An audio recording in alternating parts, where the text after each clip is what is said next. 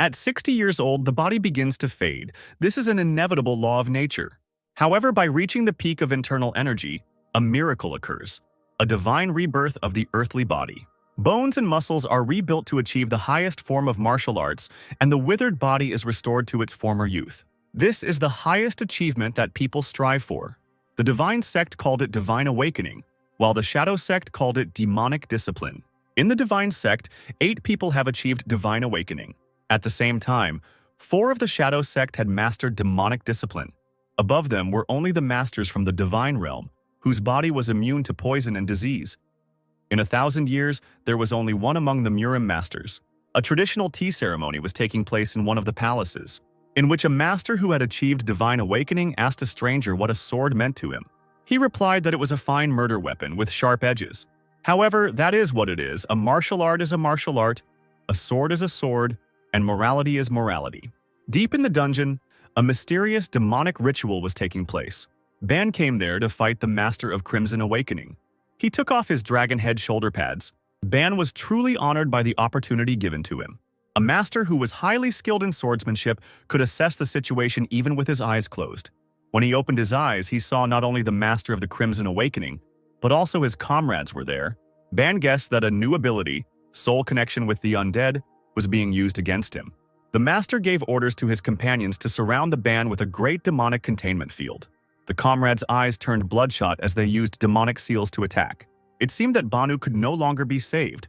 1,000 demons attacked him at once, but they forgot that they were attacking a true master of the dark arts. Ban used his famous technique, the piercing whirlwind. The basis of the swordsman's energy was steadfastness itself. He defeated 1,000 comrades in just one moment after using his ability.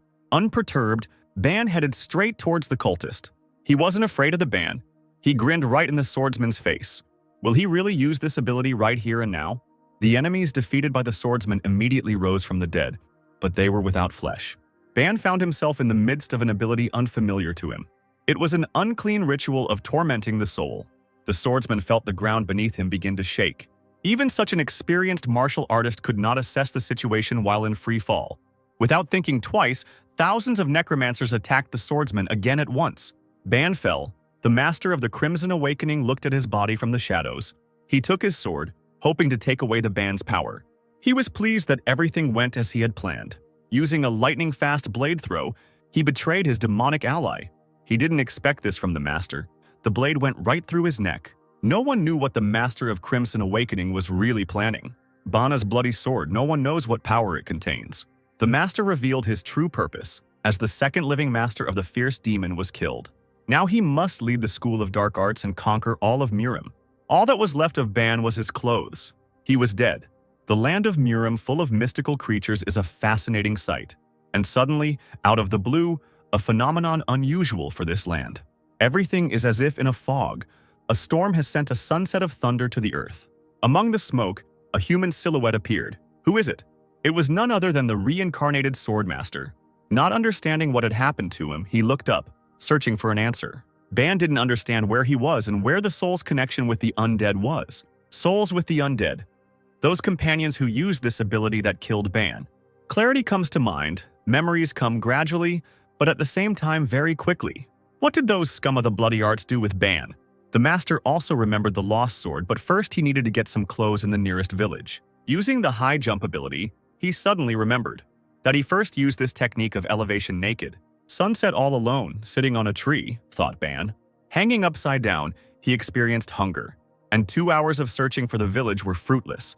Banu had the idea to cover himself with an animal skin. In the forest, the swordsman came across a forest troll. He looked like a mythical creature from legends. The green creature with huge fangs was not averse to eating a human. A whistle flew past like a bullet, but not right through. What is it? It was Ban's shot. Thanks to his skill and ability, he could even shoot from his finger. The swordsman noticed that something was wrong. He couldn't miss. The shot was right on target. The forest troll's wound was healing. But how? Was it regeneration? But the amazing power of the mystical creature did not stop Ban, and he began to act. The master's hands cut like a blade. This is one of Ban's abilities. The troll clearly did not expect this. But is he really able to regenerate even after such a blow? The troll's wound healed again. The body of the creature that had received such damage regenerated again. Ban remembered the words of the sage. In order to survive, there was one technique that was superior to others, a blow of vital energy that will leave no chance for the forest ogre. But the troll didn't need to be destroyed. Ban wanted to try roasting it. The 3-meter forest ogre didn't even have time to blink before the master disappeared from sight. Hands cut like a sword, the troll's head from the shoulders. After landing after a successful attack, Ban notices something unusual. The ogre had green blood, perhaps because he was a mystical creature. After defeating the troll, Ban, without thinking twice, lit a fire and began to roast the ogre. The master wondered why the forest creature didn't have a soul stone. Maybe he was still young. But in any case, Ban heard that the meat of the mystical creature had a beneficial effect on health. But it wasn't very tasty, and it smelled even worse. Somewhere in the middle of the mountain range, Ban remembered again that there were no people nearby, not even traces of them. Breathtaking scenery, clean air, cool night breeze, even the moons are shining. Taking a closer look, Ban jumped up. Was it really just his imagination that there really was? In the sky, there were 2 moons, a phenomenon the Swordmaster had never seen before. There was an empire called Kratos on this new land, in the castle where the morning feast took place, at which they usually discussed something. The dark-haired lord watched silently as the king ate his breakfast. Afterwards, he turned to his majesty, who was still enjoying his breakfast. The lord begged the young king to eat properly rather than breakfast like a commoner. The king slammed his steel cup down on the table and turned to the lord. The king told the lord that they had lost most of the empire's lands. The lord wanted his majesty to eat healthy food, but he ordered him to be silent. The lord told the news that Corinth was sending an ambassador to them. He thinks they want them to clear the lands of mythical creatures. The young master thought about the lord's words and wanted to find his own benefit in this proposal. After all, his army was seasoned in battle, and the military skill of the previous emperor was hidden by his own suicide. The young emperor spoke so rudely that he almost broke the table. His Majesty Frank von Great considered such options to kindle the fire for future revenge. After 2 days of wandering, Bana, while walking through the forest, came across someone's house. He found it strange because he had never seen houses like this. A black and white guard dog ran out towards the master of the dark arts. But the puppy did not attack him, but only stepped on Ban's leg with his paw. The dog barked, which apparently confused the residents of the forest house. Ban didn't expect to see anyone. A little girl came out of the house and saw a stranger next to her faithful friend. The blue-eyed girl asked the stranger who he was and what he was doing here. Ban was confused. The first thing he thought was whether she could pose a danger to him. The master of the dark arts did not understand a word the little girl said, but she in turn noticed that he was wearing clothes made from a mythical creature. The girl's mother ran out after her, thinking that her child was in danger. Ban immediately wanted to apologize, but remembered that they would not understand a word he said. The mother said that they had nothing for him, and if he was planning something bad, she threatened the stranger that her husband and son would soon return home. Ban, who had picked up the dog, stood there thinking that they didn't look like the pale-skinned ones from his past world. The girl in turn told her mother that he didn't look like a villain. The master of the dark arts pointed his finger at the mother, and the woman, confused, also pointed her finger at herself. Then Ban pointed with both hands at his clothes. None of them understood each other, what he wanted to say by this. The imperturbable Ban didn't know if they could understand him in sign language. The evil mother said that the stranger had shown his true nature and asked the girl to quickly call her father, but she replied that she thought the uncle had asked for some clothes. While they stood there wondering whether they were enemies or not, the little puppy lay down on the ground and fell asleep. Having come to the general conclusion that they were not enemies, Ban thought about the girl's name. Her name was Taria. He had never heard such names before in his lands. He was also given clothes that he considered strange. The mother praised the swordsman. The clothes she gave him looked very good on him, for which Ban thanked her with a hand gesture from his past world. The swordmaster turned sharply and walked in the other direction, which greatly surprised the mother and girl, and perhaps made them a little wary. Ban approached the place where his father usually chopped wood and picked up an axe, which made his mother ask Taria to call her father quickly. The master of the dark arts only wanted to thank the family who gave him the clothes. The woman breathed a sigh of relief. Taria shouted to the uncle, causing Ban to stop chopping wood. The swordmaster still didn't understand their language. The blue-eyed girl only noted that he was very strong, because she had never seen anyone chop wood with one hand. Ban addressed Taria in his native language. He wanted to know what kind of tool he used to chop wood. But they didn't understand him just as he didn't understand them. And the mother again became a little wary, because next to her daughter stood a stranger with an axe. The girl's eyes sparkled, because she was interested in explaining to the stranger what firewood is and what an axe is. Ban looked at Tarja in surprise and repeated words unknown to him after her. This made the girl even more interested, and she asked the wanderer to ask her something else, since she so wanted to teach him her language. Ban thought to himself that he shouldn't rush into anything, because the most important thing for him now was to learn to speak a foreign language. Several months later, while wandering and exploring the new world, the master of the dark arts learned the local language and came to a local resident for one thing. Holding out his hand, the man said that it was a map of these lands that he had been looking for a long time. Ban curiously snatched the card from the man's hands and thanked him. But then he ran into a difficulty. He learned the language, but reading was still a problem. The man noticed this and made fun of Ban a little, saying that it was okay. He still had his best years ahead of him. To which the master of the dark arts lied a little, saying that he understood well what was written there. The man encouraged Ban, because it seemed like only yesterday the swordsman was diligently gesturing to explain what he wanted. Ban replied that it was all thanks to Mr. Blair's family, because the blue-eyed girl could not get enough of talking to him. Ban was chopping wood and thought to himself that this was a great map, not only geographically, but there were also unique features of the village. The logs flew one after another, and the master of the dark arts kept thinking about his past. His dark past. Ban has to come to terms with the circumstances he finds himself in. He has no choice but to accept it. How to accept the fact that he cannot return to Mirim only by the technique of great exaltation. Even while thinking, he mechanically continued chopping wood, one of which almost hit Tarja, who came too close. Ban told the girl that it was dangerous here. She should move away. Looking at him, the girl called the swordsman by a nickname that she herself made up. She called him Dark. To which the master of the dark arts replied that he had already told her that his name was Ban, not Dark. Tarja found this very funny because, in her native language, the name Ban means dark smell. She laughed so much that she thought she would die laughing.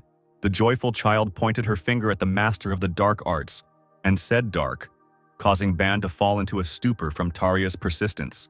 The blue-eyed girl noted that the name Dark perfectly suited his black eyes and hair. Ban replied to Tarja that she could call him whatever she wanted, as long as she left him alone and didn't interfere with his work.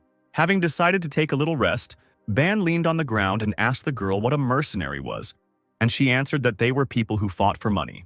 Was she comparing him to an assassin? The master of the dark arts thought. He answered her that he was not like them. Surprised, Tarja looked straight into Ban's eyes and asked him who he was then, if he was not a mercenary or an assassin. With a sigh, the swordsman replied to the little girl that he was a master of the school of dark arts who only wanted to find his way home. Blue-eyed Tarja said, "Why shouldn't Banu look for work in the mercenary guild?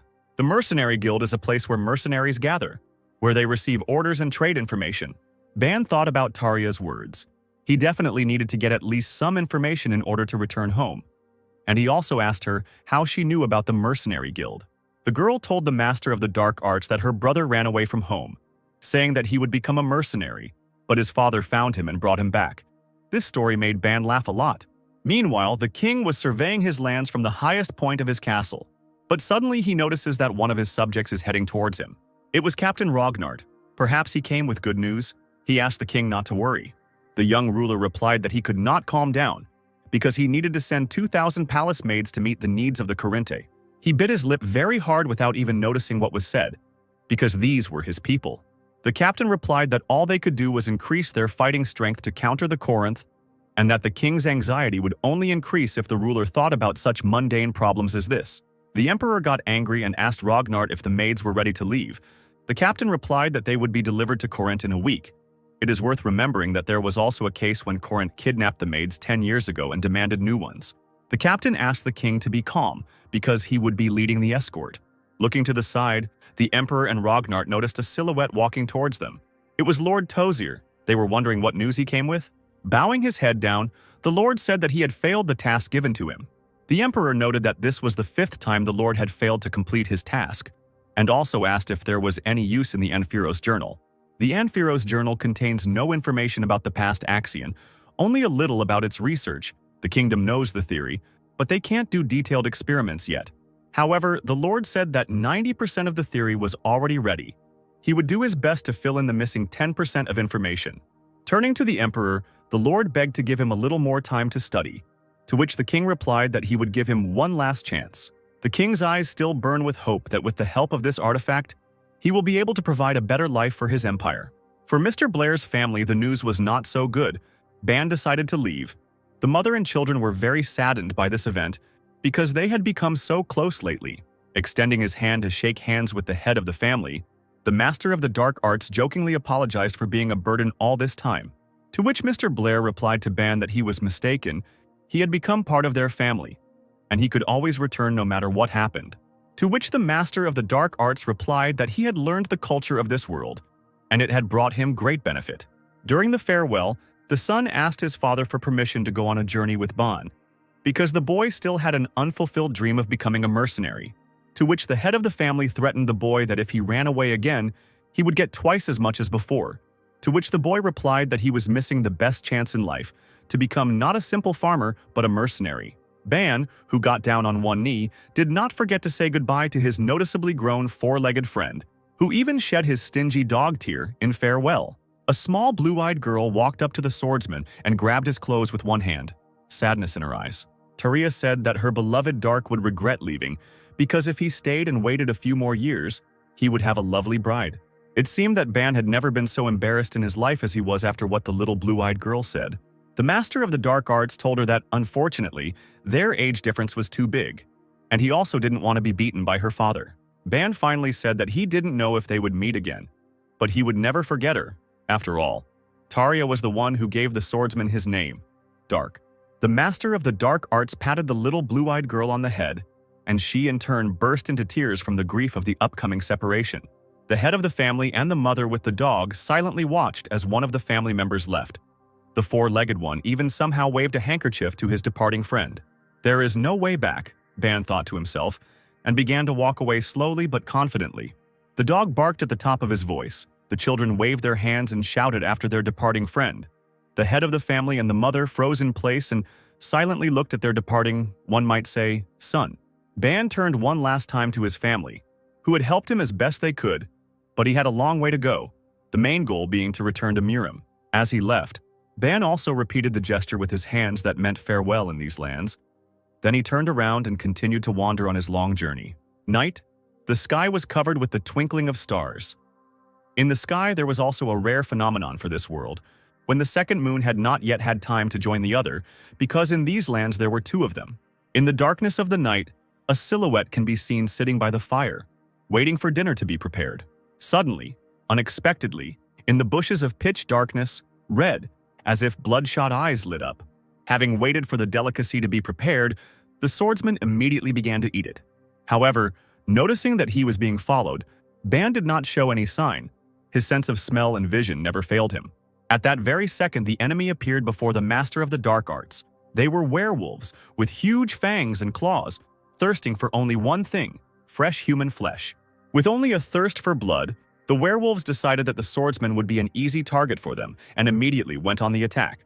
Ban was prepared for anything, but he clearly did not expect such speed from the mystical creature. The enemy was very fast. After successfully dodging the enemy's attack with his ascension ability, the master finally understood why people always avoided this mountain. The master of the dark arts assessed the situation and decided to counterattack, using his famous technique of the smashing hand. He clearly caught the beast off guard with his powerful attack, but at this stage of his journey, the swordsman already knew that mystical creatures possessed regeneration. Unperturbed, Ban gathered all the power of dark energy for a final attack. The regenerating beast, who clearly failed to assess the situation and the abilities of the one he was attacking, could only rely on his instincts, growling and baring his fangs in the face of his enemy. With a slight movement of his hand, Ban, who had accumulated energy for the attack, left a shining mark in the form of a palm on the beast's chest, which was fatal for the werewolf. The other mystical creatures clearly did not expect this, watching as their leader flew away a couple of dozen meters. The beasts roared their battle cry in hopes of intimidating the swordmaster. Ban, in turn, was only thinking about what a good mannequin he would make for the School of Bloody Arts. The beast could even make a good carpet. Noticing that the man was not the least bit frightened, the mystical creatures seemed to read his thoughts and rushed away, abandoning their dead leader. The evil master, looking at the fleeing creatures, did not understand what the point was in attacking him, because he had only dropped the freshly cooked meat in vain. Gritting his teeth, Ban picked up the body of the dead werewolf. Because why let good things go to waste? This beast would look good on a flaming spit, Ban thought. The emperor, sitting on the throne, propped his head up with his hand, crossed his legs, and apparently expected at least some good news. Lord Tozer came to the young king with news, saying that this was very urgent information. He told the emperor that they had a great opportunity to take possession of the dragon's heart. Jumping up from his throne, the young king was eager for the smallest details and could not wait for the lord to tell him in detail. Tozer told the emperor that the dragon's heart was kept in the great Drow temple in Corinth, and word came from the front that the Trovian Empire would lend it for a time. The king said that they must intercept it at any cost. After all, the dragon's heart was a huge clot of dense and pure mana, and the lord also said that he thought the artifact's protection would be weak. Tozer said that the Corinthian Empire believed that no one would even dare to encroach on such an artifact.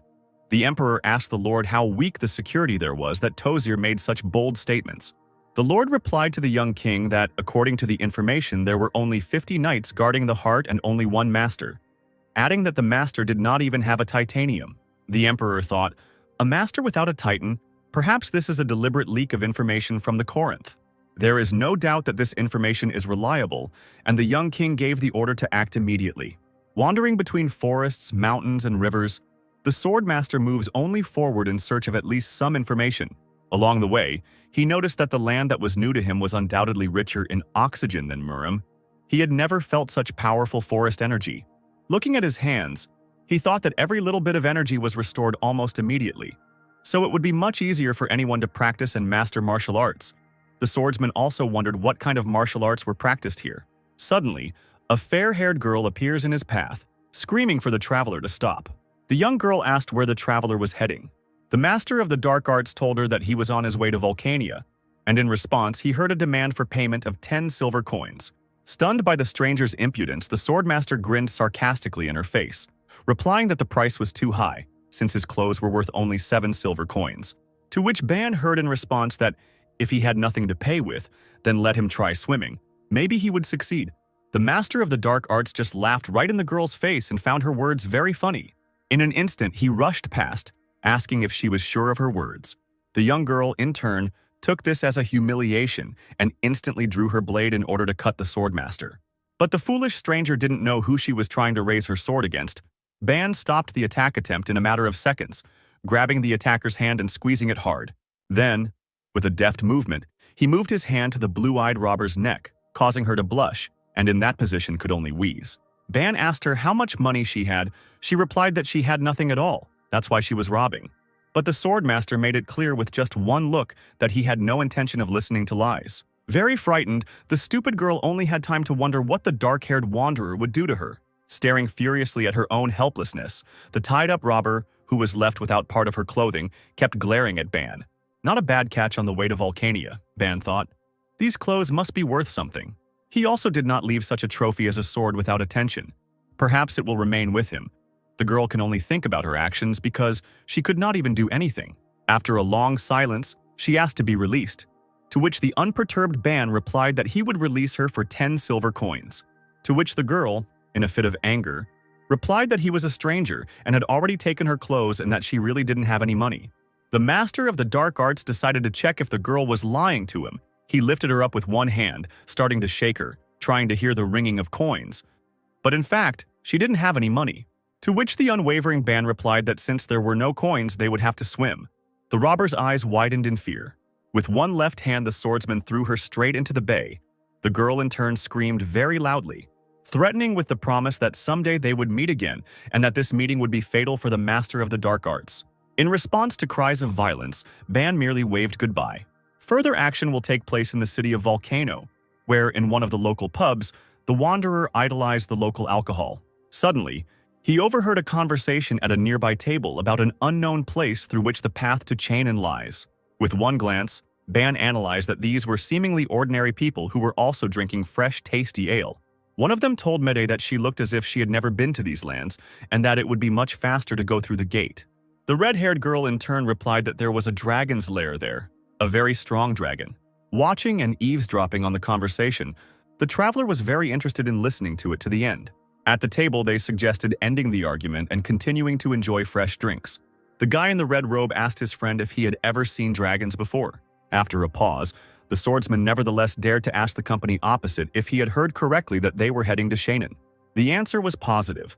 One of them asked how he could help the stranger. Ban told them that he was also on his way to Chainan. but he did not know how to get there and asked permission if he could continue his journey in their company. After some thought, the smart guy weighed the pros and cons. He said that he thought it would be difficult to travel with the sword that Ban had, and also asked Ban what he needed the sword for, perhaps to fight monsters. The stranger also added that the blade of the saber would not pierce even the skin of a monster, let alone an animal, since this weapon was intended for duels against people. The guy from the company also noted that this weapon is most often used by women for self-defense, asking Ban if this was definitely his weapon. Ban immediately realized that the guy looked experienced. He would be good as a companion. In turn, the master of the dark arts promised that he would not become a burden on the journey after asking permission to examine the guy's sword. The guy did not refuse the wanderer's request and handed him the sword, but something alerted Ban. The master of the dark arts saw something particularly familiar in the sword. The guy noted the dark-haired traveler's good observation skills, asking him how he realized that this sword was magical. The stranger's words confused Ban. He did not quite understand what he was talking about. The swordsman, who is a master of the dark arts, stood like a statue and asked the company what a magic sword was. The guy looked at him and asked the stranger if he really didn't know what kind of sword it was. Ban explained that he had lived in a village before, and with eyes full of curiosity, asked for an explanation. The answer was as simple as possible, because it is a weapon that can use spells. Supplementing the answer, the guy also told that it can be used exclusively for spells with which the sword was enchanted, and it also absorbs a large amount of mana. But this is a huge privilege for using magic alone. Ban looked at the narrator with genuine surprise and asked what mana was then. Another participant of the feast joined the conversation, shouting about how it is possible not to know what mana is, and also not to know the basics of this world. Ban was surprised, realizing that these basics are the usual standard knowledge of this world. The master of the dark arts may have looked like a fool in this situation, but he couldn't do anything about it. He repeated that until recently he lived in the village, hoping that the unknown would be explained to him. The second guy who got into the conversation was named Gaston. He asked in which village the wanderer lived. Ban told him that the village was located behind the Trebark Mountain, which made the green-haired boy give in to surprise. Both guys assumed that the wanderer was not lying to them. If he really lived in such a deserted area, then his ignorance was not surprising, and a request was also made to Gaston to explain the basics to the traveler. Gaston, his eyes wide, began to explain that mana is the source of energy that drives this world. Every living being has it to some degree. Just as an experienced warrior stores as much mana as possible in his body, a wizard can use his body as a storage to absorb the mana around him and turn it into a spell. Gaston explains that a normal person using the mana needed to live can die. Also pointing to the blade, he said that the magic sword allows the use of magic, but if used by normal people, the blade will absorb too much mana, and this will become a problem. Absorbing the knowledge, Ban thought to himself that if the mana in this world was the chi energy he was using, now he understood why the blade absorbed a bit of it when he picked it up. There was also a dialogue in which Ban noted that the blade looked quite light despite its size, to which he received the answer that it had an automatic spell that would not have to be cast over and over again. But the most important thing is that these are manual spells. The guy extended his hand with the magic sword Banu, offering to try to cast the spell Fire Blade. Taking the blade in his hands, Ban cast the spell the guy had said. The master of dark arts was amazed beyond measure. The sword instantly became red hot. It was something incredible, Ban thought. Just a little energy for such an effect and without knowledge of solar arts. The surprised master of the dark arts wondered if he could use other spells. The guy replied that the sword has a power shield that allows you to block arrows. Also, the blade is not expensive, but very useful. Ban's sense of smell is second to none. He sensed danger at the moment, recognizing that an arrow was flying at him. The unperturbed swordsman decided to test his new knowledge and skills by actually using the force shield spell. The blade seemed to howl, surrounding Ban with an energy shield. No one had time to understand what had actually happened. The wanderer cast a spell, and out of nowhere an arrow flew in and broke on the shield. The shooter exhaled. He couldn't understand what went wrong. The shot was right on target. Ban noted that the blade is very effective, asking the company if the sword has offensive magic. The guy told the wanderer that he needed to point the sword at the target and cast the fireball spell. At the same second, the Ban, having received the information, cast a fireball spell, pointing the blade in the direction where the potential shooter was located. The spell was so destructive it was a high concentration of energy. The dark scarlet color darkened the room, then flew out the window.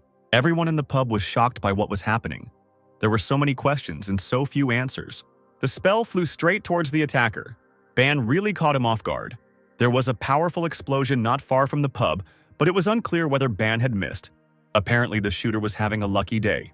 The dark arts master thought to himself that this blade would be revered as a gift from heaven in the Murama world. But was it really a common thing here? The others were watching the fleeing shooter at this time. The comrades whispered among themselves. Gaston told Narek that he couldn't even imagine how much mana it would take to create such a powerful fireball. Narek in turn whispered that he had never created such a destructive fireball in his life. During all the events, a girl appeared before the ban, introducing herself as Mineria. She also noted that she is a servant of the goddess of the earth Karis. Ban introduced himself with a name that was not familiar to him. He said that his name was Dark. She in turn noted that the arrow apparently was intended for him. The traveler replied that he was not sure who or why, but only one face came to mind. And he added with a grin that he did not remember doing anything bad recently that would make someone come for him. Mineria suggested that the arrow could have been intended for the fair-haired Mikkel, who asked her in surprise why she had decided so. The girl added that if she had rushed past Dark and flown straight, then the target would have been Mikkel instead of the Wanderer. The blonde guy said that he could think of too many people who could do it. Other comrades suggested catching up with the shooter, since he wouldn't run far with a wounded leg. But one of them suggested that the attacker could be a member of the Thieves Guild, which could become a real problem for them. Narek, as it turned out, was the most important one in the group, so they turned to him for an order, and he, in turn, suggested going on a journey right now. The red-haired girl stopped the boss, because Mikkel had a good reason to be late before leaving for Shannon. He had not finished his drink yet. The girl took on the role of commander for a moment and ordered everyone to hurry up with the ale and move out immediately. Mikkel suggested that if the attacker was from the Thieves Guild, then this pub might be in danger. They could be surrounded at any moment. Narek gave the final order to prepare for the sortie and departure on the journey, bypassing any possible threat, and also ordered everyone to make sure they were properly armed. Ban, aka Dark.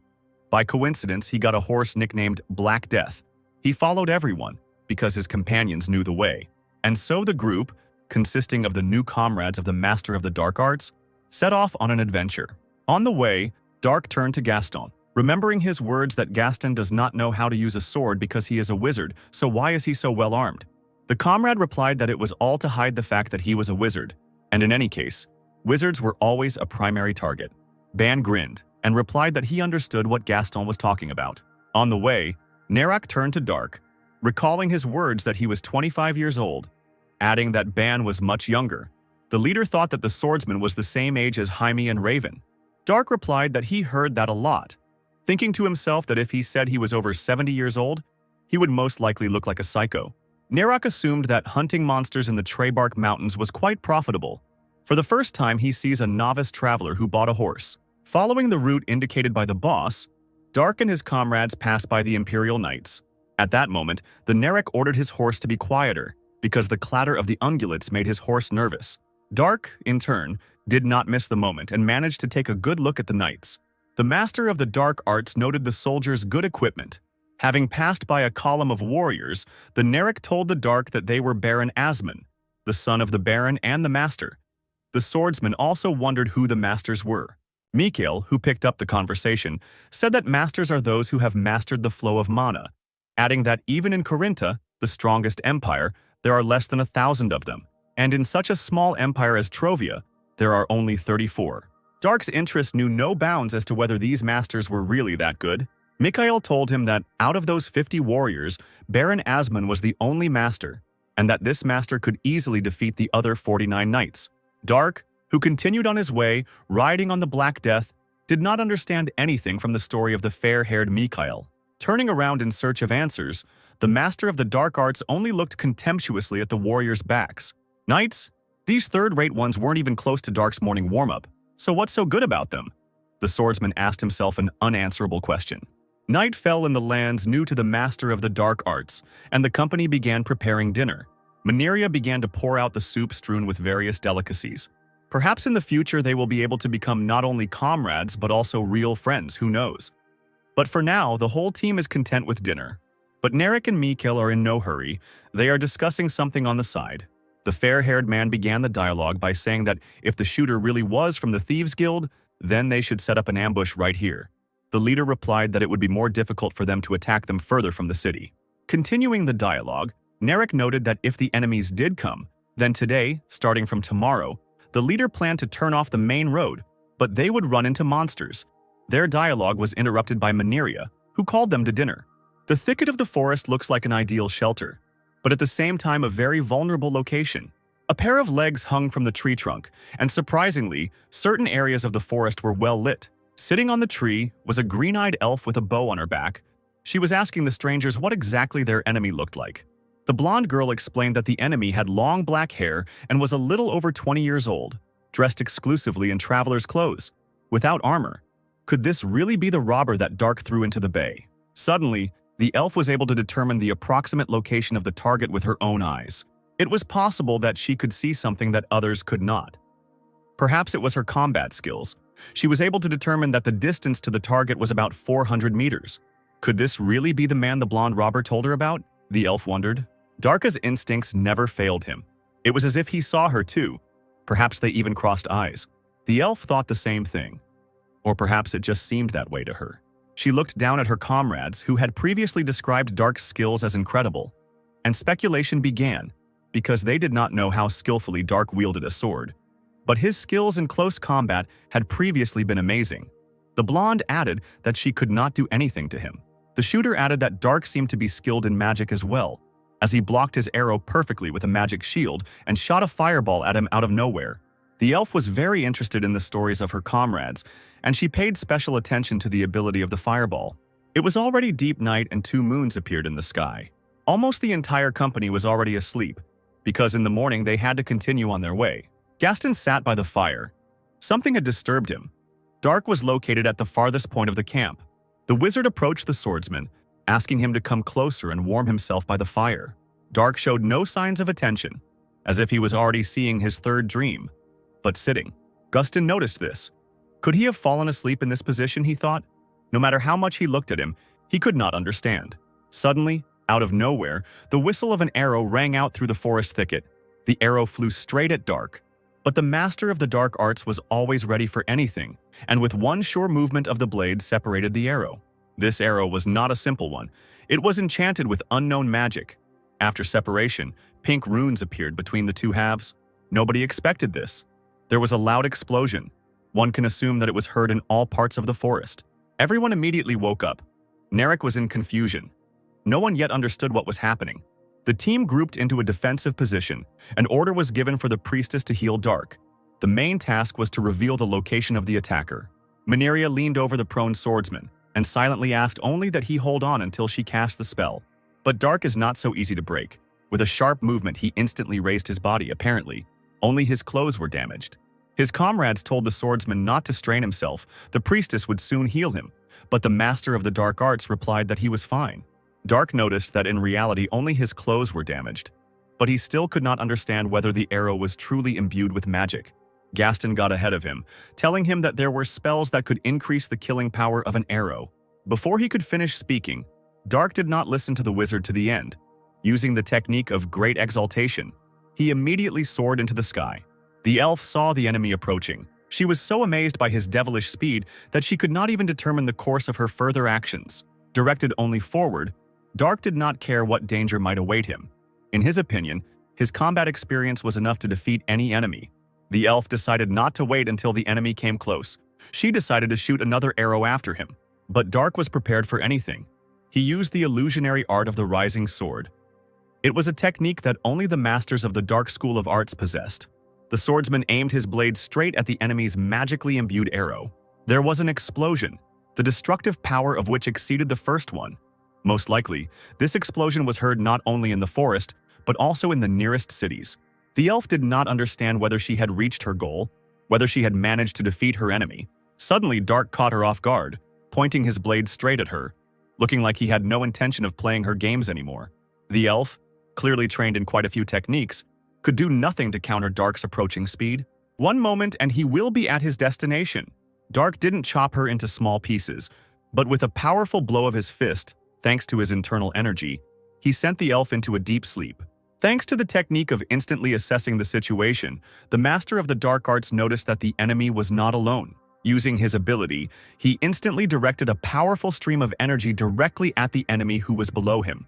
The second enemy fell very quickly, but apparently Dark calculated the amount of energy so as not to kill the enemy, but to neutralize it. Suddenly, a third enemy appears.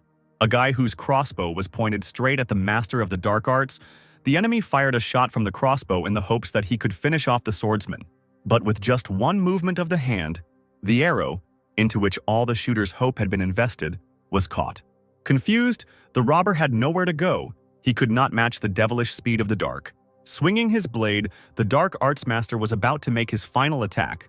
Swinging his blade, Dark was surprised that his opponent was able to dodge his incredibly fast strike. The enemy had no choice but to fall to his knees and hope for the best. The Master approached him and began to examine him closely. Dark began to take off his clothes, figuring that since they had ruined his attire, they should pay with their own.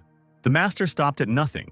He even began to take off his opponent's pants. The guy in turn resisted, but he saw the grin of death, and it was as if there was no resistance, after which the guy screamed at the top of his lungs, hoping that at least someone would come to his aid.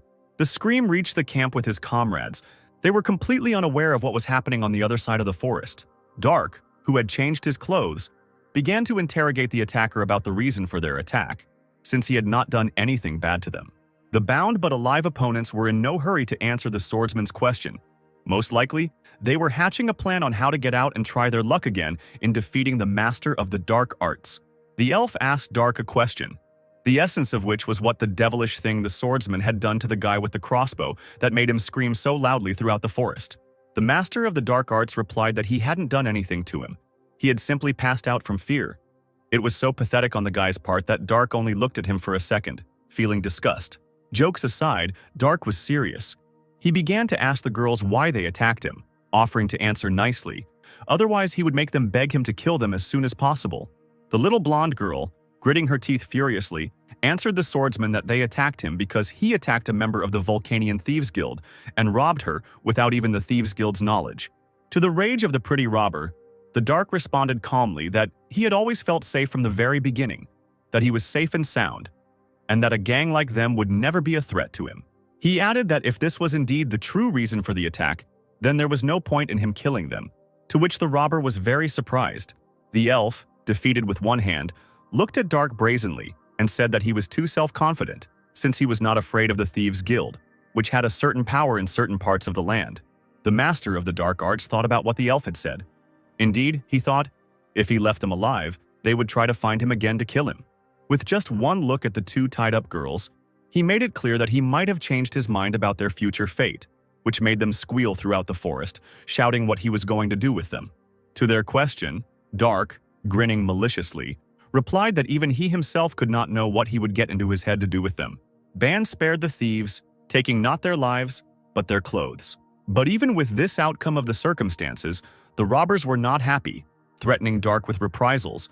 He answered them that he hoped that next time they would be dressed in something more expensive than pants, and also adding that if they continued to threaten him, he would take his underwear too, after which the robbers instantly fell silent, because what would it be like for them to be left in the depths of the forest, tied up, without panties? Dark also took the horses and headed towards his camp, but the green-eyed girl still could not calm down, saying to herself that she would definitely kill the swordsman someday. The elf, thinking about what had happened for a long time, suggested not to try to kill him in the future, to which the enraged robber asked her how she could say such a thing, since Dark had defamed their honor and dignity. The elf added that Dark was too strong. Revenge was of course good, but looking at the truth, it was beyond their power. Remembering just one look from the master of the dark arts, she felt uneasy, and in the end she asked the robber about what honor and dignity a thief could have, continuing to say that if she was so thirsty for revenge, let her continue it herself. Fear was visible in the elf's eyes. Next time Dark might not show mercy and take not their clothes, but their own lives. The victorious Dark was already at the threshold of the camp, and he also had 3 horses with him. It was still hard to see anything in the night, but in the shadows, Dark saw familiar silhouettes. They were his comrades. The whole team was surprised. Dark returned safe and sound, in different clothes, and even with horses. Anticipating questions from his comrades, the master of the dark arts said that these beauties belonged to those who were hostile to him, continuing that his opponents simply bored him, so he stole the horses. Dark was asked what he had done that in the middle of the night, in the depths of the forest, an enchanted arrow suddenly whistled straight at him. The swordmaster told them a story that on the way to Vulcania, a girl tried to rob him. In the background of the story, a red-haired girl admired her pet. After, Narek asked if Dark reported the robbery to the guards, to which the master of the dark arts replied that he had not reported anything to the guards, he had only taken her things and weapons, and then tied her up and thrown her into the river, and the red-haired girl laughed very loudly at what she heard. Narek said that if the girl was in the Thieves' Guild, then this would be a problem for a long time, and also mentioned that this was far from the wisest thing Dark did, to which the swordmaster replied to the leader that if it was really so dangerous then he could continue the journey alone, so as not to impose himself on anyone. Mikhail entered the conversation and consoled Narek, telling him that he shouldn't worry, because Dark had just taken the blast and survived without a single scratch on him. Mikhail continued, adding that even if he was from the village, his fortitude far surpassed theirs, and Dark did not need their advice. Narek agreed with the blonde's words. Yawning loudly, Mikhail suggested continuing to sleep. At this moment, Gaston felt multiple mana responses in another part of the forest. It looked like a group of knights. He determined it by the quality of the mana. Surprised, Mikhail, who was already about to take a nap, asked how many there were approximately, to which the wizard replied that there were a lot. About 50 or about 100? Narek was confused by this. Such a number of knights in such a place and at such a time. In his memory, this had happened for the first time. Gaston, with his magical powers, sensed that the battle had already begun, because the mana responses were slowly fading. Mineria immediately rushed to the side where Gaston was looking. Mikhail called her to understand what she wanted to do, to which the priestess replied that this was a battle between knights, that she must act immediately, hurry, get to the battlefield as quickly as possible to heal the knights before they were hurt, to which Mikhail shouted after her that they didn't know anything.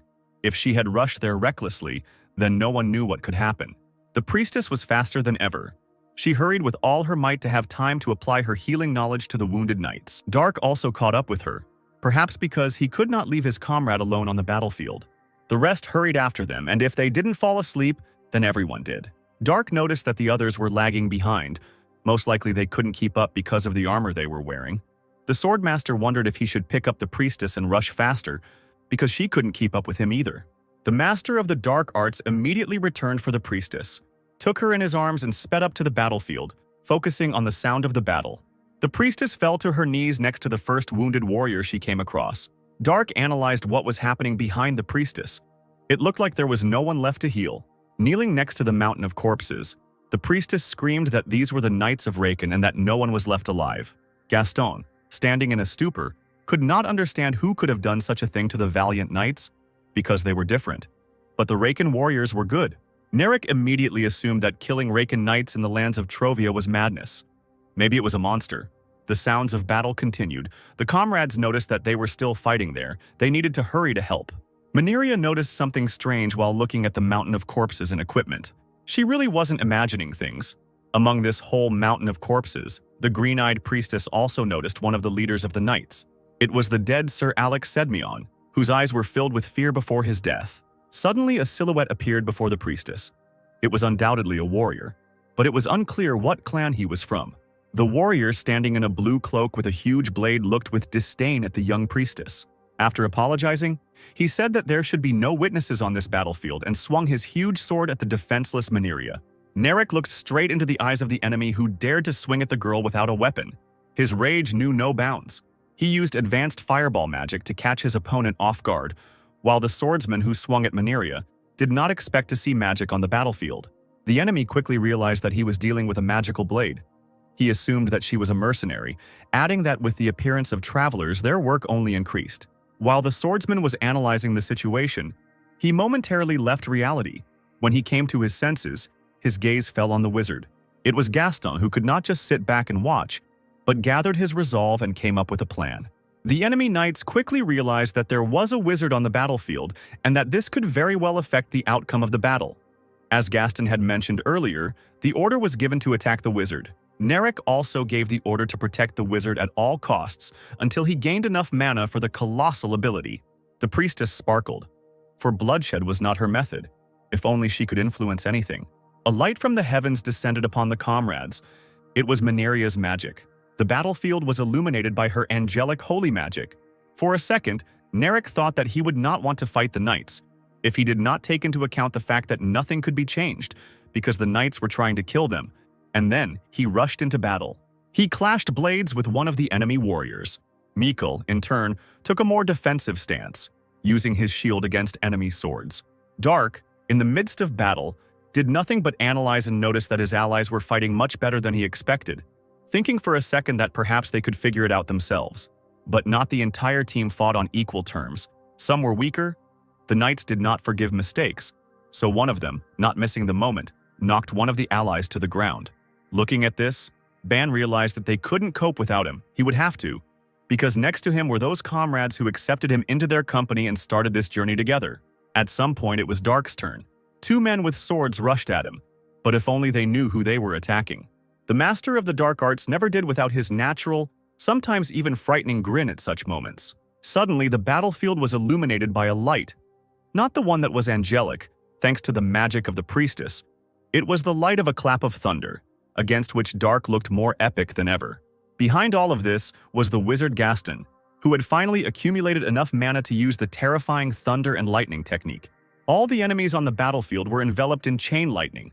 The discharge was so powerful that it made no difference whether it was a natural phenomenon or the magic of a sorcerer. Its power was astounding. The enemies hit by the divine chain, lightning didn't even have time to blink before they immediately evaporated.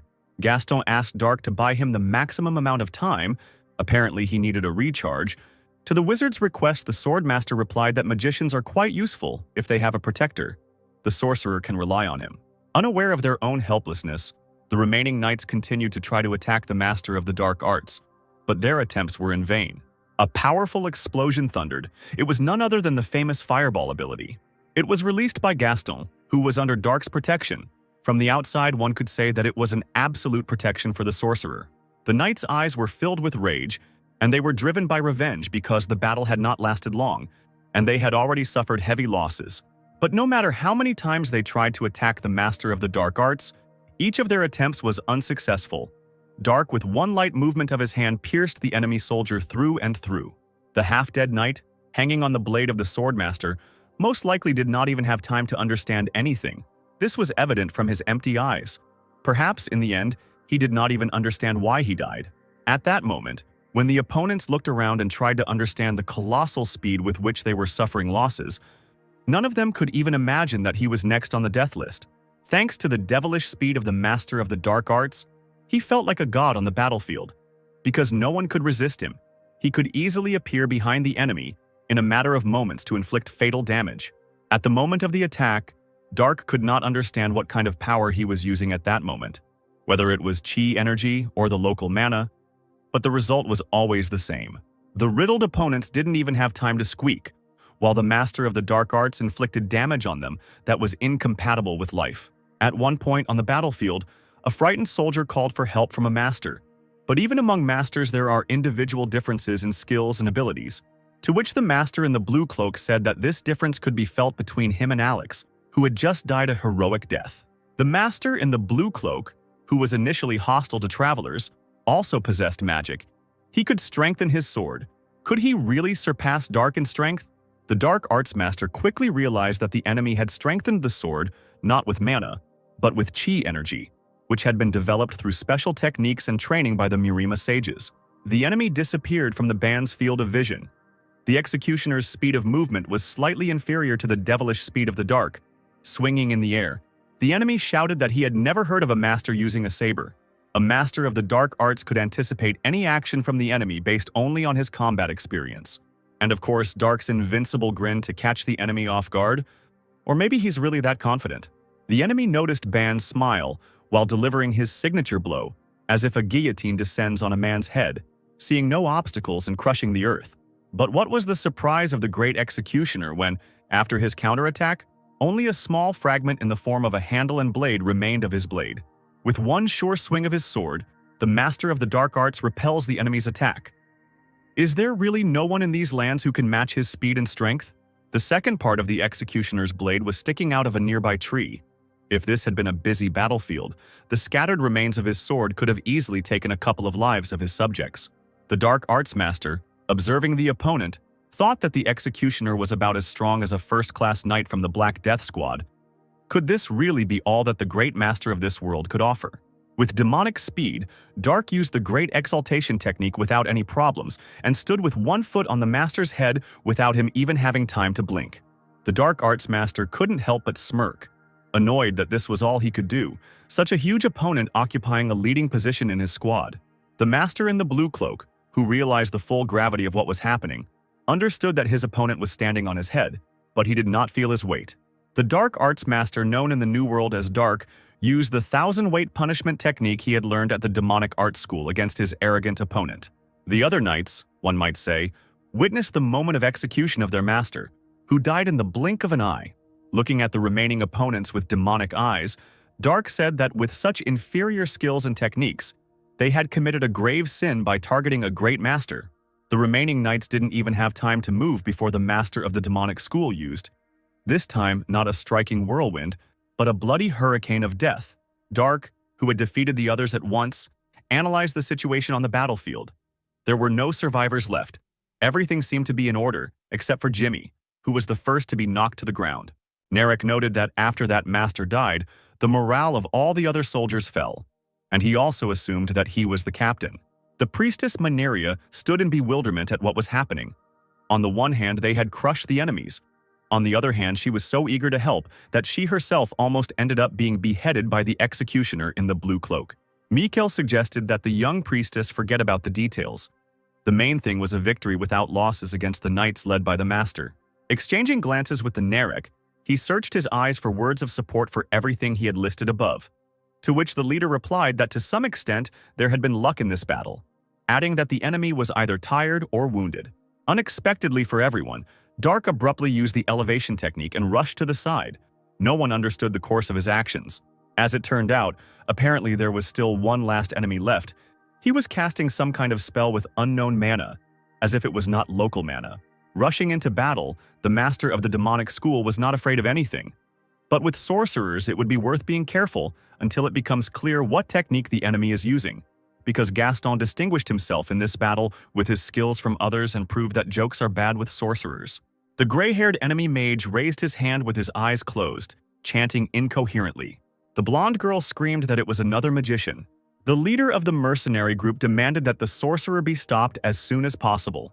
The enemy wizard muttered something unintelligible. Dark's face became stern. He ran towards the enemy. The wizard summoned chain lightning by holding his palms forward. Gaston shouted at Dark to dodge. The boy snorted in response, touching the ground with his hand as he ran. He drew his sword forward. The enemy called Dark a fool. The guy used the absorption move. His sword sparkled with purple lightning, absorbing the enemy's spell. The gray-haired sorcerer's pupils narrowed in shock. Dark was impressed that the enemy could manipulate the power of lightning so freely, it reminded him of the great Emperor Lightning Blade. This meant that the opponent had reached the state of divine awakening, just like that old weirdo. Dark ran towards the gray-haired sorcerer and swung the wedge, deciding to confirm his conclusion. The enemy shouted the word warp, the ring on his hand glowing red. The guy swung his sword but missed the enemy because he was no longer there. Dark looked up, guessing that it was the ascension technique. He began to look around, searching for the enemy with his eyes, but there was nothing there except the trees he had cut down. The guy realized that Kai had also disappeared, although it seemed impossible to him. The group leader and Gaston ran up to him and nervously asked if he was okay, and he said that he was fine. The man asked in surprise how Dark managed to block the lightning magic with just a sword. The boy claimed that in this situation, he should be the one asking the questions, and asked, pointing at the empty space with his sword, how the enemy managed to disappear, since this was impossible even with full mastery of the ascension technique. The man clarified whether he meant warp. Gaston explained that warp was a spell that transported the user through space. Wizards of that level usually acted alone, which is why the mage was so prepared. Dark clarified whether the enemy was prepared. He remembered the glow of the ring on the enemy sorcerer's hand. The guy assumed that this thing was the mentioned preparation. Gaston agreed with his assumption. Warp is a 4th-level magic. Without an enchanted item, it will not be possible to quickly use this spell. Dark asked if his interlocutor, who was a wizard, could use this spell. He was confused by the question. He was only a 3rd-level mage. Gaston found it strange that Dark was concerned about this topic. The guy thought that it might be related to the bloody blood arts that the villains used to get rid of him by moving him to this world. Dark wanted to know more about this magic. Gaston suggested going to the academy in Shannon, although this institution is limited by royal privileges, but he has acquaintances there. Dark agreed with the magician's proposal and asked how long the journey would take if they were in a hurry. Gaston noticed that this was really important to his interlocutor and said that the journey would take a week if he hurried. A cry calling everyone interrupted their conversation and made them turn towards the sound. The red carriage standing in the middle of this forest had no horses. The face of the fair-haired and brown-eyed girl did not express any emotions, and her empty gaze looked ahead. She sat in the carriage behind the closed door, her hands folded on her knees. The company of mercenaries discussed this. There was no place for a lonely girl here, even though she was cute. Dark's gaze was gloomy. Media declared that this girl was not ordinary, since she was accompanied by 50 knights, and asked the child if she could stand up. Jimmy suggested that the girl might have been with the knights the mercenaries had defeated, but their leader didn't think so. He said that they had no reason to ambush the Raken knights to kidnap this girl, and even if they did, this child could not be ignored, because she had seen it all. The priestess asked Media to stop when she was helping a child out of the carriage, suggesting that there might be something wrong with the child. The blonde girl placed her hand on the girl's head. She closed her eyes, listening to her feelings. The priestess immediately opened her eyes, as she was shocked by the fact that the memories of the child she found were sealed. Gaston asked permission to also check the child's memories. He also put his hand on the girl's head and closed her eyes. It turned out that various high-level spells were placed on the girl's memory, which were tightly intertwined with each other, so the magician could not remove this seal on his own. Media panicked, thinking that this child was accompanied by the knights they had slain. Mikhail doubted her words. He believed that the Raken knights were escorting the carriage, and the other knights were targeting it because there was something important inside. This important something could well have been connected with the silent child. Jimmy asked if they should report this to the authorities, which angered Dark, but Gaston noted that it would be too difficult and time-consuming. Jimmy asked the magician again. He explained that if it was really important, then the mercenaries would be exposed as criminals, especially if this child was in such a state. Then even if their team was not accused of what happened, they would be interrogated for a very long time.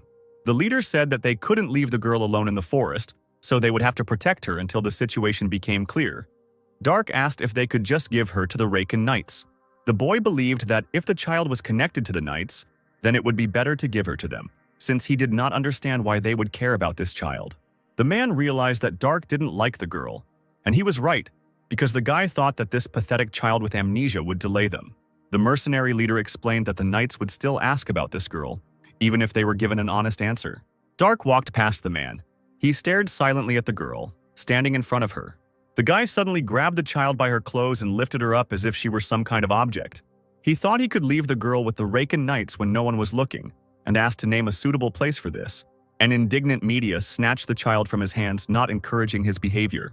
The team leader understood that Dark didn't want to waste time, but he knew that he wouldn't be able to do anything with magic. The guy asked him, confused, what he meant. There is a magic called Earth Magic. It shows what happened in a specific area. With this spell, you can clearly see what happened. Dark did not understand the information he heard. Gaston explained that even if he went to the designated place and left the child there, the knight's magician would be able to see everything with the help of a spell. Dark realized that he absolutely did not understand all this magical stuff. He asked if there was any point in killing at all if magic would show everything that had happened here, but the wizard explained that although this was indeed the case, mana did not remain on the earth for more than a day, which is why the mercenaries checked for traces of mana every morning. Dark grunted sullenly, absorbing the information. Gaston said that the fact that the guy didn't know this was completely normal. The main thing that is needed for earth magic is traces of mana. If the mana has evaporated, then it will not be possible to find traces. After this, the spell will show nothing, and the knights will see nothing. The priestess said that Dark's method was a little different. After all, leaving a child unattended will make it difficult for her not to be found the next day. The guy looked down sullenly, after which he turned his gaze to the girl. She was frightened by his gaze, so the child hid behind Media's back. The girl asked if Dark was ashamed and asked him not to behave like that. The girl looked warily from behind Media. Dark answered her silently with his gaze. The girl grabbed onto someone else's cloak. Dark snorted, turning away from the child. The red carriage remained empty in this forest. At this time, other events were taking place in the high tower. The already familiar gray-haired magician informed his teacher that he had succeeded. The black-bearded man sighed with satisfaction, but the expression on his face quickly turned to doubt. His student had too gloomy a face for one who had succeeded in this matter. The Grey Magician reported that Lord Kurosa was killed. The confused teacher asked if Alex Sidmion was that strong. It turned out that Kurosa dealt with Sidmion without any problems. But then more people arrived and killed the master. The magician was the only one who managed to escape. The black-bearded man suggested that if the thing was truly that important, Corinth should have left extra guards, and wondered if the sorcerer had left any traces. The magician wasn't sure about the tracks, but he was sure that no evidence had been left behind. Since they had deviated greatly from the original plan, the teacher said that this often happens. He praised the student's work and told him to rest.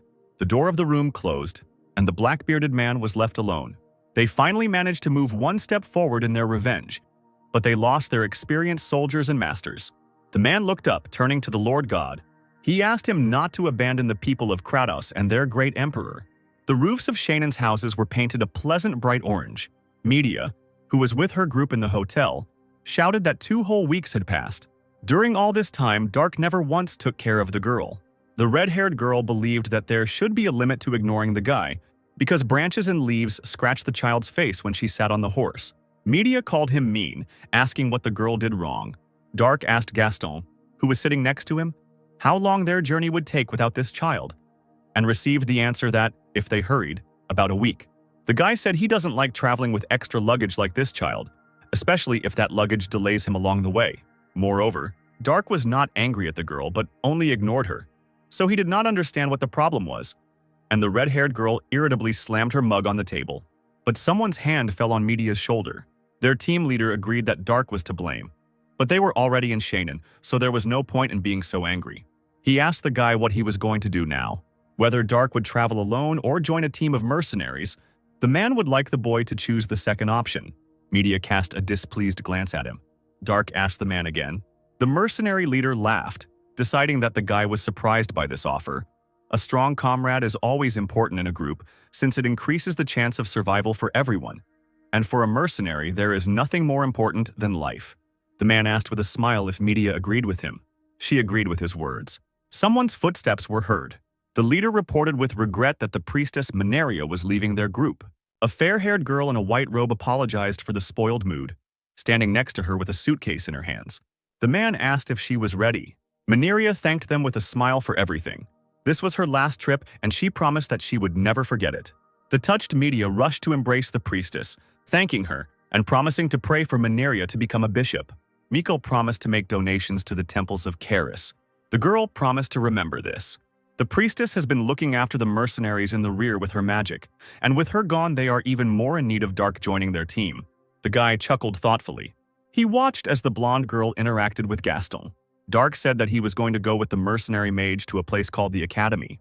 The leader of the mercenaries was also planning to go to the Academy with the amnesiac girl, so he suggested that the 4 of them go.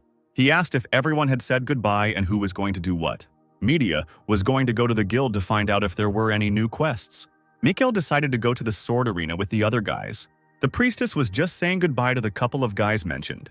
The squad leader told them to carry out their plans and then come here, making this place a meeting place. The building of the Shannon Academy was quite tall, 3 stories high, and its roof was blue. The squad leader was surprised that Gaston had a friend at the academy as they entered the building without any problems. The magician said that this was not really a friend. Rather, they hated each other. Someone's loud voice interrupted him, amazed to see Gaston here. The voice belonged to a bearded, fat man in green and red clothes, and he asked with a smile if the guy he knew wanted to steal something again. Gaston asked with a smile, "What if he just came to visit a friend?" The man laughed, shaking his hand and claiming that in that case the guy was either crazy or a clone of himself. Gaston agreed that he would not have come here unless necessary. He asked to meet a wizard whose specialty was warp magic. The man was puzzled by this request. He was worried whether the guy was really that uneducated. Gaston pointed back at Dark. He explained that the black-haired companion wanted to know about this magic, the warp spell. For Gaston's friend, this was no problem. Gaston also asked to take care of the child with sealed memories. The man looked at the girl thoughtfully. He smiled, leaning towards Gaston and declaring that he could not do such a job himself. Dark sat in front of a gray-haired old sorcerer with glasses, who was the one who understood the necessary information about the magic of the warp. He drew something like a circle on the board, explaining that he was standing in a similar one, and after a bright flash, he disappeared into nowhere. That place was very different from the world the mage lived in, so the boy asked for an explanation. The sorcerer looked at the image held out to him and adjusted his glasses. His eyes widened. What Dark had described to him was spatial travel magic. The boy looked at the old man curiously. The wizard assumed that this was the magic he had named. Dark clarified what the definition spatial meant. The man explained that it was a place that existed in another time and space. Two places parallel to each other and never intersecting together. He gave the example of a place where only one moon rises, and it does so just like the sun. Dark's eyes widened in realization. The wizard said that no one had seen this before, and he was speaking only from a theoretical point of view. The guy asked if this meant that in theory people could travel to other dimensions. The old man confirmed this and said that the drawing made by the interlocutor looked like a circle for this kind of magic.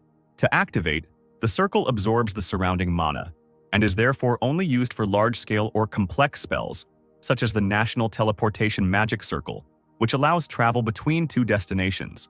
Dark asked whether it was theoretically possible to return to the original place. The magician did not confirm this, but assumed that it was quite possible. The guy was inspired by the information he heard. The old man clarified that this was only possible in theory and impossible in practice, which angered Dark. Without the specified place, it is impossible to return back. As the wizard said earlier, there must be magic circles or something connecting the two places at the 2 points, and you need to have a connection with the other side. This was impossible even 1,000 years ago in the golden age of magic, as there was never a single document regarding the creation of spatial travel magic. Dark slammed his fists on the table, asking if the sorcerer meant to say that there was no one who could use such magic. The wary old man said that he didn't know any such people, but he was curious whether his interlocutor meant himself. The guy realized that it seemed like he had lost the opportunity to get a good clue about how to get back. Dark lied that his friend had recently disappeared in a similar manner when some wizard lured him into a magical stream. The man was clearly disappointed. He turned his back on Dark, claiming that the sorcerer was at a disadvantage, and simply teleported the guy's friend away, so that said friend should return in one piece in a couple of months. The magician told Dark to leave because he had just wasted his time. The guy thought that if this matter were not important, his interlocutor would already be dead. He stood in front of a closed door because the sorcerer had thrown him out. There was a smile on the girl's face. Dark took notice of this. The child smiled smugly as he looked at him. The guy said that she looked like she had gotten her memories back. The squad leader confirmed this fact. The girl cried out jubilantly that her name was Lana Spittenberg and that she was a student at the Great Drow Temple. Dark didn't understand what she was talking about. Lana sarcastically remarked that, in her opinion, he was not smart. The boy ignored this and turned to the man, asking if the wizards had used a strange object to return the girl's memory. She indignantly cried out that she was fine now. The mercenary leader reported that the knight's target was a box that was in Lana's possession. The item was being transported from Shannon's palace to the Great Drow Temple, and the knights were ambushed by other knights. The girl muttered something unintelligible. Dark assumed that this thing was very valuable.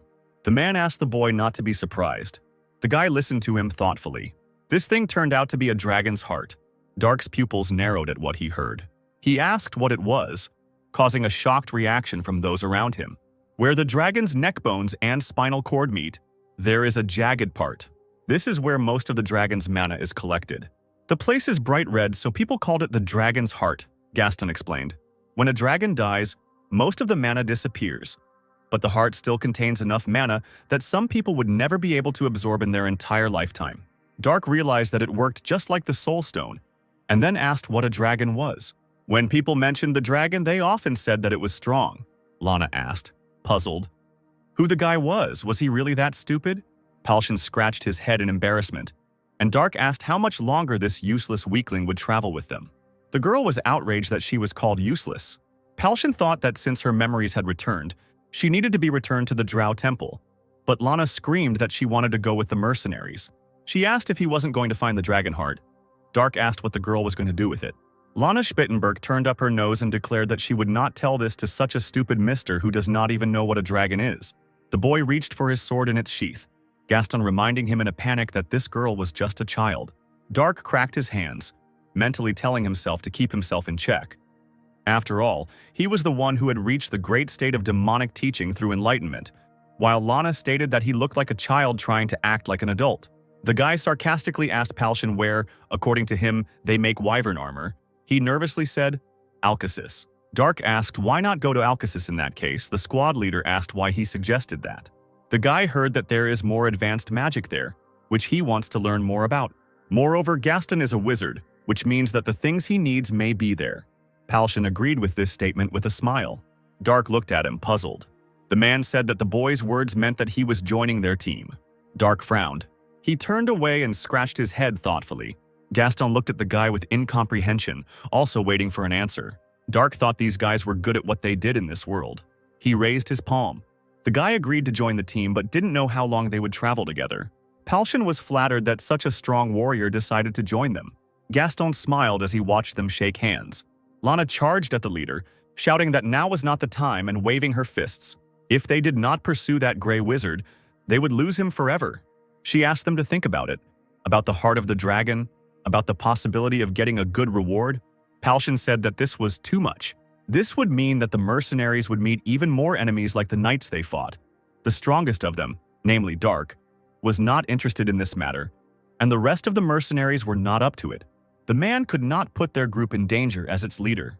Besides, the girl doesn't have to bear a sense of responsibility for this. Lana gasped in surprise. Palshan explained that her role was to hold the box containing the dragon heart, not to protect it. So the responsibility lay with the people who sent such a disciple to hold such a precious item. So he told the girl to return to the temple unharmed. Lana's face darkened when she heard the words. Dark sat in the hotel with a concentrated face. There were some seeds in a small bowl. Opposite him, on the other bed, sat Gaston, reading a book in his hands with a thoughtful look. He covered his mouth, not taking his eyes off the pages. The door to their room suddenly opened. The magician wondered who had broken into their room. He saw Lana behind the man standing at the threshold of the room. Gaston asked if these were the people she had spoken about earlier, and the girl confirmed his assumption. The guys stared at the man in armor in shock. This man was a tall and strong-looking man, with a scar on one eye and stubble. He studied those present with his gaze. Gaston asked who he was. The man who entered asked Lana if she had spoken about these people, and she confirmed this. Gaston was clearly nervous about the whole situation and turned to the girl. The man in armor took a few steps, entering the room. He apologized for his rudeness and asked if it was the mercenary group that saved Lana. Gaston looked back at Dark, who was sitting behind him with his eyes closed, and said that they had saved the girl by pure chance. The guy behind him wasn't involved in what was happening. The sword blade flashed in the air. The sword was wielded by Palshan, bare-chested. He heard someone calling him. The man stood up and asked Gaston, who was calling him from the window, what he needed. The guy told him to get up, because they had urgent business. Palshan was slightly puzzled by this. A man in armor asked for help, promising a good reward. The leader of the mercenaries sat opposite him. He said that he had already told Lana about this. The risk is too great for their team. The man asked him again and received the same answer. The man in armor said that his name was Jared Sidmian, one of the proud royal knights of Tron. Stunned by the information, Palshan and Gaston wondered what one of the strongest knights was doing here. Jared Sidmian was an older brother to Alex Sidmian, who died on the battlefield where a group of mercenaries rescued Lana. Alex was also a master, and the knights were quite experienced. But they were still destroyed. Only a person who is not inferior to the master in strength can kill such an opponent. But the mercenaries not only survived, but also killed all their opponents. Jared was on the battlefield. Some enemies died from magic, while others had their heads crushed, and there were even bodies cut in half, even though they were wearing armor. Jared concluded that the mercenary group would be able to easily confront those enemy knights. Dark finally opened his eyes. Jared asked what the mercenaries thought about him, and Simeon joining them. Even though Simeon was young, he was an excellent knight. Palshan admitted that the knights before him were the best of the best even among the masters, which meant that it was really important to them. But if the country decided to intervene, then why were the knights having difficulties in asking mercenaries for help? Jared explained that this case was classified and he could not mobilize the knights. Not only would the enemy see them mobilize, it would also be a problem for the knights themselves. Since Corinth had entrusted them with the dragon heart, Jared was well known, so he hoped that Palshan would take the lead while the knight would cover them. The squad leader said that he could not decide for himself. He decided to discuss this with the other members of his group and asked the knights to wait. Jared said that then he would leave and return tomorrow at the same time. Palshan said that they could rest here if they wanted. The mercenaries wanted to leave in the evening, as soon as they decided what to do. Jared agreed with him. Gaston said he would bring food and alcohol while the others rested here. The sky turned blue. The door to the room opened. Mikhail and the other two mercenaries wondered what was going on here. The two knights, Gaston, Dark, Palshan and the girl stared at them. Mikkel realized that they had started drinking without them. Palshan said with a smile that he wanted to tell everything as soon as everyone gathered. But for now, he told those who had come to get acquainted with the knights. The fair-haired man looked at him questioningly. Mikkel shook hands with Jared and introduced himself. Jimmy said with a smile that the drink looked delicious. Palshan asked how everything went. Mikhail said that in a month there would be a combat competition at the academy. The prize would be 1,000 gold coins. For each victory you could get 10, and also 50 for the battles in the main stage, which sounded good. Jared was able to see Palshan's mana level when he shook hands, but his mana level was too high. Mikkel was good, but not on the same level as Alex Sidmian. The other two were of a normal level. Jared turned his head thinking. Jimmy asked what Dark had been doing all day, and he replied that he had been meditating. Sidmian realized that he couldn't read this guy Dark's mana at all. The boy's body was not that of a warrior, and his saber was a woman's. So Jared assumed that Dark was a sorcerer. But the mercenaries told him that their only wizard was Gaston, so maybe Dark will use his speed and fast swordsmanship. The saber is useless against big monsters like ogre or troll. Could this sword be magical? Dark closed his eyes, thinking about something. Media burst into the room and declared that it was time for them to leave.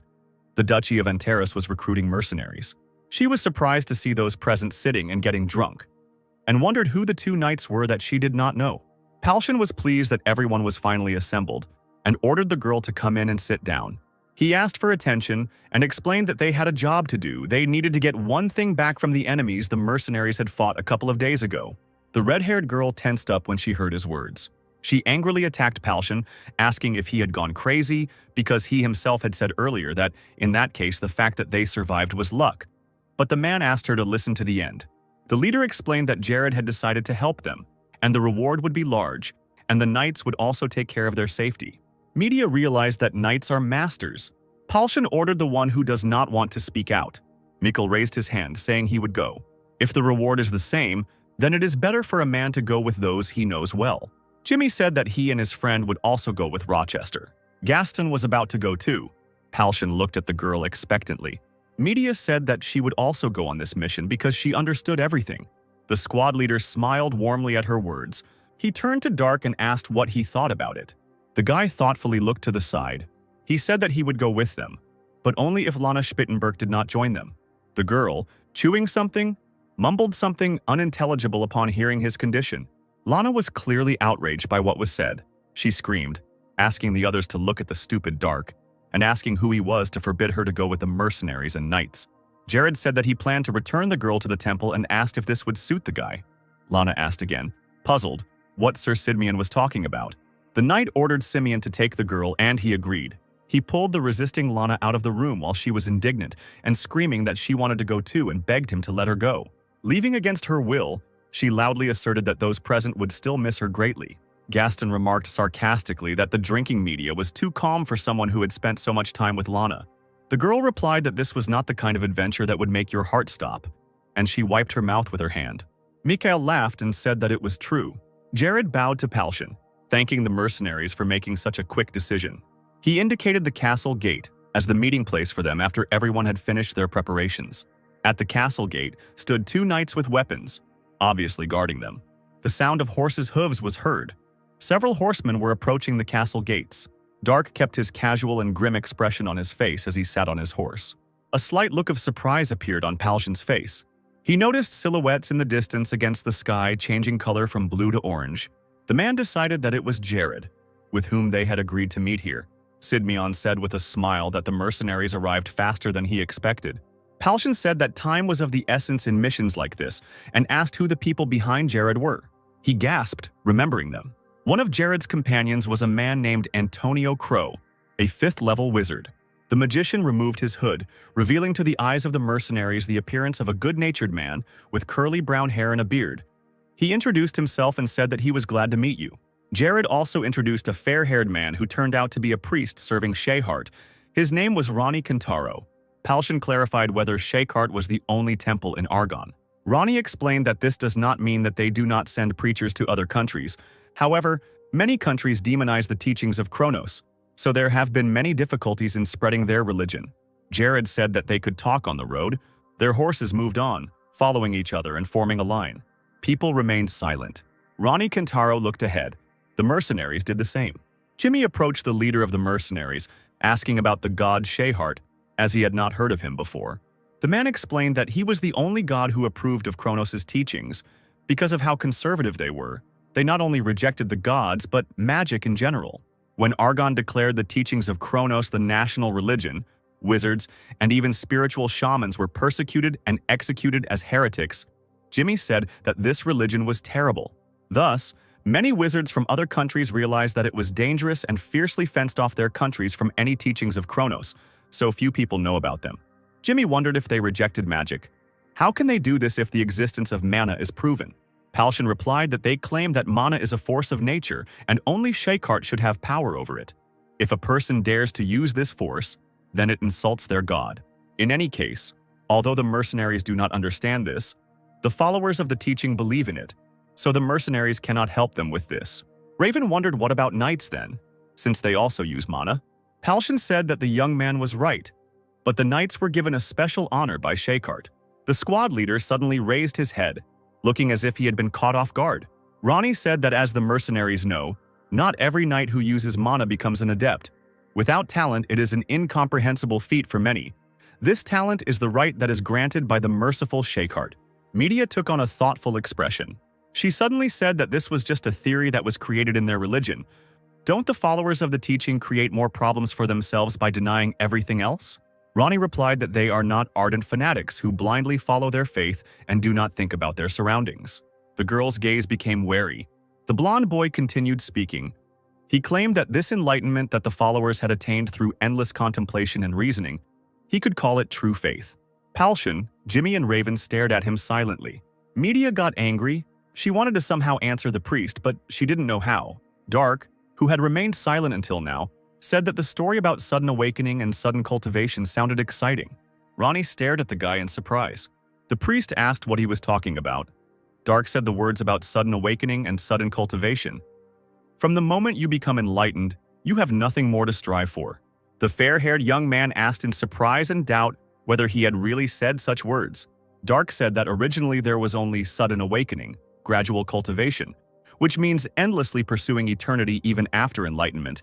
He only claimed that it would be the other way around. It was the first time Ronnie had heard such words, but he liked them, because they were similar to the concept of the teachings of Kronos. Dark gave him a dark look. He realized that he might have said too much when he felt strange looks from others. Palshan grinned and considered Dark mysterious, because he, as usual, does not know about any common sense, but says something that the mercenaries do not know and considers it normal. The guy said that this is possible, and so, but this does not create any problems. The mercenary leader said that he wouldn't call it a problem. Dark is much more skilled than their team, so there's a chance that he just sees things from a different perspective. Mikhail turned to the priest and clarified that Dark had said that if enlightenment was somehow sudden, how smart did one have to be to achieve such enlightenment? Ronnie replied that the man should know that the holy spells cast by the servants of the gods depend on faith in their teacher. Mikhail knew this. To be honest, he didn't quite understand the essence of ordinary faith that allows people to use that power. The priest laughed, suggesting that the man might be right.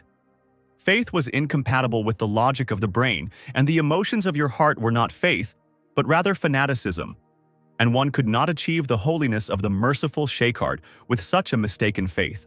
Mikhail said it was a matter of logic and emotion, and it was all too complicated.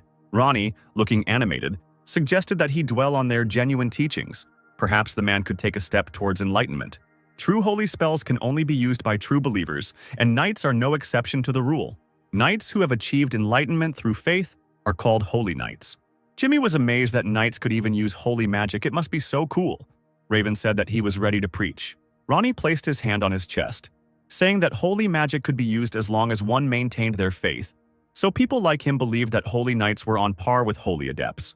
This is precisely the reason why neighboring countries fear his homeland, Argon. Dissatisfied, media stated that this is not an objective norm. Ronnie agreed no, looking up at the purple starry sky. He turned his head towards the girl. The priest said they had evidence. Not long ago, the knight adept who took over the role after Valent was sparring with one of the holy knights. The red-haired girl looked at the priest with incomprehension. Yes, said the fair-haired youth.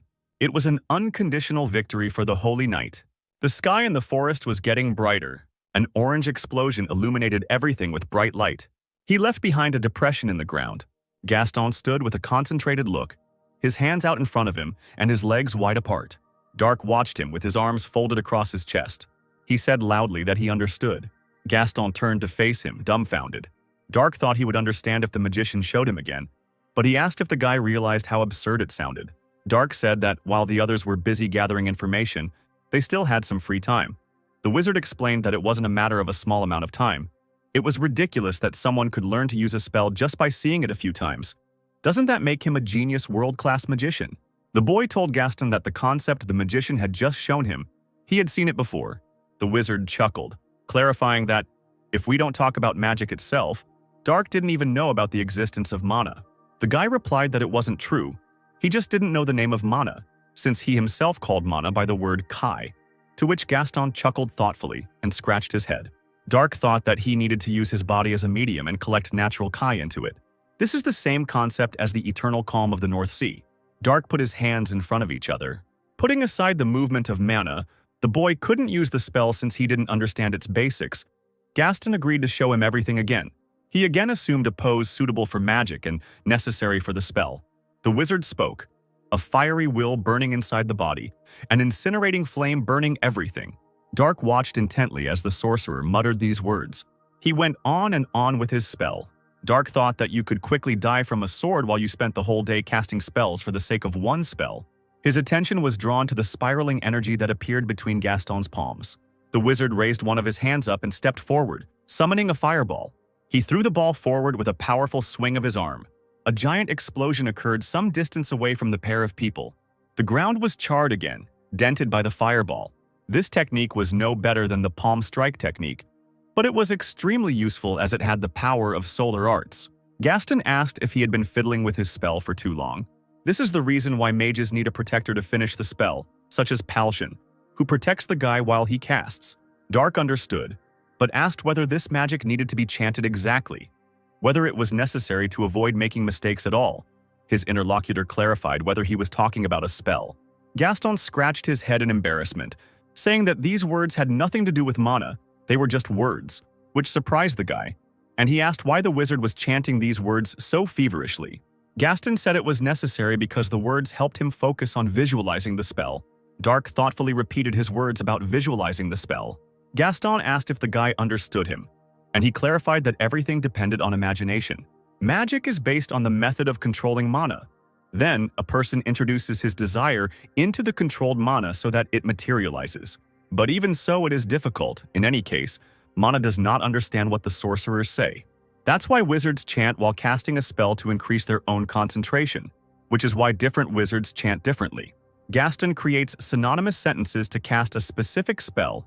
During the chant, his subconscious naturally strives for his desires, and it becomes easier to call upon the fire element. This method is the most universal. It is said that magicians who have reached the pinnacle of mastery can cast spells without any chance. They control the movement of mana only with their thoughts and only say the launch word at the end. Gaston said that this skill was the result of long training in magic, because mana is uncontrollable by default, and asked if his explanation was too complicated. Perhaps it was too early for him to teach anyone. Perhaps, as Dark suggested, if he could feel the sensation of desire being implanted into the mana. Gaston was surprised by these words. He agreed and told Dark to close his eyes and give the magician his hands. The guy's gaze became tense. Gaston came up behind him, taking Dark's hands and telling him to sit as comfortably as possible. He agreed, but both boys were tense and embarrassed by such closeness. The magician held the guy sitting on the ground by his raised arms. Both of them had their eyes closed, their expression focused. Dark opened one of his eyes. The key surrounding them was rippling, the boy realized. The wizard said that it was dissipating and told Dark to concentrate. The boy wondered if Gaston had collected the key, as he thought it wasn't the stabilization of the key with the breath. This is very similar to what was described in the Northern Sea Eternal Calm skill book on pages numbered 6 and 11. The magician recited his chants again, about the fiery will burning inside the body, the incinerating flame that burns everything. If it weren't for one difference, the eternal calm of the Northern Sea absorbs kai into the body, while this one forms ki outside of it. Fireball! Gaston cried out loudly. The ball again created a giant bright orange explosion some distance away from them. The wizard asked if Dark felt it. The guy didn't answer right away but paused. Collect, hold, rotate, accelerate, compress, combine, and fire. These were the words he spoke that caught Gaston off guard. He asked, puzzled, if Dark really understood. The guy thought about collecting chi using the eternal calm of the northern sea. It all felt like some kind of blue roots. Dark was focused on keeping the ki outside of the body rather than inside it. He began to create an energy vortex and rotate it, and accelerated to compress and combine. Then the guy introduced himself. Dark stretched his palms forward and shouted, "Fireball!" The magician's face stretched out in shock. Dark held a giant fireball in his hand. He glanced back at Gaston. To the wizard's surprise, the boy threw the ball forward with all his might, shouting that he had caught the spying rat. The ball rushed towards the innocent trees. Everything was illuminated by a bright orange light, and someone's scream was heard. There was a shocked expression on Gaston's face. He pulled back his cloak, looking at the pillar of fire created by Dark. They saw the one who was following them. It turned out to be the currently unconscious Lana Spittenberg. Palshan looked at this with puzzlement. He looked at the dissatisfied, already awakened girl, and asked what she was doing here. Dark shouted at Lana to tell her everything, but she told him to stop shouting because her head had not yet recovered from the explosion. The evil guy asked her again about what she said, and asked if she wanted him to burn Lana alive this time. The girl told him not to speak like that, as if Dark had been holding back that time. That time, she was watching Gaston and the guy training and learning from behind a tree. But Dark noticed her and sent a fireball at her. Lana claimed that he was trying to kill her and called him a demon, causing him to sigh in displeasure. Palshan whispered to the magician what had happened, and he said that the girl had been caught in a fireball created by Dark. The man was shocked when he heard that the boy had created a fireball. What took Gaston 6 years to do took Dark one day, and the wizard was simply speechless about it. Not only that, the boy thought, remembering Dark's fireball, this ball was gigantic. Gaston was shocked by what he saw. The ball was flying towards a girl hiding behind a wide tree trunk. Gaston remembered that the magic ball changed its trajectory right before it flew towards Lana. If it wasn't a coincidence, then this guy is already a mage above level 4. The wizard muttered incoherently that this man was his first student, not immediately noticing how his leader was trying to get his attention. Miko wondered how Lana found them here while he was eating carrots. Media slapped the man on the back of the head, claiming he was eating their horse food, which upset her. Gaston said the girl had escaped from the temple. Lana also stole a horse from there, and Palshan noted with regret that it was easy to find their tracks, since they had more than 10 horses. Miko was still worried about how she was able to catch up with them, because when the girl was with the mercenaries, she couldn't even ride a horse. Lana told him not to underestimate her, because it only took her 4 days to learn how to ride a horse, and he shouldn't forget that she can use holy magic. The mercenary leader repeated her words about holy magic, asking again. Mikhail asked if the girl used holy magic on the horse. She confirmed it and said that it was very effective. Every time the horse got tired, Lana used holy magic and it could run further. Palshan said that a good horse had been spoiled. The girl loudly asked what he meant and was indignant, because the horse was in good condition. The man said that this was the problem. Horses don't know magic, since it's not tired, no matter how long it ran, until it reached the knights and mercenaries. The horse will think that it was its own stamina instead of holy magic that gave it the ability to run so much. She will try to run until she collapses and dies of exhaustion if this happens again. The girl was troubled by these words, regretting that her horse would die, because she even managed to give the animal a cute name. Mikkel explained that sometimes horses understand what it was, but most of the time they die during long runs, which is why people are so interested in breeding quality horses. Because holy magic cannot be used on them, Lana worriedly asked what she should do and turned to a horse named Lucy. Palshan was called by name. Jared reminded that the mercenary leader told him that the enemy hideout was not that far from here, the man replied, agreeing with this, that they might reach that hideout tonight. The knight said that then they should return the child back. It would be difficult to protect Lana, and there would be countless problems if her enemies found her. Palshan completely agreed with him, but did not understand who should protect the girl. If there was only 1 or 2 people with Lana, she could be captured and used as a hostage. That didn't mean they had a free person to watch over this child. But they couldn't keep the girl close to them. Palshan suggested that they let her stay with them now, and when they met someone they could trust with Lana, like border guards or church clergy, they would tie up the girl and hand her over to those people, sending her back. Like that time, she could return at any time. What? Dark said furiously. He asked indignantly if the leader and Jared wanted him to guard this stupid and useless child. Palshan replied that they couldn't do anything about it, because the guy was the only one who could ensure the safety of not only Lana, but also himself at the same time. Dark shouted that he refused, considering the girl useless luggage, but she indignantly intervened in the conversation, offended by the fact that she was called luggage. The boy indignantly ordered Lana not to interrupt when adults were talking and called her an ill-mannered sly girl. The girl indignantly asked how he could talk about manners, being a village simpleton from Mount Trebark, and usually such people do not know about them. Gaston suddenly felt something familiar and magical. Gather, hold, rotate, accelerate, compress, combine. These words were in Dark's head as he took a stance for the spell he had studied with the wizard earlier today. Gaston asked the boy to stop in a panic as he realized what he was doing.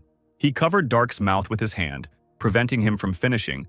Mikhail asked the guy to calm down. He shouldn't have been so angry at such a little girl. Lana was outraged that she was called a little girl, since she considered herself a lady. A lighthouse could be seen in the darkness. Antonio Crow said it was strange. He didn't feel mana. Gaston, doing the same thing as the other mage, said that it looked like their enemies had already left. Jared was annoyed that they were at a dead end again. Antonio asked to wait, asking if there was empty space in the basement. No, it was too big for storage. Jared enthusiastically suggested that their opponents might be hiding there. But the bearded sorcerer said that this was not the case, since the room was empty. Gaston could guarantee that there was no one there. But the room in the basement was quite large, like a cave. It could be connected to something else. Sidmion looked at the house in the distance. He suggested that they check it out. 3 dark silhouettes appeared in the opened doorway, standing out noticeably against the blue background. Jared had no doubt that the house was deserted and suggested that his companions go down to the basement. The sounds of footsteps could be heard as they walked down the steps. The company found itself in front of a large, wide wooden door. Palshan stopped his hand doubtfully near the door handle. He grabbed the rings that acted as door handles with both hands. The man suddenly chuckled. He pulled the door rings towards himself with obvious effort in an attempt to open it. Palshan complained that the door wouldn't open. Mikhail didn't think it could be locked and decided to try it himself. The blonde mercenary was asked to wait. Antonio Crow asked if he could look at the door. He extended his hand in the right direction. The magician said he realized something about this place. Mikhail asked what it was. The wizard said that the door was under a spell and could not be opened without a password, and since they did not know the password, there was nothing left to do but knock the door down with brute force.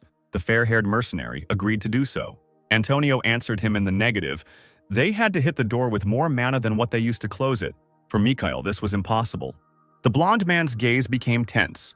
The magician turned to Sir Sidmion, who agreed with him and ordered everyone to move away from the door. The knight's gaze became stern. Mikhail and Palshan watched what was happening in silence. Dark also looked, his arms folded across his chest. Jared's longsword sparkled with blue lightning, the blade itself taking on color. Dark noted with a grin that Kai Sidmione was well-disciplined, better than the knight the boy had fought before. The man swung his sword.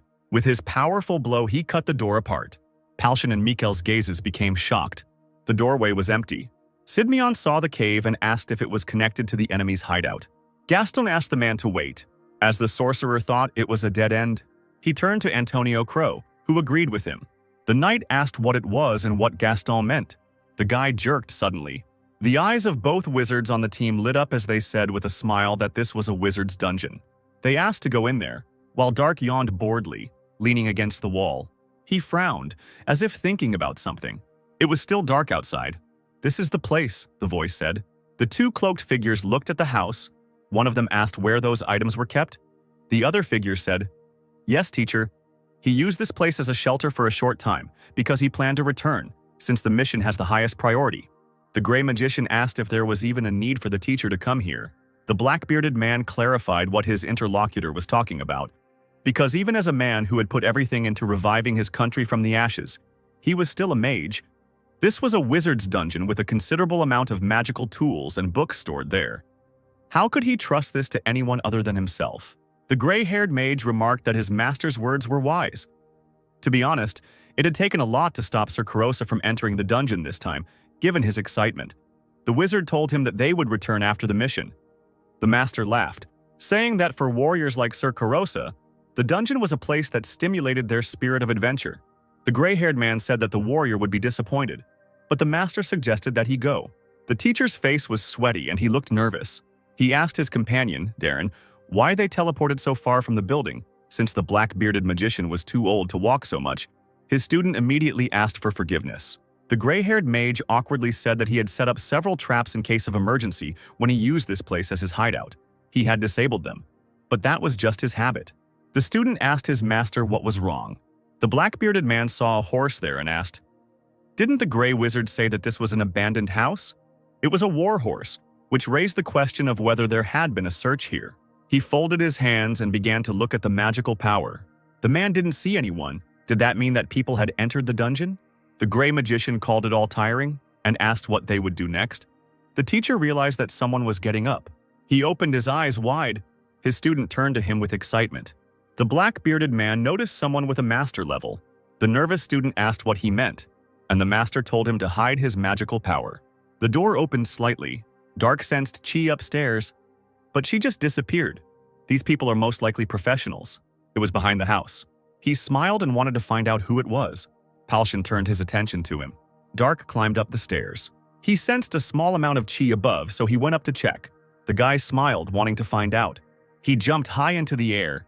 The foot touched a hard surface. Dark saw two silhouettes in cloaks in the distance. The black-bearded mage looked around in panic. The guy said with a grin that it was him. The teacher realized that he had sensed their mana long before they approached.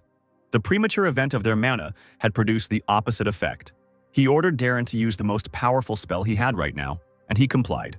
Dark jumped onto the pipe of the house. His gaze was stern.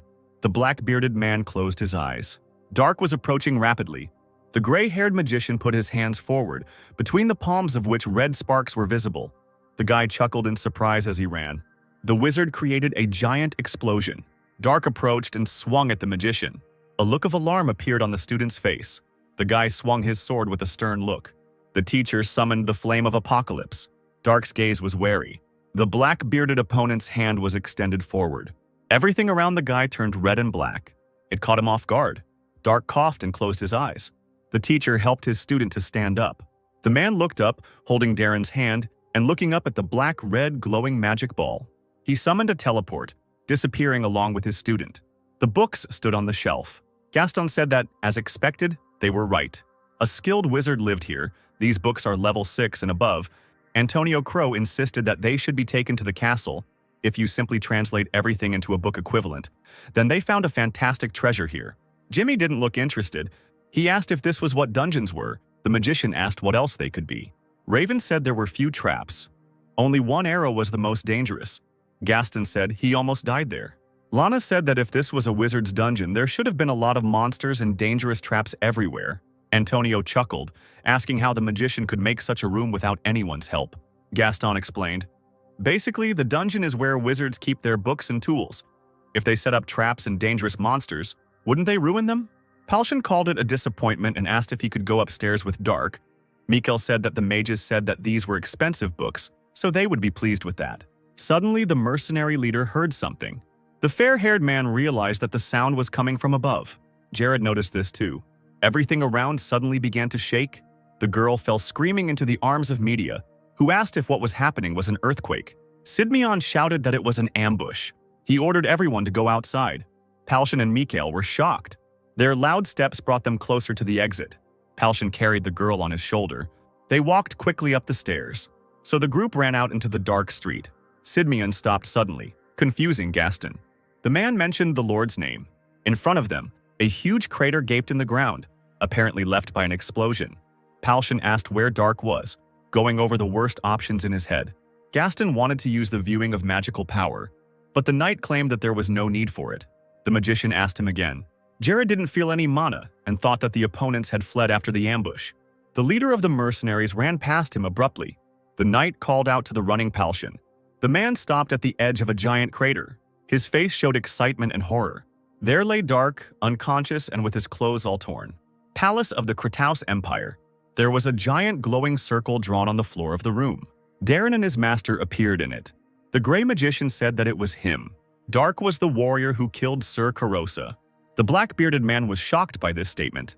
The horses outside the fence must have belonged to the guy and his group, who were probably in the basement, in the dungeon.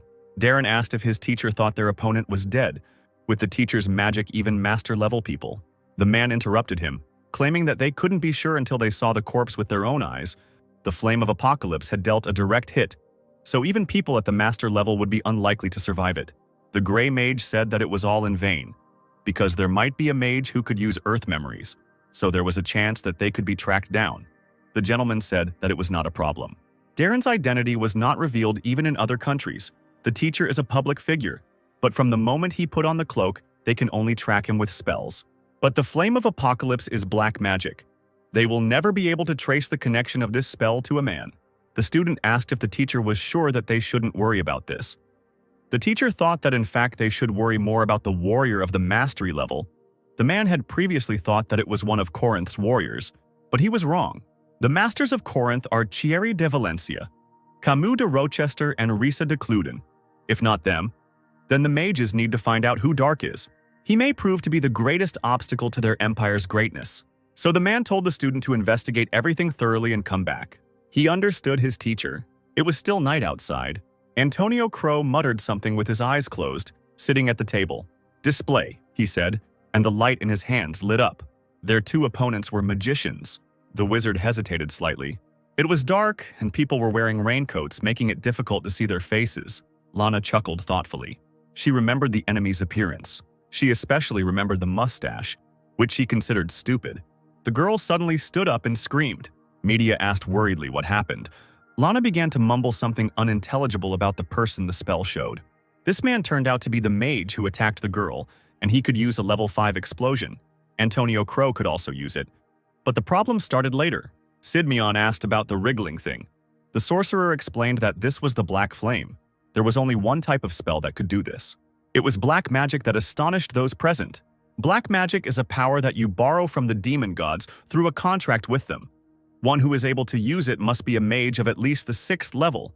A person of that caliber would be the highest-ranking mage among other mages in the royal courts in most empires. Jared grabbed his head. Antonio said that there were things he could not understand. Halcyon looked to the side. Dark lay with his eyes closed. He groaned and opened them with difficulty. In front of him were a delighted Michael, Jimmy, and Raven. He did not share their reaction, lying under the blanket and somehow regaining consciousness. The guy sat up, declaring that there was nothing to see here and showing off his bandaged torso. Halcyon laughed, assuming he was okay. Mikkel said that it was thanks to the priest Ronnie, who poured his healing energy into Dark. The priest lying next to him replied that it was not he who healed the guy. It was the will of Shakehart who healed him. Jared asked excitedly if Dark could tell him what happened. The bearded wizard said that they only saw everything through the Earth's memories. It seems that they were the magicians who kidnapped Lana before. But the next explosion was even stronger, so Antonio believed that it was the work of black magic. Dark asked him again, not understanding. The sorcerer began to explain that powerful magic that could be used by magicians who had made a contract with a demonic god. The guy mentally cursed, considering what he had said to be nonsense. The team couldn't see anything because of the explosions, so the mage was interested in how Dark managed to survive. Dark was informed that he was found in critical condition. He could have died if not for Ronnie, and the priest lying nearby on the floor muttered that it was Shakehart's will. The guy turned away and chuckled thoughtfully, listening to this and thinking about the situation. He had truly never seen a combat technique as powerful as the one that was used on him. Dark had used Divine Iron Key and even the Shackles of Immobility together. But he couldn't withstand this strong magic that he didn't understand, because this magic worked according to the rules of this world, which was not his native one. But the guy, the one who received the name of the True Demon, was critically injured and lost consciousness, which shocked him, because this had never happened to him before. Antonio Crow waved his hand excitedly in front of Dark's eyes, trying to get his attention since he was too deep in his thoughts. The guy lay down, turned away, and covered himself with a blanket, saying that he blocked the first blow, but couldn't handle the second blow, that's all. He felt unusual. The magician thoughtfully repeated his words about how Dark was able to block the explosion while holding his own chin. Knight Jared said that to do this, you need to be at least his level, or even higher, which is surprising because, until recently, the guy was just a hunter. Mikkel said that this was not the most surprising thing, because something more significant had already happened to them. The mercenaries had already seen about 50 knights led by an adept, but for the great mage of the royal court to show up here, it seemed like the country itself had decided to take up the matter, which was quite unusual and important. Can the mercenaries now calmly think about the fact that they will not use titans? The knight could not help but agree with this, understanding their point of view. One titan could wipe out their team, so Mikkel wondered if their team had a way to fight it. Jimmy and Raven's faces darkened as they thought. Mikkel and Jared stood silently opposite each other, also deep in thought. Dark noticed that they mentioned titanium. He turned his head slightly, listening, as he was interested in this topic, thinking that it might be useful. Jared said that his Titan Kuma is with him, so they don't need to worry. Media asked where the Titan was, even though she knew Sidmeon couldn't keep the weapon in plain sight. But the man told everyone to follow him so he could show off his Titan. A group of people stood near the house, waiting for something. Everyone looked at Jared, who stood in front.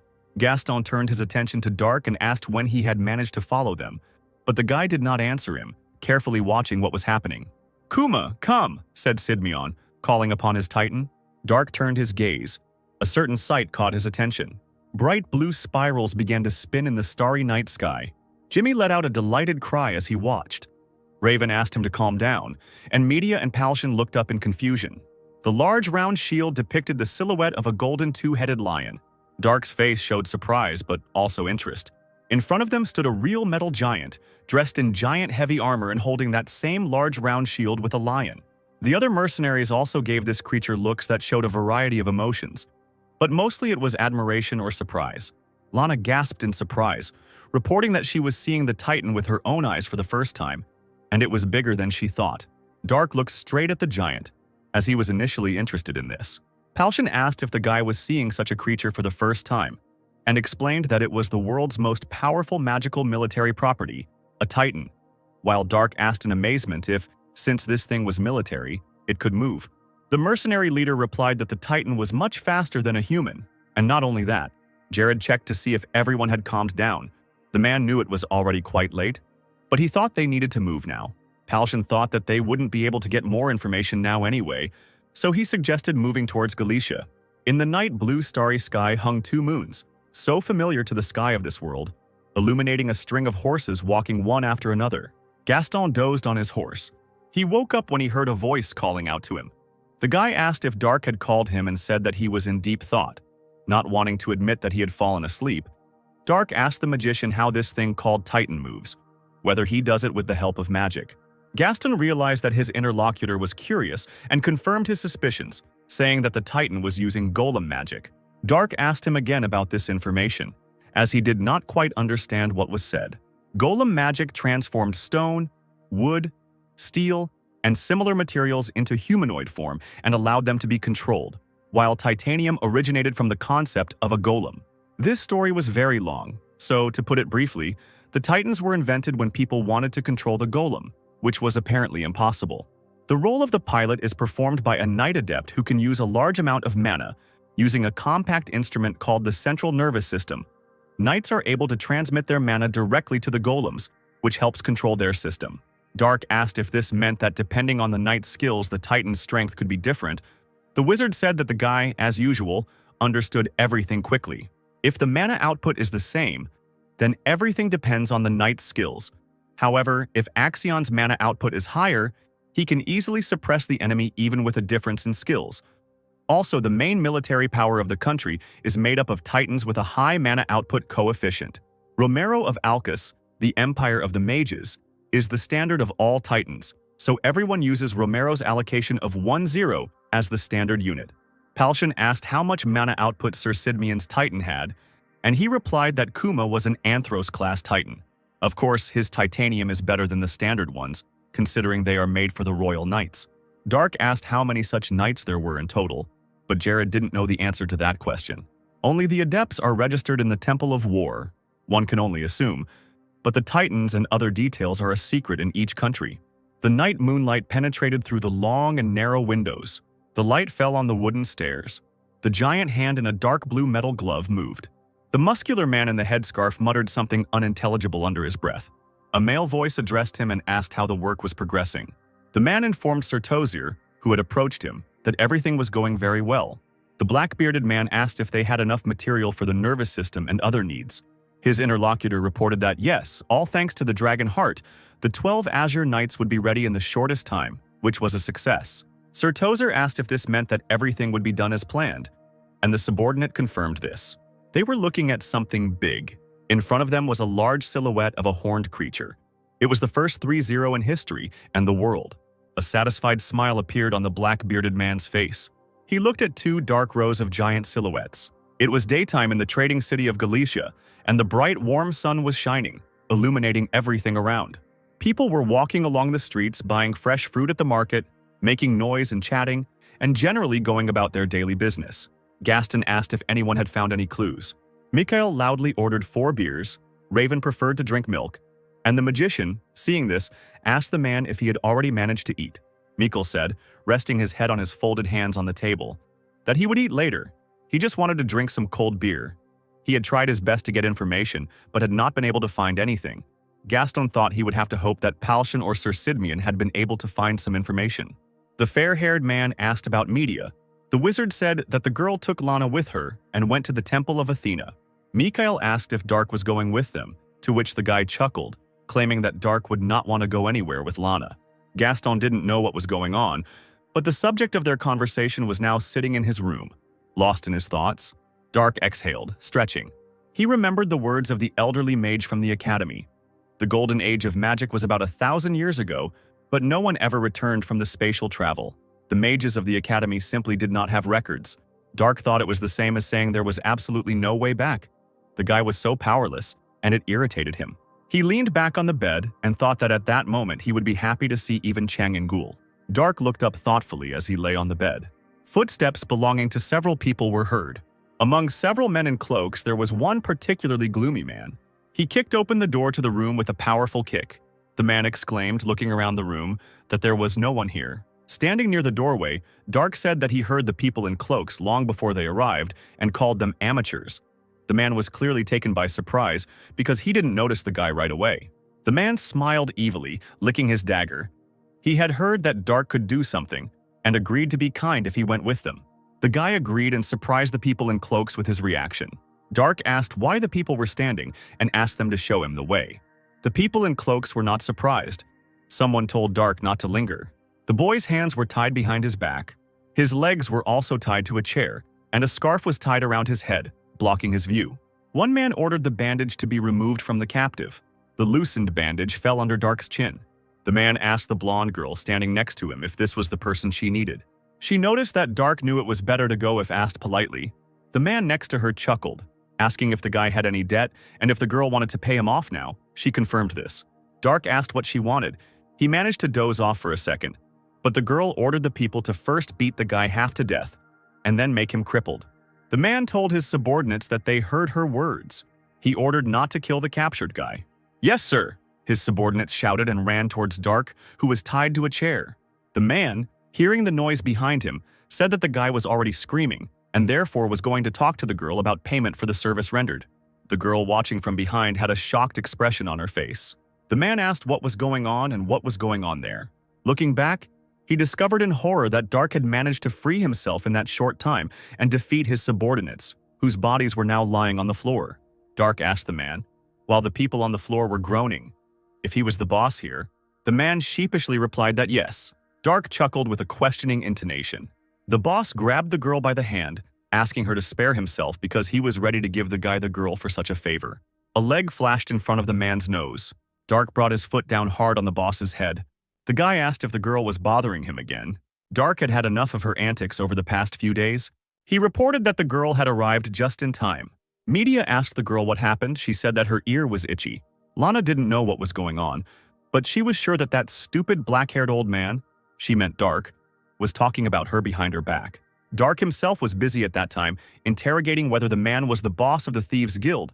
The beaten, and because of this quite swollen girl answered that he was the master of the Galicia Guild. Each large city has its own guild. The guy asked what guild she belonged to. The scoundrel hesitated with the answer, but after a new threat she immediately said that it was Volcania. Dark realized that this was the place where they first met, and asked how long the girl was going to bother him. But she, in horror, promised that she would never even catch his eye again if he spared her. The guy agreed to save the blonde girl's life, but in exchange for something. 2 guards guarding the gates to the city were talking to each other when a girl ran towards them. She quickly ran towards the entrance, not giving the guards a chance to figure out who had run past them. They only hoped that she wasn't a monster. The girl remembered the elf's words that revenge was good, but the difference was too big, and this mercenary was too big a target for them. She thought the guy was absolutely disgusting. Gaston asked if their leader had found the knights in gray armor. Palshan replied that it seemed that the knights were returning to the capital along the Maltaria Mountains, since they were seen by the merchants who came from there as mercenaries and thought that those with whom they fought that night were not alone. Gaston said that if they were far away, then it would be too late to move out today. Sidmion said that then today they should have a good rest. Tomorrow they should walk as much as they could. The mercenary leader agreed, looking at Dark drinking. He asked if something had happened to the guy, because he had never seen him like that, and he didn't understand where he got that strange hat. But no one knew. Gaston reported that Dark first went out with a group of people dressed in black, then returned alone and began to drink happily. Mikhail assumed that the guy had taken it out on these guys. The man the mercenaries were discussing coughed, covering his mouth with his elbow. Palshan hoped that even though he didn't know these people, they were safe and sound. Kratos' castle loomed as a large dark silhouette in the dim evening light. A cry came from the tower that he was alive. The Grey Mage reported that Dark was alive and well. Sir Tozier noted that it was expected, but still incredible, that he had managed to survive that hellfire, and asked what his student had found out about the man. The Grey Mage summoned the image. He said that Dark was most likely the leader of the group, and judging by the amount of mana, he was definitely at the master level. The teacher said with admiration that this was incredible, and asked if there was any more information. The Grey Magician began to tell his story. They couldn't find anything about Dark, even in Corinth or Trovia. There was no one like him among the masters registered in the Temple of War, which amazed Sir Tozier and the blonde man in purple clothes who was in the room with them. The blonde man said that it was strange because usually people with such skills want to become stronger and try to prove themselves in the Temple of War. The teacher suggested that Dark was born in secret to be used as a hunting dog and told him to look in Corinth. His student agreed. The blonde man, aka Sir Chromis, suddenly noticed something in the display. He pointed at one man, announcing that it was Jared Sidmion, a royal guard. Sir Chromis said that Jared was a knight who could compete for first or second place in Trovia because he was very strong. Tozier decided that they needed to conduct an experiment. His interlocutor asked again. The man told Sir Chromis to attack them with his titan when the opportunity presented itself. The royal guard might have a titan, and if there were two, the second might belong to that mysterious master, and then they could guess what country was behind him. The fair-haired man said that it was too risky, since the titan belonging to Sir Tozier could not be controlled by anyone else. He asked if it was so difficult to verify the summoning of the titan and escape, and said that he would send 4 people with Sir Chromis. Chromis asked what would happen if there was only one titan, since the mysterious master might not have one. Sir Tozier wondered if that would not be a great opportunity then. A great opportunity to get rid of everyone. Dark sat with his eyes closed, frowning. Palshan awkwardly noted that he had not been looking very well for the last few days. The guy asked irritably if it was that noticeable. Lana whined that her legs hurt a lot. Dark covered his ears, complaining that all this kid had done for the past few days was whine. He turned to the girl irritably and asked if she wanted him to leave her here. Lana snorted dismissively and declared that if the boy did that, he would be cursed by Athena. Jimmy thought Media was going to keep the baby. She was going to, but she couldn't do anything about it. What? Lana exclaimed in the past, her face showing concern. She didn't think leaving her was a good idea. Media said that this mission is dangerous. If the girl gets into trouble, then the adults may not be able to protect her again. Lana said grimly that the students of the Temple of Athena must complete their first mission in order to become full members of the temple. Her mission was to safely deliver the dragon heart, which was kept in the Great Drow Temple. Media knew this, because that's why the girl was here. Lana said nervously that then they should know that regardless of the failure or success of the mission, she was obliged to report to the Great Drow Temple at the Temple of Athena, and also in the Great Temple in Corinth. Sidmion, Palshan, and the girl were disturbed by what they heard. The knight explained that Corinth must not know about their mission no matter what. He was sure that the girl herself understood this, and she agreed with it. Jared's face became stern, and he asked if Lana wanted to take the people of Trovia hostage and dared to threaten them. The girl waved her hands, saying that she would never do such a thing, because such terrible people could never become priests of the temple. The man asked what Lana would suggest in such a situation. She said that she would not be able to lie when she contacted the Great Temple. They would immediately know if she was lying and not telling the whole truth. Media asked worriedly if the girl had met them when she was returned to the temple the first time. Lana said that if she had reported the failure, then she had no reason to live if she couldn't even complete the first task. Mediac has made sense of this information. As long as the girl was in this group, her task was not considered complete, so there was no point in her getting involved with them.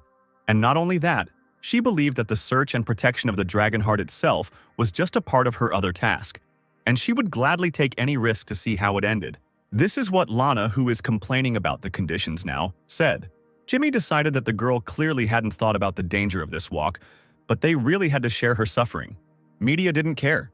It was all connected with the Holy Temple and politics, so she didn't want to say anything at all. And the child couldn't be returned to the temple.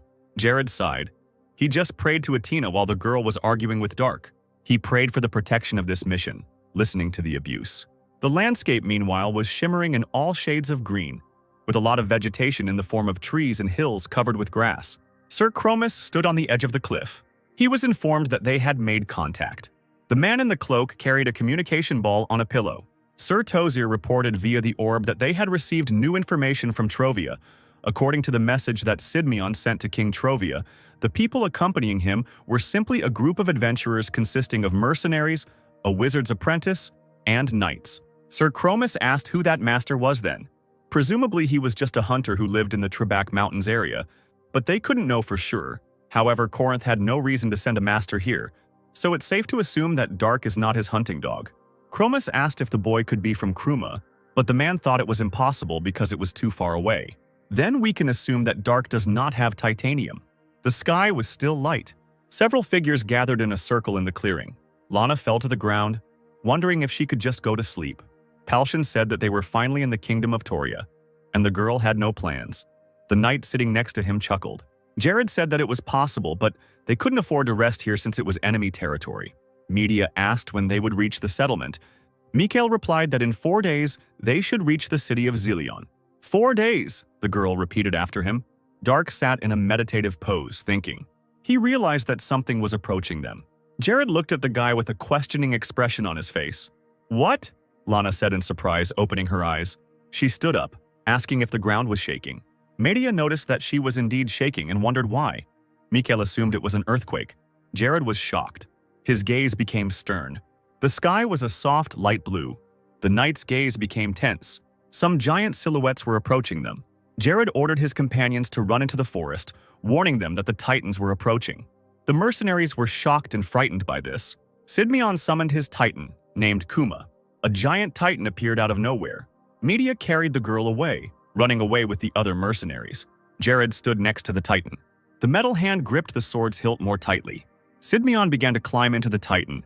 The body of the military equipment was closed. Jared remembered the gods when he saw something in front of him. One of the opponents was 4 Romero-class Titans. Palshan shouted for Dark to come here. The knight looked back at the sound. He told the guy standing next to him to get out of there. He was silent, looking at him. The enemy Titan was running rapidly in their direction. Dark refused to leave. Jared didn't believe what he heard and asked, "What?" Dark took out his sword, smiled, and asked if he really thought he would let such a wonderful opportunity slip away. Sidmion cursed, considering the guy a fool. Dark ran forward with a smile. The greenish Titan stood in front. Sir Chromis said that fighting a Titan without proper weapons was outrageous and ordered his subordinate named Kalyan to deal with the guy. Kalyan obediently agreed. The huge Titan raised its leg over Dark, intending to crush him like some kind of insect. His foot slammed into the ground, leaving a mark in the earth, but the boy was no longer there. Dark was already in the air above the Titan, noting that it was interesting, but weaker than the 1,000-fold descent technique. He offered to take a look, swinging his sword. His body was already rushing towards the giant enemy. The swing of the sword flashed like a flash. Jared, sitting in the Titan, asked in confusion if it was a mana wave. Dark said, touching the blade of his weapon, that the enemy was strong enough. The enemy Titan shielded himself with a shield. Sidmion realized with horror that it was the master. Sir Chromis said that there was no point in getting distracted. He swung his Titan's arm, intending to hit the knight's Titan on the head. The green Titan struck Sidmion. He was clearly taken by surprise. Jared made a sound of displeasure, another blow to his shield. This blow threw the Titan Sidmion some distance away from the enemy Titans. One green Romero cursed. He ran towards the Knight Titan. Titan Jared's hand gripped the handle of the shield. The shields of the giant Titans clashed. Sir Chromis's face twisted. Sir Sidmion's face was stern. The green Titan's foot left a mark in the ground. It was bad for him that the Kuma Antros class Titan with a power of 1-2 was noticeably stronger than the Romero class with a power of 1-0. So the Titans decided to defeat Kuma with their numbers. Another blow landed on the Knight's Titan's hand.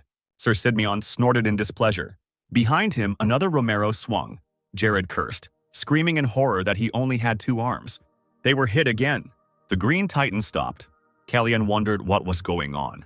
He couldn't put his shield down for even a moment, which made him panic. Dark swung his sword. Kalyan thought, "What kind of monster have I gotten myself into trouble with?" He stood, trying to withstand Dark's blows that landed on his shield.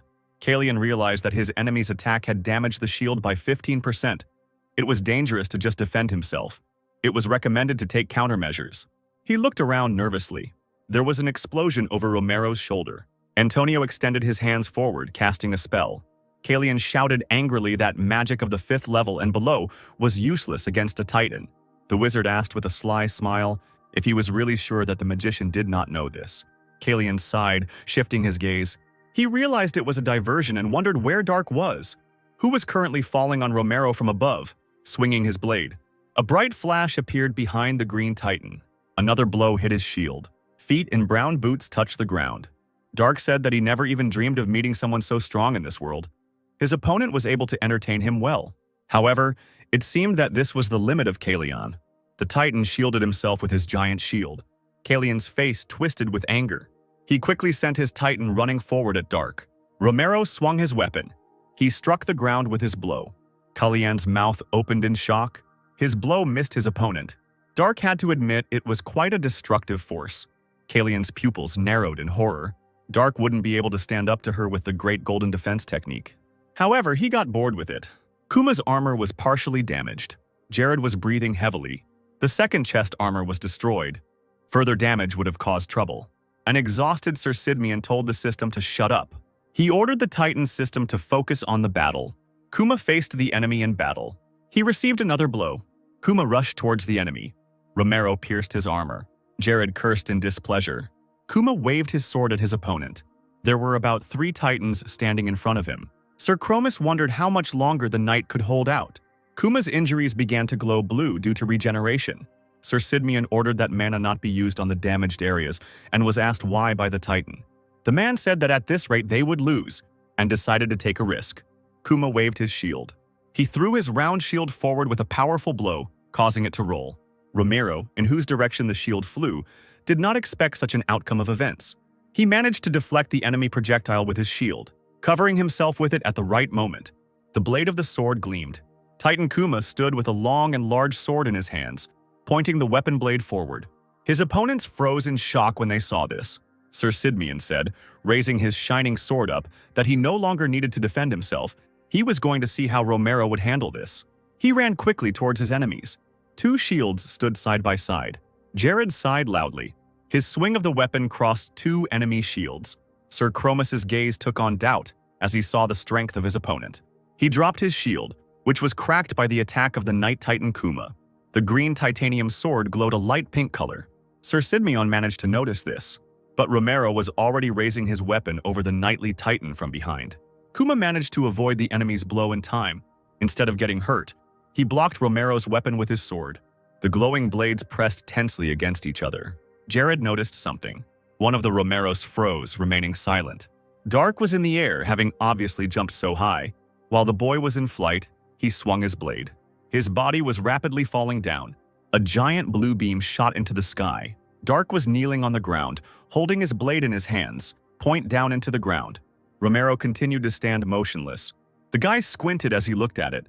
Again, a giant blue beam appeared, and the same flash illuminated everything. A shocked expression appeared in Kalyan's eyes. Dark created a bunch of thin and long beams as an attack. Kalyan was horrified because he thought it was impossible. Could a person create something like what this guy, a mercenary, created? There was a huge explosion that rounded into a blue ball. The door to the room creaked as it opened. Sir Tozer was glad that Sir Chromis had come, so he asked how the meeting with the mercenaries and the royal knight had gone. The man who came remembered his mission. He said with regret, closing his eyes, that the mission had failed. Sir Tozer was shocked by this statement, and in horror, he quickly asked if the man had a titanium. Chromis replied that Dark did not have a titan. The black-bearded man stood up, slamming his hands on the table, not believing that 4 Romero-class titans had lost against Sidmion's single titan. But it turned out that even though the knight was a strong opponent, he wasn't the big problem. It was that master. Dark completely destroyed the titan with just 1 sword. Sir Tozer was greatly taken aback by this information. Sir Chromis was silent, looking down thoughtfully. Romero's head was directed forward. A huge, blinding flash took the shape of a ball. The Titan tried to cover himself with his hands. Romero Caliana cracked and opened, revealing a man sitting inside. Mana continued to swirl around Dark in circles. Sir Chromus's face showed horror. He clearly did not expect something like this to happen. The man remembered Dark's gaze as emotionless and cold.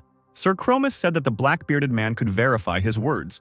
Their Titan was completely destroyed, and Kalian, who piloted it, was out of action for 5 months. The man had certainly heard that people at the master level were strong, but that mercenary was not just strong. The level he had reached was impossible for a human, which terrified Sir Chromus. Sir Tozier touched his chin, considering his interlocutor's words. He asked how many Titans it would take to kill this man. At first, Sir Chromus assumed that 5 Romeros would be enough, but then he interrupted himself, calculating that at least 10 Romero-level Titans would be needed. Sir Tozer said that this meant that they must be willing to sacrifice 9 of their Titans, and yet they would not be able to defeat this man, even though he was alone. They had to find another way, and Sir Chromus was free for the day. Media shook the unconscious girl and said that it was all over. Palshan shouted to Dark in the distance whether he was okay after the fight. The guy covered the gigantic distance in one quick jump, approaching the leader of their mercenary squad. The man thought that everything was happening to Dark just as he thought. Palshan looked at the giant hole in the ground the boy had left behind after the battle and thought that he was an amazing, scary, and wonderful man. The man turned to Dark, who was already standing next to him. The guy wondered what his interlocutor wanted and became slightly nervous, looking away. Jared Sidmion said, placing his hand on his chest, that he was a proud knight of Tron of Trovia. He knelt down, saying that it was an honor to greet a respected master-class knight, not a blade master. Mikhail and the mercenary leader stared open-mouthed in shock at the kneeling knight, while Dark looked at him with confusion. The guy turned to Gaston and asked what master meant, which stunned him. The magician remembered that Dark didn't even know who the adepts were, so it was not surprising that he didn't understand anything, and asked a question. The magician thought that their leader should answer. But the man had a different opinion, because there was someone more suitable for telling the story on the required topic. Under this man, Palshan had a knight who was right here. Jared asked if it was true what he had heard about Dark, that he had been a hunter on Mount Trebark. Sidmion said that if it is difficult for a guy to answer, then it is normal, because it does not matter whether it is true or not. Dark scratched his head in confusion and asked why the knight was asking him then. Sir Sidmion asked if the boy belonged to any country, then asked if he could rephrase whether the boy had sworn allegiance to anyone. He replied that he had not. A hint of a smile flickered across the man's lips. He asked if Dark could then join his homeland, Trovia, inviting his interlocutor as the captain of the Royal Knights. Palshan and Mikhail were shocked by this statement. There were only 4 Royal Knights in Trovia, but their captain's seat was vacant. Jared could promise the boy that he would be treated as one of the country's greatest assets. Dark asked if it was because he was a master. The knight confirmed this by nodding to his interlocutor. Those who can infuse mana into a sword are at the adept level, but only masters can create a wave of mana with a sword. And in the entire Great Continent, there are only 12 people who can do something like that. Dark asked the man again about the number of people capable of such a thing. The knight confirmed this and said that wherever the boy went, he would be offered a high position in the army, and after proving his loyalty, he would receive the title of chief in the corresponding area. But Dark would not have to prove his loyalty in Trovia, because Jared would do everything he could to convince his majesty.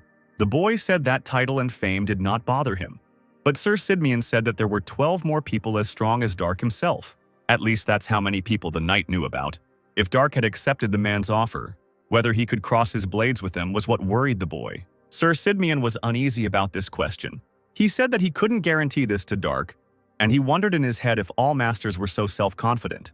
Moreover, a battle between masters meant a war between countries, and a small country like Trovia could only fight at the adept level, which made the guy wonder if the master but adept that everyone praised turned out to be a weakling, how strong all these masters really were.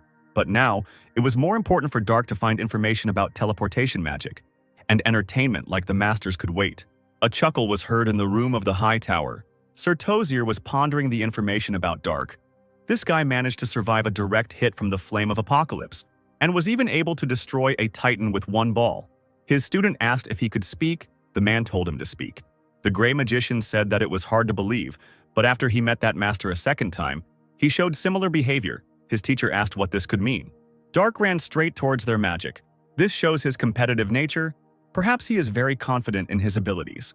Obviously, the guy is strong enough to think so. But it becomes clear that he has absolutely no understanding of magic. The black-bearded man asked what of it.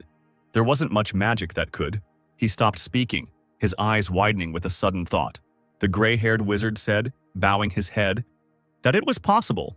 Sir Tozer realized that even if they couldn't kill Dark, they could make him disappear. The city of Zillion had many green and yellow warm shades. Mikhail said that was all they could do. The mercenaries never found a single trace, so their leader thought that further searches were pointless. Jared exhaled as he sat on the floor. If he returned now, the knight would only face the wrath of Corinth, whether he should consult the oracle for guidance. Lana agreed with him, her eyes sparkled. She said that if a man wants to go to the oracle of the Temple of Athena, the goddess of wisdom is the best. Since the girl is from the Great Drow Temple, which houses the main temple of Athena, they won't even have to wait. The faces of the mercenaries present darkened, and Lana asked why. Dark stood up from his seat.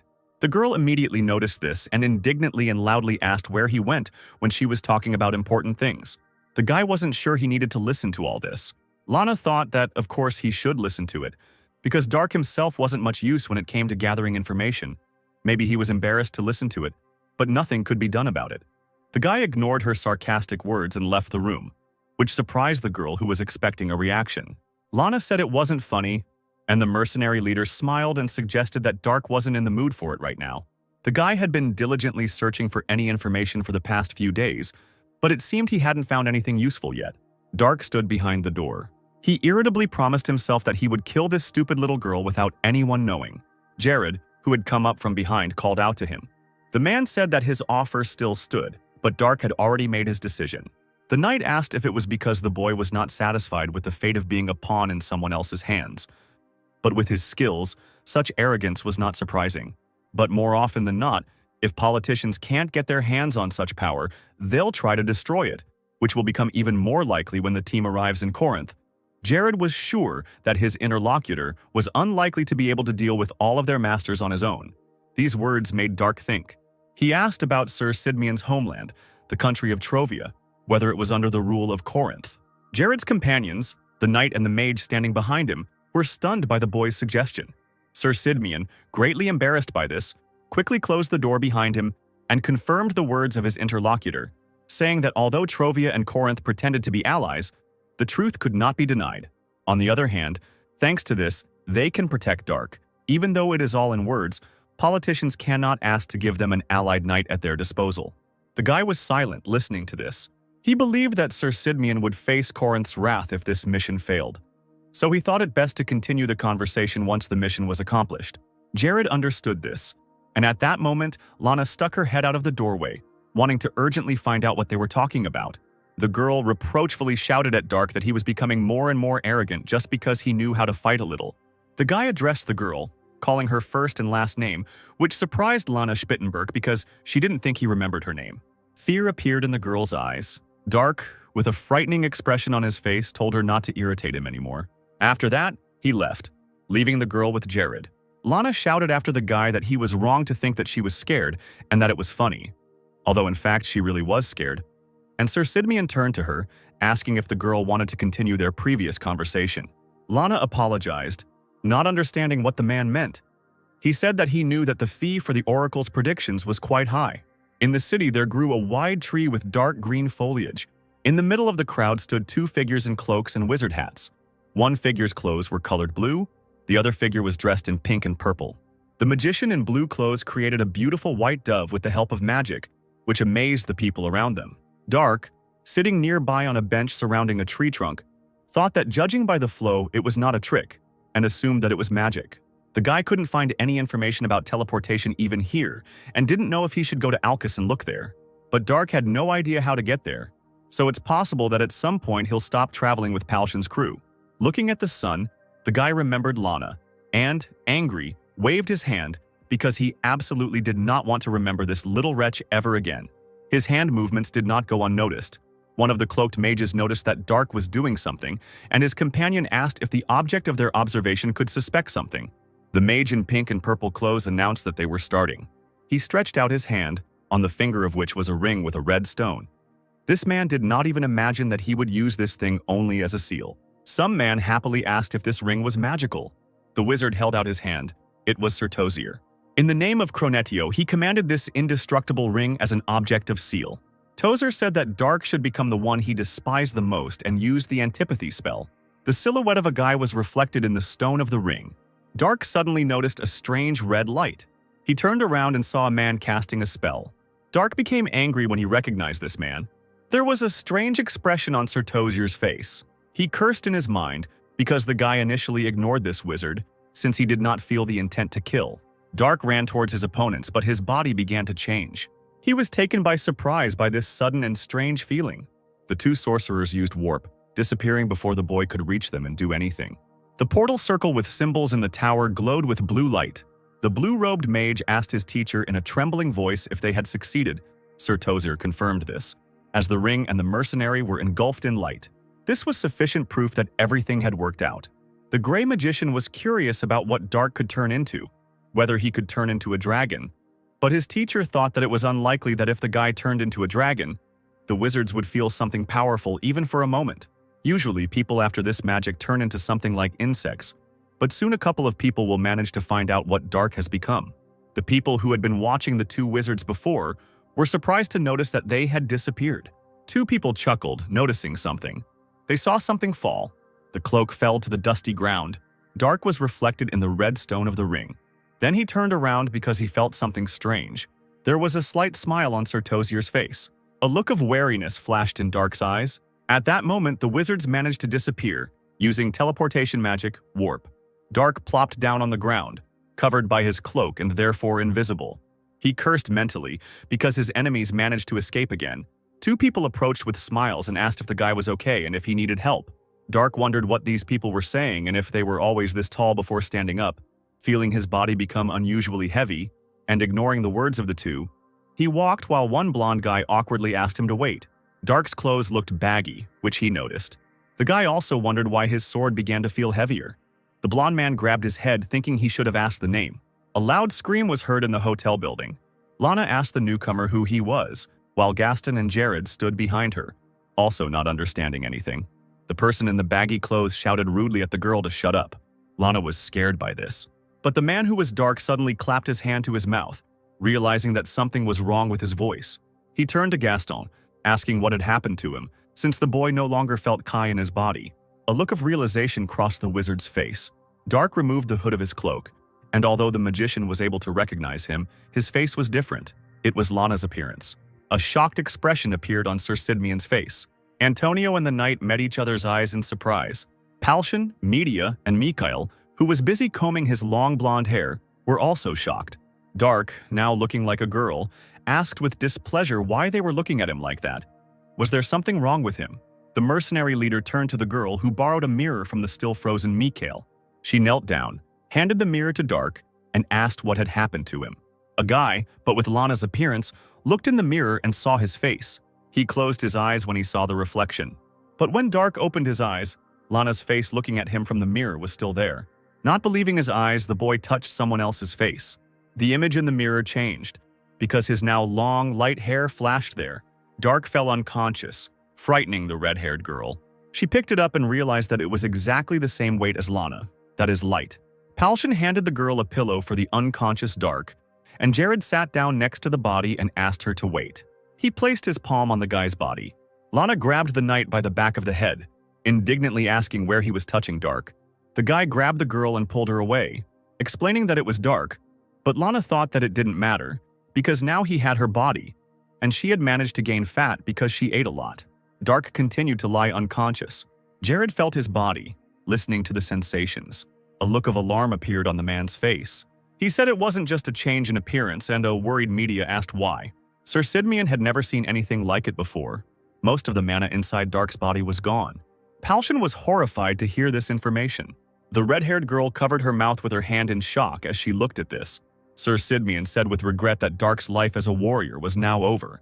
Now the boy has become just a fragile little girl. The purple night sky began to change. The sun illuminated the hotel building. The legs, in oversized trousers, touched the wooden floor. Dark assumed a sitting position on the bed. The hilt of the saber glittered in the sun's rays. The guy looked sadly at his weapon. He stood up from the bed, his hand drawing his saber from its sheath. Dark swung his weapon, extending his hand. His hand began to tremble. A desperate expression appeared on Dark's face. The handle shook in his hand, but the guy still tried to hold on to the saber. The weapon fell from his hand and hit the wooden floor. Dark grabbed his hand. His accumulated ki from 70 years of training. The body obtained through divine rebirth of his earthly body. All this was gone. Dark sadly thought about the possibilities of returning to his world in such a body. There was a discreet knock on the door. It was Media who brought the clothes. Behind the closed green door, she couldn't help but hear the guy's groans. The girl sympathetically lowered her head down, feeling sorry for him. Palshan took a piece of bread from the bowl and noticed that Media was late. Mikael said that it was a rather grim situation, and Gaston turned to Sir Sidmian. The guy asked if it was true that the warrior's life was now over for Dark. The knight said that his situation was better than Lana's. He can be thought of as a fragile girl who has complete mastery of the sword in theory. Or rather, since Dark learned it himself, it is not just a theory. Mikkel asked if Sir Sidmian meant that since the boy had lost too much mana to apply this theory, then as a warrior he was dead. He agreed with that. No matter how strong your psyche is, you won't be able to cope with stress when the skills you've perfected your entire life disappear in an instant. Considering the level Dark has reached, the stress and frustration is unimaginable for people like the group of people gathered here. Jimmy suddenly spoke. He believed that if he were in Dark's place, he would have gone crazy or committed suicide. Lana was outraged by their reasoning because she did not understand what was wrong with her body. Antonio said that it was not worth going that far. The mercenary leader said that Jimmy was right, which made the girl even more angry. Palshan said that it was not about her appearance. Mages use power from outside to use magic, but warriors store magic in their body. Over decades, they increase it step by step. The despair of losing everything at once is impossible to understand for someone who has never trained as a warrior. Antonio, Crow, and Lana were silent. As she walked down the stairs, Media asked why everyone was so upset. Behind her walked a gloomy Dark, who had changed into clothes that suited his new body. Someone called his name, but the guy didn't react, looking down. Jared, clearly worried about him, asked if Dark was okay. The guy answered positively, but his face was sad. Sir Sidmian said that he would not tell him to do his best, but would rather just offer him something to eat for now. Jimmy said with a smile that at least Dark's new clothes looked appropriate. The red-haired girl thought it was a good thing they had spare clothes. Lana said with a bored face that it was terrible. Dark asked again with displeasure what she had said. The girl was irritated by this situation. What kind of curse was it that could turn him into her? Dark's gaze became angrier than it had been just a second ago. Lana asked what she should now call a girl who looked like her, since it was no longer possible to call a guy an old man. The table shook when Dark stepped on it. He jumped, swinging his saber at Lana, who didn't have time to react. The girl screamed in fear, covering herself with her hands and closing her eyes. She froze, but no blow came. So Lana opened her eyes to see what was happening. Media managed to stop the guy's blade with her sword, covering the girl with her body. An irritated Dark ordered her to get out of his way. The red-haired girl asked if he was crazy to attack a child with a gun. The boy repeated his order and pushed her sword away. Media's gaze became nervous because her opponent's knowledge was still there, and this gave him an advantage. A series of saber strikes and active attacks followed. Dark swung his weapon, and the girl realized that he had not forgotten how to use a sword. With skills alone, he was levels above her. The blade of the sword trembled and twitched. And yet, thought Media, continuing the fight, her hands gripped the hilt of the weapon tightly. The girl hit Dark's saber with her blade. His arms dropped due to the force of the blow he received.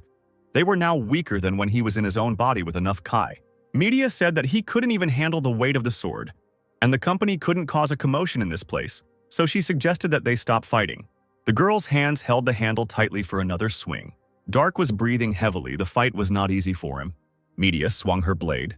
Palshan and Jared watched this nervously, not interfering in the battle. Dark had his back turned to the girl, still holding his saber in his hands. He said that Media really thought that she could defeat him with force alone, which was in vain. The girl stared at him with incomprehension. She realized that the guy was still fast. He deftly dodged another attack from Media. The girl chuckled in displeasure during the battle. The guy's blade managed to scratch her cheek, and blood began to flow from the scratch. Media pushed him back some distance with an attack from her weapon. She froze for a moment, feeling a slight pain. The girl raised her hand, looking at the flowing blood. A smug smile appeared on Dark's face as he considered this a victory. But his emotion quickly changed to alarm when he heard Media's stern and very displeased voice. The red-haired girl was very outraged that Dark dared to hurt her face and smile. She began to look frightening. The guy was horrified by her reaction and stunned, because he did not expect this. The rest of the people watched what was happening in horror and nervously, waiting for the end of the fight. Dark's saber flew into the air and stuck into the floor. The guy himself was pushed away and fell onto the stone floor. The girl stepped on his chest, pressing Dark to the floor. She said that wielding a blade with such a body would only put the guy in a worse situation, since he would anger his opponent. While Dark is under the curse, he should just sit here and not get into trouble. The guy was silent, listening to media. The girl left him lying there as she left, believing she had taught him a lesson. Dark breathed heavily, looking at the blade of his own saber stuck into the boards above his head. Beads of sweat ran down his gloomy face. He was clearly tense. The capital of Thoria, Cromel, was awash with a variety of vibrant colors, from the bright rooftops to the clear sky and green vegetation. The Temple of Athena was beautiful and bright, quite high and wide, decorated with columns. The High Priestess was good. She was a beautiful woman with blonde hair and blue, light, almost transparent eyes, and the woman's outfit was bright blue. Lana actively and vigorously recounted the events that had happened to the woman, and she listened to it all with a smile, which amazed the girl's companions. Dark was clutching his aching head, groaning and grumbling. Raven asked how his hangover was, and Jimmy reminded him that they had advised him not to drink too much. Mikhail chuckled, assuming that it was related to the defeat in the fight with media. The guy then looked lost and gloomy. Dark sighed, remembering how he started getting drunk yesterday out of emotion. Lana said that this was how she got here, all this only because there was a student of the Great Drow Temple here. The High Priestess chuckled, noting that this adventure turned out to be difficult for a simple student mission. Darko was irritated by all this nonsense with obvious exaggerations and lies of the little girl. The woman asked if the blonde man's name was Mikkel and clearly wanted to tell him something. The mercenary understood that they were addressing him and was ready to listen. The priestess asked where Sir Sidmian was. She had heard that he was their leader. Since Toria and Trovia are not allies, the mercenary comrades decided to limit their movements. The woman decided to first analyze the curse for which she needed to touch the bewitched person. Dark's face was stern and displeased. The High Priestess placed her white-gloved hand on the boy's head. Everything around began to glow with a soft, bright light. The woman was clearly surprised. Dark's companions watched this closely. It was impossible, but the High Priestess could not remove such a curse. The woman believed that probably no one could do it. This black magic is called antipathy, and the curse cannot be undone by anyone except the magician who cast it. There is another option. You can kill this sorcerer and find a medium who binds the curse. Dark remembered the wizard who cursed him. He was worried whether he could kill Sir Tozier in such a state. The location of the dragon heart and the one who cast the curse.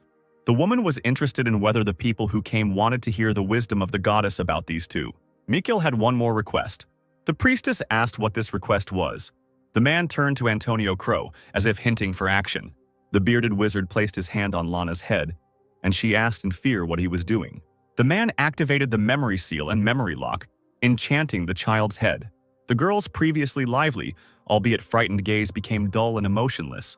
A look of fear appeared on the High Priestess's face, and even Dark became nervous, not understanding what was happening. She immediately grabbed Lana, asking what the mage had done, clearly agitated by what was happening. Mikhail said with regret that he didn't want to do that either. The woman asked if they really thought they could handle the consequences of using mental magic in the Temple of Athena, since it was unacceptable and wrong. The fair-haired mercenary believed that they could come to an agreement, because the priestess heard what the girl said when she described their path. The woman asked anxiously what they meant. Mysterious knights, a wizard with black magic, who they encountered on this difficult journey. Titans, the dragon heart, and finally a high-level curse that couldn't be removed. The mercenaries could agree on how dangerous this mission was. It was a miracle that none of them were killed, and the girl also survived. The priestess asked if this was necessary to protect Lana from harm. She didn't understand why they couldn't just ask for the child, but Mikhail informed her that the girl had already escaped from the temple. Lana followed their team, stealing a horse and enchanting it to give it more stamina. There was no point in asking her for anything. Mikhail knew that the woman was capable of dispelling such a spell, but the man asked to wait until the end of their mission. Although this was the apprentice's first task, the mercenaries could no longer bear this burden. The High Priestess understood what she was being thanked for and promised to protect the girl until the time came. The woman said that she would now prepare to receive the wisdom of the goddess and asked the people to wait there. The sun was setting behind the temple building, and sunset was approaching. Jimmy said he didn't understand something, turning to Mikkel. The boy asked if they could really talk about the dragon heart here, if Toria wasn't Corinth's ally, and if they wouldn't pass on this information to someone who shouldn't know about it. The man said that everything was fine, because they were asking for the wisdom of the goddess. If the request was not made publicly, everything would be kept in the strictest confidence. Even the emperor of the nation would not have the right to demand information for himself.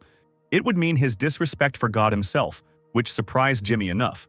The power of the king and the god cannot be intertwined, which is why soldiers cannot pull out criminals who ask for shelter in the temple. Argon was an exception, where the king is the high priest of the temple. Jimmy chuckled awkwardly, and the bearded wizard standing next to him looked surprised. Antonio noticed that Mikkel didn't look like an ordinary mercenary. He must have received a significant education. The suggestion that Mikkel was of noble birth alarmed the fair-haired mercenary. He said it was impossible while Dark sat behind a column with an uninterested look. The priestess said that she brought a message from the goddess. She walked, carrying a large scroll in each of her hands. One scroll was about the location of the dragon heart, and the second scroll was about the location of the wizard who cast the curse. Dark frowned at the sight of this, and his appearance became even gloomier. The scroll had some creepy images on it, showing some place with a magic circle and a horned creature. Antonio Crow looked thoughtfully at the azure beast with horns. He said that he had one in mind. Such a beast was the azure dragon, a large and dangerous creature. This information scared Palshan and Mikhail. Jared thought that it sounded plausible, but entering the azure dragon's territory to look for the dragon heart was nothing short of a suicide attempt. A question was asked about the second drawing, an image of the place where a magic circle was drawn on the floor. Antonio didn't know the answer. The sorcerer couldn't say anything until he saw what runes were inside. Palshan suggested going to Alcasis to gather the information they needed. Jared agreed with him, because perhaps someone from the Empire of Wizards would be able to recognize the magic circle. Initially, Dark was also heading to Alcasis. Maybe the mercenaries and their companions will be able to find some clues to lift the curse. Someone's female voice called out loudly to Dark. Media ran towards the doorway. The squad leader asked what happened. The girl quickly asked if Dark was here. She was clearly worried. Palshan became nervous because, up until that moment, he thought that the guy was with Media. It turned out that Dark disappeared after notifying the red-haired girl that he was going to take a shower. Mikkel and Palshan panicked when they heard this information. A plump, mustachioed man greeted the man in front of him. Dark, the man himself, leaned against the counter and asked for a bottle. The man, who was also the seller, clarified that the guy was not going to drink it because he looked like an underage girl, to which he lied that it was just his assignment. The seller handed a large bottle to Dark, saying that the item cost 5 silver coins and 22 tar, and the boy paid for his purchase. Dark turned around and left, holding the drink he had bought in his hands. He opened the neck of the bottle with his teeth, tearing the cork out, after which the guy began to empty the bottle in one gulp, not paying attention to the fact that some of the contents were pouring down his neck and down his collar. He cleared his throat, saying it was wonderful, referring to the drink. The alcohol here was definitely better than this place itself, and now Dark couldn't even do anything. He didn't finish speaking, falling to the ground and dropping the bottle from his hands, which flew high into the air and rolled away. The guy couldn't even return to his world, because he himself didn't understand the local magic, and teleportation magic in particular. Next to him sat a black cat, which had been following him even when he was buying alcohol. Dark sat on his knees and began to scratch and stroke the animal. 3 people were watching him from a distance, their sly smiles not auguring anything good. On a dark evening, the windows in the house glowed yellow. Someone's black boots stopped right in front of the door. The broken door and the subsequent noise interrupted the people's time spent in the house. Mikhail, Raven, and Jimmy stood on the threshold, their faces clearly not in the mood for a friendly and peaceful conversation. The men in the house asked who the people who had come were. The eyes of the 3 mercenaries shone with seriousness in the darkness. The man behind whom the bed stood repeated his question. Dark was lying in the bed, sleeping, undressed, but covered with a blanket. The man swung his fist at Mikhail, insulting him with a strong word. His hand shot towards the mercenary's face. A slight look of fear appeared on the man's face. His fist touched Mikhail's forehead, but he didn't move.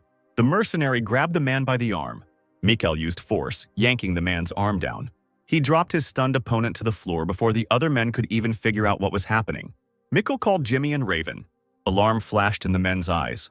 Mikhail asked the boys to make sure their opponents stayed alive. While Jimmy and Raven were dealing with the villains, as evidenced by the noise and screams in the background, the blonde man took care of Dark, wrapping him in a cloak. Mikhail lifted the boy's body into his arms. The fair-haired man was already leaving the house with Dark in his arms when Media ran up to him screaming. The red-haired girl asked anxiously if the mercenary had found the guy. But the sight of an unconscious Dark in the guise of a girl in a man's arms said it all perfectly for him. Media's face became stern. The beaten men, their faces swollen and bruised, begged for mercy. The red-haired girl asked Jimmy and Raven to stop with an unkind smile.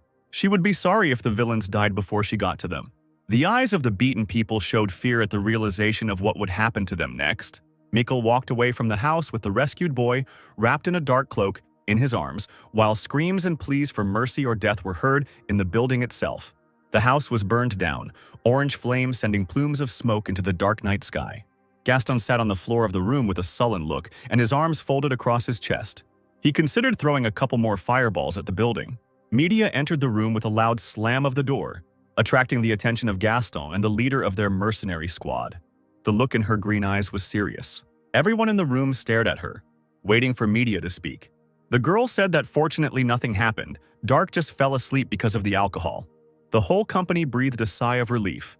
The realization that they no longer had to worry was pleasant. Mikhail said he was so nervous he couldn't sleep. Jimmy couldn't help but agree with him. Jared said that this was all good and suggested that they go to Alcatraz the following morning. They decided to go to bed early today. The bright sun was already shining in the blue sky. The horses stamped their hooves as they galloped forward. Sleepy Dark asked for more beer. Opening his eyes, he found himself tied to a horse in a lying position, which surprised him, and Gaston, riding next to him, asked how long the guy was going to continue drinking in the mornings and advised him to get some sleep. Dark asked where they were going. Their team was going to Alcatraz. They needed to see if they could gather any information there, and now the guy wouldn't be identified. So Gaston claimed that the mercenaries would call Dark their slave, so he needed to behave quietly when their procession entered the city. The guy tied to the horse asked what the point was. Media explained, "This is the Empire of Magicians. There we hope to find clues from the drawings in the temple and from your curse." Mikhail added that there is a dragon territory nearby, judging by the records. Still not knowing what creature the blonde was talking about, Dark repeated its name and asked what kind of creature it was. Mikhail explained that this is a creature that ordinary people cannot understand. Majestic creatures that can cover the skies with their wings, calling down lightning, fire, and even storms. Despite their bestial appearance, they are wiser than humans and can speak human language. Sometimes they destroy, devour, or even save humans. The boy thought about it, imagining a drawing of a Chinese dragon, and Antonio noted that it was a rather poetic description, as if the blonde man was from nobility. For a few moments, Mikhail was simply silent. Then he looked at the wizard and said, "You have become terribly attached to this idea since we visited the temple." Crow looked at the mercenary in surprise. He himself hadn't noticed how he had become fixated on this thought. Mikhail asked, "It seems you like having nobles on your side. In that case, what is the benefit?" Antonio replied, "The benefit? I don't even dream of such a thing. The formula, the secret, and the enigma, that's what spurs the curiosity of wizards. Because as soon as they solve these mysteries, the pleasure they receive will be immeasurable." Running his hand through his hair, the blonde said, "I think it would be better to focus my unnecessary curiosity on magical research." The men looked at each other silently and with distrust. Somewhat uneasy about their conversation, Jared said, "Antonio, our mission is to get the help of these adventurers, not to get on their nerves." The wizard apologized for being annoying, but the blonde didn't respond. So the group of mercenaries and knights wandered for some time through the fields, hills, and forests. They soon reached Alcatraz, a border town of Gracia. At the gate, a group of people were met by two knights armed with axes. One of them asked where the travelers came from. Smiling, Palshan took out the documents, handed them to the guards, and said that they were from the city of Zilion. "Here is our entry permit." Looking through the papers, the guard concluded, "So you all came from Toria. The goal is the arena." However, the man was confused by Dark, who was tied to the horse and was just a child to him. The mercenary leader nervously replied, "She is our slave. She is too young to sit in the saddle, so we had no choice." The guards didn't really believe it, but they didn't ask any unnecessary questions and silently let the group of people into the city. One of them asked, "They keep a slave on a horse, do you believe it?" Another one answered anxiously, "Did you see this child's eyes? There is no hope or will in them. They are exactly the eyes of a slave." Once again, Dark had overdone it with his alcohol consumption. The jug and cup were overturned, allowing the remains of the noxious liquid to flow out onto the table, where half of the swordsman's sleeping body lay. Jared, Jimmy, and Raven looked at this depressing picture and sighed sadly. Behind the former swordsman's back was a saber, which Sidmian decided to remove. When handing the weapon over to Jimmy, Jared explained that it was a rather dangerous item for Dark's mental health, to which the mercenary agreed. Raven placed Dark on his back and said that he would take him to bed. The mercenary became nervous after hearing the strange sounds coming from the former swordsman and told him not to hold back. Drunk Dark took this literally and started vomiting right on Raven. The mercenary screamed in disgust, and Jimmy and Jared, sympathizing with their comrade, were glad that they weren't the ones who had to carry the guy. After a while, a disgruntled Raven sat and wrung out his freshly washed clothes. And at that moment, Dark was lying on his bed and seeing an alcoholic dream. The next morning arrived, and the awakened swordsman was walking down the stairs to his friends. Hearing the creaking of wooden steps, Media looked towards the guy. Palshan asked if he had finally woken up, and the girl waved her hand at him, calling the mixture to their table. However, Dark was not interested in anything now. He was too thirsty, and at that moment he noticed a red-haired guy who was carrying a tray with a jug and 2 cups. The swordsman asked if there was any Garesh in the vessel, and the red-haired man, alarmed, hesitantly confirmed it. The guy remembered how yesterday this girl had waved a saber at him, demanding that he give her the alcohol. And when she got drunk and threw up on Raven, it was he who had to clean the vomit off the floor. Dark demanded that they give him the alcohol and brazenly took the jug, and the alarmed red-haired man just silently watched this. Palshan suddenly took hold of the jug, not allowing the swordsman to swallow the drink again. Giving the man a displeased look, Dark demanded that he release the jug. However, the man did not listen. The guy tried to vomit the drink, but the little girl's body was not capable of this. Looking at his friend's efforts, Palshan said that Dark needed to stop drinking, or at least drink something with less alcohol content, like beer. The swordsman replied that he didn't want this, and the mercenary, dissatisfied with this behavior, asked if the package had really decided to let things slide. Dark frowned and said, "Yeah? What are you going to do, huh?" Feeling the anger rising, the man asked, "Do you think I won't do anything?"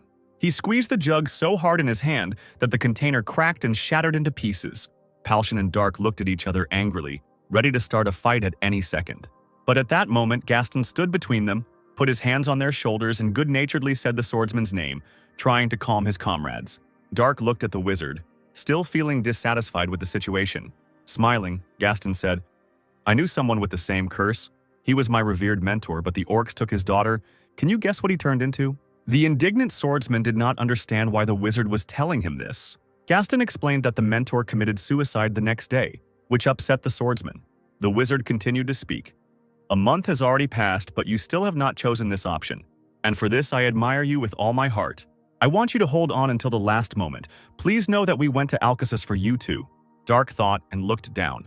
His gaze met that of the red-haired youth who was collecting the fragments of the jug. The guy got nervous and said he would bring a new bottle. For a few moments, Dark just looked at the young man, thinking about his next move. Then he turned away and said, "No need, just bring me some water." The entire group of mercenaries was happy with this outcome. Palshan praised Gaston for such a good job. Walking over to their table, Dark sat down on a chair and crossed his legs, crossing his arms in front of him.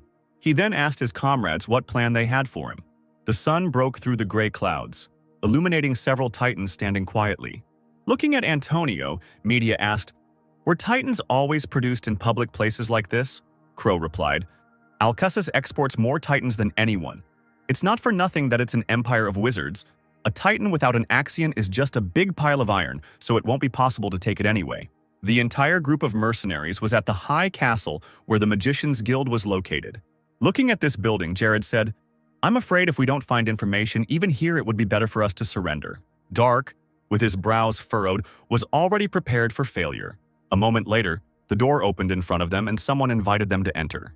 It was a gray-haired man who said, "You have brought some dirty magic with you." Palshan explained that they would like to remove the curse of antipathy. The man exclaimed that it was a shame to become like that. And the indignant mercenary replied, "What are you talking about? It's not about me." Dark approached the old man, and Palshan stepped aside and began to examine himself in the mirror, not understanding what was wrong with him. The old man clarified, "Didn't you say it was antipathy?" Antonio explained that Dark was a grown man and an incredible warrior at that. And the mage replied, "How strange that someone could hate such a cute little girl. If it were me, I can guarantee that I would be turned into a cockroach. I just don't understand how those little bastards get to the 8th floor. I want to leave this place right now." The guy interrupted the wizard and said, Don't think about the reasons. Is there any way? The old man replied that it was impossible to fix, which completely upset Dark. Not wanting to accept this, Palshan asked if there was a way to restore his previous mana. And the man asked, "Do you think there is magic that will allow you to restore mana and leave your body?" Indignant media asked if they could at least get a list of those who were capable of using such black magic. And the old man explained, "A wizard who sold his soul to a demon would certainly make himself known. It would be better to give up. You should consider it luck, considering that he became a different person." The disgruntled girl said that she shouldn't have said something like that, and Dark told her that everything was fine. He turned away and walked towards the exit, and the girl asked him to stop. Suddenly, the magician asked if the swordsman was a great warrior, but the boy remained silent. The old man said, "Seeing how you didn't commit suicide by turning into what you hate the most, I can tell you have incredible mental fortitude, even though you're already at your limit. Like I said, isn't it lucky to turn into another person, since you still have memories of the past?" Dark stopped and was silent for a while, but then asked, "What do you want to say?" The magician replied, "The path you have walked once will be easy to walk again. You already know it." Thanks to these words, the guy had an epiphany. Now he understood that he just had to go through his path to the rebirth of the body again. The old man noted, "Time is on your side, I guarantee it." Dark folded his hands in front of him in a certain gesture and thanked the magician for his instruction. The team rushed after their comrade, who walked away. Dark rushed forward, hope in his eyes. Now he understood what he needed to do. Divine breath is the basis for the formation of the chi reserve in the body. Sitting in the lotus position, Dark thought, "If I start using the techniques of the School of Dark Arts ahead of time, I risk being engulfed in demonic flames. In my current state, it's better to die. That's the best solution. There's no chi in this body at all. Developing a sound mind is the key to my success. There are huge gaps in the technique of the devil spirit. Damn it, this is all I've managed to save up in the last 4 days. I need more to open the chi passage. It's so annoying. If I open the passage for the foundations, I can absorb a large amount of chi at once, using the tranquility of the North Sea to instantly achieve the divine rebirth of the earthly body." While Dark was meditating, the door was opened by Media, who wanted to make sure everything was okay with the guy. Then the girl went downstairs, sat down at her team's table, and said that Dark was still behaving the same way. Palshan sighed sadly, worrying about his friend. He didn't understand how this was even possible. For the last 4 days, Dark had just been sitting on the floor and only coming out to eat. Placing his hand on his cheek, Jared thought. He then turned to Ronnie, who was trying to bite into a steak, and asked what condition Dark was in this morning. Forced to put down the piece of meat and fold his hands in front of him, Kentaro replied, "Amazing. No, better than before." Sidmion asked if this was really possible even without sleep, and the priest said, "I would like to ask if meditation is not used in military training." Jared explained, "This is different. Meditation is useless for a powerless body that can withstand the basics. Meditation only plays a supporting role, such as healing damaged muscles after training, restoring or regulating the accumulated mana in the body." Palshan continued, "Sleep is essential when it comes to military training. Training without sleep, his body will not withstand it." Jared thought that it was foolish to argue about training methods with someone who had already reached the level of a master. However, Dark's behavior shocked him, so he simply followed him. Lowering his head onto the table, Sidmion noted that they had even forgotten to ask about the drawings, and Palshan said, "Okay, then we'll come next time." He went on a journey, and the other magicians said that they had no idea what it was. The knight said, "Nothing can be done. Since we cannot just sit and do nothing, there is only one thing left to do." Palshan and Media became nervous and asked what they were supposed to do. Having finally upset the mercenaries, the knight said that they needed to find the blue dragon. At that moment, Dark came down to them and said that he would go with them. Sidmion noted that the guy looked great and said, "We'll leave right after lunch, okay?" Dark thought that he should concentrate on the breathing technique to stabilize the Kai. But he was curious to see the one called the dragon. If he really exists, maybe he would ask for his help. After some thought, the guy confidently replied that he agreed to this. Meanwhile, clouds were gathering over the Kratos Empire.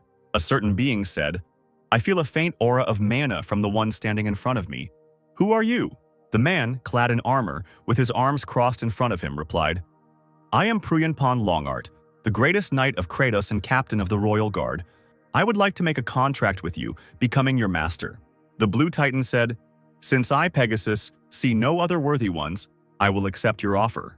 From this day on, you and I, according to the ancient contract of the golems, you become my master." Numerous nobles gathered in the emperor's palace. Among them was Lord Tozer, who was watching what was happening closely. Down in the arena stood a red titan, and it was driven by a gray-eyed, brown-haired man. Opposite him was Pegasus, with long art inside. The blue titan asked if this was his opponent, and the captain replied that it was, and asked to show him what Pegasus was capable of. The blue titan's eyes blazed brighter. He was ready to fight. The brown-haired man, watching the enemy, became somewhat alarmed. Pegasus attacked too quickly, throwing his sword at the red titan. However, the surprised brown-haired man still managed to reflect the attack with his shield.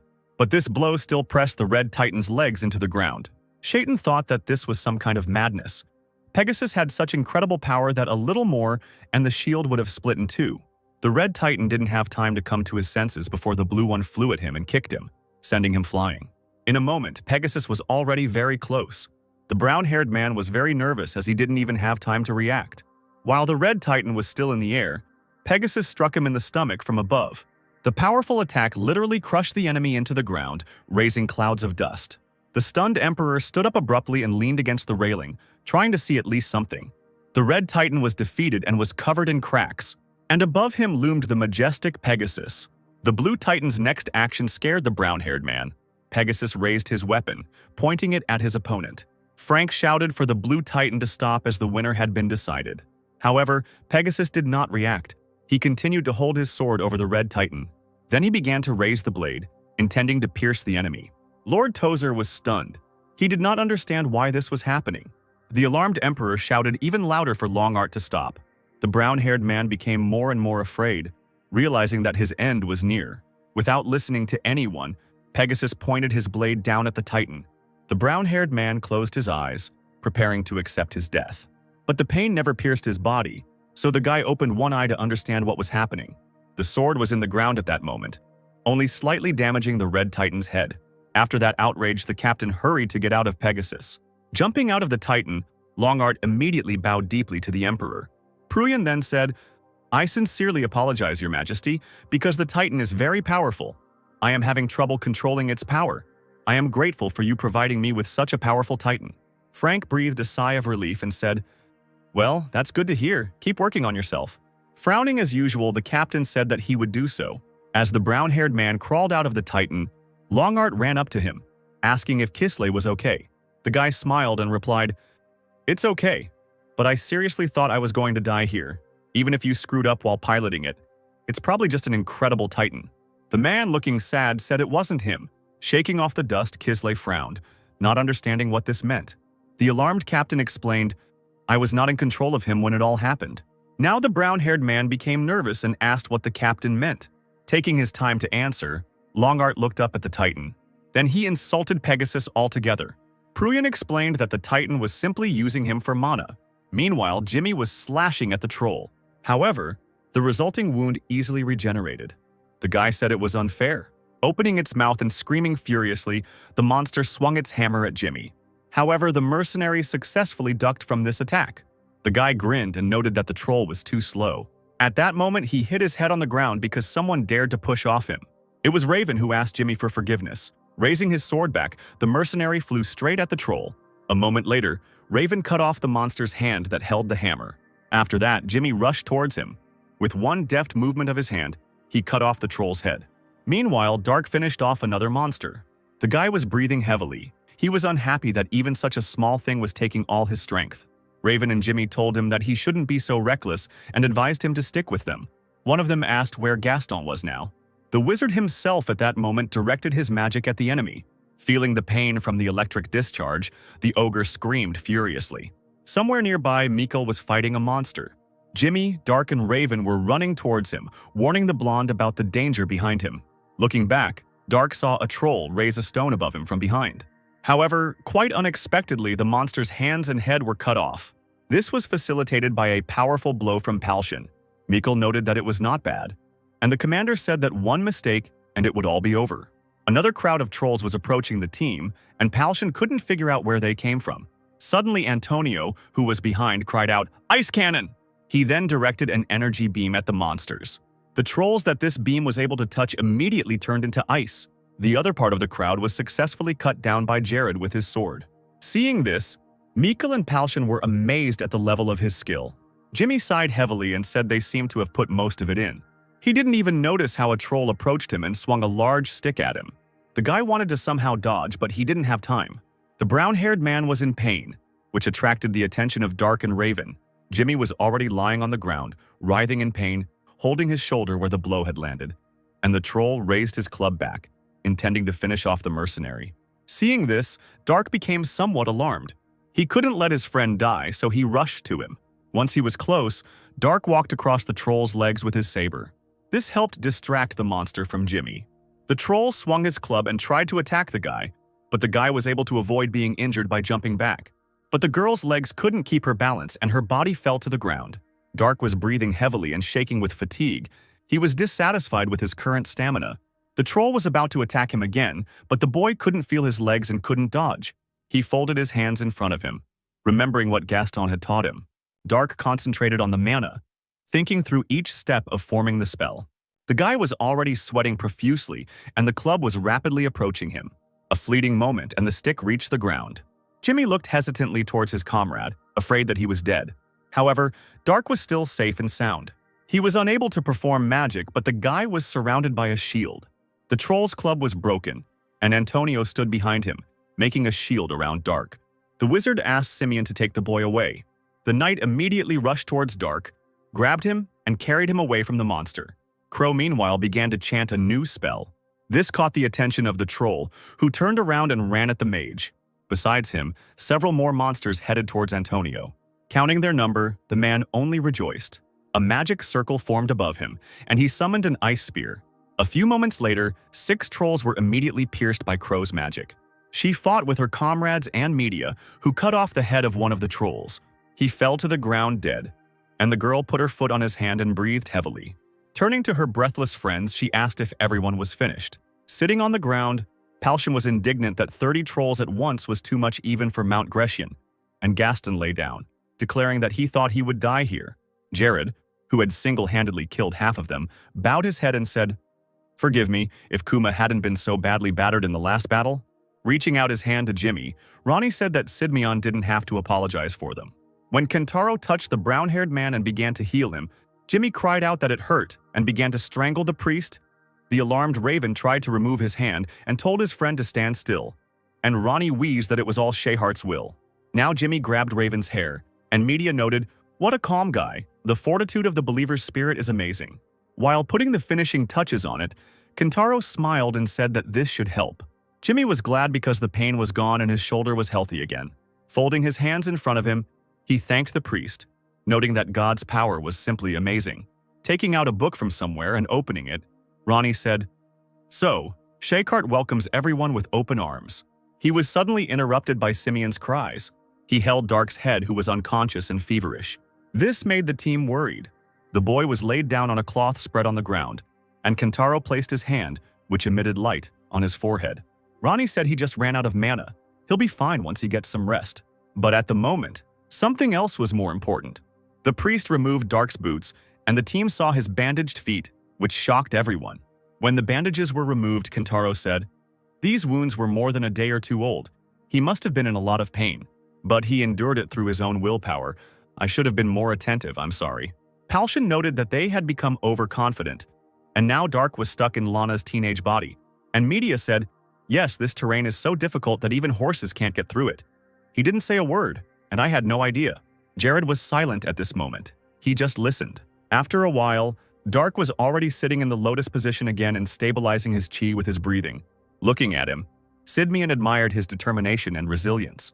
After some time, a group of people reached a mountain range. Then it started to rain, forcing everyone to look for some kind of shelter.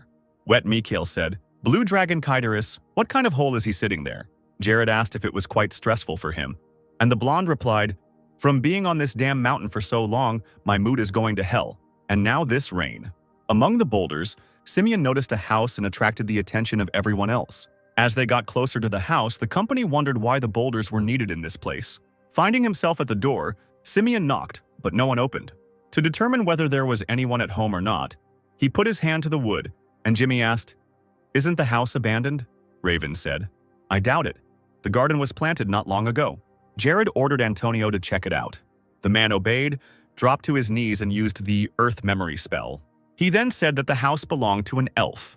Palshan took hold of the handle and opened the door, saying that it was unlocked and suggested, maybe we should allow ourselves to go inside. After thinking about it, the man agreed with this and Simeon said, will everything be okay? For us as knights, entering a house without the owner's permission is wrong. Simeon interrupted him. Honestly, if you're going to pitch a tent right in front of this beautiful house, then you are strange, and in general, elves hate violence. Surely he will understand us if we are polite.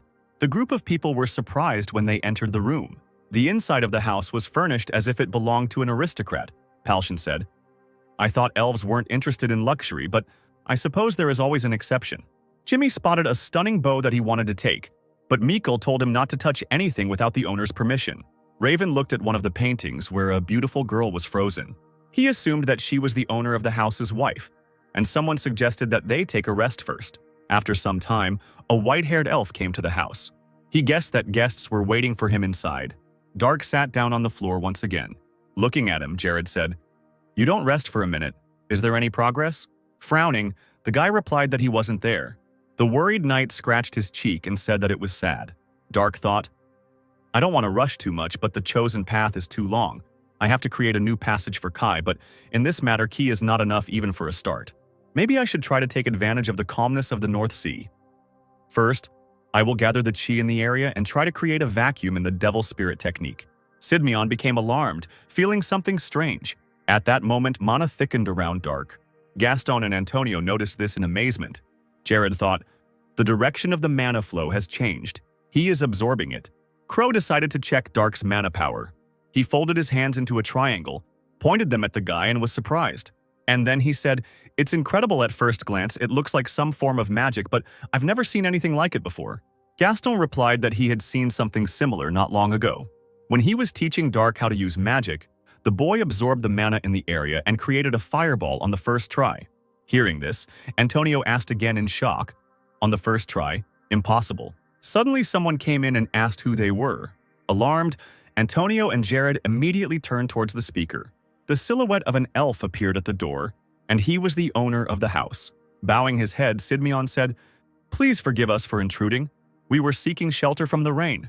I beg your forgiveness." Smiling, the elf asked, "For what purpose did you come here? This territory of the blue dragon Kaidiris?" Jared admitted, "We need something from Kaidiris." The owner of the house asked, "Are you one of those adventurers who dream of becoming dragon slayers?" The knight waved his hands and explained, "No way, we just wanted to ask him something." The master said, "I have lived a long enough life, but this is the first time I have seen people come to the dragon's territory just to ask him a question. So may I ask what you want to know? I have personally met Kaidiris. Perhaps I can answer your question." Simeon said, "Then you should know how many horns the blue dragon has." This question somewhat puzzled the elf. Then he turned away and began to shake in an attempt to contain his laughter, which now puzzled those present. Then the owner of the house turned again to his guests and, wiping away his tears, said, "Ah, forgive me. One? Kaidiris. Exactly one horn. You people came here only for this. What nice travelers." Somewhat nervously, Jared said that this was the right answer, but that was not what he wanted. The elf asked what he was talking about, and Simeon turned and cried out, "Simeon, bring the drawing." When they opened the bundle of paper, they saw a drawing that was partially blurred. Jared looked at his subordinate with displeasure, who justified it by saying that it was the rain's fault and asked for forgiveness. Looking at the drawing, the elf said, "Demonic god." Alarmed, Simeon turned sharply to the owner of the house and asked again, "Did you say a demonic god?" Folding the piece of paper, the elf said, "Yes, the horns in the drawing belong to a demonic god. However, I do not know which one exactly." Hope left Simeon again, and the upset man cursed and grabbed his head. Jared asked Palshan what they should do. After thinking for a moment, the mercenary replied, "How about we go back and get information about the demon god since we don't need to look for the dragon anymore?" The knight agreed to this, and the owner of the house asked, "In return, may I ask you my question?" Jared looked at the elf. He was ready to listen. The owner of the house pointed at Dark and asked, "Is this girl a warrior or a magician?" The knight became nervous and replied, "No one, just a weak girl." The elf said, "That's how incredible it is. The mana absorbed from the area circulates in her body. However, this technique has some drawbacks. Do you know that if I touch her with even the tip of my finger, she might just die?" At that moment, the owner knelt down next to Dark and extended his hand towards him. Palshan immediately grabbed the hilt of his sword and was about to attack the elf to protect his friend. However, Just one look from the owner made the man stop and become nervous. Frowning, the elf said, "One should not act rashly." There was a certain darkness hovering around the boy and the owner, and Dark confirmed that the house elf was right. The guy said, "In the process of stabilizing the chi breath, when the body comes into contact with external irritants, I can easily die from the demonic flame." The elf clarified, "Stabilization of the breath of chi. Probably this is the name of the technique of mana movement." Dark confirmed, "Yes, all the time the master, brother, priest, anyone worthy of trust must protect the performer at any cost." Smiling, the elf noted that the guy was counting on his fellow travelers, and Dark simply remained silent. The owner of the house said that he wanted to know about the warrior's master, but Dark replied that he was currently far away. The elf asked where the boy was from, and the warrior replied that he came from far away, from a place called Song. The owner of the house repeated the name thoughtfully and said that he had never heard it before. Dark explained that this was quite natural because this place was not even on this planet. This information shocked the owner of the house. The whole team was surprised by this new information. The elf said, "Your mana usage technique is akin to the best mages in the country. You really haven't used magic yet?" Dark replied, "Magic? I don't think I'm suited for that. My whole life is steeped in blades. This is my path." The owner of the house asked, then, after some time, "Do you believe that you will be able to return to your previous appearance?" Media was stunned when she heard this. She thought, "Did he see Dark's true identity?" The boy replied, "About 10 years or perhaps earlier. This place is rich in kai no, mana, compared to my homeland." The elf said, "You are confident that you will reach the level of a master in 10 years? Incredible." Dark asked if the owner of the house really believed what had just been said, and the elf replied that he had no choice to believe the guy or not. He also asked if the warrior was sure he could trust him with such personal information. To this, Dark gave a confident, positive answer. The boy smiled and said, "This is the first time in a long time that I have met someone like you, Sage of the Crimson Awakening." The elf treated the entire team to tea, and while sipping the hot drink, Palshan asked Media if Dark had ever spoken so politely to anyone before. The girl replied that this had never happened. Elf and Dark were sitting opposite each other and chatting pleasantly about something. So Palshan asked his friend what was happening here then, and Media asked not to ask her about it. The elf said, "Damn, I understand. Fortunately, you are still human. The opportunity to restore strength in just 10 years is also a great success." The guy replied, "A drop of luck and a series of failures. In 10 years, I would like to cross swords with you."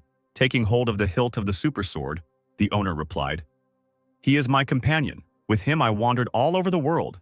I have already forgotten most of what I practiced in the art of swordsmanship." Taking hold of the hilt of his weapon, Dark said, "The sword is difficult to learn, but even more difficult to forget. It took me over 40 years to forget how to handle a sword." Upon hearing this, the team was stunned into silence. The elf asked how old Dark was, and he answered that he was 72.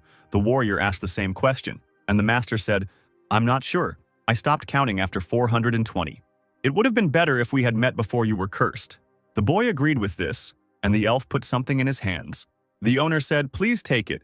It will protect you until you regain your strength." In Dark's hands was a very wide gold ring with a blue stone. After twisting it, the guy said that it would hardly fit his fingers. The elf told him to try it on, and when Dark began to put his finger through the ring, the decoration suddenly shrank to the right size.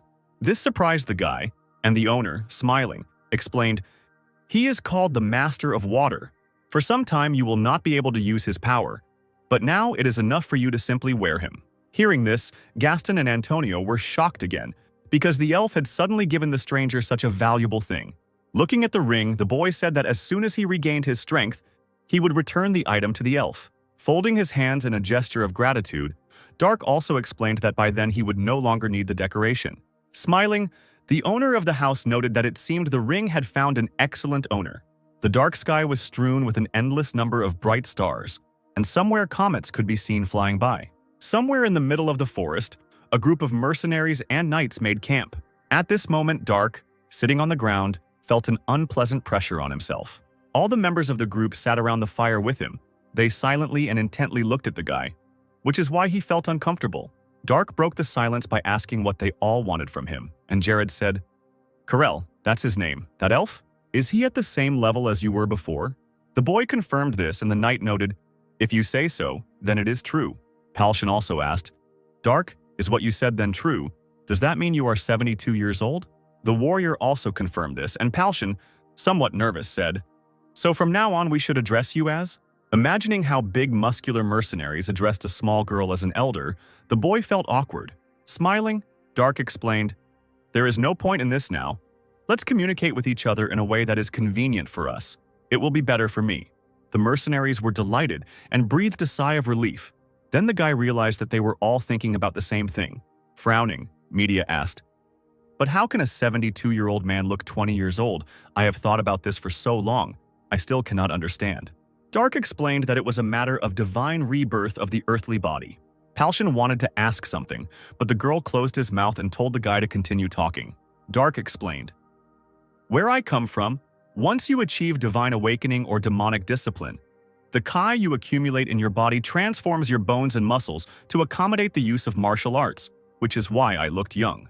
In my world we call it divine rebirth of the earthly body, but I don't know what they call such a phenomenon here." Jared asked if Dark's body had transformed on its own, and the boy replied, "I suppose the masters here who correspond to the level I spoke of most likely also have young bodies." Surprised, Mikkel remained silent, and Ravenson asked Jimmy if he had ever seen the master, to which the brown-haired man answered in the negative. Media asked if Palshan had met the masters, and the leader replied, "They are as unattainable as the nobility or the sky itself. If you want to meet them, it does not mean that you will succeed." Jared asked the priestmaster if he had seen anyone like that in Argon, and Ronnie replied, "No, I am primarily connected to the palace."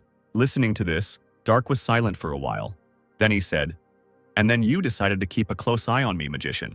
Antonio stroked his beard and replied, Forgive me. To be more precise, I was not following you, but your waterlord." Dark smirked and asked, "Why are you so keen to get it?" Now the wizard smiled with a hint of madness and replied, "Honestly, I'm going to take it, even if I have to cut off my fingers." At that moment, Jimmy screamed and ducked as if covering himself with his hands, which alarmed Media and Raven. Dark said to Antonio, "You are honest in your greed, it's funny." Crow stated that the boy did not know how valuable the thing was, and the boy asked what kind of ring it was. The wizard replied, "With its help, one can command the power of the soul of the king Naiad. Its value is comparable to an entire nation." Mikkel asked, "Nation, could you explain which country it is more expensive?" Antonio said, "The answer, of course, is quite simple. My homeland is more valuable than Trovia." These words made Jared wary and furious. He instantly grabbed his sword and pointed it at the magician's neck. At once, the alarmed Palshan jumped up, shouting the knight's name. Sidmion was unhappy that Antonio dared to say such a thing. Crow replied, "I am a magician, Mr. Sidmion. Regarding magical items, no, artifacts, I have never had the need to lie about their value." Jared demanded, "Prove his worth. If you fail to convince me, you will lose your head for insulting the homeland of our knights." Antonio said, "Sir, if Dark can freely control the power of the ring," Sidmion asked the magician about this again, demanding that he continue his thought, and Crow said, "At the moment, he can destroy all of Trovia." Nervous, Jared said, "No way, how is this possible?" The magician explained that this was possible if the entire country sank underwater, in which case a lake in the shape of this country could appear on the map where Trovia was. Looking at the ring, Dark said, "It's funny. The life of an entire country is on the tip of my finger." Antonio agreed. Yes, if the rumor spread, the bandit guilds from all over the world would come for the ring, even if they had to unite. Introducing the thieves the boy had already encountered, Dark said, "Those parasites are not the best news considering the state I'm in." The magician explained that it didn't matter anyway, because no one would be able to steal the ring from him anyway, and Dark asked why exactly. Antonio replied, "The Lord of Water has transformed to fit your finger, which means the ring has chosen you as its owner. No outside force can remove this ring from your finger, even if it is cut off. The reason I haven't stolen it yet is not because it's unethical, but because I'm a realist. I am a magician, after all." Darren was in the tower of Lord Tozer, who said, "Tell me what you have learned." The student replied, "We still need to check what he has turned into, but definitely the person we suspect will only be expelled from the party." Folding his hands in front of him, Tozier said, "Maybe it's for the best. He could have turned into some kind of bug." However, that was not all Darren had to say. He reported, "Moreover, we found 4 adepts and 1 mage who had joined the Iron Cross Knight from Corinth." Tozier became a little alarmed and said, "They have finally arrived." A group of mercenaries once again visited the magician Alcasus. Jared explained that they forgot to ask him something last time, and the mage said, I heard that you guys came to meet me recently. What happened?" They laid out in front of the old man 2 rolls of paper that the priestess had given them and said, "We would like to receive information about these drawings." Looking at them, the magician assumed that one of the paintings had Axion's magic circle. The man explained, "It was created by mages to channel Axion's magic. This is a fairly common practice among the mages of Alcasis, but it is difficult to say what it is for because I cannot see the rune." Then the old man turned his attention to the second drawing. Jared explained, if the elf living on Mount Grecian was to be believed, this was an image of a demonic god. Then it sounded rather ridiculous. But since it was already over 420 years old, we couldn't just ignore it. The magician was surprised. 420 years, the same age as the famous elven elders. Using magic, he levitated one of the books on the shelf and said, "I think it is worth studying this issue." The book fell onto the table and opened in front of the old man. Jared watched in tension as the mage looked through the scripture. A moment later, the book slammed shut, alarming the knight. He clutched his heart, and the magician's face darkened. Then the old man said a name, and Jared asked what it meant. The magician said, "The master of the black magician who put a curse on your friend, Cronetio, I understand?" Antonio replied that now everything became clear to him. He turned to Dark and said that everything fell into place. Media asked what it meant and asked Crow to explain everything, and the magician replied, "The prophecy about the dragon's heart. Is it clearer now?" However, this meant nothing to the girl. And then Antonio said, "The magician who attacked Dark with black flame is the same man who made a contract with the demonic god." Palshan became nervous and said, "That's right, but how do you think all this is connected?" Crow replied, "If the main target of the magic circle is Axion, then the Titan's attack is also quite logical." Sidmian asked, "Even if so, we do not know their names. Dark magician who commands knights and titans, where will you find such a person?" Antonio agreed with this, and Ronnie noted that they were back to square one. Jared was once again frustrated that they couldn't find all the answers. Trying to defuse the situation, Palshan said, "Let's first go back to the hotel. We haven't washed for a long time and we need to rest." Radiating a heavy aura, the knight said, "Okay, I doubt we'll come up with any good ideas if we stay here." After some time, the group was already at the usual hotel. A knight suddenly approached Sidmion and said that he was glad to see him. And Jared asked, "Dominic, how did you end up here?" A gray-haired man in a red and white robe approached them, and Dominic, pointing at him, said, "Let me introduce you to..." Suddenly, an unknown man asked if the knight was Jared Sidmion, to which he answered in the affirmative. The stranger introduced himself. "I am the court magician of the Corinth Empire, Gilert Tion, and they are the Knights of the Iron Cross, Croton Antines, Torio Gilnane, Lena Intrain, Jintin Kamioji." Jared became alarmed. Realizing that Corinth had begun to act, he said, "So it's all about the dragon's heart, eh?" Tyon replied, "It is surprising that you are aware of this. We know that you began your investigation after the prophecy appeared. What happened then?" In response, Sidmion began to tell about everything. The mage called the knight a fool, which Jared did not understand. Gillard said, "So you're saying that you came back here and, without thinking, believed that alpha?" Jared replied that he had lived for 420 years and had personally seen Kaidiris, and the magician said, "Elves tend to lead a solitary life, but they never settle in the wilderness. Did it not occur to you that it could have been Kaidiris himself? If he is over 420 years old, then there is a high probability that he could have transformed into someone and sent you on a false trail. Lead us to him now." Dark intervened in their conversation and stated that this was not the case. Turning to him, the magician asked arrogantly, "Did you just say something, stupid boy?" Crossing his arms in front of him, the warrior explained, his flesh had grown into the form of divine rebirth of an earthly body, something that could not be done with an artificial organism. Gillard asked if these were the third-rate mercenaries hired by Sidmion. Gerard answered in the affirmative, but he didn't like the way the magician called his comrades. Dissatisfied, Tian shouted, "What absurdity! Of course you barely moved from your place, since you drag this ballast everywhere." Waving his hand at the mercenaries, he again continued to speak in a raised voice. "Get out. You will receive your payment in Trovia." This attitude angered Palshan, but Mikkel, trying to calm the leader, put his hand on his shoulder and said that everything was fine. After all, they were going to leave anyway. Gillert snorted indignantly, and Mikkel, turning Palshan around, said that they were already leaving. Looking with disdain at the departing people, Tian said, "You worthless thing, at least have a little pride." Turning to Antonio and Kentaro, he said, "And these two are the magician and priest who accompany you." Bowing his head, Ronnie said, "I am also leaving. I have no connection with Trovia. This is a personal request from Mr. Sidmion." Pointing his finger somewhere to the side, the magician ordered that in that case he too should get out. Gellert then asked Antonio if he knew the location of the elf, to which Crow replied in the affirmative. Gellert said that he would draw a magic circle for teleportation, and Antonio had to name the coordinates, to which Crow agreed. Entering the room, an aggressively disposed Paljan hit the bed. Mikkel said that it was even better this way, and after Dark became like this, the mercenary had a bad feeling, and Jimmy confirmed, "It's true, it's just inconvenient to travel everywhere with someone like him." At that moment, Ronnie also entered the room, which surprised Raven. Kentaro explained, "I don't really like him either. Can I sit with you?" Smiling, Palsion said they would be happy to take him on board. Then a stranger knocked on their door. The girl asked if there was a person named Palsion among those present. The leader replied that it was him and asked what happened. The stranger replied, "A guest named Sidmion asked me to tell you to bring your people to the stables for a short while in everyday clothes." After some time, the change team approached the stable, but someone hid in the shadows near it. Since the mercenaries themselves did not see anyone in the area, Palsion entered the stable and began to call for the knight. But at that moment, someone hit him in the back. Jimmy came in next, having heard a strange sound. Inside, he found Palsion unconscious and a figure in a black robe looming over him. This angered the mercenary, who tried to attack the enemy. However, before Jimmy could really do anything, he was hit with an uppercut. Losing consciousness, the man fell to the ground. The unknown man was pleased that they had already caught almost everyone.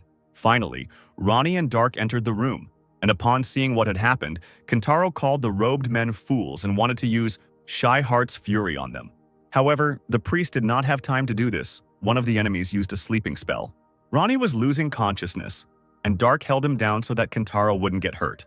The indignant guy asked what the man in the robe did. The enemy was surprised and asked why it didn't work on Dark. However, the guy couldn't do anything either. He was knocked out by a blow to the back of the head. The men in robes said that they had little time and needed to quickly pick up the mercenaries. Meanwhile, Jared, Antonio, Tyan, and the rest of the knights arrived at Mount Grecian.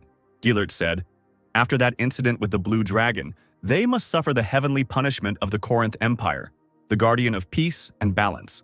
Jared, standing behind, thought, "World peace and world balance does not include you hypocrites." Gellert commanded his knights to release Crimea. Accepting the order, the subordinates summoned the gray-yellow titans. Perched on the shoulder of one of the giants, Tion cast a displeased glance at Jared. He asked why Sidmion was just standing there and watching. Feeling awkward, Jared replied, "You said to awaken awkwardness." One of Geilert's subordinates said, "Mr. Tion, you have forgotten that we are Knights of the Iron Cross. They will simply get in the way." Snorting, Gellert called the Trovian Knights useless commoners and gave the order to move forward. Dominic asked if they shouldn't go after the Knights of the Cross, and Jared replied that they shouldn't have. Antonio also agreed with this statement. As the Knights of the Iron Cross approached the elf's house, the stones in the area began to tremble. Gellert watched as the boulders rolled from place to place, turning into golems. Covering his eyes with his hands, Tion said, "How primitive, as expected from someone who had lived apart from the rest of the world for the last 420 years. He then ordered his knights to destroy all the golems. The warriors accepted Gellert's order with a smile and headed towards their enemies. The first golem was cut in half by Torio. The stone monster's hand flew straight at one of the titans but met with a metal shield. Then Gilnane finally destroyed the stone monster. Smiling, Lena swung her flail. Another golem was destroyed by a girl. Two enemies were heading towards one of the titans at once. When the golems reached the titan, he embraced the stone monsters. Then Jintin squeezed them so hard that the golems shattered into pieces. When all opponents were defeated, a smug Gellert declared that ordinary stone golems could not withstand the power of steel. At that moment, the boulders began to tremble again and reached out to each other. A crowd of golems appeared before the knights again. Dissatisfied with this, Tion shouted, "How annoying! Grind these golems into dust!" Then he suddenly stopped talking and became alarmed at the sudden call to stop. At that moment, Karel came out of his house. The elf said, "Lost wanderers, do not dare to harm this place." Snorting, Gellert said, "Finally you showed yourself, are you Kaidiris?" For a moment the owner of the house was silent. Then he turned away and said, "I am the elf Karel. I don't remember inviting you here. Get out of here." An angry Tian shouted, "It seems you don't understand the whole situation. We will take the dragon's heart with us, even if we have to kill you." Gathering mana in his hand, the mage decided to use a fireball. The fiery sphere flew forward and landed right in the garden of an elf who was heading into the house. This incident made Karel stop. All the crops were quickly destroyed by fire. Placing his hand on the door, Carell, not showing his anger, said, "Now you are not just an uninvited guest." In just one moment, the elf covered some distance and found himself behind Gillert. The magician was alarmed by such speed, and Carell gave him a displeased but calm look. The next second, an unknown force threw Tion off the Titan's hand. While in flight, Gillert began to feel terrified, but it didn't last long. Carell, without any extra effort, dealt Tion a fatal blow. What happened shocked the Knights of the Iron Cross. The dead body of the court magician collapsed to the ground. This struck Corden the most, and he shouted out the leader's name. The elf quickly descended from the Titan's hand. The 4 remaining opponents rushed at Carell at once. The elf looked at the sky, which suddenly began to crack. Jared, Antonio, Dominic, and Simeon watched everything that was happening from the cliff. A golden hand reached out from the formed portal. In shock from what he saw, Crow had difficulty speaking. Nervously, Dominic asked, "Mr. Simeon, is this what I think it is?" An unusual Titan stepped out of the cracked space onto the ground. Jared said, "It seems you are right. A one-of-a-kind creation that the elves and dwarves created together." This Titan standing in front of Carell was called the Golden Knight. The Titan's helmet opened and an elf climbed into it. All the Titan holders were alarmed by this. The fearful Crodon shouted, "Don't worry about him. No matter how strong he is, it will be difficult for him to fight 4 Titans at once. We'll win before he even has a chance to make his move." All the knights immediately rushed at the enemy, waving their weapons.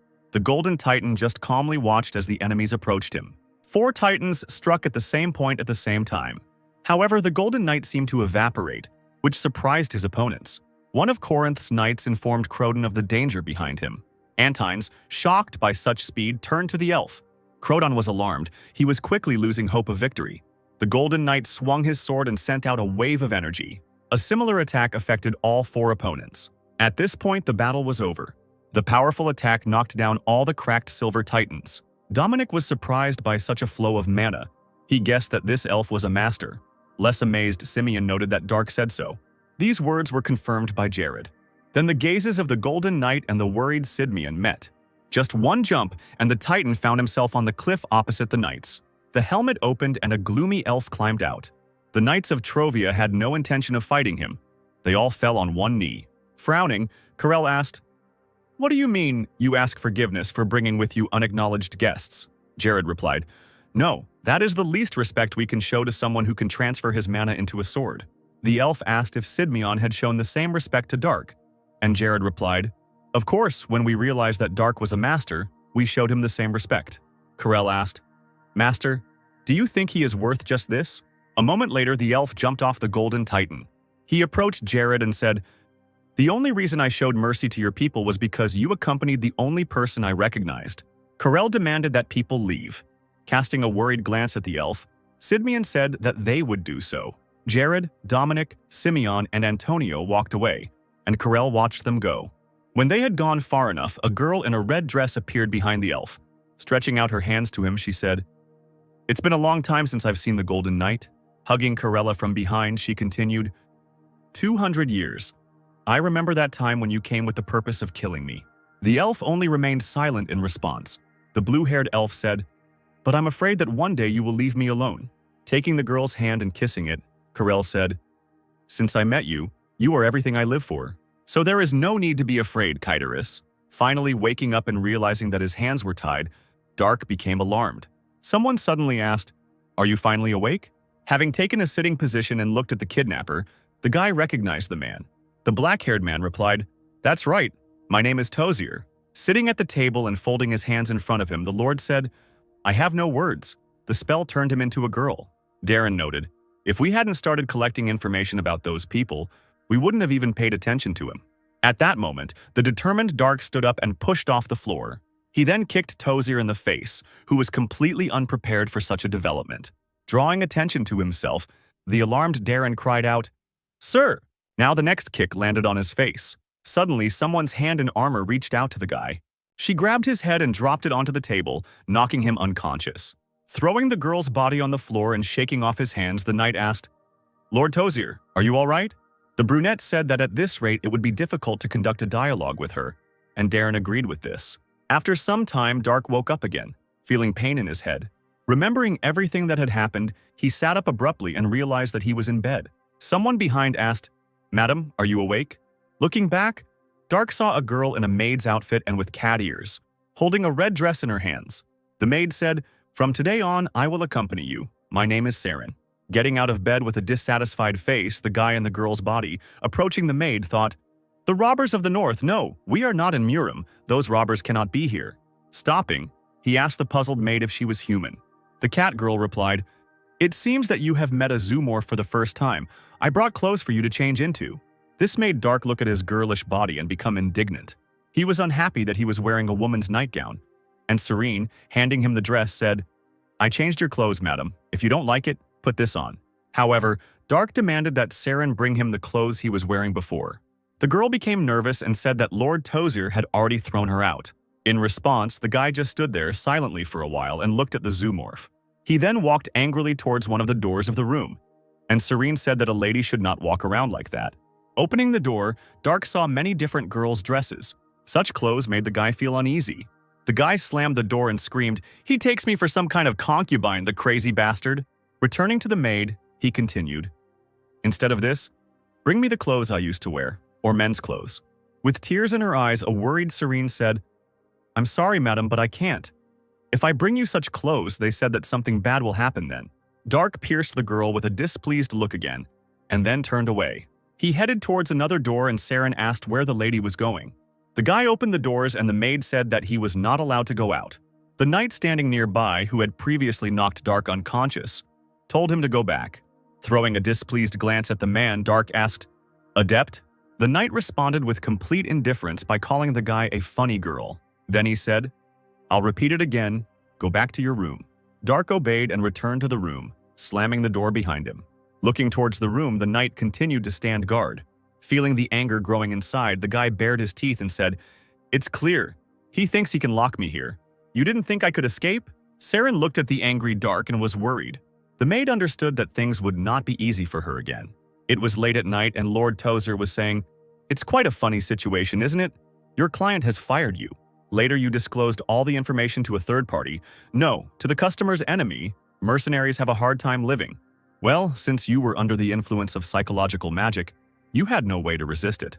Opposite Tozier, who was sitting at the table, there were bound mercenaries on their knees, a group that Dark had recently joined. An alarmed Palshan with bags under his eyes grinned and said, "And you are one of those people who cast this psychological magic on us." The Lord said, "Since you can no longer work as mercenaries, how about working for us?" Mikhail asked, "You can just brainwash us with magic. Why do you even try to negotiate with us?"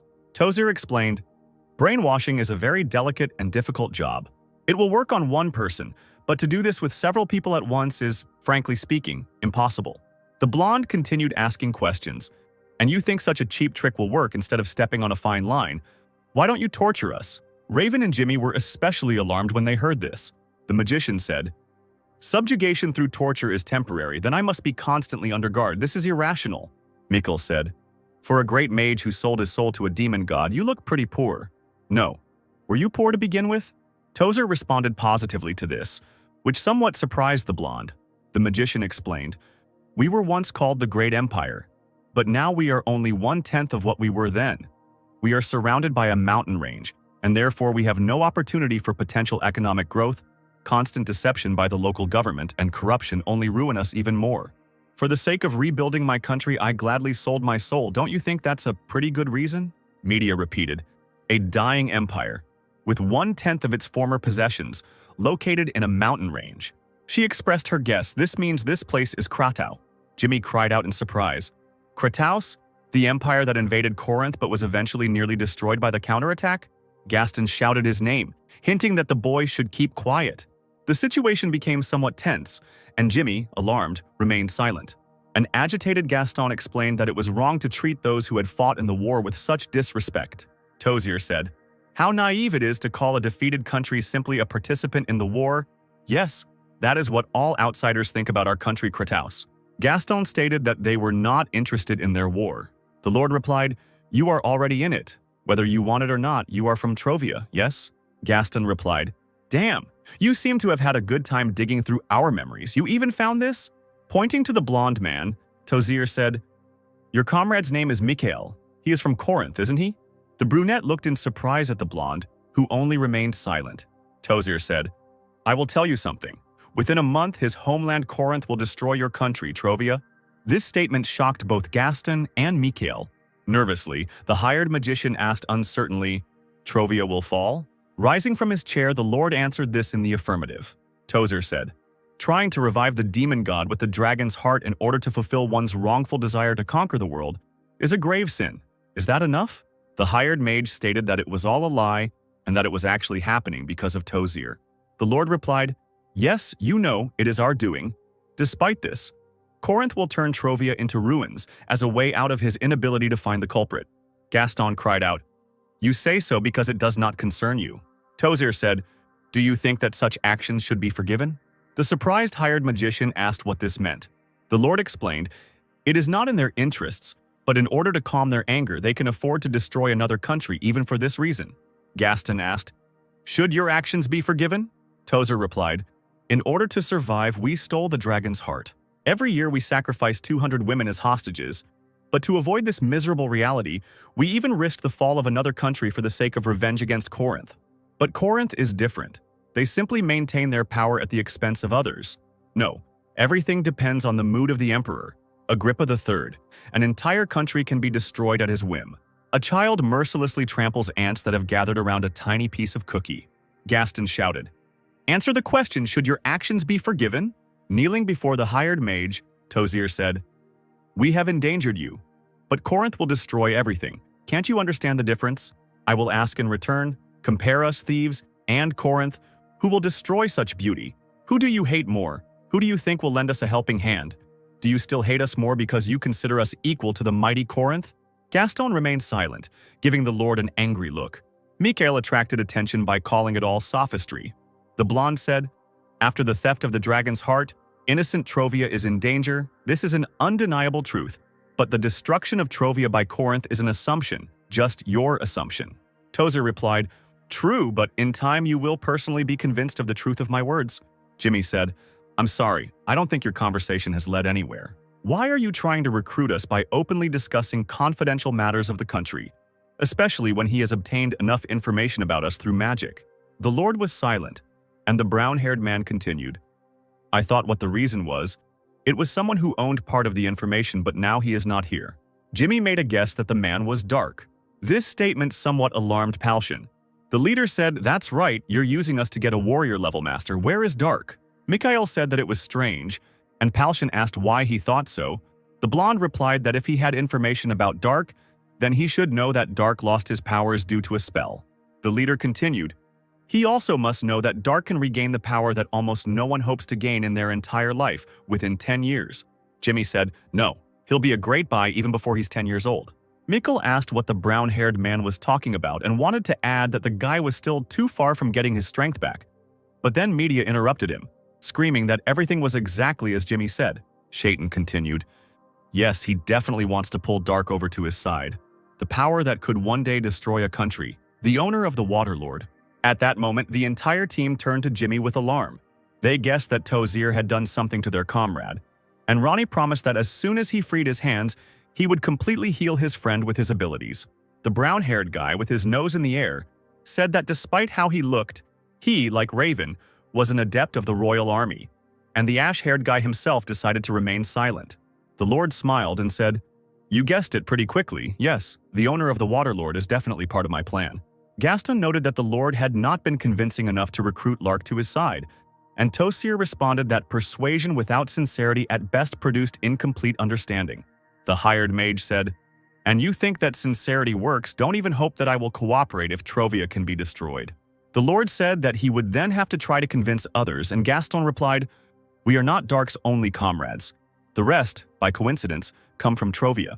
Tozer said that he knew this and was already preparing for the meeting. Gaston didn't want to believe it. He felt anxiety growing from what he heard. Late in the evening, the Knights of Trovia arrived at the inn where the mercenaries they knew had previously stayed. However, there was someone completely different in the room, and he asked, are you Sidmian? There were several people in black robes in this place, and one of them had a bag, and there was also a magic circle in the middle of the room. Jared asked if they would try to lure him into this magic circle, and the stranger replied, lure? No, you will enter it yourself. Why should I bother? Nervously, Sidmian said, okay, I'll grab you and interrogate you. I think it will be much more interesting." After these words, the ill-wisher threw a sack to the knight. Jared was a little puzzled by this action. Inside the bag, he saw familiar armor. Sidmion bared his teeth and asked, "What have you done to my comrades?" The man replied, "If you want to save their lives, calmly go into the magic circle. Do not bother me anymore." Meanwhile, Dark was in his room meditating. He felt the overwhelming chi flowing through the ring. The guy thought, in fact, "I don't even need to use the calm of the North Sea. That's good. The great vacuum in the devil spirit technique is more effective when combined with other skills. I'll try to move in that direction." When morning came, Saren came into Dark's room with a tray of various goodies. Smiling sweetly, she asked if the lady would like some cookies, and Dark answered negatively. This made the girl shed tears, and a nervous Dark asked, "Seriously, are you going to cry all the time for no reason?"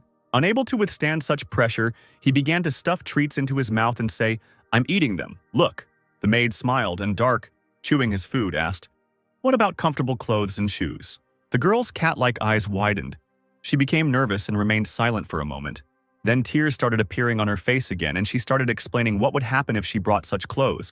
And Dark said that he understood everything and asked her to stop. The guy began to remember how once on your life path you met a girl named Seyung. She was very annoying and cried all the time. Dark demanded that Saren immediately inform him if anyone came. He also ordered that the girl should not dare touch him at this time. Someone shouted Sidmion's name, causing him to wake up. The man jumped up abruptly and tried to catch his breath. He was covered in cold sweat. He saw Palshan in front of him and asked if the mercenary was really alive. Then his gaze fell on the hands that were in shackles. Having calmed down a little, Jared asked where they were, and Palshan answered, "We are in the castle of Kratos. As you can see, we are in prison." Someone nearby began to moo, which made the knight look in that direction. It was Simeon and Antonio who were also awakening. At some point, Sidmion felt something terrifying. Starting to worry again, Jared asked how this was possible. This also made Palshan worried, and he asked what was wrong. Sidmion explained that Kuma, his titan, had disappeared. All the captured mercenaries and knights were in one cell and discussed what had happened. Jared voiced, "It is clear they collected information about us using psychological magic." A worried Dominic noted that it seemed the contract with the Titans was not in effect. Sidmion clenched his fists and said that this prevented him from using mana, and that there was no way to escape from here. Jared noted that they didn't have time for that and asked Gaston if the information was true. The magician replied, "I can't guarantee it, but it doesn't seem like he had any reason to lie." The knight muttered under his breath, "Corinth, take my homeland. 1 month, we don't have time." A man in a robe stood guard at the door of the cell and yawned. Suddenly, Jared spoke to him. I want to tell you something." The guard asked what Sidmion wanted, and the knight said, "I will negotiate. Let me meet with the royal magician." The stranger said that Sidmion seemed to be out of place, and Jared said, "A prisoner. But you are not in a position to negotiate with a prisoner of Trovia, are you? If you want to get anything from us, then call him immediately. I don't want to talk to someone who has no authority." Taking off his hood, the guard told the knight to wait. After some time, Lord Tozer himself arrived, accompanied by him. The man asked, "Do you want to negotiate with us?" Jared told the lord that he was joining him. This statement disappointed Dominic, who was standing behind him. Tozer asked, "Do you want to change your citizenship since your country will be destroyed? Little expected from a knight, but a very worthy choice. Is that your wish?" Sidmion asked to be sent to Trovia. The lord replied, "I think I heard that you want to join us. I don't like empty words." Jared explained, "To my king, let me convey the message about Corinth's invasion. You don't have to return the Titan to me. I want to at least warn them to prevent the fall of the country." Dominic also joined in. "I will do it too. I will change my citizenship and do everything possible to prevent their fall. Give me a chance to at least fight for survival." Tozer was silent for a while, thinking about what he had heard. Then he said, "Gallardo, is this what the reckless courage of knights looks like?" The guard paused for a moment, then said hesitantly that he did not understand what the man was planning. And the lord said to Gerard, "Do you two think that a couple of adepts will prevent the invasion of the great army of Corinth? Or are you a brilliant strategist who can change the course of the battle, no matter how unprofitable the war may be?" Sidmion said he understood what the lord was talking about, but as a warrior he could not simply watch his homeland perish. Tozer said, "I assure you, even if you leave, you will not be able to change the outcome. The number of victims will simply increase by 2 more lives." Enraged, Sidmion cried out, "Then why do you keep us here, not allowing us to help my homeland and stealing our titans? Do you think we will cooperate with you for long?" Then the lord said that he would like to know something. Tozer asked. As a knight, are you loyal to the king or the kingdom? This statement puzzled Sidmian, and Dominic cried out, it was absurd to divide the king and the kingdom as two different structures, nothing more than an insult. The Lord said, if you have to abandon the king to save the kingdom, or rather bring prosperity, what will you do? I won't repeat myself twice, answer. Meanwhile, Dark was still busy stabilizing Chi's breathing. All sweaty, he thought. Just a little more, and I will open the passage for the flow of Chi. However, current endurance did not allow this to be done. Feeling exhausted, he sprawled out on the bed, alarming Siren. The maid asked if the mistress was okay, and at that moment Dark's stomach could be heard rumbling. After some time, he was already greedily eating the meat brought by the maid. Watching this, Siren thought that a lady shouldn't eat like this, but if she told Dark about it, he would most likely scold her. And the guy said, poor food, considering that this is a royal castle. Dark asked if even the king ate such food, and Siren replied, if I tell her that he is not the king but our great emperor, will she scold me? Feeling nervous, the boy said that he couldn't be an emperor without a colonial state, and also explained that he wouldn't scold the girl, and so asked her to tell him about their emperor. In response, Siren apologized for accidentally saying her thoughts out loud. After some time, all the dishes were eaten while the maid was telling stories. Dark voiced, the king who became a role model through his actions, despite sometimes having to go through thorns, is better than Emperor Song. The maid didn't quite understand what he was talking about, but Dark continued, I wonder if only in those times when I was called the Light of Nations, the Emperor was the same. Serene still didn't understand what all this meant, but she still answered hesitantly that she understood everything. And the guy said, okay, it doesn't concern me anymore. At that moment, he suddenly felt a strange approaching Chi. Making the maid worry, Dark immediately rushed to the window. He pulled back the curtains and began to look around outside, looking for who was emitting the strange energy. Somewhere in the sunset sky, the guy saw a dragon flying towards them. The guy guessed that this was the very creature that he had been told about, but which he had never been able to see. To confirm his guess, Dark asked Siren, do your people call him a dragon? The girl replied, a dragon? No, it's just a wyvern. The boy was puzzled by this, and the girl explained, a dragon cannot be tamed. This creature can raise an entire kingdom to the ground. He will never allow a single living soul to sit on his back. This again raised questions in the guy's head. Dark thought about his feelings and realized that the key came from the man who was on the wyvern's back. Looking down, the wyvern rider saw Tozer waiting for him. As the creature descended, its wings created streams of wind directed at the Lord. A few moments later, the wyvern was already standing in front of the man. The rider said, long time no see, Lord Tozer. Bowing his head, Tozer said, it is an honor to stand next to the hope of the kingdom, Prince Rubinsky. At that moment, the fair-haired man dismounted from the creature. Finding himself on the ground and grinning, he said, I'm a little disappointed. I was hoping to see your surprised face when I arrive. Tozer replied, how the body becomes young again after reaching the level of a master, to be honest, I learned not so long ago. Rubinsky said it was curious and noted that Corinth would not have told a mage about it. And the Lord replied, since His Majesty must know, I will tell you. Tozer began to tell the prince everything that had recently happened. And everything that was said, Siren conveyed to Dark. The guy was amazed that she could hear what was being said at such a great distance. He called the girl's hearing incredible, and she, laughing, replied, not only I, but most zoomorphs have excellent hearing. Nervously biting his nail, Dark thought out loud, they imprisoned Palshan and his team and collected all the information about them using magic, something that bastard did. Watching the prince, Dark thought, Master, this feeling is definitely from Divine Awakening, Master. How do we distinguish Divine Awakening from Crimson? At that moment, Rubinsky looked in the direction where Dark was. The guy assumed that the man noticed them. Then the prince said something. Dark asked what he was saying, and Siren replied, the Master of Water, that's what he said. The boy was alarmed by this, and the girl said, oh, they went into the building. Dark thought, no outside force can take it away even if your finger is cut off. That's what he said. But I can't let my guard down around the Divine Awakening Master. There is no time, but since I managed to gather a large amount of Kai with the help of the Water Master, the guy turned to Siren and asked her for forgiveness, after which he waved his hand, clenching it into a fist. So he struck the girl several times at once. The alarmed maid was disappointed by this, and she stammered as she addressed her mistress. Siren was losing consciousness, and Dark was holding her to avoid noise. The boy then tore the dress he was wearing, making it more comfortable for fighting. Using the scraps he obtained, he gathered his hair into a ponytail and tied it in that position. Knight Silver continued to stand calmly, arms crossed in front of him. guarding Dark's room. Having finished transforming himself, the guy carried Saren to the bed. Approaching the window, he thought, Silver didn't notice anything. The sun is about to set. Several high-ranking people gathered in the conference room, where Rubinsky said, "We have long decided to attack Subashi first. Then, the forces of Chire will unite with us for the sake of the revival of the kingdom. There is only one problem. It is absolutely necessary to prevent Corinth from ruining our plans. Is this possible?" Nervously, Tozier replied, "It is important to conduct negotiations, but we will have to give up half of our war trophies. Of course, the amount of trophies that we received from the upper floors is just as impressive." The prince asked, "Does our homeland have anything that could satisfy them?" The magician said, "Without the dungeon that His Highness found for us, this would not have been possible. Thank you again. Thanks to His Highness's efforts, we were able to get this far, especially the Amphiros dungeon. It is as impressive as the legends say."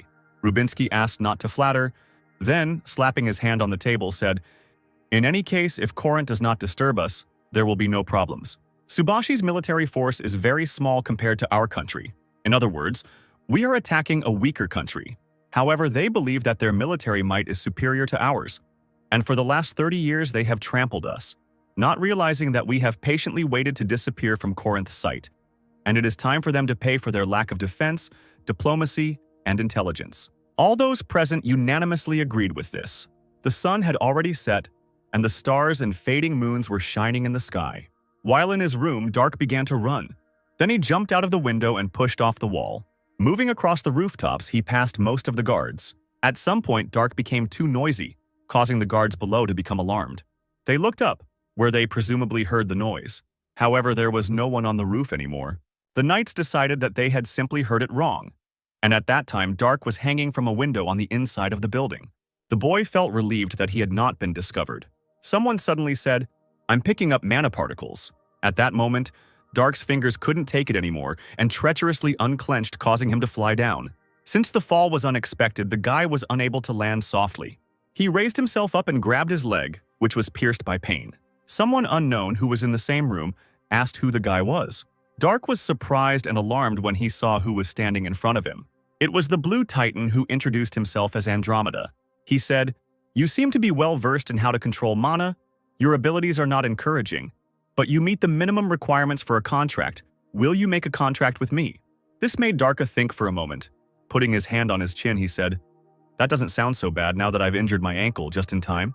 Indignantly, Andromeda said, "Ankle? Are you going to use me as a cane?"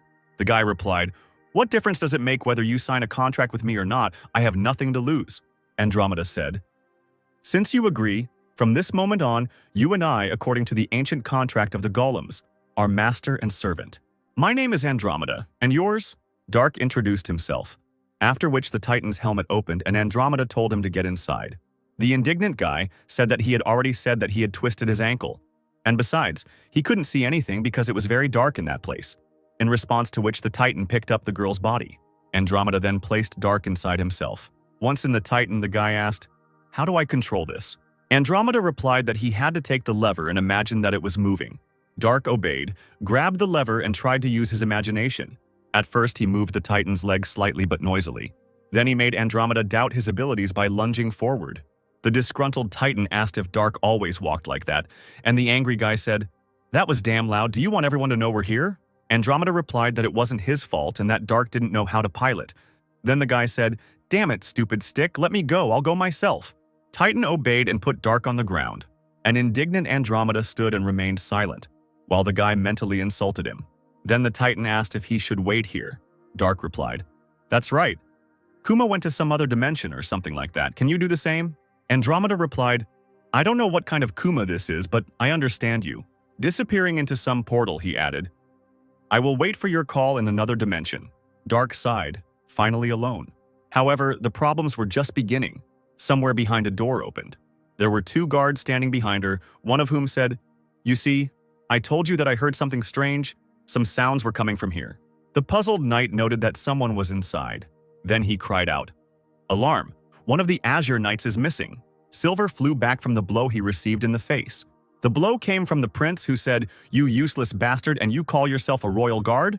They were in Dark's room, where the knight, kneeling and bowing his head, asked for forgiveness and said that he would bear any punishment. and Rubinsky said to declare that he had no idea.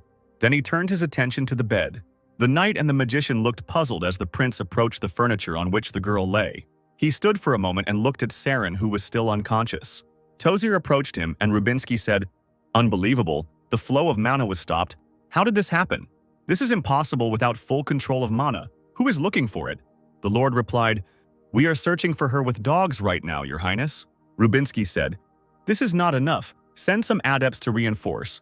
I and the wyvern will personally join the search." Meanwhile, Dark was already running into the depths of the forest. He continued to move away from the castle, despite the severe pain in his leg. Tired of running, the guy sat down to rest, leaning against a tree and trying to catch his breath. He grabbed his leg, which was hurting even more unbearably. He then gave it a quick, repeated slash with his finger, causing the limb to turn red. Grinning, Dark thought, "I provided first aid, but it won't last long. At this rate, this is not a solution. I need to somehow heal my leg." Somewhere above the forest on a cliff stood someone in a robe. In just one moment, this man disappeared somewhere. He quickly made his way through the trees, heading towards the boy. When he got close enough and stopped, Dark said, "I don't know who you are, but if you weren't looking for me, can you pretend you didn't see anyone?" In response, the unknown person chuckled thoughtfully. Then, smiling, he said, "You are doing something interesting." Dark said, "If you understand what I am doing, then I beg you even more to do as I ask." Calling the guy a polite lady, the man agreed not to interfere with him, and Dark began to stabilize Kai. The stranger watched what was happening carefully. Energy began to emanate from the ring. At that moment, Rubinsky was flying over the forest. He noticed how the mana was flowing into one point, which helped him find Dark. Seeing a wyvern above the forest, the stranger extended his hand towards the guy, after which a bright light appeared. The man used magic that made the boy dissolve into space. The prince directed the wyvern towards the mana flow, and they rushed forward. However, the winged creature suddenly began to behave strangely, and Rubinsky demanded that it calm down. However, the wyvern did not obey and lost consciousness, and foam began to flow from its mouth. The alarmed prince could not understand what was happening. The wyvern and its rider fell to the ground right in front of the robed man. Rubinsky cleared his throat, still not understanding what was happening. Looking ahead, he saw a stranger among the dust that had been raised up. Rubinsky asked, "Did you do this?" To this, the man answered in the negative, removing his hood. The prince demanded that the stranger identify himself. The red-haired man said, "Today's youth have no manners. I am the master of this mountain Artias." Rubinsky thought this was some kind of nonsense. He said, "Mount Maltorio is under the jurisdiction of the Kratos Empire. You live on our territory and don't know the law prohibiting the appropriation of large areas into private property." Artias replied, "Kratos, are you speaking of that pitiful spectacle that was thrown back here 30 years ago after a humiliating defeat in war?" This statement angered the prince. The calmer man said, "I'll say it just once. Mount Maltorio has belonged to me for 4,000 years. Alarmed, the prince swallowed the lump in the city with difficulty. He asked if it was really a red dragon standing in front of him. The indignant Artias cried out, "How rude! I am a royal golden dragon. How dare you compare me to a stupid red one?" This puzzled Rubinsky somewhat, as he had based his conclusion on the man's hair color. Artias explained, "This hair color shows my friendliness." The prince said that the dragon did not look so friendly, and Artias was outraged that the man dared to contradict him, and Rubinsky asked for forgiveness for this. The dragon coughed and noted that he was unnecessarily angry, but then Artias pointed out once again that it was his territory anyway. He cried out again, "I will let you pass because I am extremely benevolent, so don't even dare to claim that you are the master of the mountain." With a displeased face, he asked if the prince had any problems. Rubinsky remained silent, and Artias, calming down again, said, "If there are problems, fight me with all your military might. If all the knights of Kratos are like you, then it might be fun." The man said he would never fight a dragon, and the man told him to get lost in that case. The prince said, "Excuse me, but I would like to ask a question.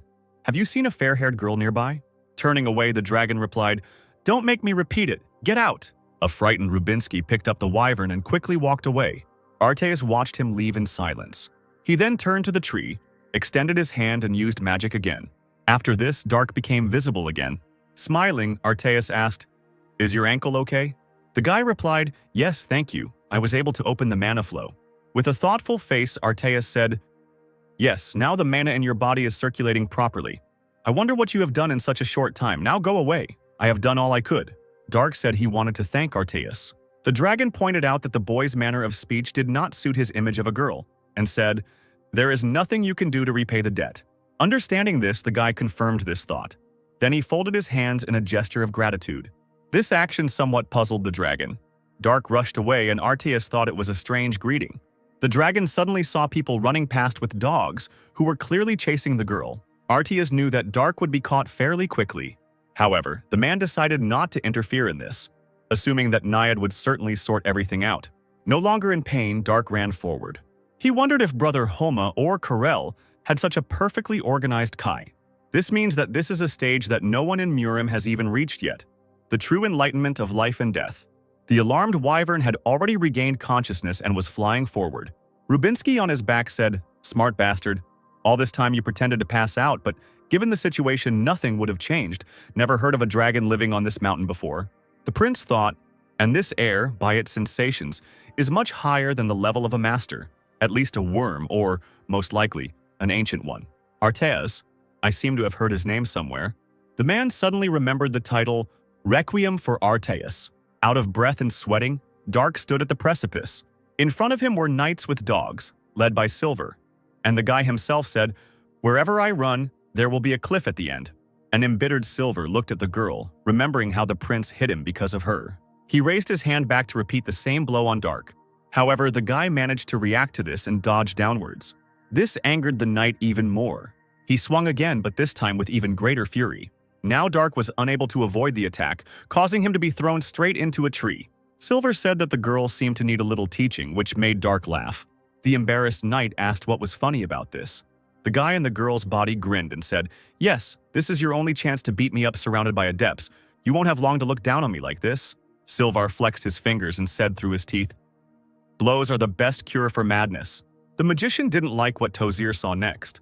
The knight turned the girl, lying unconscious on the floor, into a bloody mess. Silver claimed they could heal her, and the lord shouted, "Idiot! Healing magic won't work on her because of the Water Lord." Now the knight himself became alarmed, and Tozir continued, "Damn, how could this happen? If she dies here now instead of borrowing this power, we will have to face the wrath of the king's spirit." When Dark's ring began to emit light, everyone around became alarmed. A moment later, a human body materialized in the blue light. Silver guessed what it was and turned to Tozir for confirmation. The lord replied that it was the spirit of King Naiad. Meanwhile, Rubinsky reported to Frank that the golden dragon had taken a liking to Dark. Kneeling, the prince said, "I believe he has been living for more than 4,000 years. Frank asked if it was really impossible to get along with the owner of Mount Maltorio, and Rubinsky replied that he doubted it. The prince explained, "Since we do not show hostility, he will not stand in our way. Frankly speaking, this mountain system is not very big." Frank said, "Golden Dragon Arteus. Uncontrolled variable. Right before the war, this is not good." Rubinsky noted that given that it hasn't caused us any problems in the last 30 years, in fact, we didn't even know it existed. That's a good sign. In any case, I think we should refrain from excessive cutting of trees on the mountain. The emperor noted that then Subashi and Chire would take over production, and when we received the lands of Kronos, we would have nothing to do on Mount Maltorio. Rubinsky confirmed, "Yes, everything will be settled as soon as we restore the former capital of Kradia." After some time, Dark finally woke up. He was unhappy that he was back to square one again. Peeking out from behind the canopy, Saren asked, "Madam, are you awake?" The guy sat up in bed and looked at the girl. What he saw outraged him, and he asked, "What happened to you? What happened to your face?" The girl's entire arms and face were covered in bruises and abrasions. Dark asked, "Were you beaten because of me?" The girl moaned, shedding tears. Then the maid buried her head in the boy's chest and said, "Please don't run away anymore. I thought I was going to die." Dark remained silent at this and stroked the girl's head. The doors to the room opened and Tozir and Silver walked inside. The guy gave them a displeased look. Throwing the girl away from him, who was now buried in the bed, Dark stood up and said, "If I run away, the girl will suffer, won't she? Wherever I go, there are people like you." Ignoring this, Tozir asked where the Azure Knight was, and the boy asked what they were talking about. The Lord clarified that Dark had stolen the Titan. The warrior replied, "Ah, so that's it. His name is Andromeda?" Tozir replied, "As I thought. If you heard his name, then you must have made a contract." The guy asked what was wrong with that, and the magician demanded that the Azure Knight be returned. Dark asked why he would do that. Tozir bared his teeth and replied, "He is not yours. He is our national treasure, and the only right decision would be to return him to where he belongs. The guy said, "This is not what I wanted to hear from someone who put his dirty hands on my property. These are your problems, not mine. If I can get my body back, I won't need something like titanium." Dark's face darkened, and he added, "And if you want it back, undo the spell." Not daring to answer anything, the magician remained silent for a while. Then he said that it was impossible. Tozier explained, "Nothing can be changed now, even if you kill me. The black magic that I cast on you is not so easy to undo." Dark cried out, "So let's check if this is true or not." The boy wanted to call Andromeda, but the knight interrupted him, saying that Dark could not pilot the Titan. The warrior was indignant. "What, I already controlled him and you dare to lie?" Silvar replied, "I already saw the trace, you only took one step. If you want to walk, it's okay. But if I summon my Titan and attack yours, what will happen then? It will start absorbing your mana to fight me. You will run out of mana and pass out from shock." Dark repeated this questioningly, and the knight confirmed, "Yes, you can imagine what we will do with your body." Then the Lord said, "Silver, that's enough. We're not going to do anything specific, but your mana flow will be seriously affected." Turning away and waving his hand, Dark replied, "Do as you wish. I am not going to return it to you." Not having received what he wanted, the magician sighed in disappointment. Then he said, "Great. And if so, would you like to make a contract with me?" The guy, interested in this, looked back at Tozier. The magician explained, "You don't have to return the Azure Knight to us, but in return, you will lend a helping hand together with the Lord of Water." Dark was silent for a moment, considering the proposal. He then replied, "Unfortunately, I know what incredible power the ring contains, but I have no idea how to control it." This surprised Tozier. He asked if Naiad hadn't taught Dark how to use it, and the guy replied, "Naiad, I've never met anyone with that name." The worried mage said, "Wait, you were chosen as the owner of the Water Lord, who even healed the injuries, and he still hasn't shown himself." Dark demanded that the magician stop whining, and explained that if he knew how to use the power of the ring, he would never have let himself be caught. But the Lord said, "In that case, let me teach you how to use this power. The Azure Knight naturally will also provide you with considerable help." The guy noted that these were unfair conditions. Dark and Tozier stood and pierced each other with their eyes. The Lord noted that the boy had unwavering courage. Somewhat surprising the guy, the magician said, "Okay, then I will try to find a way to undo the curse. No, I will also look for a way to send you back to your world." Dark replied, "For your information, if I return home without my power, it is the same as death."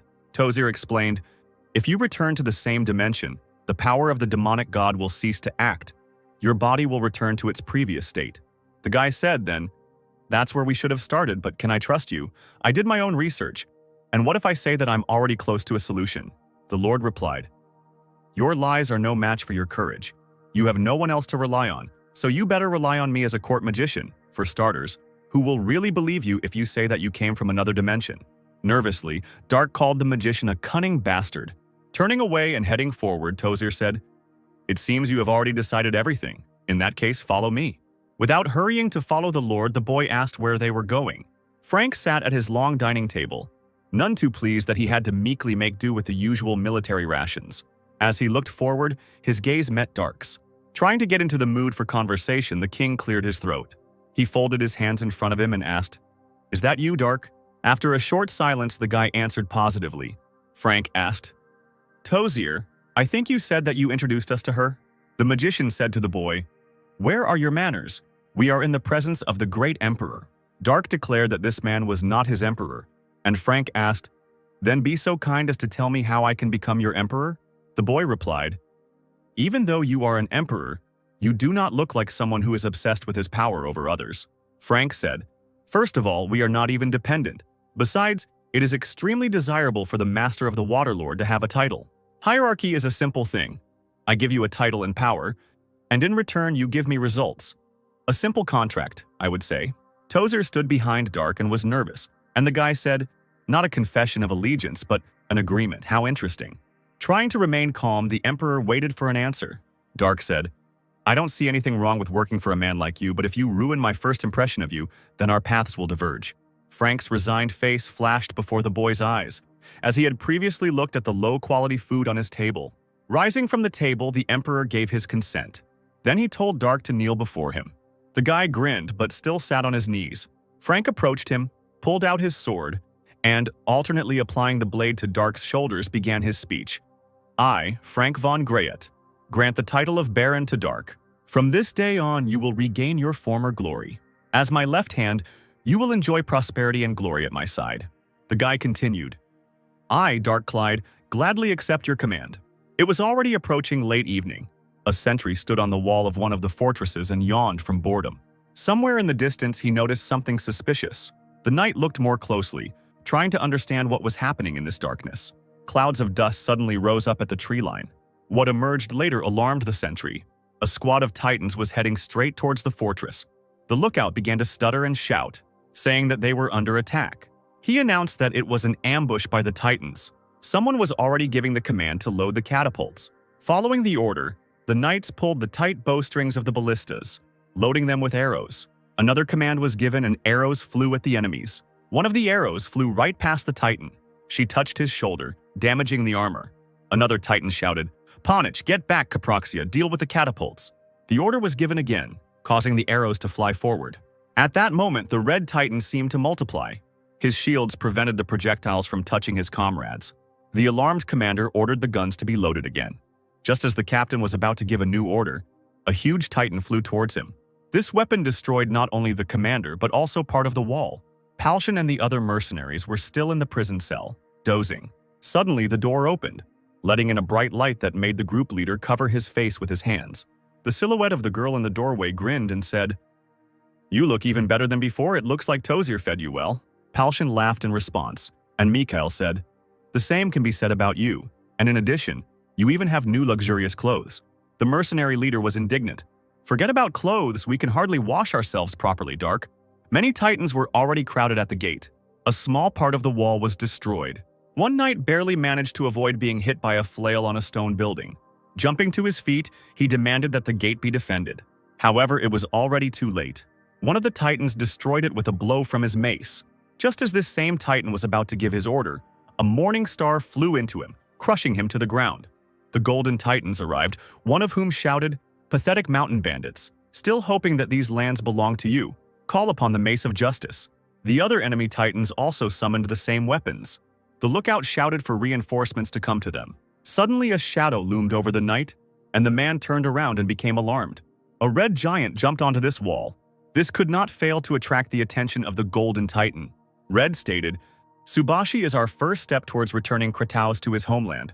This giant was controlled by Prince Rubinsky himself. After his words, he instantly made a jump. He swung his sword in flight. The area was flooded with blue light. A stream of mana followed, destroying several titans at once. Then Palshan approached the hole in the wall with a group of people. He commanded a squad of mercenaries to attack. All these people rushed forward with a cry after Palshan. The king was informed. The Knights of the Silver Cross crossed the northern border. Baron Andre and his knights, who defended our border, were killed in battle. Feeling anxious about his hopeless situation, the king covered his face with his hands, and the people in the hall began to whisper.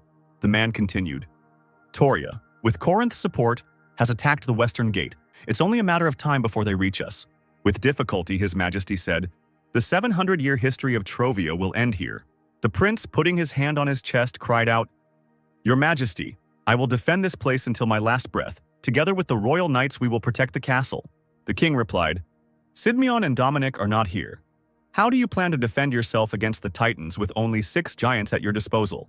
The guy said, "They will not accept our surrender. We have no other choice but to fight to the end." Suddenly, someone entered the room and said that they had another option. People started talking immediately, saying that they had finally arrived. Before the king stood Jared, Dominic, Simeon, and Antonio. The alarmed prince declared, "Your Majesty, the strongest knights of our country have returned. Now we can." However, the king interrupted him, saying that Sidmion was late, and the knight replied, "Knight Jared Sidmion has returned without completing his mission. We dare to ask only for a fair punishment." The same was repeated by the knight Dominic Rowell. The king asked if the knights had found the dragon's heart. Sidmion replied that he had come to report that the current situation was under control. Then he told the latest news. Someone cried out, "Just now, Your Majesty, we must inform Corinth of Kratos' crime. When Corinth learns the truth, they will recall the army." The king replied, "Are you also stupid, Corinth, who declared the destruction of our country, will not stop his death march?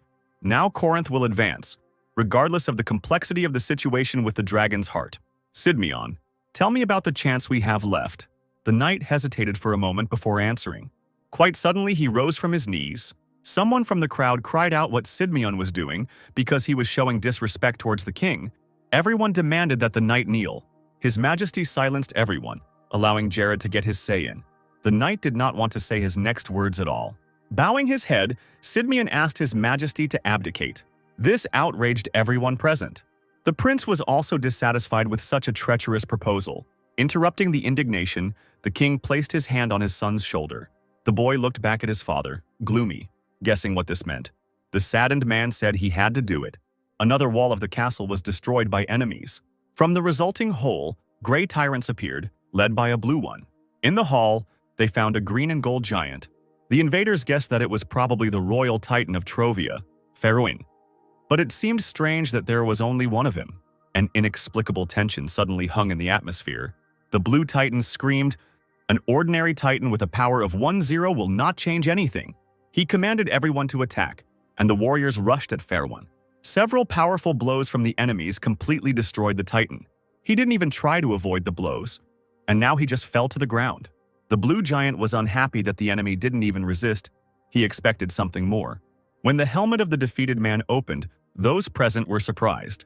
Before them was the already dead king of Trovia. Meanwhile, in Krathaus Castle, a magic circle formed in one of the halls. In just one moment, a group of people appeared in it. Among them was a young lad, the king's son. Alarming him, someone asked, "Are you the Prince of Trovia?" Frank asked this question surrounded by knights. The guy replied, "Yes, and you must be the Emperor of Krathaus." The man said, "Yes, I am Frank von Greyet." The next moment, frightening the prince, the knights pointed their swords at him. The boy frowned and remained silent for a while. Earlier, he shouted, "This is absurd. Krathaus brought us all this nightmare. Why should they become our rulers?" Jared replied, "This is the only way to save our country." The prince continued to shout, "Where is your pride as a royal warrior of Trovia? As a prince, I do not intend to fulfill the wishes of our enemies." Making the boy nervous, the knight said, "Enemies, you say? I will never forgive Krathaus for killing my brother. But not as a brother, but as a royal warrior. I am ready to kiss their feet and become their most devoted hunting dog." Clenching his fist and placing his hand on his chest, the knight continued, "For the restoration of Trovia, this is my pride.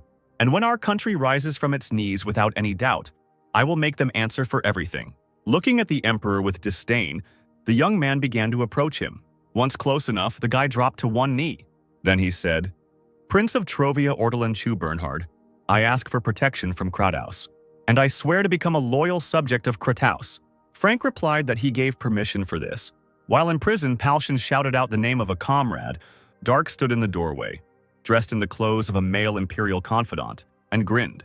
Alarmed, Media asked, "What happened? Are you serious about joining Krathaus?" The guy replied, "Something like that. In any case, I received the title of Baron." This somewhat surprised the mercenaries that Dark passed by. The guy stopped next to Gaston. The magician sat hunched over and was clearly in an unfriendly mood. Gaston said, "I don't hate you for your decision. You're not a Trovian after all, but I think it will be difficult for us to remain friends." Dark replied that he understood everything and he was sorry. A silence hung over them, making the atmosphere oppressive. Not wanting to admit it, Palshan also said that they gave out information about their mission even under the spell. And Dark turned to him and replied, "I know everything. It seems like it will be hard for you to continue working as mercenaries, right? According to Tozier, they are forming a mercenary unit. I have recommended all of you as officers." The mercenaries were shocked that they could be given such ranks as officers.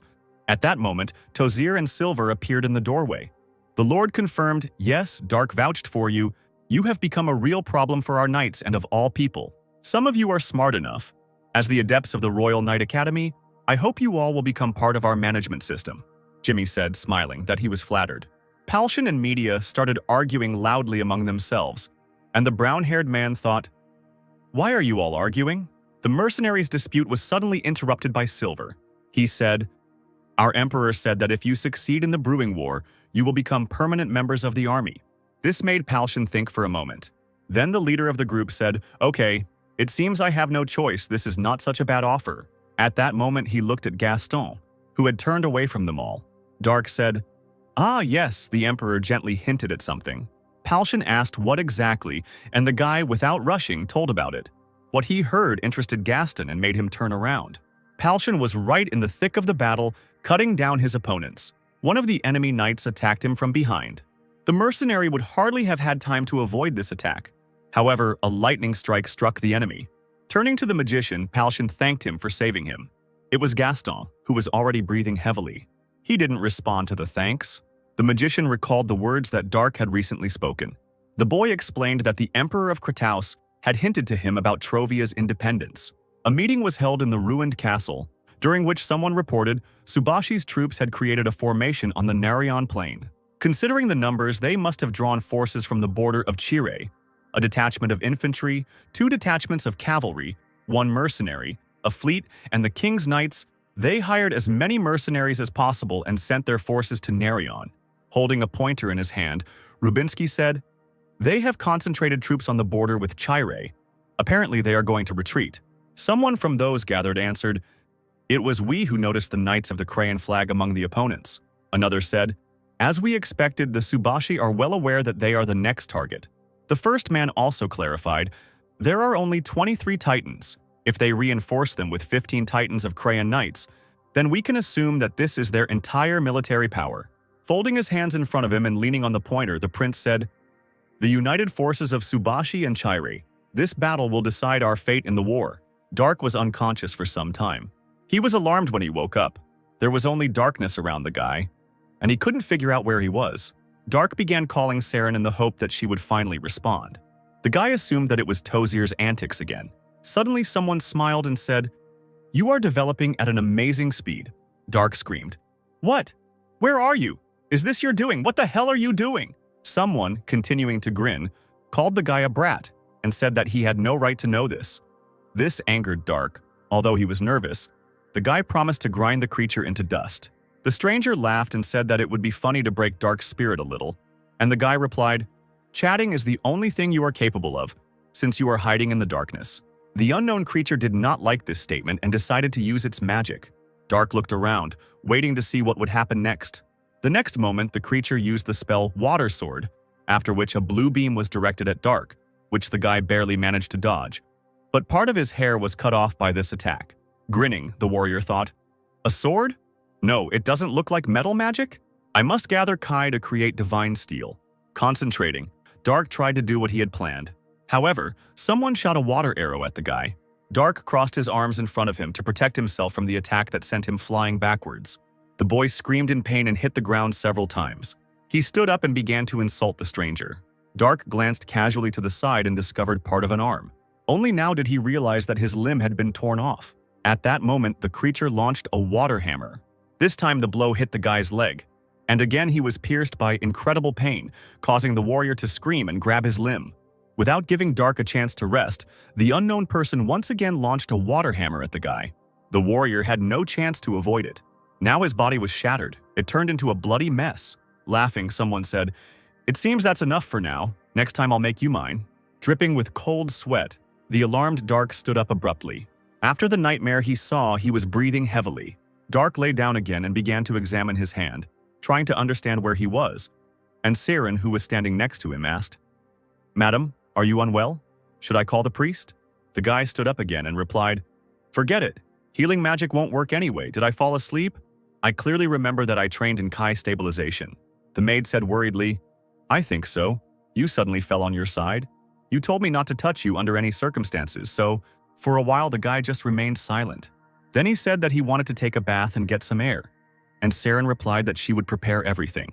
After some time, Dark was already walking through the garden, accompanied by Saren, carrying a basket and silver. He remembered the last words that the unknown person had said to him. Dark thought that it was too realistic to be a nightmare, which meant that it was another curse. Glancing to the side, the guy suddenly stopped near the white flowers. Looking at them, the maid said, "You like chrysanthemums. There are many of them in the garden because they reflect purity and honor." For a few moments, Dark did not answer. At that moment, he remembered his life before he came to the New World. He recalled how he held his comrade Gook on the cliff, and this man said that it was an honor for him to serve Dark. Hook's entire back was covered in arrow wounds.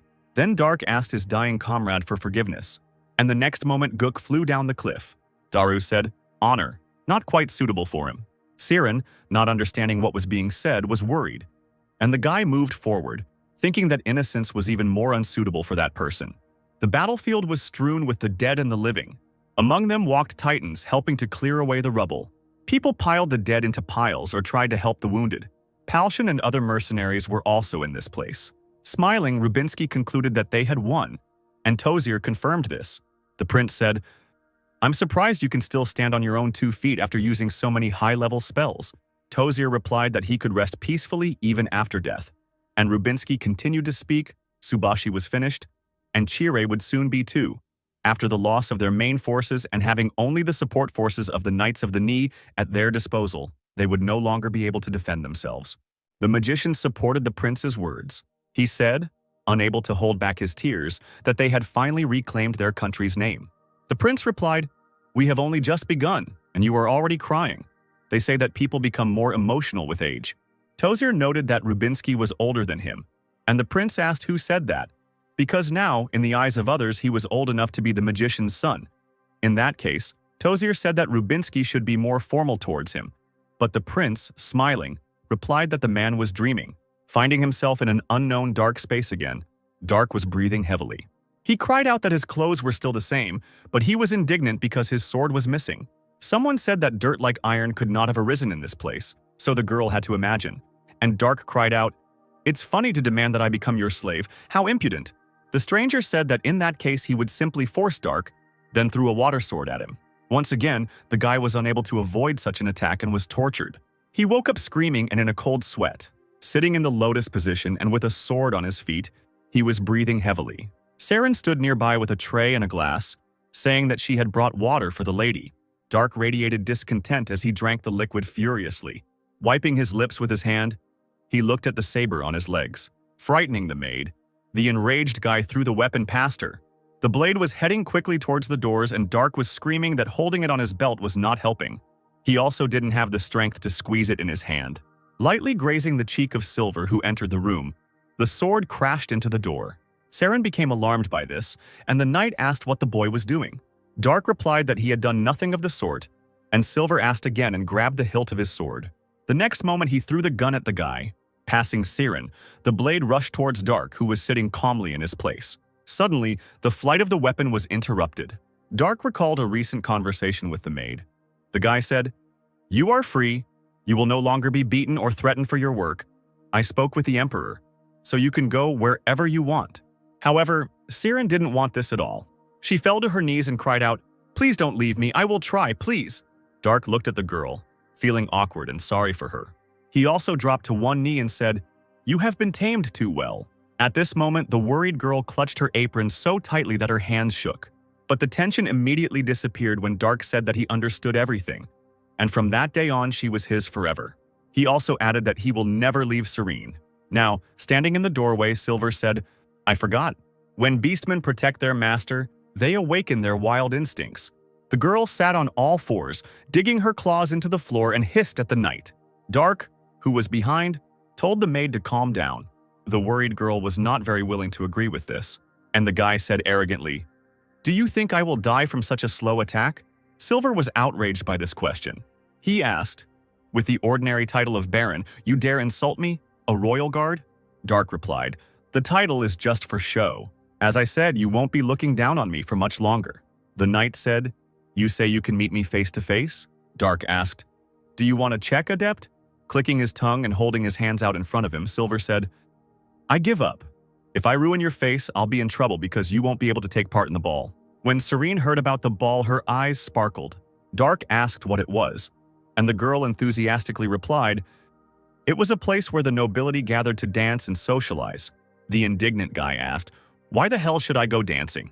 Pointing his finger at the warrior, the knight replied, "Celebrate the victory. Today is a holiday, and tomorrow is a ball. Sort out your appearance and manners." After these words, Silver left, leaving Saren and Dark alone. The guy was still indignant, and the maid asked the mistress to leave the outfit for the ball for her. Rose petals flew in all directions along the main street and fanfares sounded. The knights carried a banner with white and black stripes, in the middle of which was a three-headed dragon with 2 swords in its paws. In front walked Prince Rubinsky, Lord Tozier, and other high-ranking warriors. The rest of the knights who brought victory followed them. Someone in the crowd was discussing, "It's him, of course, Rubinsky. How handsome, really. The prince is surprisingly so young. Siren looked at all this with admiration, and Dark with deep displeasure. The guy thought, a holiday, I'm sure, is a great way to increase support from citizens. But I don't see Palshan's squad. Where are they? Suddenly, someone called out to Dark. This person shouted, "Hello, girl with blonde hair, lady knight with long hair and a beastman servant." Siren became nervous and said that it seemed like it was Dark's name, but the guy replied that it wasn't him. Finally, he looked in the direction of the voice. The tall blonde man said, "You're finally paying attention." Then, alarmed and covering his mouth with his hand, he said, "Oh my God, child, when I looked at you from behind, you didn't look like a child. I was wrong. Do you have an older sister looking at you? I bet your sister will be just as beautiful." Dark was outraged by this behavior. Looking at the smiling man, the guy recognized the master in him. Dark replied that he didn't have an older sister and asked who the man was. Ignoring the question, the stranger said, You are a noblewoman, but your outfit, well, it doesn't matter." At some point, the stranger saw another girl with her back turned to them. After saying goodbye to Dark, he immediately headed towards her. However, when the man saw that it was not a girl but a dog, the stranger did a forward somersault, passing the animal. Silver approached Dark with treats, and the boy asked if there were any more masters in this country, and the knight asked if Dark had spoken about that man.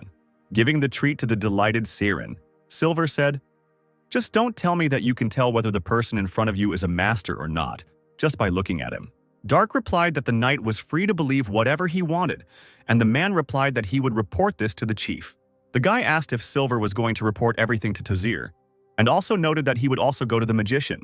But then the guy looked at Siren, who was eating the treat with gusto. She said that it was delicious, and Dark said that Tozir was a little busy now. He suggested going to the magician a little later and asked to give him a treat too. After some time, Dark and Silver were already in front of Tozir, who said, "I will pass on the report to Prince Rubinsky. He knows better because he is the master." Tozir also asked what Dark wanted from him. The guy clarified that it concerned the ring. He asked if it could cause nightmares for the owner. Unsure of this, the Lord repeated the key word questioningly. Then he opened one of the books, trying to find the answer to the question. The man looked through the old pages for a while, after which he replied that there were no such entries in them. Darren added, "But since there are only a few entries here, we can't be sure."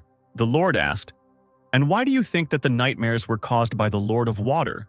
Firstly, what kind of nightmare did you have?" Dark looked at the ring, not daring to tell about it.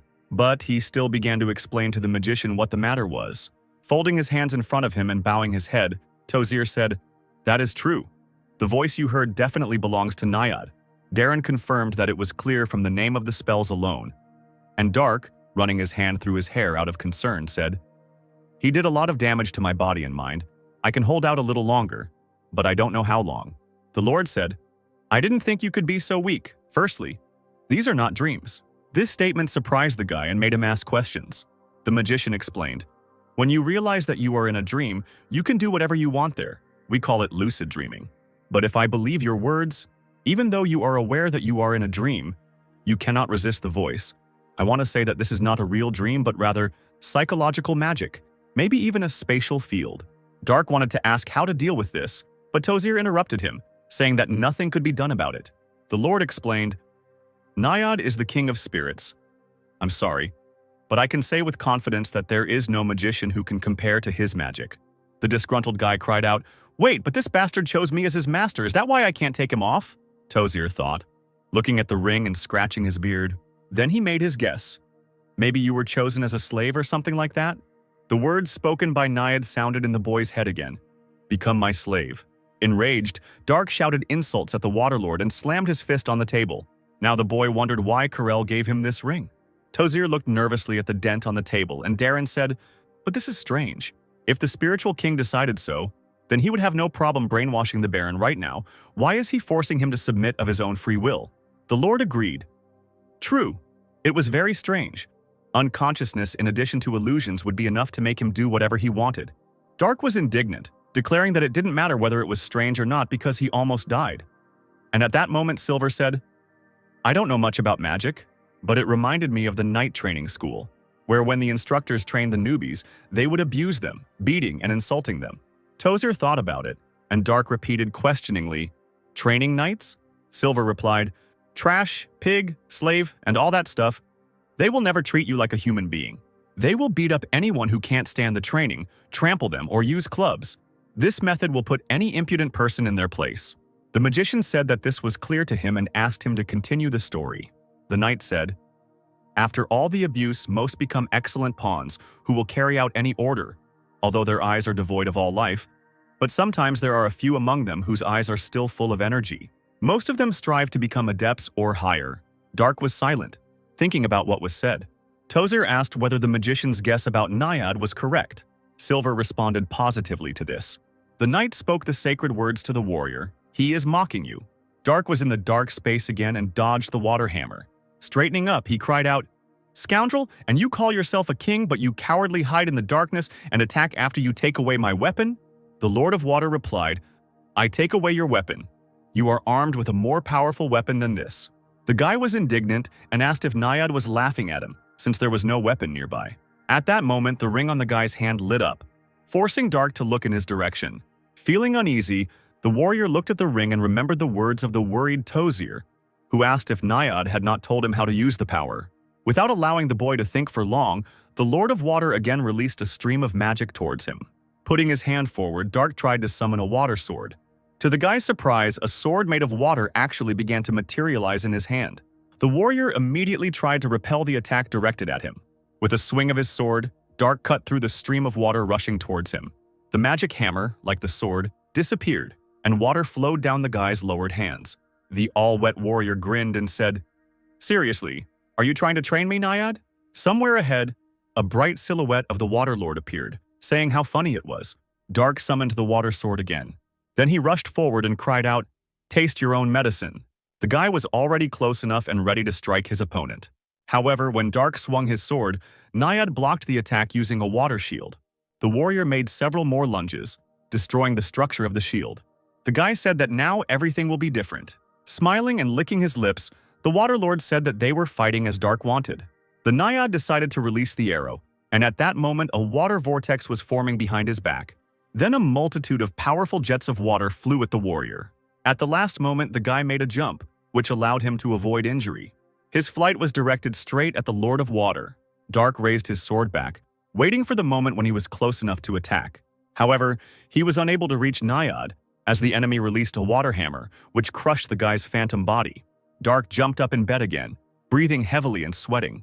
However, now he was smiling because he was able to fight back, which meant that the guy had a chance. It was already late evening when stars and 2 full moons could be seen in the sky. Walking along the stone-paved path, Dark was indignant that for some reason he had to participate in the ball, and Saren, who was accompanying him, was wiping away tears with a handkerchief because she had prepared a cute red dress. But the lady did not want to wear it at all. The maid also answered Dark, "We have no choice, since the ball was organized by none other than our great emperor. As a representative of the nobility, you must take part." The guy said, "Anyway, I'll just sign in the guest book or whatever it's called, okay?" The girl answered positively when suddenly she heard something.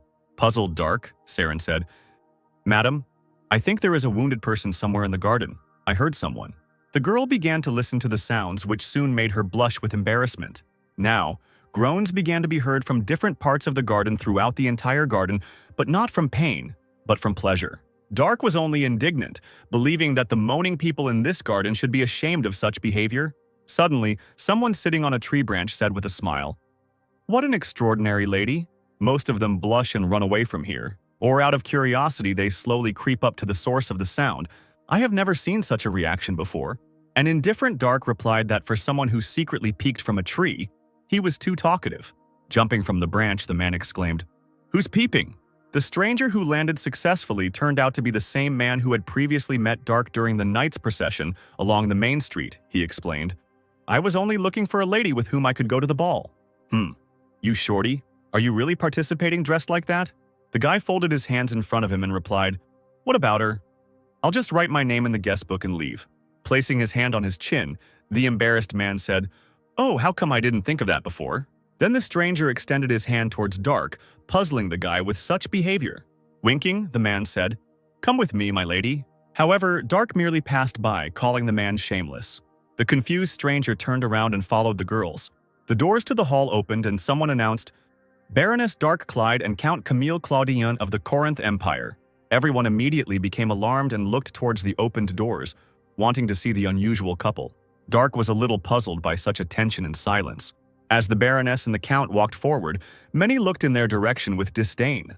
Dark suggested that the people at this ball did not like Camille, and a nervous Claudine replied, "My nationality, that's why I don't want to go to Krat House." Suddenly, a girl in a green dress and with a fan approached them. "Where did you meet this girl? God, what's wrong? Are you even ready to lay your hands on a child now?" Clyde gave her a displeased look, and Camille, smiling, replied, "Such words could end me, woman. Who lays hands on whom?" The next moment, the stranger closed her fan. Then she switched to Dark. "My name is Irene Cabrinia, and yours?" Clyde introduced himself, and Irene asked, "If I'm not mistaken, you are not the Baron's girlfriend, but you bear the title of the Baron himself, right?" The frowning guy asked. "Is there a problem?" The girl replied, "I wonder, you didn't have a father, let alone a mother who held any title? And you don't have any other relatives. You're probably an orphan." Dark noted, "Quite a rude first greeting. Have you thought of other possible options?" Opening her fan and covering her face with it, Cabrinia said, "Oh God, forgive me. But in the end, this is normal communication, of course, if it is not what I thought. Perhaps you somehow managed to seduce the Emperor?" The guy was silent, and the girl continued, "The Emperor is really so easy to deceive, he lacks self-control or something else. In any case, there will be simply magnificent gossip, right?" Alarmed, Camille said his interlocutor's name, hinting that she should keep quiet, and Clyde chuckled. Puzzled by this, Irene suddenly became nervous. Dark began to speak loudly. "What, Miss Cabrinia, is the Emperor of Krataus a womanizer?" Alarmed, Irene immediately shut his mouth and began telling everyone not to pay attention to it and that everything would be fine. Dark asked one of the passing waiters where the guest book was, and the drinks waiter offered to show him the way. Turning to his interlocutors, Clyde said, "I'll be going. I hope you have a pleasant evening." Irene was shaking with anger towards Dark and clutched her fan tightly in her hands, declaring that she knew that this child was different, and that this time the girl had lost. Claudine barely held back his laughter at the expression of alarm on Cabrinia's face. Having calmed down, the girl said, "You managed to find her here too. It seemed to me that you were only interested in the sword." Wiping away tears of laughter, Camille asked what the girl was talking about. Cabrinia stood in a stupor, and the Count stubbornly did not understand what was being discussed and asked what Irene meant.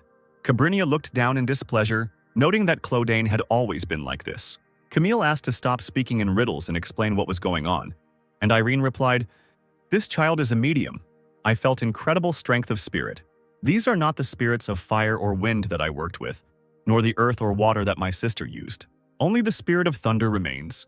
Pointing his finger at the girl, Claudine said, "Is it possible that she controls a spirit that even your sister cannot cope with?" Irene replied, "Idiot. What nonsense. If she can control a high-level spirit, then she can summon any lower-level spirit, but that doesn't mean I can't sense it." Upset by the insult, Camille thought about the spirit of thunder. Claudine asked if Dark had inherited his power. Irene replied, "This happens less often with mediums than with magicians, and since she bears the title of Baron, we can assume that she is quite close to the spirit." Bringing the cup with the drink to her lips, the girl asked if Dark could become a monster in the future. Taking the cup from the puzzled Irene, the man replied, "Desirable." Approaching Irene, Claudine whispered, "Maybe we should kidnap her?" This surprised Cabrinia, who asked if Camille was serious about what he was saying. The Count grinned and looked slyly at the girl. After another battle with the Waterlord, somewhere in the subconscious, a sweaty Dark woke up and was breathing heavily. The dissatisfied guy grabbed his head. This time he lost again. Clyde asked Serene to give him some water, but looking ahead, he realized he was in danger, so he immediately grabbed the hilt of his sword. In front of him stood an armed man in a robe, whom Dark decapitated with a swift dash and a swing of his weapon. The dead body fell to the floor, and the warrior, meanwhile, found himself outside the bed. Looking around, he saw several more ill-wishers. Behind one of these people lay an exhausted and wounded Siren. Enraged that the stranger dared to hurt his servant, Dark bared his teeth. The ill-wisher immediately rushed towards Clyde. Once at his target, the man pointed his weapon at the warrior. However, Dark made a jump, allowing him to dodge the attack and get closer to Siren, who was having difficulty addressing the lady. In front of the guy stood two ill-wishers, and behind him lay a maid, to whom Dark told that she had done a great job, and the girl replied that she had tried her best. The next moment, one of the opponents attacked the guy. He attempted to strike, which Dark successfully blocked. Seeing another enemy approaching the lady, the girl became alarmed. However, Clyde jumped again, avoiding two simultaneous attacks. But this did not improve his situation much. One of his ill-wishers tried to deal the warrior another blow. But at that moment, the sword suddenly disappeared from his hands. Saren contributed to this by tearing out the blade with her teeth. The angry man tried to grab the cat girl, who immediately jumped away from him. He heard his comrades wheezing and looked in his direction. As it turned out, Clyde had pierced him through and through, causing the body to fall onto the girl's back, dropping the weapon. The last nervous survivor reached into his inside pocket to pull out a roll of paper. Not wanting to let his enemy get away or allow another attack, Dark kicked the enemy's dropped weapon away. At that moment, the ill-wisher tore the scroll, bringing with it a blue glow. Clyde kicked his foot, causing the enemy's blade to launch into the opponent, who was then disappearing. Unfortunately for Dark, the weapon stuck into the wall, never reaching the ill-wisher. Clyde was not happy that he had missed the stranger. He assumed that the man had used some kind of teleportation device, which meant that it would be difficult to track him down. A maid ran up to the boy, asking if everything was okay with the mistress. Ignoring the question and looking out the window, Dark said, "And you? You were wounded." Siren replied, "Yes, I'm fine. We heal our wounds quickly." Nervously biting his nail, Clyde thought, "I shouldn't have chased Silver away. Because of Naiad, my body was in complete disarray." He then told the girl to hand over the dead scum to Darren and find out where they came from. The escaped ill-wisher, having found himself safe, reported that they had failed. Casting a displeased glance at his subordinate, Camille asked what the reason was. The man replied, "The beast woman's fighting skills are better than we thought. Her devotion to her mistress is unusually strong. We spent quite a lot of time because her—" Clodane interrupted his speech and said, "So, a loyal beast man is a rare phenomenon, how interesting. But the main reason is, did you lose to the spirit?" After a short silence, the subordinate explained that the girl had used a sword. This statement interested Camille somewhat. The alarmed man continued to report, "Yes, the skill of our target is comparable to that of an adept. She decapitated the first one with one movement and killed the second one in 3. Clodane was surprised that some girl could be an adept. Irene, who came up from behind, said, "There are several records where mediums use a sword, but not a single one where a medium could compare with an adept. Are you sure you understood correctly?" The subordinate replied, "I am sure I can swear on the name of my family." Smiling, Cabrinia noted that it was unfortunate. Scaring the man, she said, "Our hunting dog has just failed a mission and is justifying it with the family knighthood title." Suddenly, a fire salamander appeared next to him, summoned to kill the man who asked why they decided to do this to him. The girl replied, "I'm sorry, but an uninvited guest was on your tail." A moment later, the room was illuminated by the light of a flame that was burning the subordinate alive. All that was left of him was a skeleton, on whose skull Irene stepped, breaking it into pieces.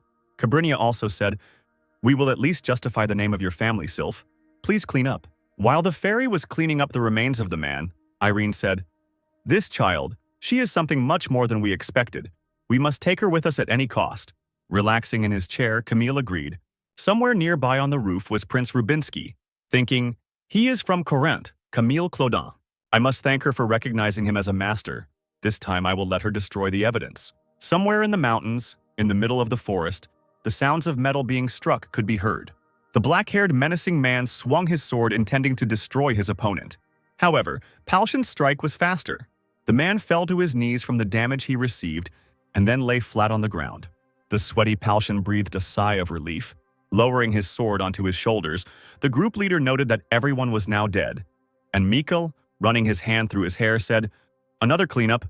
The monsters have been destroyed. All that remains is to take care of the bandits. How much longer do we have to work to the point of exhaustion?" Media replied, "Well, they just understand how to use their mercenaries. There are idiots who hire them as useless security." Gaston asked, "Aren't they trying to recoup their money?" Raven noted that for now, they just needed to wait until they were enlisted in the regular army. And Jimmy fell to the ground and said, "In any case, I only want one thing, to rest a little." An inspired Palshan said that when they were enlisted in the regular army, they could visit their Baron Dark, to which the other mercenaries agreed. Mikkel said he was curious about what Clyde was doing now. The group leader replied that he was most likely training to become a master again. Meanwhile, Darren reported to Dark, "We were unable to find any leads. We tried to track their route, but nothing worked." Clyde noted that magic is not omnipotent, and now nothing can be done.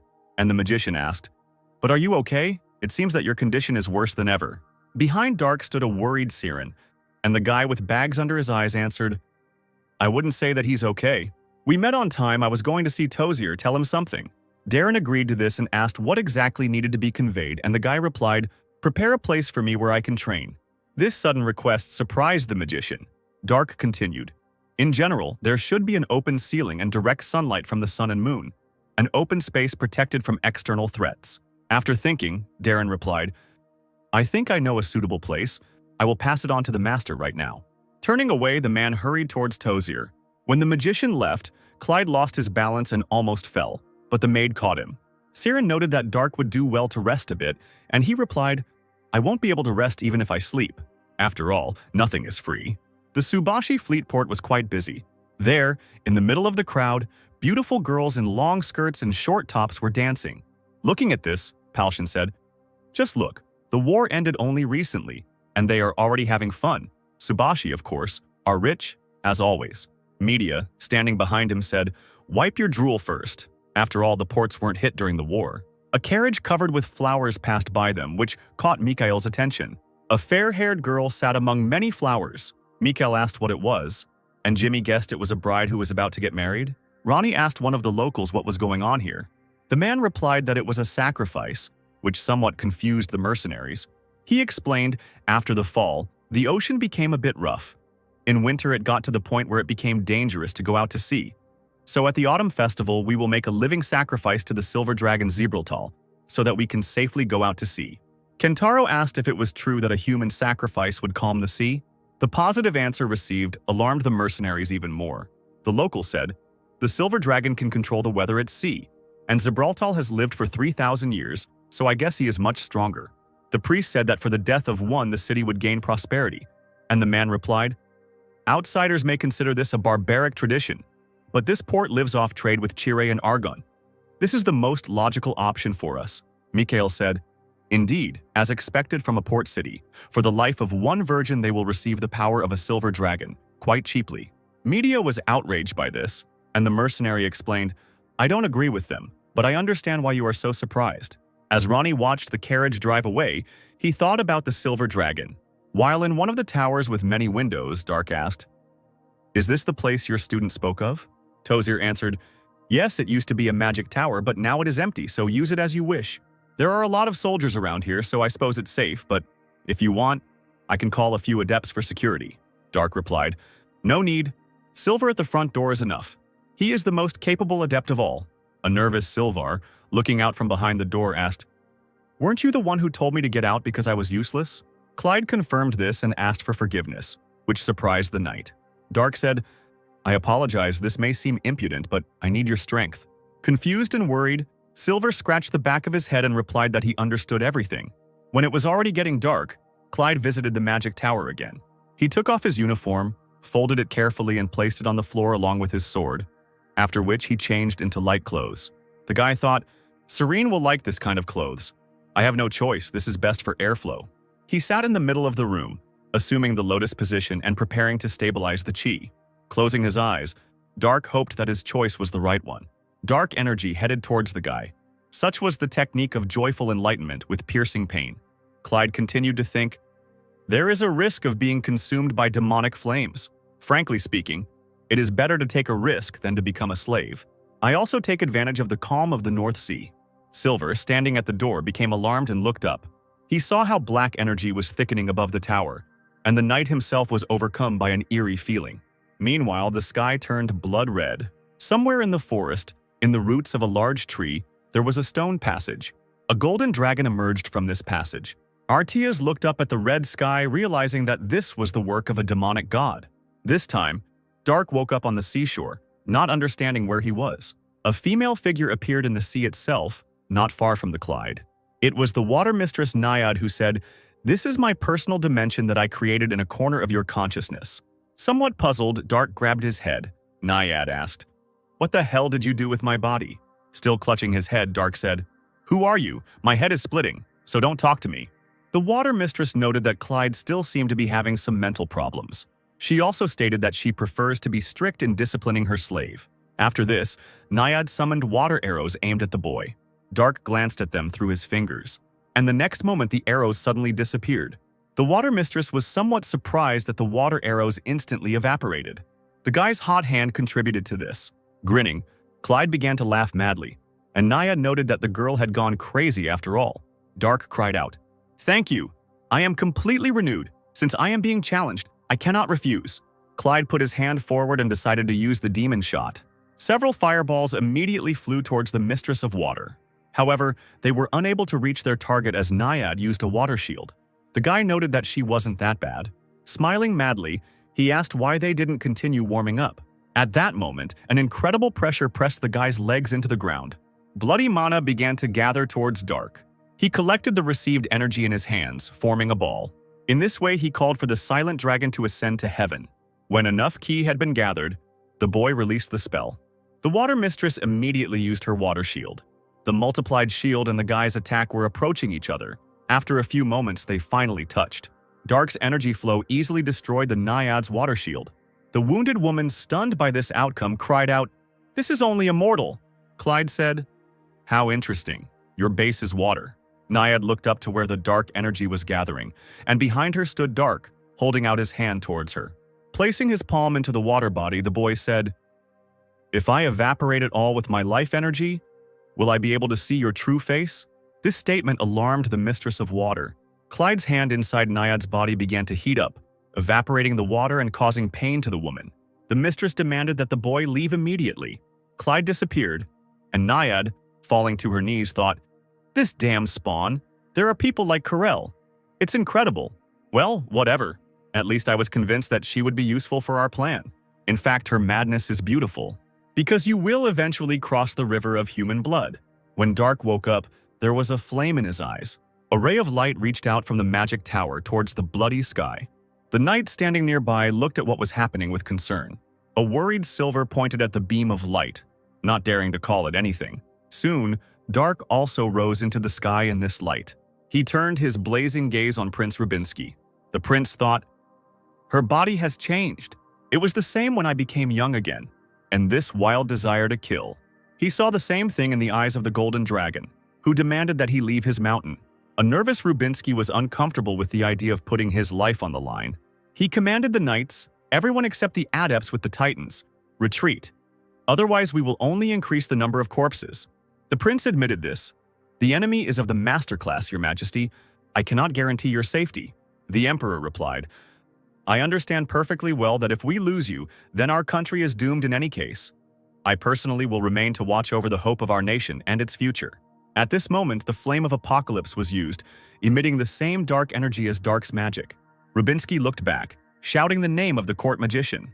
Tozer stood with Darren on the wall adjacent to the magic tower and directed a spell towards the levitating guy. The flames of the apocalypse were rapidly approaching Clyde and were about to engulf him. Darren was worried about the Lord, who grabbed his hand and tried to catch his breath, but Tozer was sure that since what happened was his fault, it was up to him to end it. Against the mage's spell, Dark used the Great Night Sky Absorption, which caused the energy directed at him to disappear.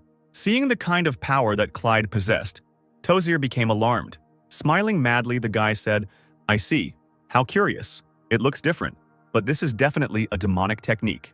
But to use a demonic technique on someone who has stepped onto the demonic path is like a foolish foreigner. The next moment, Clyde dropped down and found himself right in front of Tozer. Then, straightening up, he placed his palm on the magician's face. Worried about his teacher's life, Darren instantly made the decision to teleport. Just one moment, and Tozer and his student disappeared, not allowing Dark to do anything with them. Lowering his hand, Dark chuckled questioningly. Looking at Darren and the Lord, who were on the neighboring wall, the guy said, "Fast, or am I too slow?" The magician's apprentice noted, "Master, it was the same before the curse." The Lord replied, "No, it's different here. The mana density is less than it was last time." Tozer was alarmed. Fear was visible in his eyes. Being next to Dark, he experienced exactly the same sensations as when he made a contract with Cronetio. He could tell for sure that what stood before them was the demonic god himself. The Emperor commanded everyone to summon their titans. The sky was covered with several swirls. From them, the titans stepped onto the earth. Smiling, Dark said, "What interesting toys do you have?"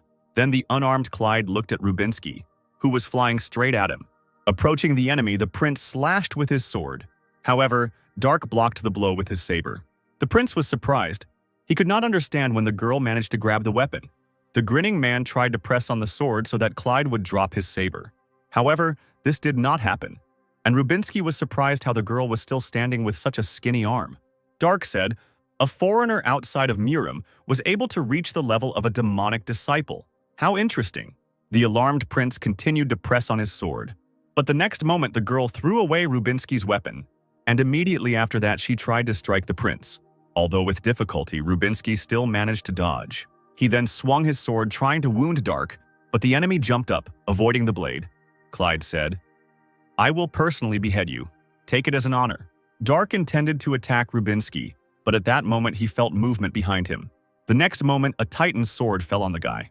I know it's inappropriate to say this when we're on the brink of war, but I want to know what the limits of my abilities as a master are, and how capable I am. This is exactly what Rubinsky said earlier, but only now, looking at Dark, who reflected the Titan's powerful blow with the help of a magic shield, the prince doubted his words. The Titan that Silver was sitting inside was trying to apply enough force to his sword to at least be able to wound Clyde. The guy himself said, "It amuses me. In the West, they are capable of creating similar toys." Civilar cried out, "Alfred, honor!" Clyde looked to the side where another Titan was approaching him. The next moment, a spear flew at the enemy. Dark's saber soared upward and was already spinning somewhere in the sky. Clyde himself was also in the air after the jump. Silver, considering this an excellent moment, commanded to attack again. Dark, meanwhile, landed on his levitating saber. The two Titans approached Clyde, but he used containment against them. The knights were alarmed. They suddenly lost the ability to move. Energy accumulated around the warriors' weapons. Looking at this, Rubinsky wondered, "What is this? Mana is preventing the spears from moving. What an incredible density of mana. How is this possible without the use of magic?" Darren also asked Tozier what kind of magic it was, and the Lord replied, "It is not magic. Even mediums cannot use their mana like that." At that moment, Clyde stepped onto the Titan's spear with his saber. He walked along the blade, closing the distance between him and the giant. This made Silver, who was inside the metal golem, even more worried. Forcing a smile, the knight thought, "Even now I can't even imagine looking down on you. The difference is too great." Clyde used the fluttering blade in the key movement technique, causing his saber to point towards the Titan. The powerful, inevitable attack easily destroyed the enemy. After this, Dark calmly descended to the ground. However, he was already surrounded by several Titans. Clyde glanced at Rubinsky, who was focusing energy into his sword. The boy chuckled and said, "That's right. While I was playing with the toys you created, you prepared something grand." Summoning a saber into his hand, Dark said that he would still play with the prince.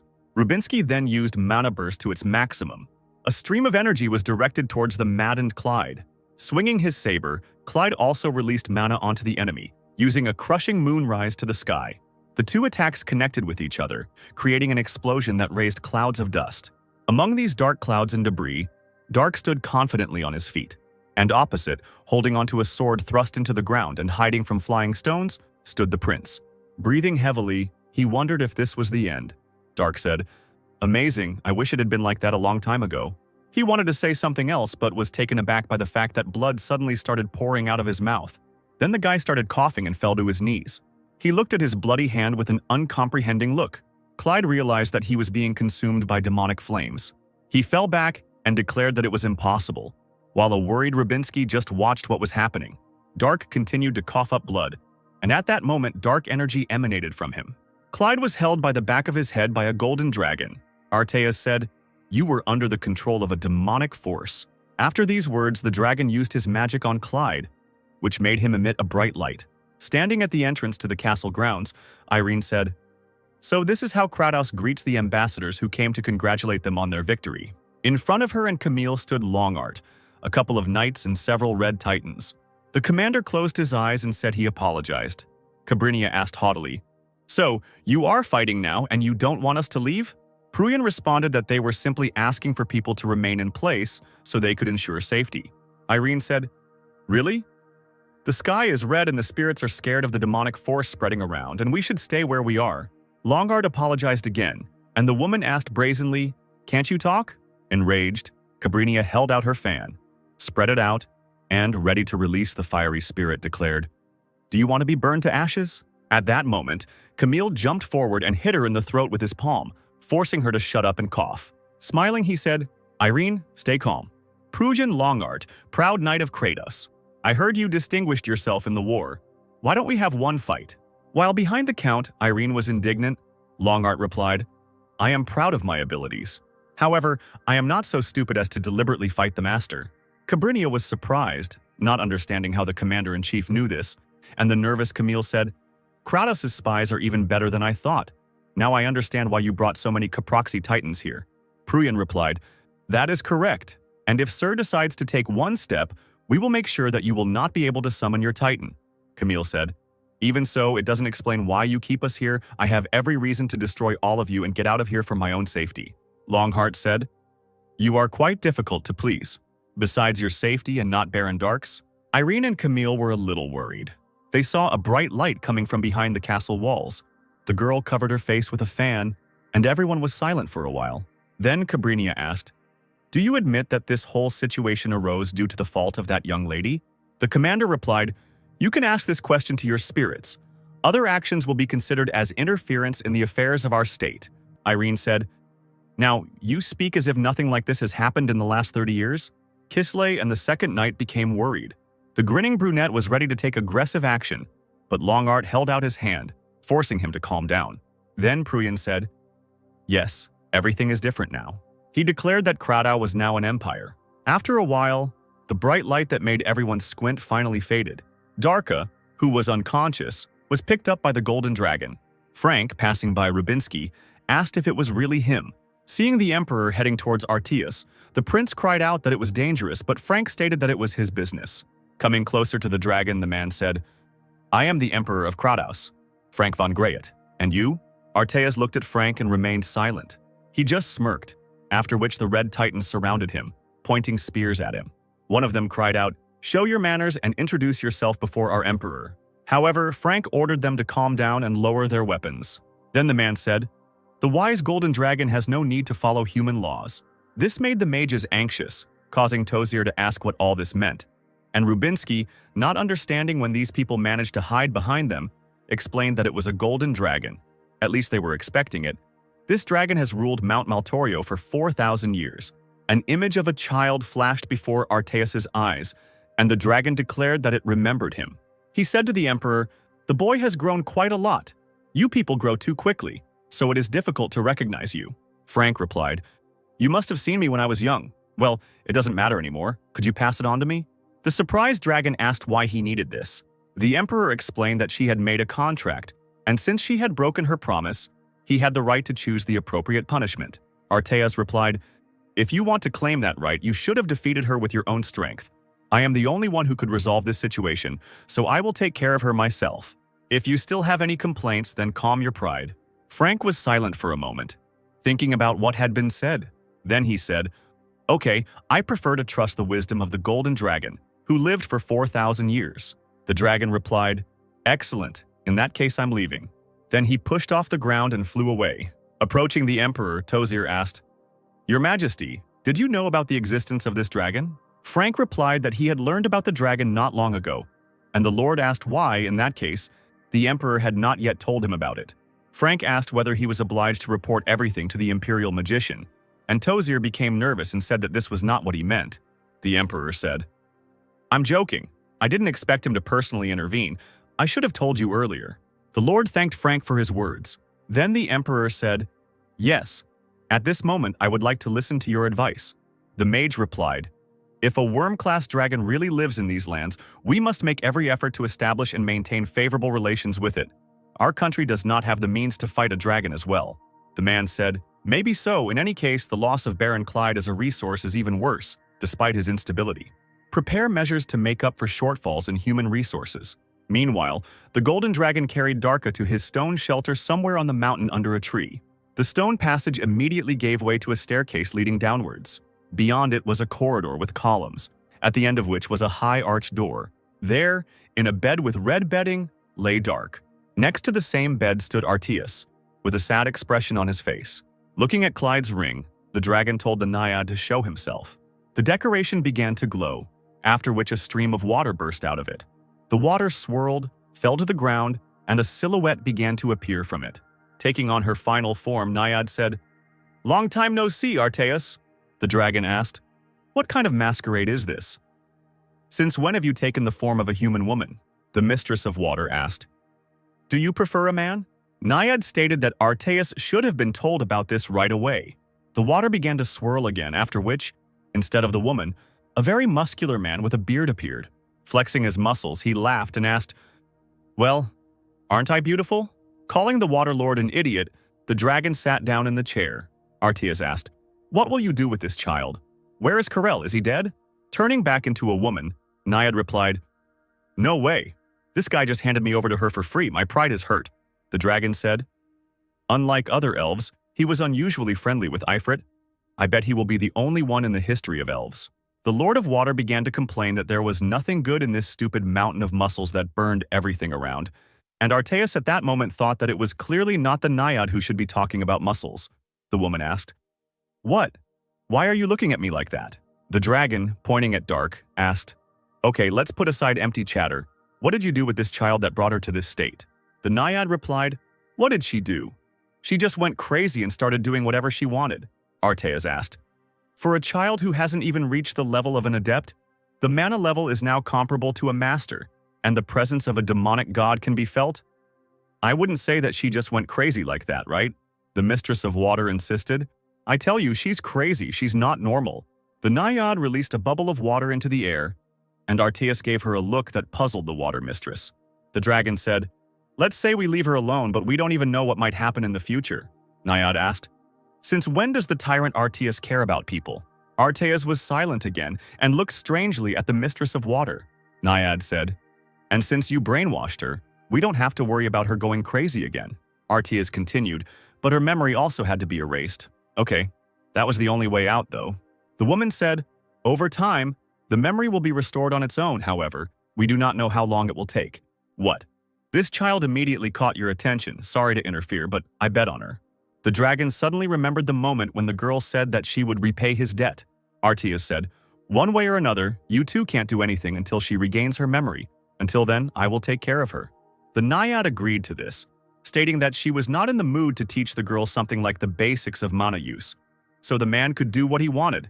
And the dragon said, "This should be obvious, but don't you dare interfere while I'm in charge here." The water mistress said, "She is truly worthy of your attention, I understand. Call me as soon as her memories return, and don't even try to cheat." Arteas agreed as he approached the bed. The Naiad, transformed into water, went back into the ring. Again with a sad face, Arteas said that having saved her twice, he had some responsibility. After a while, Dark's eyes opened. Arteas drew attention to himself by saying that he had finally woken up. Clyde just looked at the dragon, not understanding what was happening. At first he wanted to say something, but he couldn't. Arteas said, "You are confused. You don't even know who you are."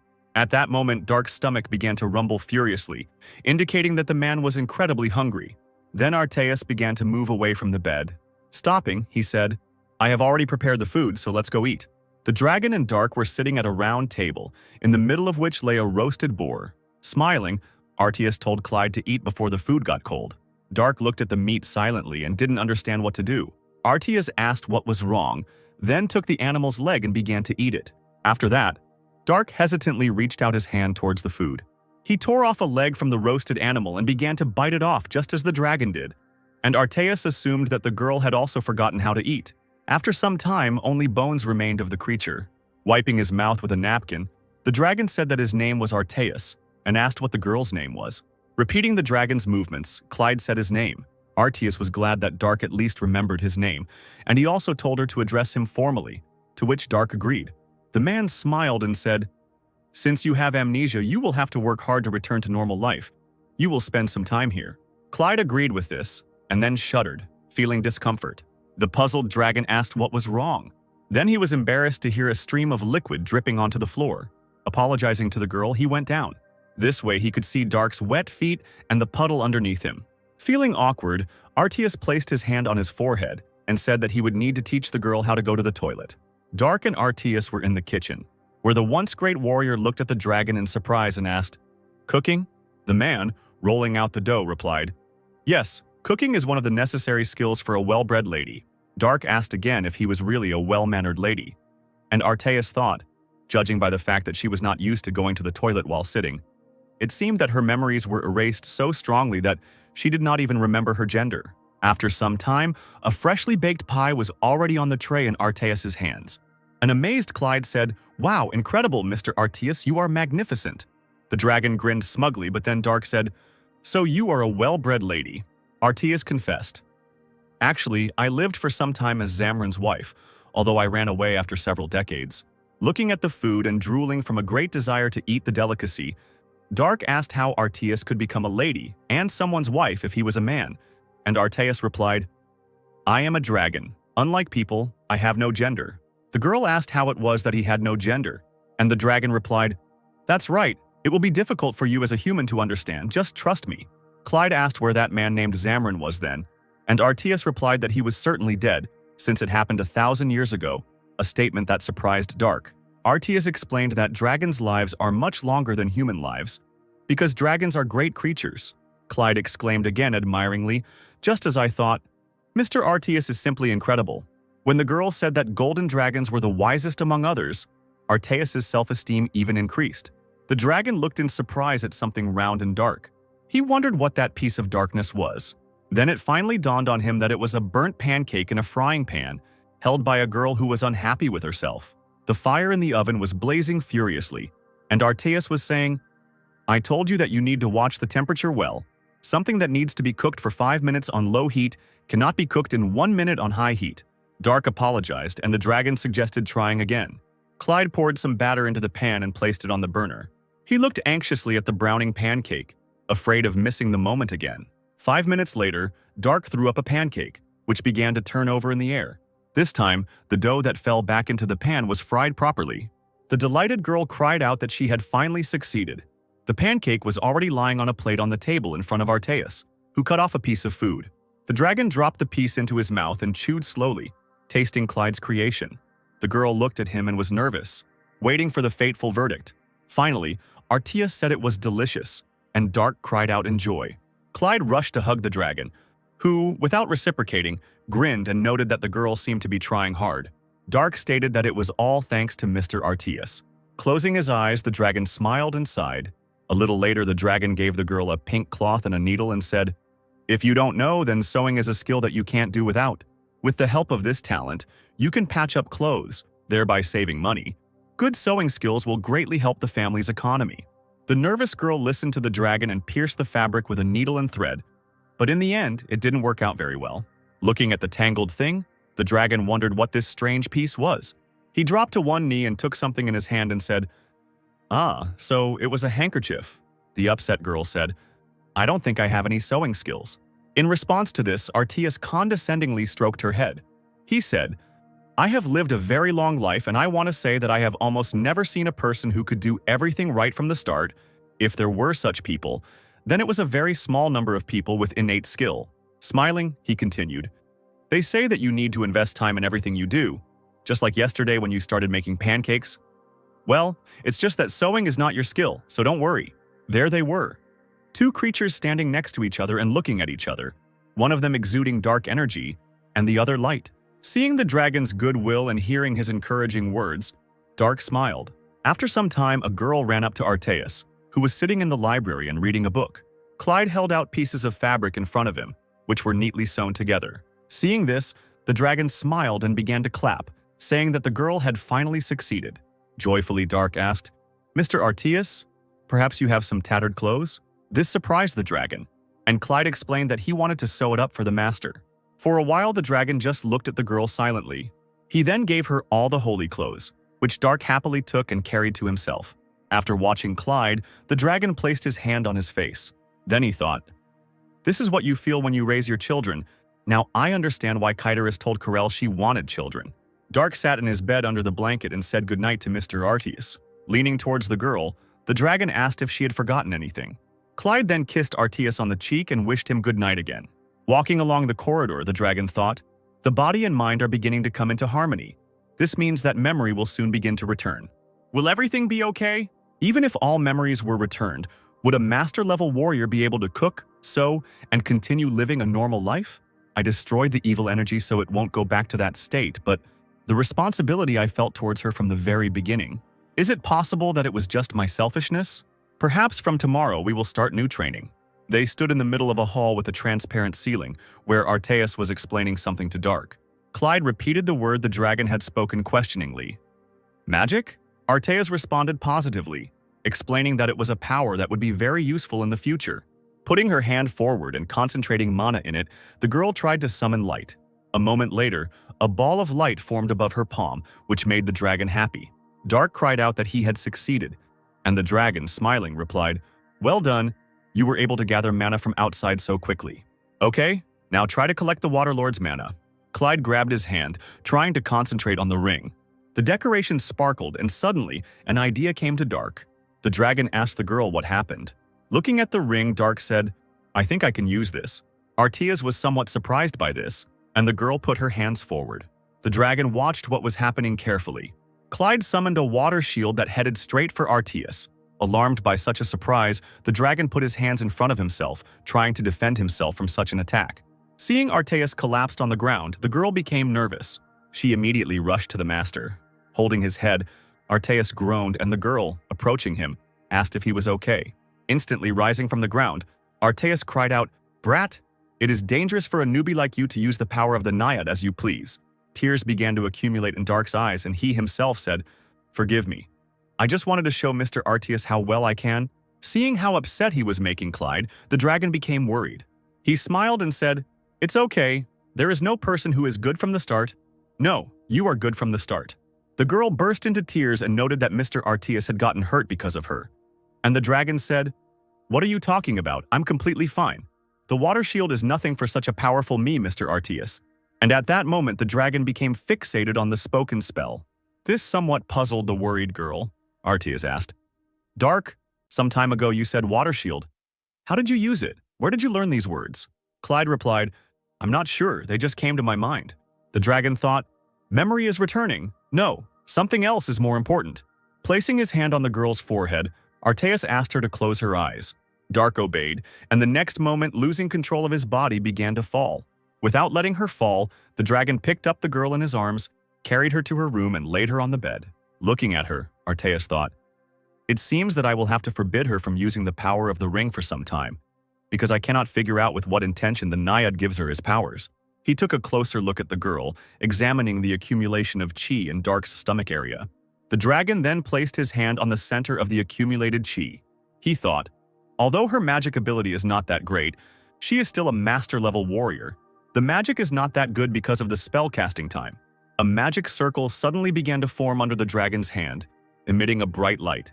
Artias continued to think, but if this is the language of dragons, then everything will be completely different. Finally, the light faded and the dragon exhaled.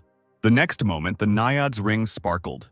The puzzled dragon became alarmed, and a stream of water burst out of the decoration. He went into a rage, after which he revealed to Artias the Lord of Water, sitting in a shell in the form of a mermaid. Naiad said, "Well, you had a good time. It seems like a whole month has already passed." The nervous dragon asked, "How unexpected. What kind of species is this?" The Naiad replied arrogantly, "No matter how attractive I look, I did not want you to desire me in this form. The lower part of my body is a fish, so you will not be able to." Artias interrupted the Water Lord's speech. "Stop talking nonsense. The fact that this child was able to use a water shield, was it you who taught him?"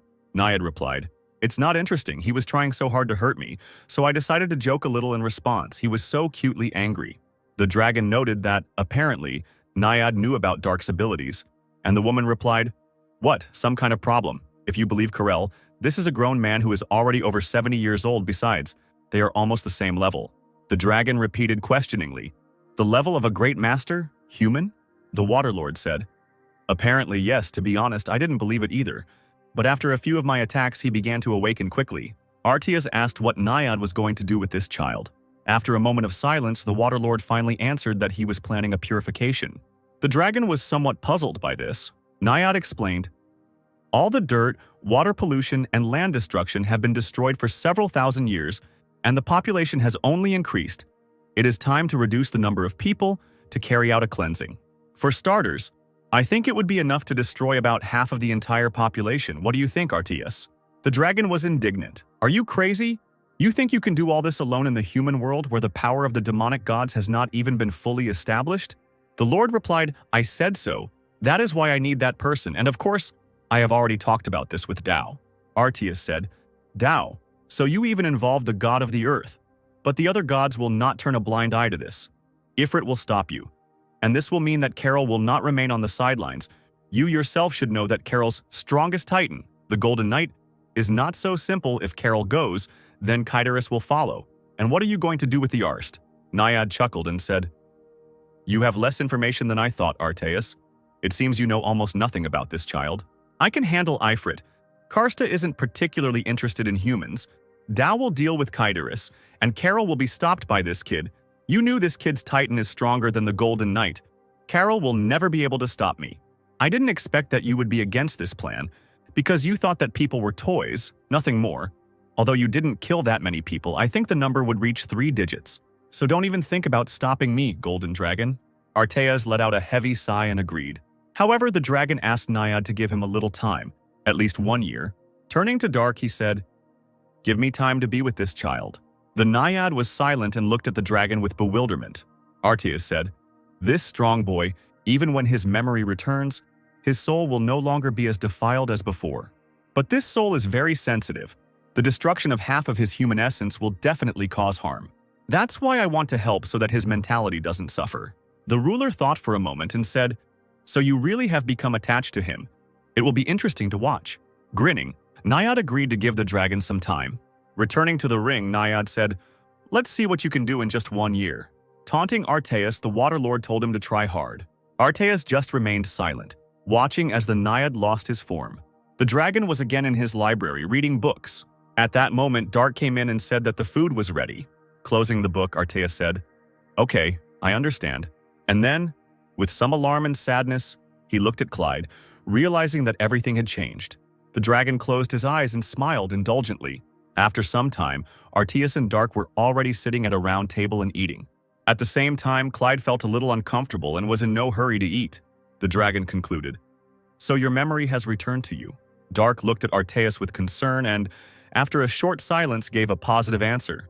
The dragon said, I don't care who you were or what you did before, nor am I going to hold you back, for dragons are creatures as lonely as they are powerful.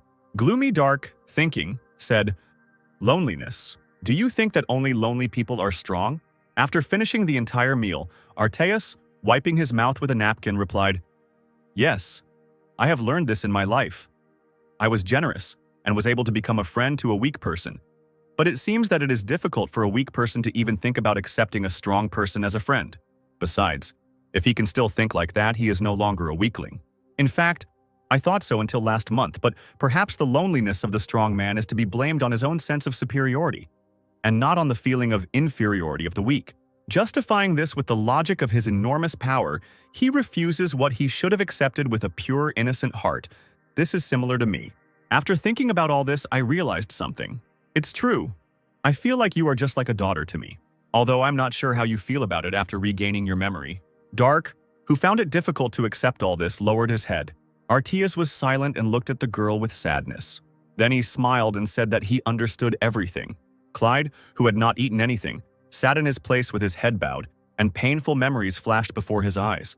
The boy was a kidnapped orphan. He was lying on the ground and came to his senses when someone shouted, "Number 2044, get up!" A very large man loomed over him, instilling fear in the child. Without saying anything, Clyde obediently rose to his feet. The devilish techniques were training that accumulated internal energy. The man stated that Dark was moving on to the next stage and told the boy to follow him.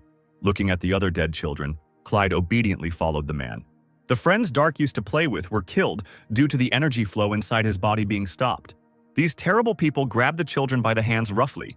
They determined those who were suitable and those who were subsequently destroyed. The remaining ones were classified according to the thickness of the energy flows.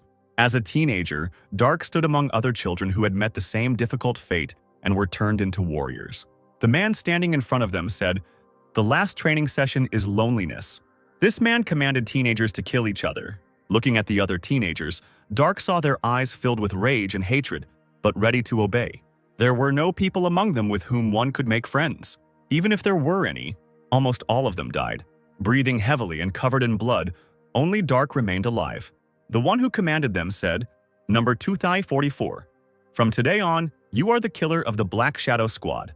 Dark looked at the scroll with the image of a certain man on it until someone spoke to him. This is a master who uses the strongest internal energy and single sword techniques. Kill him within 50 days without leaving a trace. Remembering all the details of the face he saw, Dark unconditionally agreed to carry out the order. After some time, this master was pierced by the blade of Clyde, who was hiding under the bed, causing his face to twist. At that moment, the man was lying in the chambers with a woman, through whom the blade also passed. The light in the room went out, as did the lives of two people. A certain man sat at the table and said, "Number 2044. Because you wear black clothes and fight with a black sword, you were nicknamed Mukyan, right?" Dark replied, "Yes, sir." The man continued, "That's right, with skills like yours, you can even give yourself a nickname. Now you are a first-rank assassin of the Black Shadow Squad." Obeying the high-ranking man, the boy bowed his head. Even if Dark was trusted, the killer was nothing more than a weapon. There was only one person with whom the young man could share his emotions. It was already deep winter, snow was falling all around, and young Clyde was approaching the man who was saying, "I think it would be a bit of a shame to use you only as a subject for killing. My name is Yubek, the magic sword. I don't know how long it will take, but from now on I will be your mentor."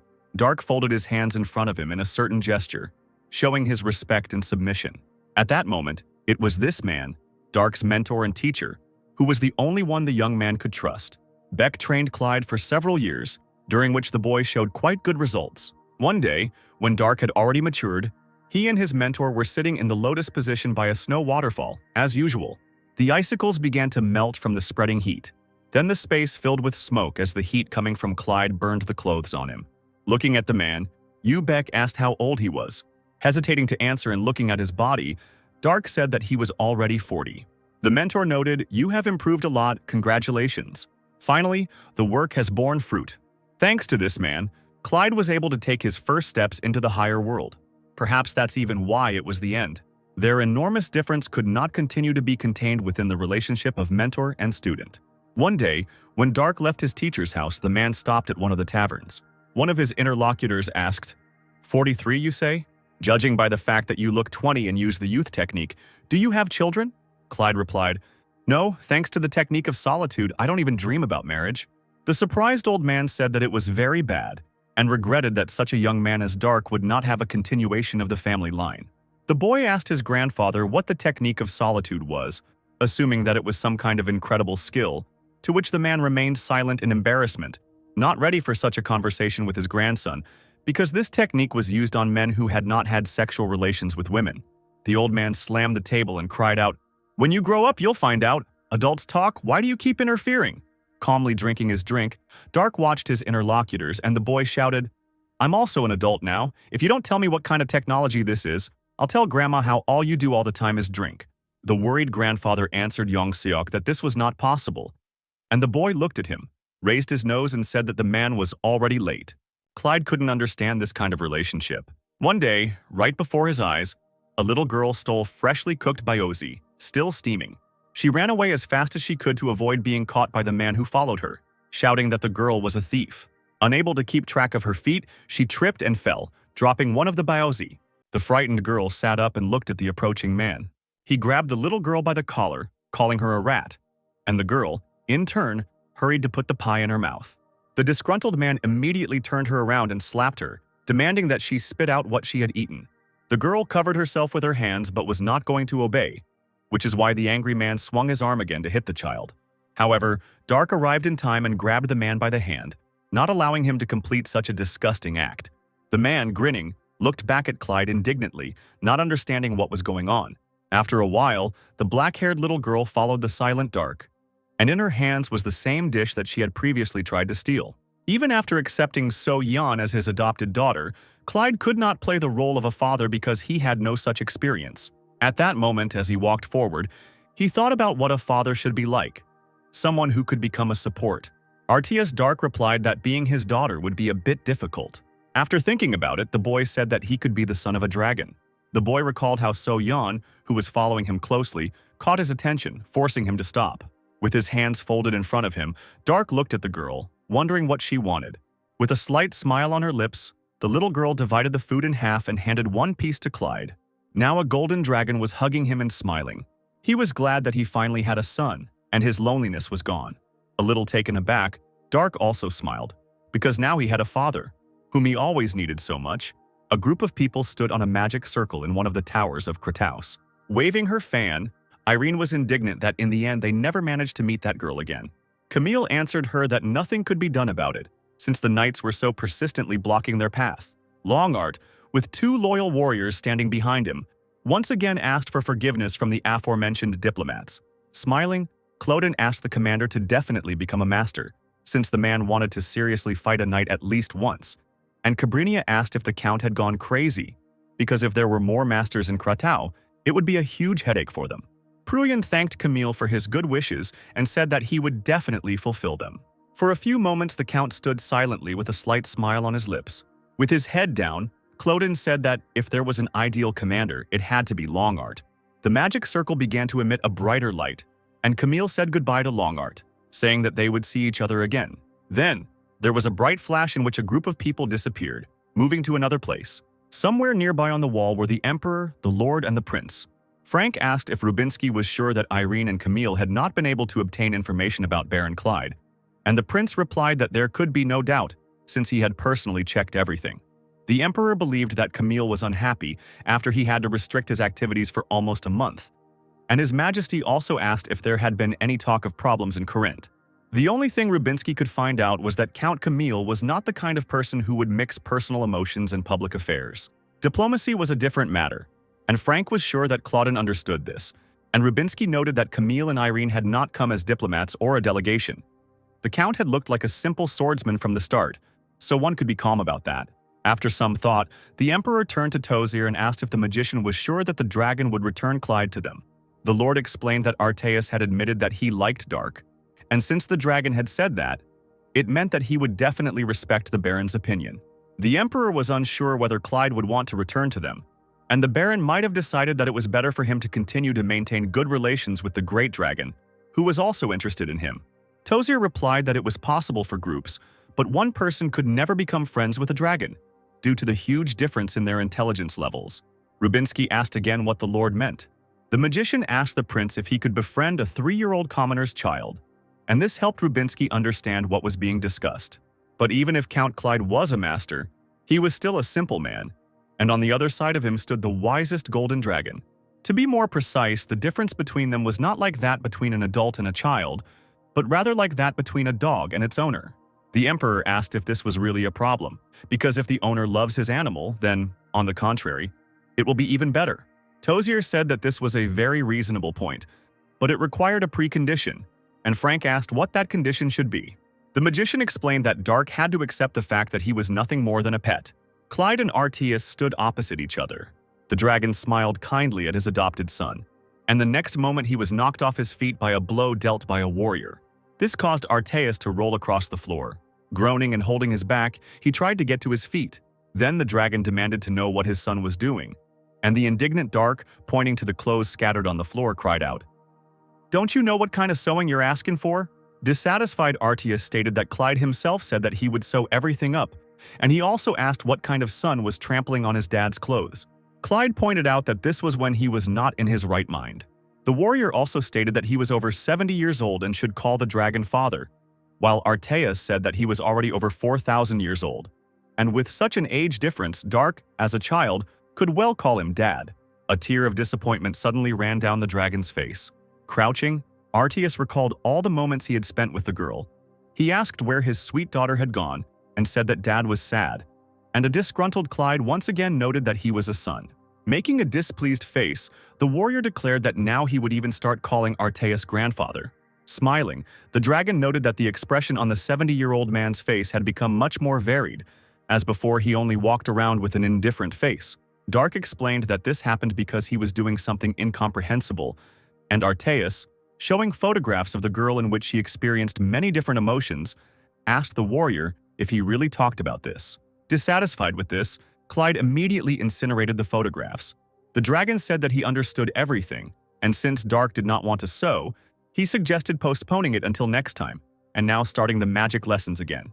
The indignant warrior interrupted Artaeus' speech and, turning away, said that he did not want this. Calling Clyde petty, the disgruntled dragon declared that he would show him what fatherly authority was. He grabbed the girl's body by the waist and swung his hand, intending to beat the naughty child. But at that moment, the surprised Artaeus noticed a foot approaching him. The next moment, Dark's leg and Artaeus' face met each other. Then the defeated dragon fell to the floor. Tears began to flow from his eyes again, and he declared that there was no point in raising children. The warrior demanded that Arteus stop pretending and stand up, and the dragon said, "I even prepared a dragon's heart for you with my own hands, and you don't understand at all what I feel." Surprised, Dark asked again, "The heart of a dragon?" Arteus replied, "Exactly. For an ordinary human master, you have a lot of mana. So I made a dragon's heart out of it, and you kick your poor father." The boy placed his hands on his stomach as the dragon noted that Dark had no idea how incredible the item was. To this, Clyde did not respond. He remained silent and thought about what he had heard. The dragon, with his head buried in the floor, wondered why the boy had suddenly become quiet. The foster father assumed that Clyde did not want to listen to his grumbling, and therefore quietly ran away. The warrior called his father, and Arteus, surprised that Dark was still nearby, rose abruptly and asked what his son needed. Clyde asked the dragon to give him some privacy and not to enter his room under any circumstances. An alarmed Arteus agreed with this.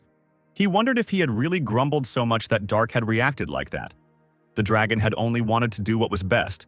He assumed that this was probably a transitional age. Arteus quickly headed to the library to find books on raising teenagers. As usual, Clyde sat on the floor in the lotus position. Now he knew for sure that he was not mistaken. There was no change in his energy. However, its structure changed.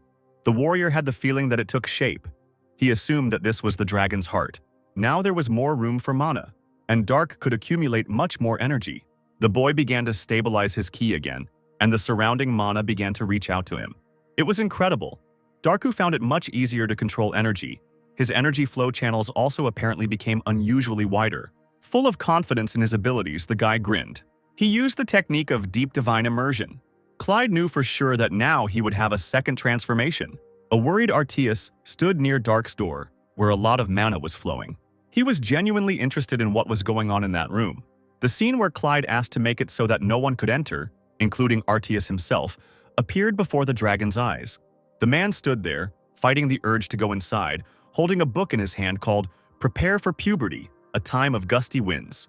Turning away and opening the book in front of him, Arteus walked away, thinking that this was the time to respect their privacy. While meditating, Clyde rose into the air. His entire body was surrounded by hot energy, causing the clothes on him to slowly smolder. The magic continued to circle around Dark, settling in the dragon's heart.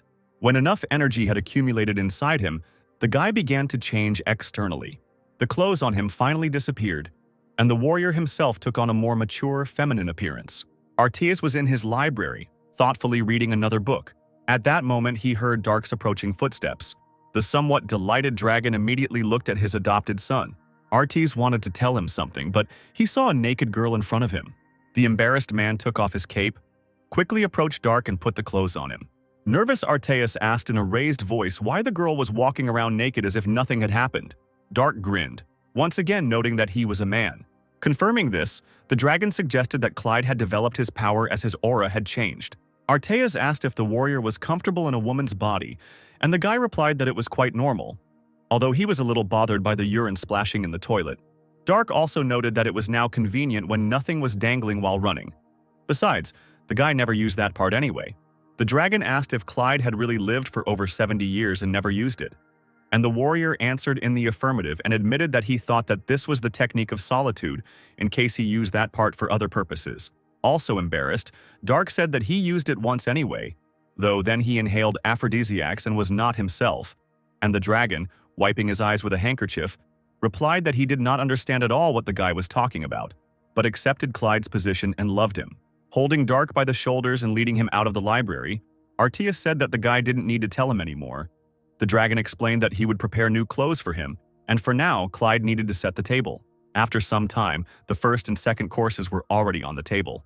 Dark was already sitting on a chair with his father and eating soup with gusto. Staring at Clyde, the dragon thought, "Even though he hides it, I can still feel his incredibly increased mana. Even if I was told that he is on the same level as Corel, who would have thought that he really would be a great master? I don't think anyone will beat him, as expected from my little son." Suddenly, Clyde cast a questioning glance at his adoptive father. Then the boy, addressing himself as a father, asked Arteus to prepare a sword for him. Breaking the bread in half, an indignant Arteus noted that he had already told him to call him dad, or at least mom, since he didn't like the word father, because it sounded as if they weren't close at all. Dark felt confused, not knowing how to respond to this, but the dragon still agreed to give him the sword, since that was what his son wanted. Artias asked what kind of sword the warrior wanted. Clyde explained that it should be about 70 centimeters long, and the handle about 20 centimeters, and that the weapon should also be double-edged so that the blade would bend moderately, and if possible, the handle should be without notches.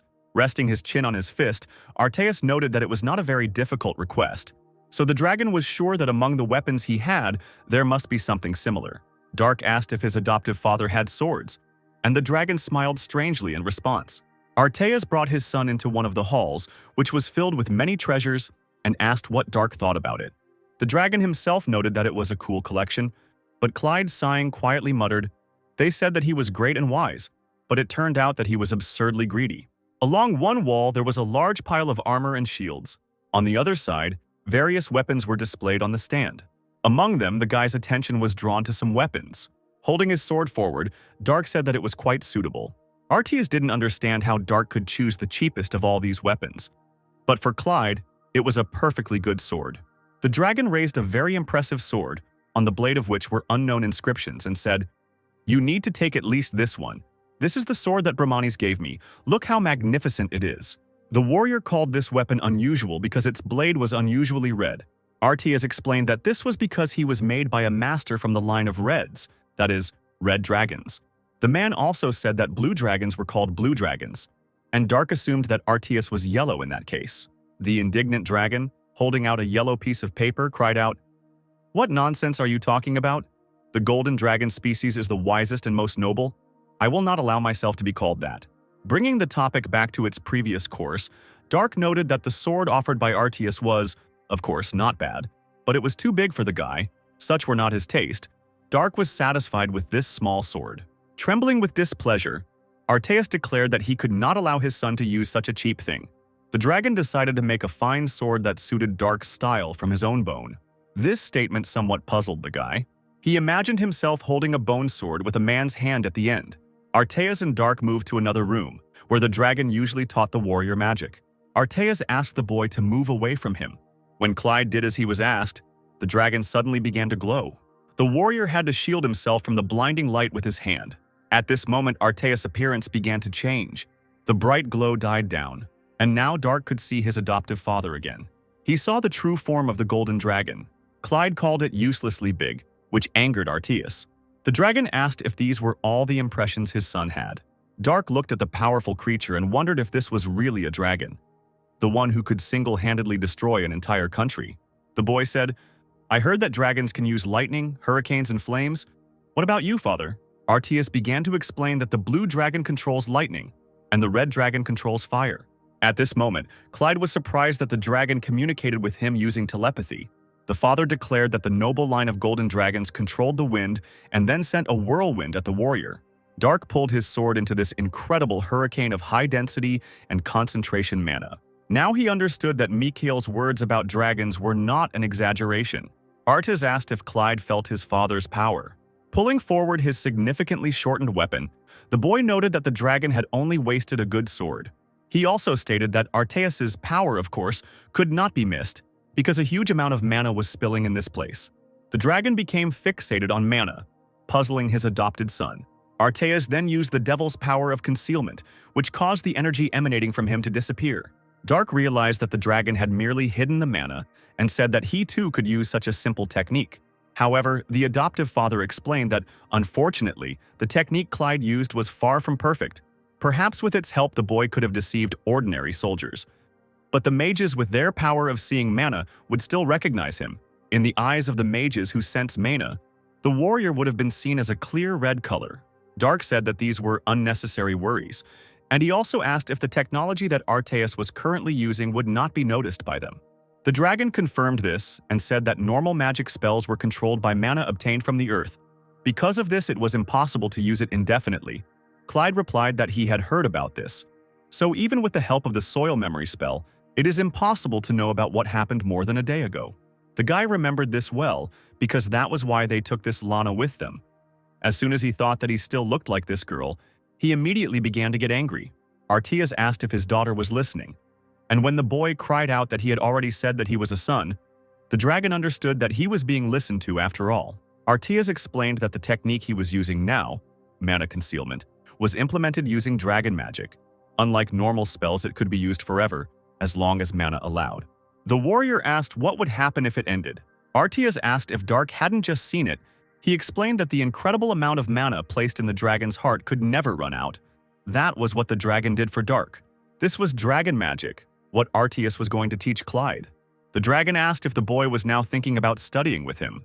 Concealing energy was the foundation of the foundation, so there was nothing to think about. The warrior immediately agreed to the training.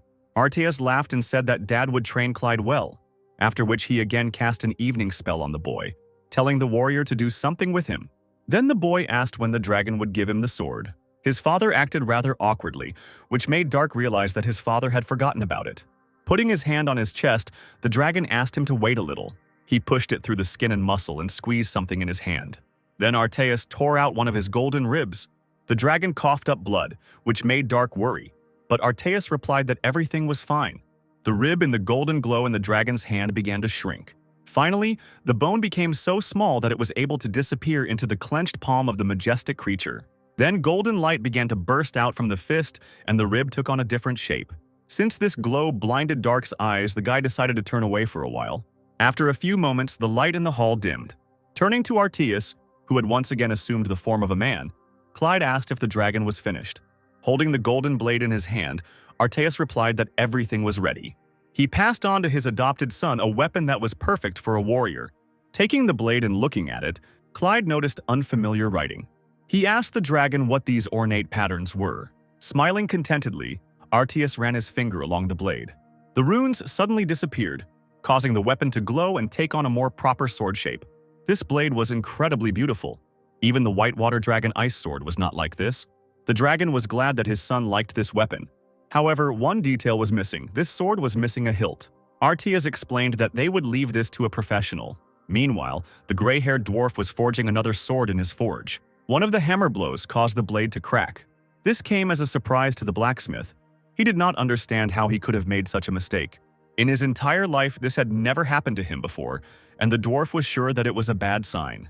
Arteas said that they would entrust the making of the hilt to a dwarf. Dark had never met such a people before, so he was interested in what it was, and Arteas explained that it was a defect created by God. They built and created different objects from ore and precious stones. The dragon told Clyde to just think that they were a race of blacksmiths. The boy was surprised that such a thing even existed in this world, but he was confused that Arteas called the dwarves a defect. The man explained that he said this because the dwarves were ugly, but because of their outstanding abilities, they could be used in various situations. Clyde sarcastically mentally noted again that this dragon was called majestic and wise. Arteas began to ask what kind of jewel his son wanted to make the hilt out of, what design the scabbard should have, and also stated that they could be made the most beautiful in the world. But the warrior needed the scabbard and hilt in a simple style. He did not want useless stones to be placed there. The dragon drooped in disappointment, and Clyde noted once again that he didn't need the notches on the handle. Arteas took note of his son's wishes and asked him to wait. After some time, the golden dragon in its true form was already in the open space, and the dwarves were trembling with fear in front of it, bowing low. The wind raged around them, and a golden blade was thrust into the ground nearby. Arteas demanded that they use all their strength and complete his son's sword. To intimidate them, he sent another gust of wind at the blacksmiths. The gray dwarf replied that they would, of course, do so, and would try to finish it as soon as possible. The dragon demanded that the sword be completed by the following day. But the worried blacksmith cried out that this was impossible and began to beg Arteas to give them a little more time. The dragon created a stronger gust of wind, causing the dwarf to go silent and fall onto his back. The dragon did not change his decision. Arteas still wanted the sword to be prepared for tomorrow, but he also explained that there was no need to use precious stones. The surprised blacksmith asked again whether it was really impossible to use stones. Arteas confirmed this and voiced the rest of Dark's wishes. Such simple demands from the dragon, of course, somewhat puzzled the blacksmith, but it was rather a relief, because in this case it was quite possible to manage in a day. As he took to the skies, Arteas said he would arrive at this time tomorrow. However, if his son doesn't like the sword, he will make sure that all the dwarves present regret having ever been born. Laughing evilly, he flew away. Rising to his feet, the old blacksmith compared Arteas to a fat lizard. The dwarf became alarmed when he realized what was in front of him. The rest of the dissatisfied blacksmiths were talking about the appearance of a dragon, which, according to rumors, had not been here for more than 2,000 years. The dwarves were annoyed by this and now regretted that they had come to this mountain, and one of them remembered that there was a song about a dragon that lived on this mountain range. It was written by an incredibly beautiful wandering singer who called herself Angeliana, and the song was called Requiem for Arteus. It told how, although the brave Arteus had struck a blow against the cruel golden dragon living on the Maltorio mountain range, the result was the loss of his beloved bride and friends, which caused him to become despondent, renounce the title of hero, and become a hermit. The dwarves assumed that the dragon they saw could well be a descendant of the golden dragon that had died then. But for them, it didn't make much difference. The blacksmiths just wanted this creature to be dead. After finishing their discussion, the blacksmiths asked the white-haired leader if they would start working on the sword right away. The leader looked gloomily at the blade and asked if they had seen the same thing he had. Taking the sword in his hands, the old man explained that it was the bone of a rare dragon. Arteus had thrown out a simply incredible item here. As if enchanted, they reached for the blade, wanting to work with such a thing. They asked to unite or at least just look at the object. But the leader began waving the weapon, demanding that they not approach and declaring that he himself would do everything. One of the dwarves noted that the chieftain's son had run away from home in search of a dragon bone, and the old man clarified that the boy was simply traveling. Firehammer shouldn't have been writing other people's children down as fugitives whenever he wanted. The next day, as agreed, work on the sword was completed, which was already in Dark's hands. Its blade had the same beautiful shine as before, but now the sword had a black hilt with a simple pattern. A great addition to it was a scabbard of the same color with a similar pattern. Since Dark remained silent, examining the weapon, an agitated Arteus suggested that it was still too simple for his son. The disappointed dragon declared that he would go and quickly deal with all these stupid dwarves, but Clyde stopped him. The warrior admitted that he really liked this sword, and he was rather unsure whether he had the right to receive such a beautiful weapon. Arteus asked if his son really liked the sword.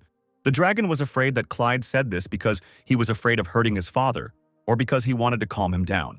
However, Dark's words were true. The joyful dragon said that such a gift was the least he could do for his beloved son. They moved back to the training room, where Clyde was emitting his mana throughout the area. As the dragon had taught him, the warrior tried to use the devil's power of concealment. All the energy disappeared in an instant, as if it had never existed. Arteus praised him, noting that Dark had now become more skilled, and his father asked if his son really wasn't going to learn other spells.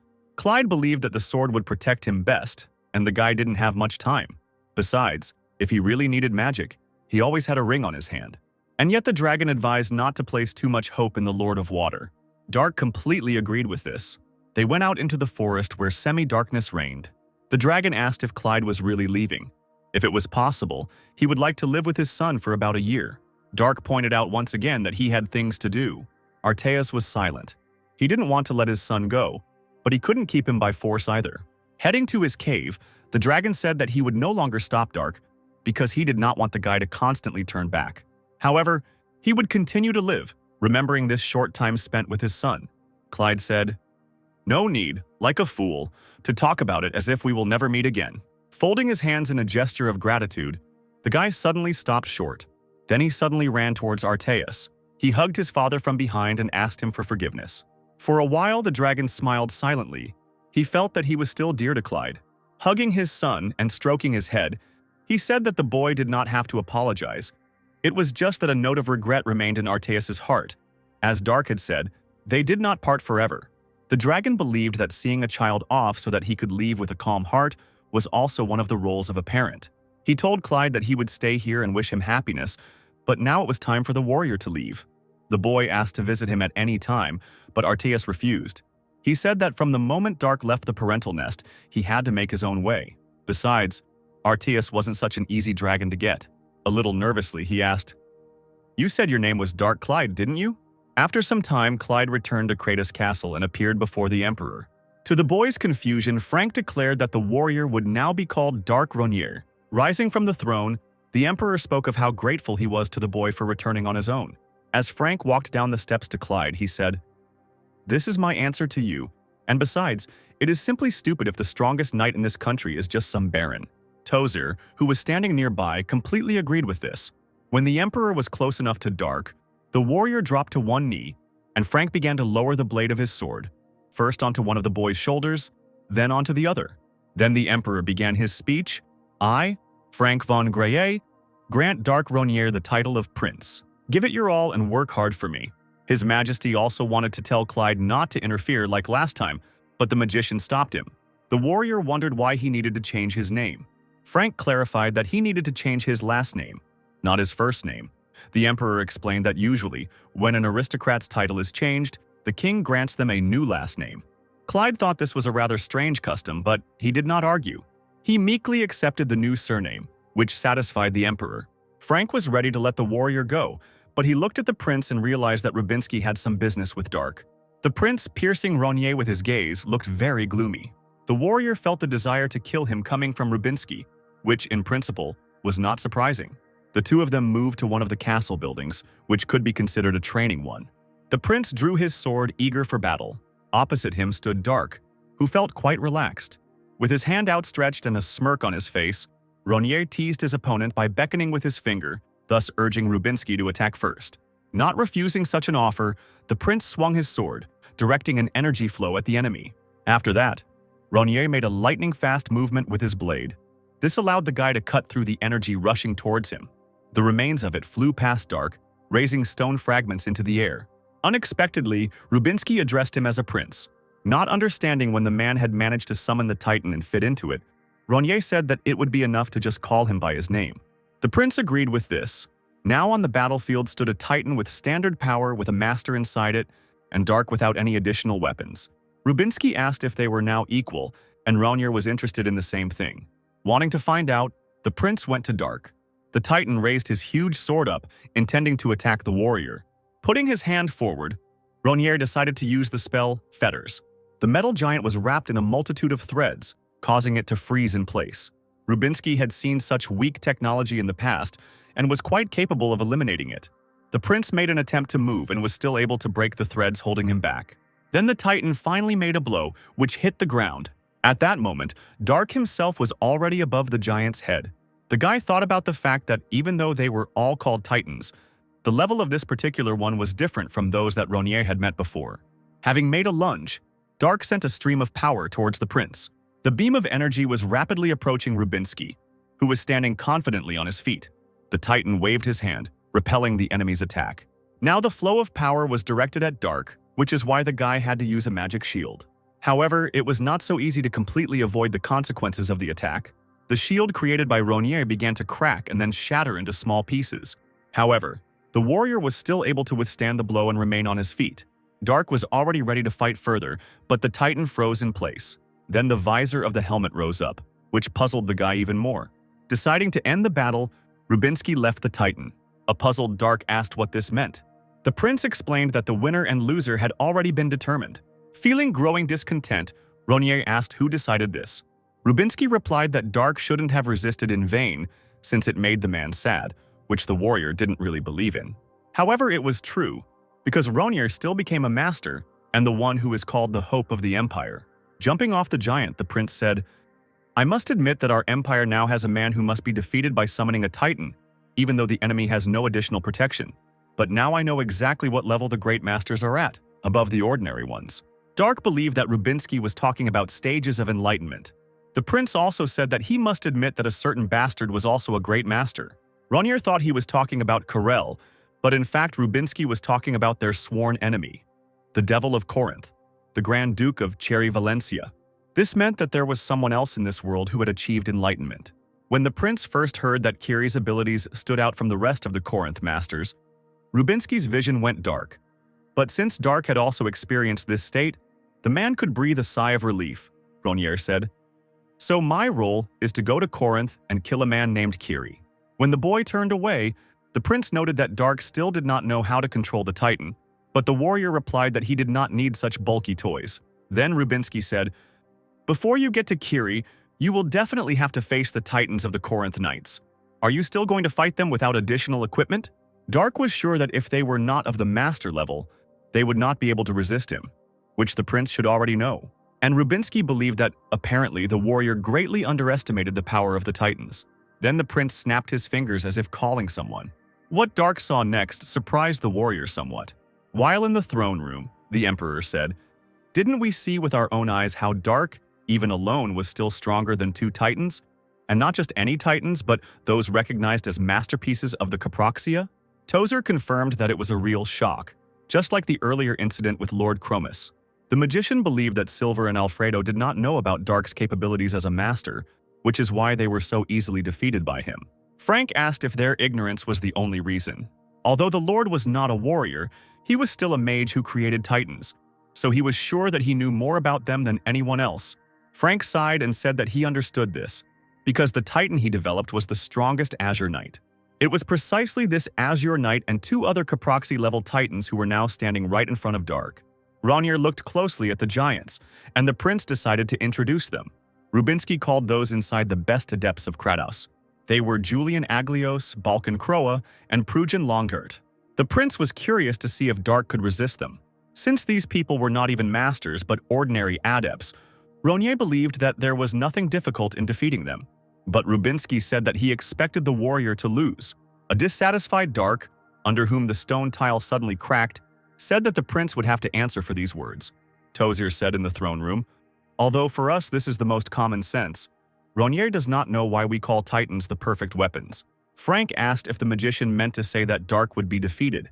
The Lord answered positively, because Ronnier knew nothing about magic, just like that time when he easily fell under the curse. The Azure Titan's sword was approaching Dark, but the boy used a magic shield. The giant had no intention of retreating, he only began to press harder on the sword. Rubinsky, somewhere above, warned Ronnier of the danger behind him. Dark, who was approaching two more spears, cried out for the prince to shut up, since the guy himself knew everything.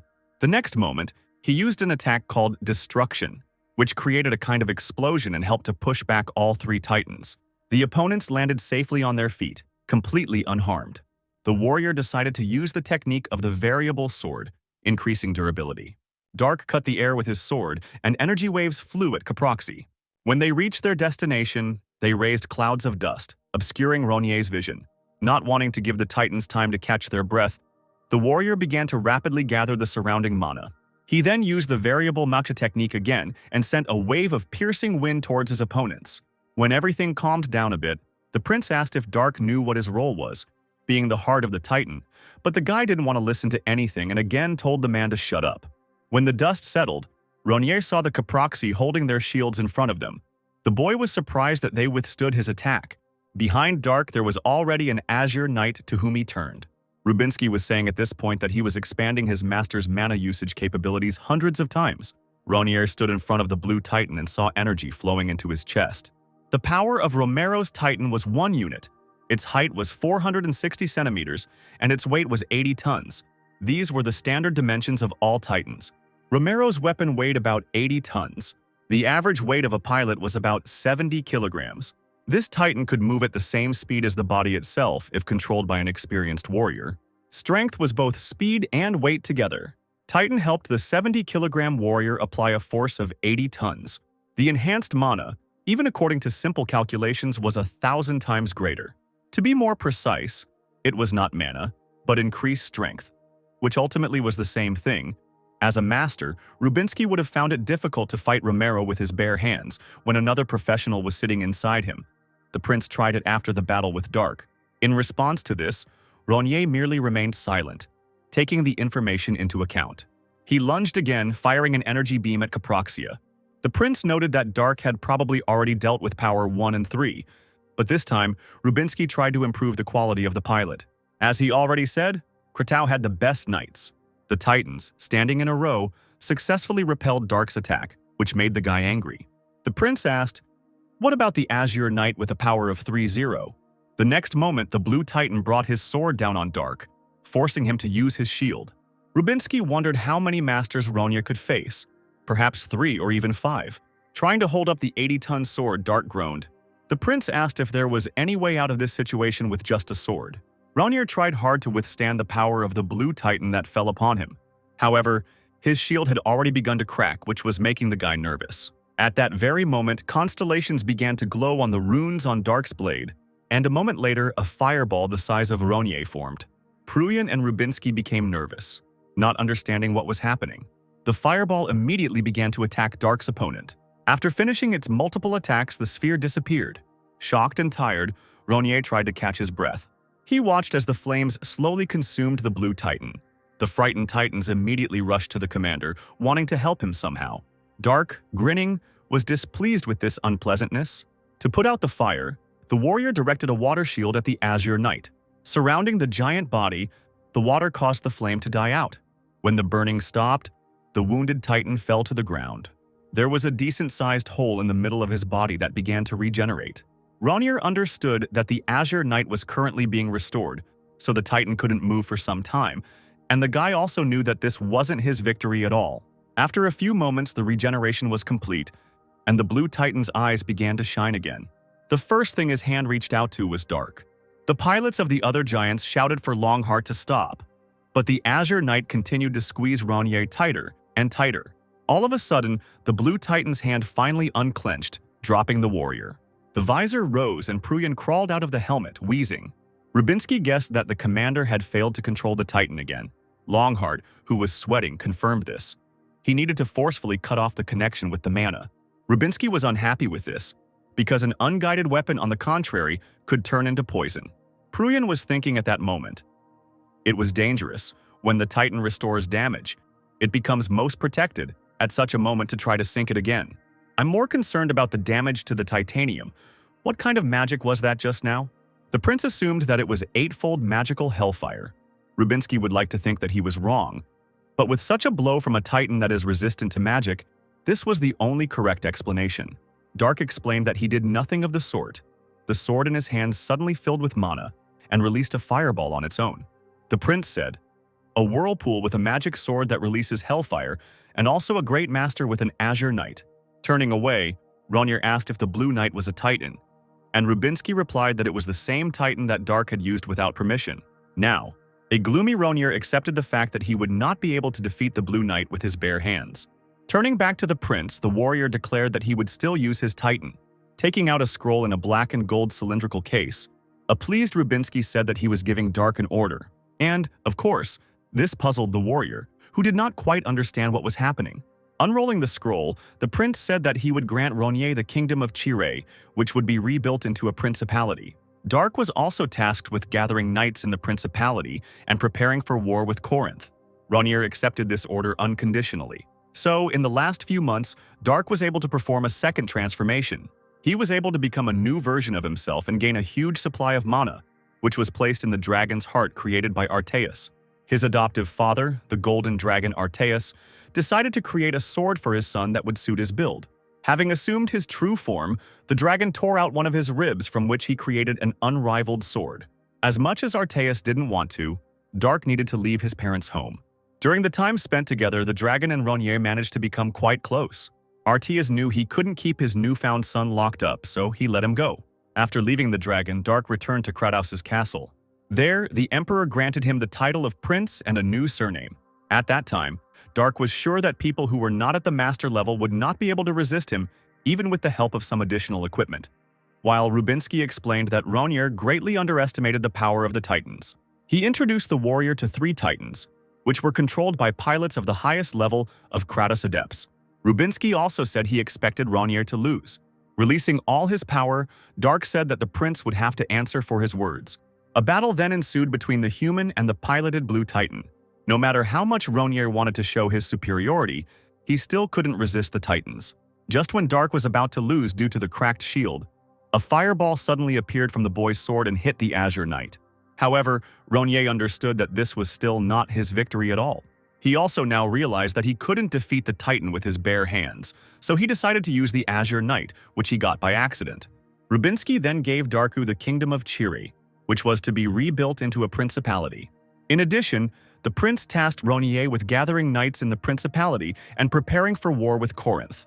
Dark was already ready to carry out this order. Palshan was amazed that he and his mercenaries would now be part of the knights' troop. Silver explained that they were needed in the annexed principality of Chire. The mercenaries were deployed there as a second security detachment. This news shocked Palshan and the others even more. They stood in a stupor with their mouths open, and for some time could not say anything. Finally, Jimmy started to react violently to what was said, and Raven asked him to calm down. A more serious Mikkel asked what would happen if they refused. As it turned out, in such a case they would have faced inevitable death. Having learned this, the mercenaries began to worry about their fate. However, the blonde had expected exactly this outcome. They knew more than 1 or 2 secrets, so Mikhail expected that they would not be sent out as ordinary soldiers. Silver noted that for a mercenary, Mikhail was quite smart. The blonde pointed out that Baron Dark Clyde was their comrade and asked if he would cooperate if they were killed. In that case, Kratos could have made an enemy in the form of the Master of the Waterlord. Placing his hand on his chin, the knight said he was sorry. He then stated that Baron Dark Clyde was no more. All the mercenaries, except Michael, immediately took out their swords, ready for battle. The blonde asked his comrades to put away their weapons. An angry Palshan couldn't understand why Mikhail was saying that, because he should have taken out his own sooner. And Palshan also asked Priest Ronnie to prepare holy magic. Media asked what Silver had done to Dark, stating that his future fate depended on that answer. A worried Raven and Jimmy waited to see what would happen next. Gaston directed a magical ice shower at all these dissatisfied people. The magician told the mercenaries to cool their heads and listen to what Mikhail was saying, because no matter what they did, it wouldn't help them. And the blonde said, "Yes, that's very strange. You could have definitely predicted our reaction." However, Silver still allowed so many armed people to come, which meant there were 3 possible scenarios. The knight folded his hands in front of him and said that he was curious about what the first option was. The blonde said that this was the most unlikely. Silver could trust them completely. But the knight immediately dismissed this option and asked to move on to the next one. Mikhail voiced that the man was not at all afraid of their fighting abilities. Then Gaston assumed that there were many knights behind the door, which meant it was good that he stopped his comrades. The knight replied that there was no one behind the door because the mercenaries themselves knew that Kratos lacked human resources. They did not have enough people to occupy them with all sorts of nonsense, and if the mercenaries doubted, they could check it with the help of reconnaissance magic. Still worried, Gaston asked, "Then why?" Silver scratched the back of his head and said that it was immediately obvious that he was from the guard. This meant that he could deal with the mercenaries on his own. At this, Jimmy, Raven, Media, and Palshan gripped their swords tighter, worried. Mikhail said it didn't fit. The knight asked why the blonde thought so. Mikhail replied, "If there was someone in Kratos whose ability allowed him to defeat the Master of the Waterlord Dark, you would not have any need to use us any longer. I mean, you would not have to bother threatening us, frankly, appointing us, who you do not even trust in itself as knights seems too strange. But if Kratos is so short of people that you are willing to involve even us, then you could not, and moreover, you had no reason to kill a man with such hidden power and artifacts as Dark." Media and Palshan listened to their comrades' conclusions with bewilderment, and the blonde continued, "Besides, you didn't say died, but he's gone. And not even Dark, but Baron Dark Clyde." Jimmy said that if you think about it, Mikhail was right, and Raven asked if the guy was nodding because he really understood everything. Silvar waited for what the blonde would say next. Mikhail continued, "More precisely, this means that the Clyde family no longer exists. One of 2 things.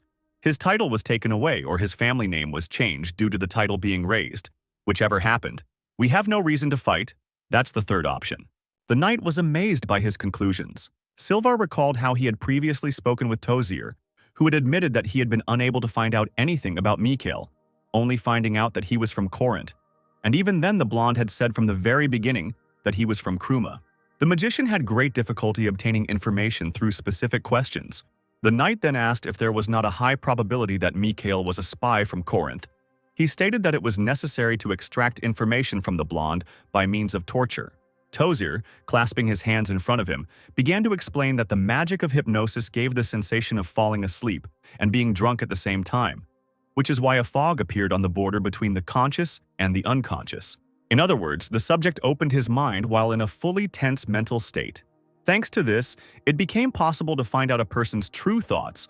It was as easy as finding out something from a person intoxicated with alcohol or drugs. The knight noted that it was not for nothing that the information was obtained in drinking establishments. And he also wondered why Tozier suddenly began to explain the essence of magic. The Lord explained, because when the brain is subjected to this magic, it becomes impossible to resist it. On the contrary, the greater the resistance, the more information can be obtained. This cannot be compared with barbaric torture. The knight admitted he was wrong, and Tozier was glad that Silver understood everything, and the knight also asked how. Then Mikhail was able to hide information about himself. The magician thought about it, searching for an answer to this question. He suggested that Mikhail sincerely denied his past, country, and even his family. Silver paid special attention to the word family. Tozier explained that in the subconscious of others he learned that in battles with the nobility, Mikhail always came out ahead. Most likely, he belonged to the top nobility of Corinth. And if this is so, the blonde could be more useful not only than the magician named Gaston, but also the adept Sidmian. Despite all of Tozier's explanations, Silver still had questions. He did not understand why a man who belonged to the top nobility of one of the most powerful empires began to live like a simple mercenary. Mikkel, standing in front of the knight, asked if he had anything to say. Silver answered negatively, stating that, on the contrary, he still hadn't heard the blonde's answer. Mikkel said, "Don't we have a choice anyway, but still, since we are called the second guard detachment, I need to know something." The blonde asked who they would protect. Without rushing to answer, Silver grinned. After some time, the mercenaries, who still had not received an answer to their question, arrived at Chire's castle. They were deeply shocked by what they found there. In front of them stood Dark himself in the flesh, who noted that they had not seen each other for a long time. The mercenaries still couldn't believe their eyes, but Mikkel noted that Clyde had apparently grown a lot while they hadn't seen each other. Jimmy was embarrassed. Seeing a beauty in front of him, he began to compliment the girl, and Raven asked his friend to come to his senses, because Dark was a man. Silver said it was Prince Ronier and demanded that the mercenaries show respect, but Dark said that there was no need for that. He also explained that his comrades would defend the Principality of Chire as its knights. The mercenaries were only happy about this, and Ronier said, "It is not necessary to be so formal, but okay. Since we are separating public and private, well, you all went through a lot of hardships on the way here, so wash up and rest today. You will be told when the food is ready." The mercenaries were even more pleased with this, since the conversation was over and they headed towards the exit. Once at the door, Palshan stopped and looked at Dark, after which they exchanged smiles. The mercenary was about to follow his friends out, but when he turned his gaze to the doorway, he was met with a surprise. Almost knocking him off his feet, Saren ran past Palshan, asking her master to save her. Alarmed, Dark did not understand what the girl was talking about. She explained that this place was only called an estate, because it used to be the king's castle, which meant that the girl could not keep it in order alone. Ronier explained that no one had told her to do it alone, since she was now in charge of everything in this place, so she could just hire people. The girl burst into tears and explained that there were only soldiers in the area. She had no one to hire, and even if she decided to go out and find people outside, she knew absolutely nothing about Chire. And in principle, Saren could not go out, because then there would be no one left in the castle. Dark screamed, demanding that the girl stop crying. He promised that he would find people for her. Watching this, Silvar wondered if Ronier had always become so strangely weak in front of this human cat. Having calmed down and folded his hands in front of him, the warrior asked who Saren needed. She replied that, to begin with, she needed those who would wash and cook for the knights, heat, and keep the castle warm. This meant that there had to be at least 3 people. After thinking about it, Dark replied that he had someone in mind, which made the girl very happy. A wyvern with a rider flew over the mountains and forest thickets. This creature landed right in front of the girl in the red dress. Then Dark came down from the wyvern, asking Taria how she was doing. For some time the girl stood in silence, not understanding who was standing in front of her. Finally, she made up her mind and asked the girl who she was, and Ronier asked what the girl was talking about, since he was Dark. But the guy completely forgot that his appearance had changed a lot during this time. Ronier grabbed his head in displeasure, cursing the hated Lana. He thought how he could explain everything and whether Taria would even believe him. At that moment, opening the door, the girl's mother called her. The woman pointed out that she had already told her daughter to warn her when she went out, because there had been more monsters lately, so she had to be careful. Seeing the wyvern in front of Taria, the woman became frightened and rushed to her daughter, not allowing her to explain anything. The mother grabbed the baby, wanting to protect her. Putting his hand forward, Dark tried to calm his mother and asked them to listen to him. The woman asked who the stranger was and assumed that the girl was from the nobility, but she did not understand what could bring such a person to this remote place. Dark said that apparently Mr. Blair and Tom had gone hunting, and the girl's mother asked how the stranger knew the name of her husband and son. Covering her mouth with her hand in fear, the woman decided that her son had done something wrong in the village. Ronier explained that this was not the case at all. Then he looked to the side and saw a black dog. The animal looked at the yawning wyvern, which looked quite frightening. Unable to withstand such an onslaught of horror, the dog ran away, and Ronier, realizing that the dog was afraid of the wyvern, tried to figure out what to do. Noticing the axe stuck into the stump, Dark found a way out of this situation. He walked up to the weapon, took hold of the shaft and asked the girl what it was, and Taria answered. Repeating the name of the weapon questioningly, Dark placed a log on the stump. As he chopped the log, he asked what it was then. The girl answered him that it was firewood. Repeating this once more, Tarja headed towards Dark and away from her worried mother. The girl admitted that she had only seen the second person who managed to chop a log with one hand. Ronja replied that he was that very first man. Tarja threw herself into the girl's arms, finally recognizing her as her friend. With a trembling voice, Tarja asked what happened and why he became a sister. Dark replied that it was a long story and he did not become like this by his own choice. Then the mother told the girl to come to her quickly. Feeling uncomfortable, the woman said, "You say you are Dark? You want us to believe this nonsense? What are you trying to achieve? Dark is a really good person, so stop pretending to be one. Even though I myself thought he was weird when he first came to us. This is the first time a naked person has come to us. Isn't it natural to think of him in this way?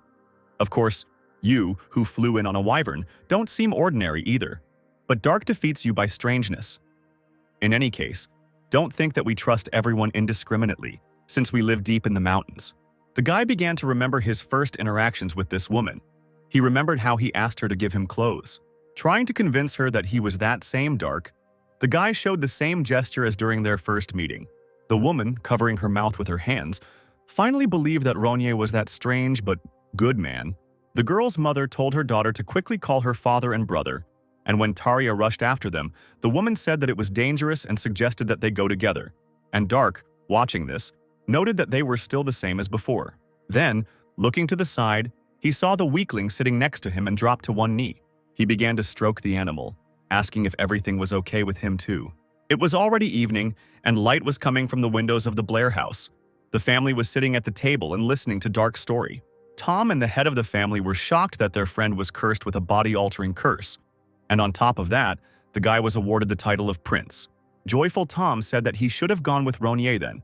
He also asked if it was possible to ride a wyvern, and his mother said that her son had already crossed all boundaries. The father asked what brought the Grand Duke here. Dark replied that he wanted to hire their family, and if they didn't mind, the guy would like to make it so that they lived in the castle. Tarja and Tom asked if Ronja was joking.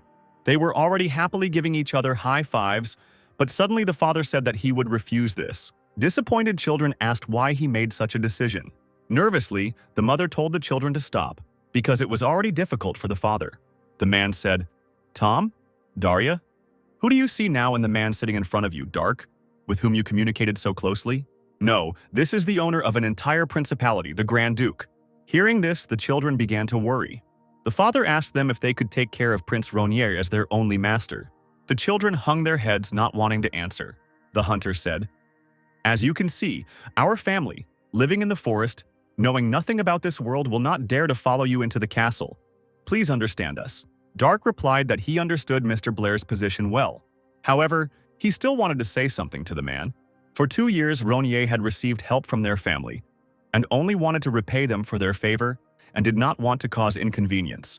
The Trebok mountain range has always been known for its danger, but on the way here, Dark noticed that there were even more monsters. Ronja had no doubts about Mr. Blair's hunting abilities, but still asked him if the monster had harmed the hunter. What would have happened to his family? Besides, Dark didn't want the one who gave him his name to suffer. He believed that the title of prince was enough to become a wall protecting their family. Tom asked if he could be a protector too, and Ronja said that Tom might get a little hurt, and pointed out that the boy had said that he dreamed of becoming a knight. A frustrated Tom said that Dark was evil, and Ronja noted that the head of the family seemed to have gotten things a little wrong. The warrior stated that in such a matter the most important thing was to hear his wife's opinion. The man, becoming nervous, looked at his woman and said that she would certainly be of the same opinion, which the children's mother repeated. She said that her husband never made wrong decisions, so she always followed his choices. Lost in thought, the woman lowered her head. She then went on to say that Tarja also took after her father, the woman relying heavily on her daughter. But Tom was not at all like his father, so he was constantly creating trouble without thinking about the consequences, and he was also very stubborn. Still, thinking about it, the woman realized that her son was very similar to her in her youth. She too was constantly making reckless decisions, making mistakes and failing, and then she met her husband. This was the only right choice made, so she respected her husband, who constantly thought about his wife and made the right decisions. She always trusted his choice and did not doubt it. The head of the family noted that even his wife spoke the same way as he did. However, the woman suddenly said that this time she decided to disagree with her husband. Without him, she couldn't make the right decisions, so she didn't want him to make a choice that would lead to danger. The woman said that the most important thing was to do it for Tarja and Tom.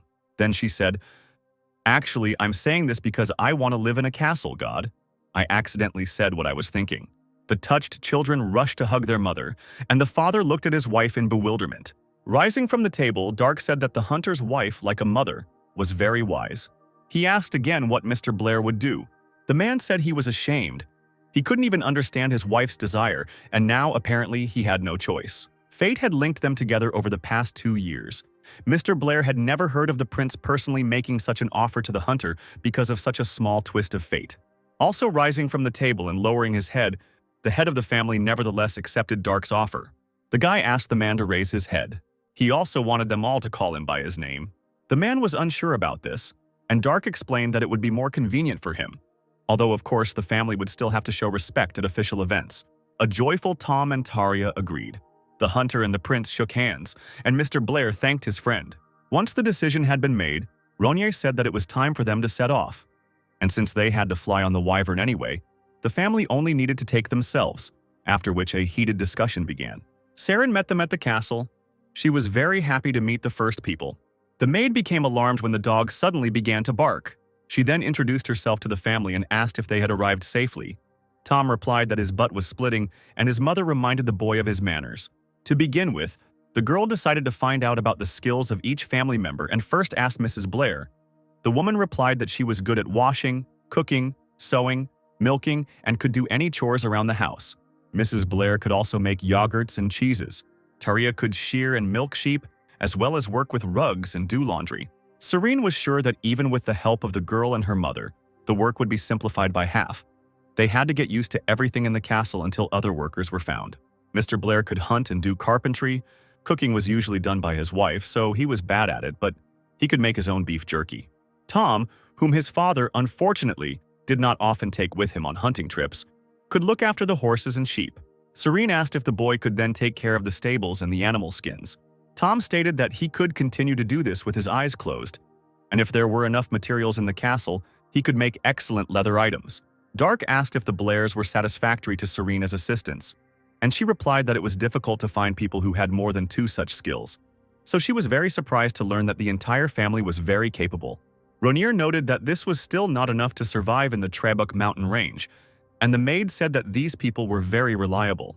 She thanked the owner for providing her with the best assistance. Sighing, Dark said that he would leave it to Saren and asked her to do her best as the estate's manager.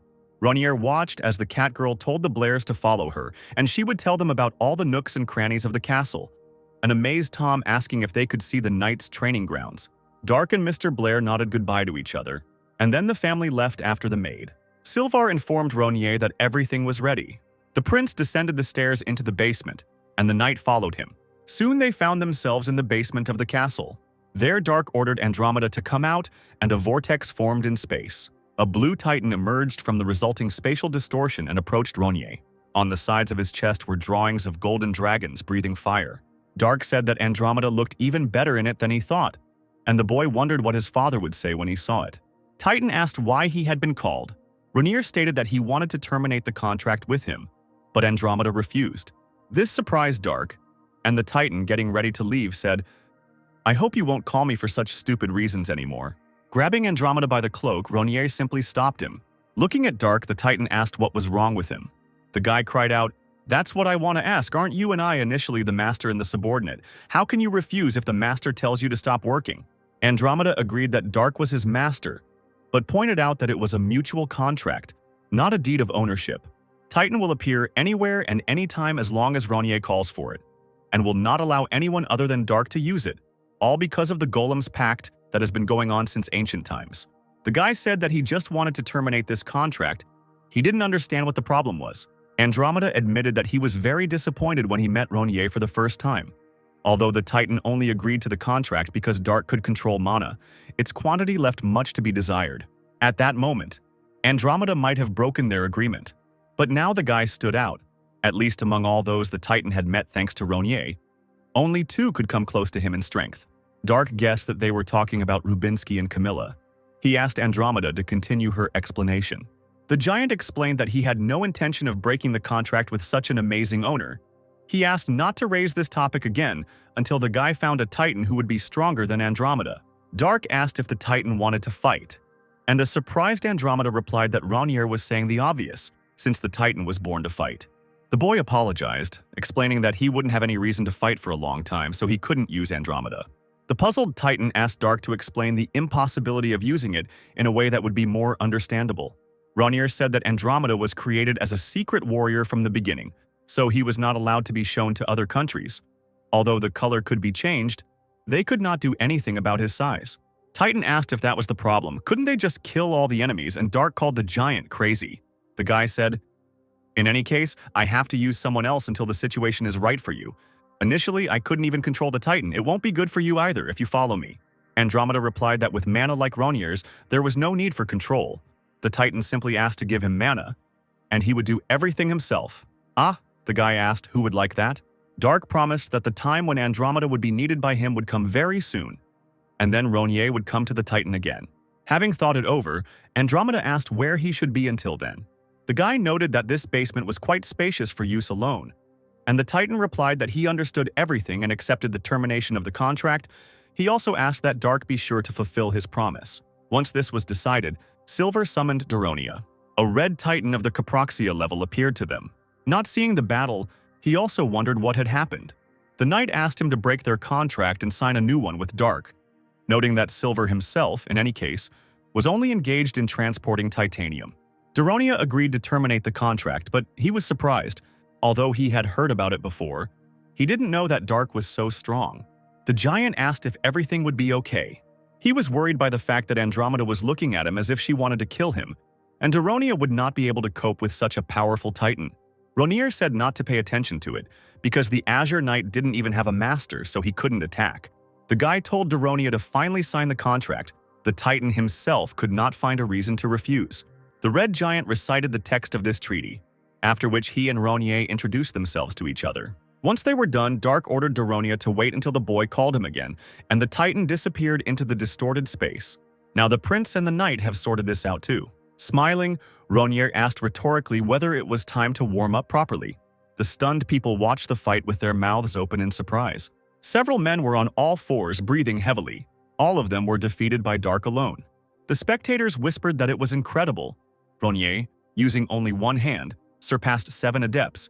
Even one of them could go out and confront all the spectators. Dark didn't take a step. He continued to remain in the same place. This was the level of the master. Palshan was unsure, but asked if his comrades thought that Dark had returned to the level he had before changing bodies. Mikkel replied that they could not evaluate someone so great. They could only admire. And the surprised media noted that the return of such incredible power should have taken 10 years. Rainier himself now understood at what level the adepts were.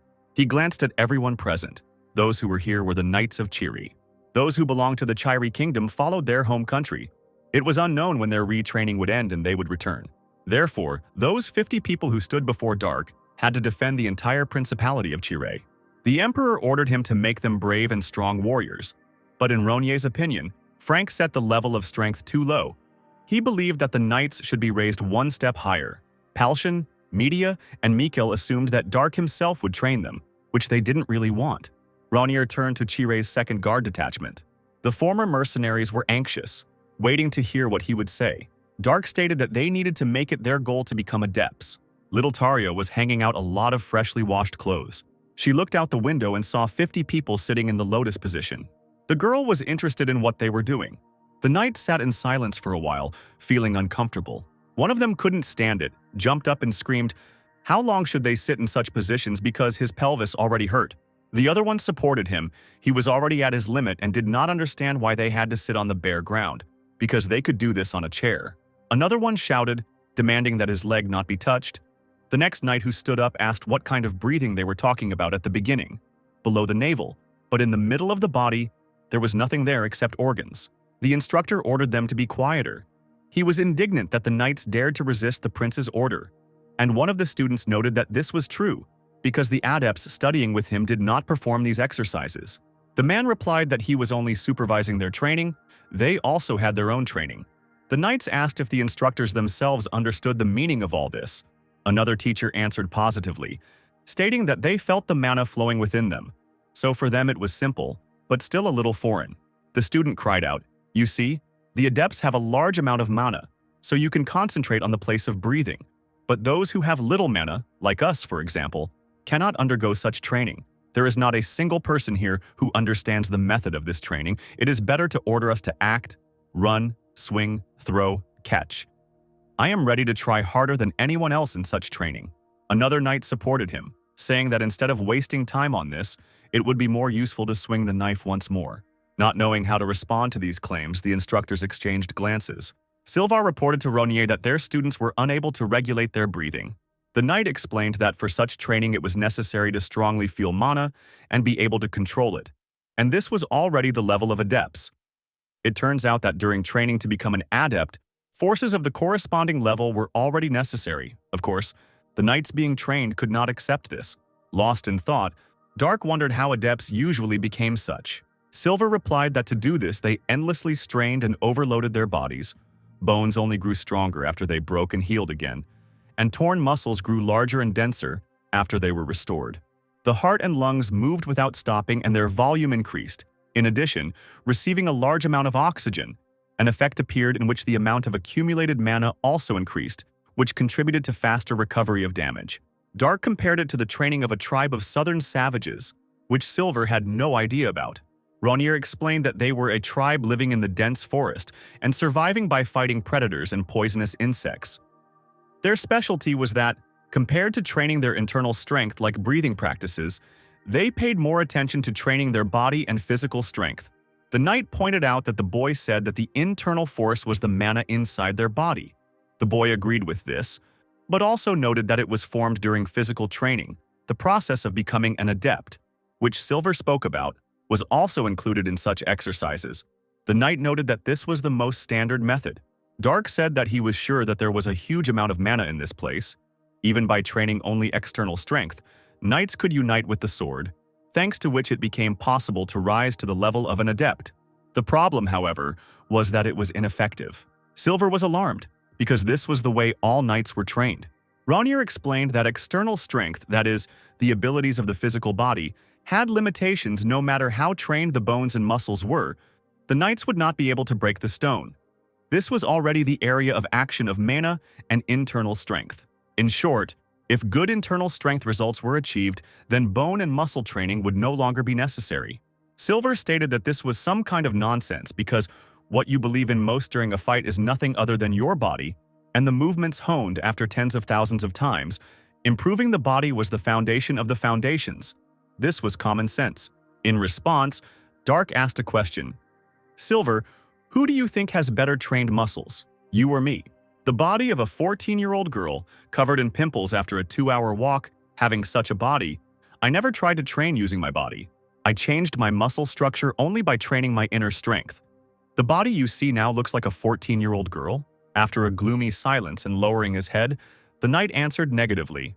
Cracking his fingers, Ronier said that although he was not strong enough for a simple soldier in terms of muscle and bone strength, this did not hinder him in any way. Silver replied that even if that was the case, it didn't solve the main problem. As he had already said, the knights didn't even understand what it meant to accumulate mana in a place inside the stomach. It was the same as if Dark told a man who had never seen an octopus about an aquatic animal with 8 legs, and he imagined a spider living in the water. Ronier wondered if the knight was talking about himself, and the man replied that it had happened in childhood. Dark rose decisively from his seat. He then said that in that case he would personally explain everything to them. The bare-chested knight sat in the lotus position and felt embarrassed by the gentle hands of Dark, who was sitting behind him, touching his back. Ronier told him to concentrate his consciousness, but the thoughtful man did not immediately understand what the prince said. The knight also asked if it was necessary to take off his clothes. Dark demanded that the man be quiet, and he verbally accepted the order, causing Ronier to tell him to be quiet again and advise him to close his eyes, while Raven, Jimmy, Meekle, and the others watched everything. Finally, the surrounding energy reached out to Dark. Having made the knight worry and apologize, Ronier asked, "You said that you don't understand why you need to be in this particular position, right?" The prince said that there was nothing difficult about it. He explained that the position in which the knight's butt was pressed firmly to the ground was the best for receiving mana. The surprised man asked if Dark had really said that mana was taken through the anus. Ronier replied that the knight was partly right, since mana could be obtained through the pores of the skin. But if you lay on the ground, you could easily fall asleep, which is why knights adopted exactly this position. In this way, the mana scattered throughout the body was collected in one place. Finally, the shocked knight felt a buildup of energy inside his stomach. Media and Palshan watched what was happening in surprise. Dark asked if the man could feel his mana, and the knight asked if this new, strange sensation was really his mana. Ronir confirmed this and asked if the mana felt good after the unification, and the joyful man answered positively. It was the first time he felt this energy so clearly. This was the very place that the man needed to remember well. Now Dark had to take his hands off his back, and the knight had to try to hold on to the mana as long as possible so that it wouldn't spill. When the prince removed his palms, the man tried his best to follow his master's words. Maintaining mana in this state was quite difficult. Dark advised the knight to close his eyes, as it helped him concentrate, and the sweating man obeyed him. All the other knights were shocked that their comrade was still able to retain mana. They rushed towards Ronir, tearing off their outer clothing and asking the lady to help them too. Palshan also joined in, but when he saw that Media was also taking off her turtleneck, the mercenary became worried that she would appear naked in front of many men. The girl, whose breasts were hidden under the bandages, asked what was wrong, and Palshan breathed a sigh of relief and replied that everything was fine.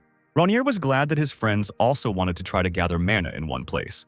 Dark told everyone to sit down and take a position, and he would help them. He explained that now, feeling the breath inside the abdomen, his students needed to push the abdominal muscles toward the chest. This breathing technique was more effective when breathing through the nose, so everyone had to inhale and exhale exclusively through the nose and keep their mouths closed. You had to take a deep breath, count to 3, and exhale. At this point, the press began to tense, so it was convenient to concentrate on the stomach. Changing the position of the body dispersed the mana. It required complete concentration, and these actions had to be repeated 4 hours a day without missing a day. It would be a shame for anyone to underestimate this training due to the lack of movement. On the contrary, the knights had to see how difficult it was to remain motionless. Ronir promised that with proper training, within 1 month, the internal mana in the abdomen should become much greater than it was now. Mr. Blair and his dog were returning from hunting with their catch. He immediately rushed to his son when he discovered that the wyvern, having decided to play with him, grabbed Tom by the clothes and lifted him up.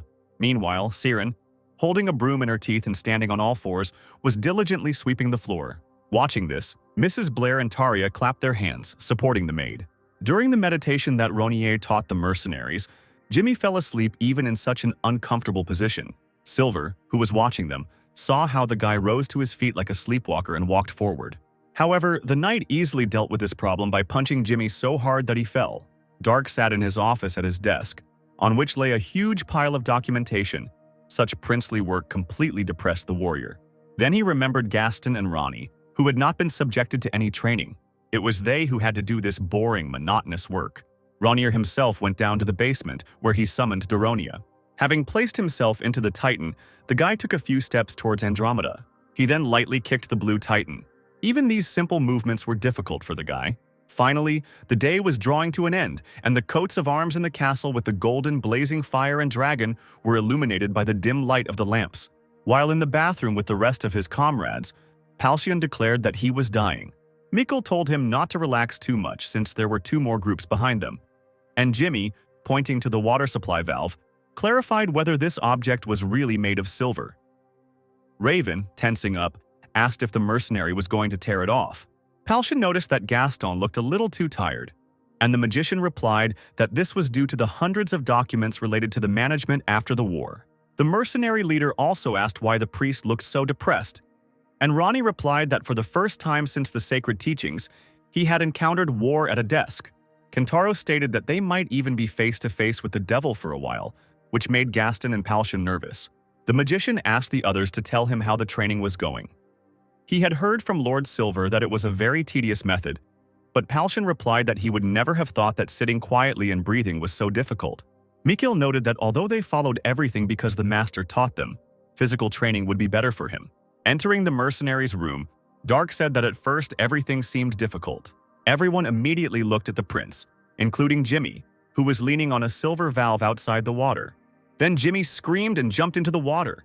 Everyone else tried to somehow hide their nakedness. A surprised Ronir asked what this sudden awkwardness was, and the men explained that he was, after all, a woman. Dark noted that this was nonsense, and they knew that he was actually a man, but Palshan, stretching his hands forward, trying to stop Ronier, said that now the guy was in a woman's body and asked them not to approach. Then the prince asked if he should really enter while Media was washing. But the mercenary leader replied that that was also not possible. Dark told the men not to worry, since he wasn't planning on washing right now anyway. Ronier also noted that if the mercenaries did as he said, becoming an adept would only be a matter of time.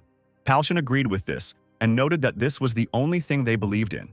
Mikkel wondered if they really didn't need physical force.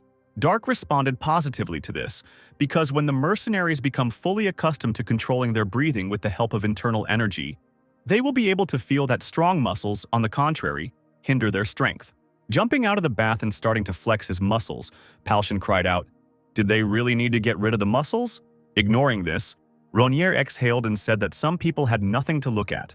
Taking this personally, a disappointed Palshan sank into the water.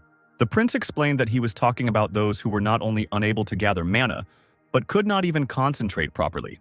Raven and Jimmy's faces darkened as they realized that they were the ones being talked about.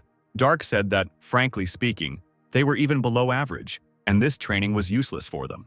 So Ronier told them to pack their things and get ready to leave. The mercenaries told Media about this, which angered the girl. She couldn't understand why Jimmy and Raven were kicked out, and Palshan explained that it was Dark's decision and told them to pack their things. A disgruntled Media stated that this was absurd, since Kratos was the one who dragged them here in the first place.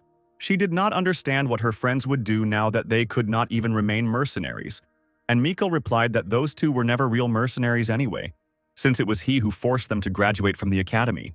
He thought there shouldn't be any problems if they officially registered at least now, but the girl said, "You'll continue to be irresponsible. The point is that you forced them, and you should be held responsible for it." Mikkel pointed out the fact that Jimmy and Raven were no longer his subordinates. Each of them had separately joined the guard squad as knights, so now they were separate from each other, and therefore the blonde did not understand what Media thought he should be responsible for. This statement came as a complete surprise to the girl and did not make her happy at all. Mikhail also noted that these former mercenaries had also become adults. Even if not, they, preparing for graduation, were worthy knights of the academy. So there was no need to play the role of an older sister taking care of her little brothers. A dissatisfied Media objected that comrades who had been with them for more than 2 years could disappear because of a different opinion, and the blonde said something similar. Mikhail replied, "You are right. Choosing a path based on personal opinion, isn't that what is called a soldier's life?" The girl did not like her comrade's impenetrability. Overcome with anger, she wanted to teach him a good lesson, but Gaston said that this was not the end, and Media should not jump to conclusions.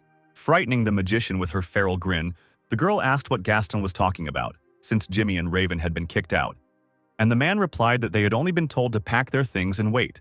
And besides, Dark had flown away on a wyvern outside the castle, so he must have had some kind of plan too. Prince Ronier was in the castle of Kratau. There he squeezed Tozir's throat, who felt fear before the embittered warrior. Dark said, "Do you know what kind of people I hate the most? Liars? Those who deceive people with their tongue and head.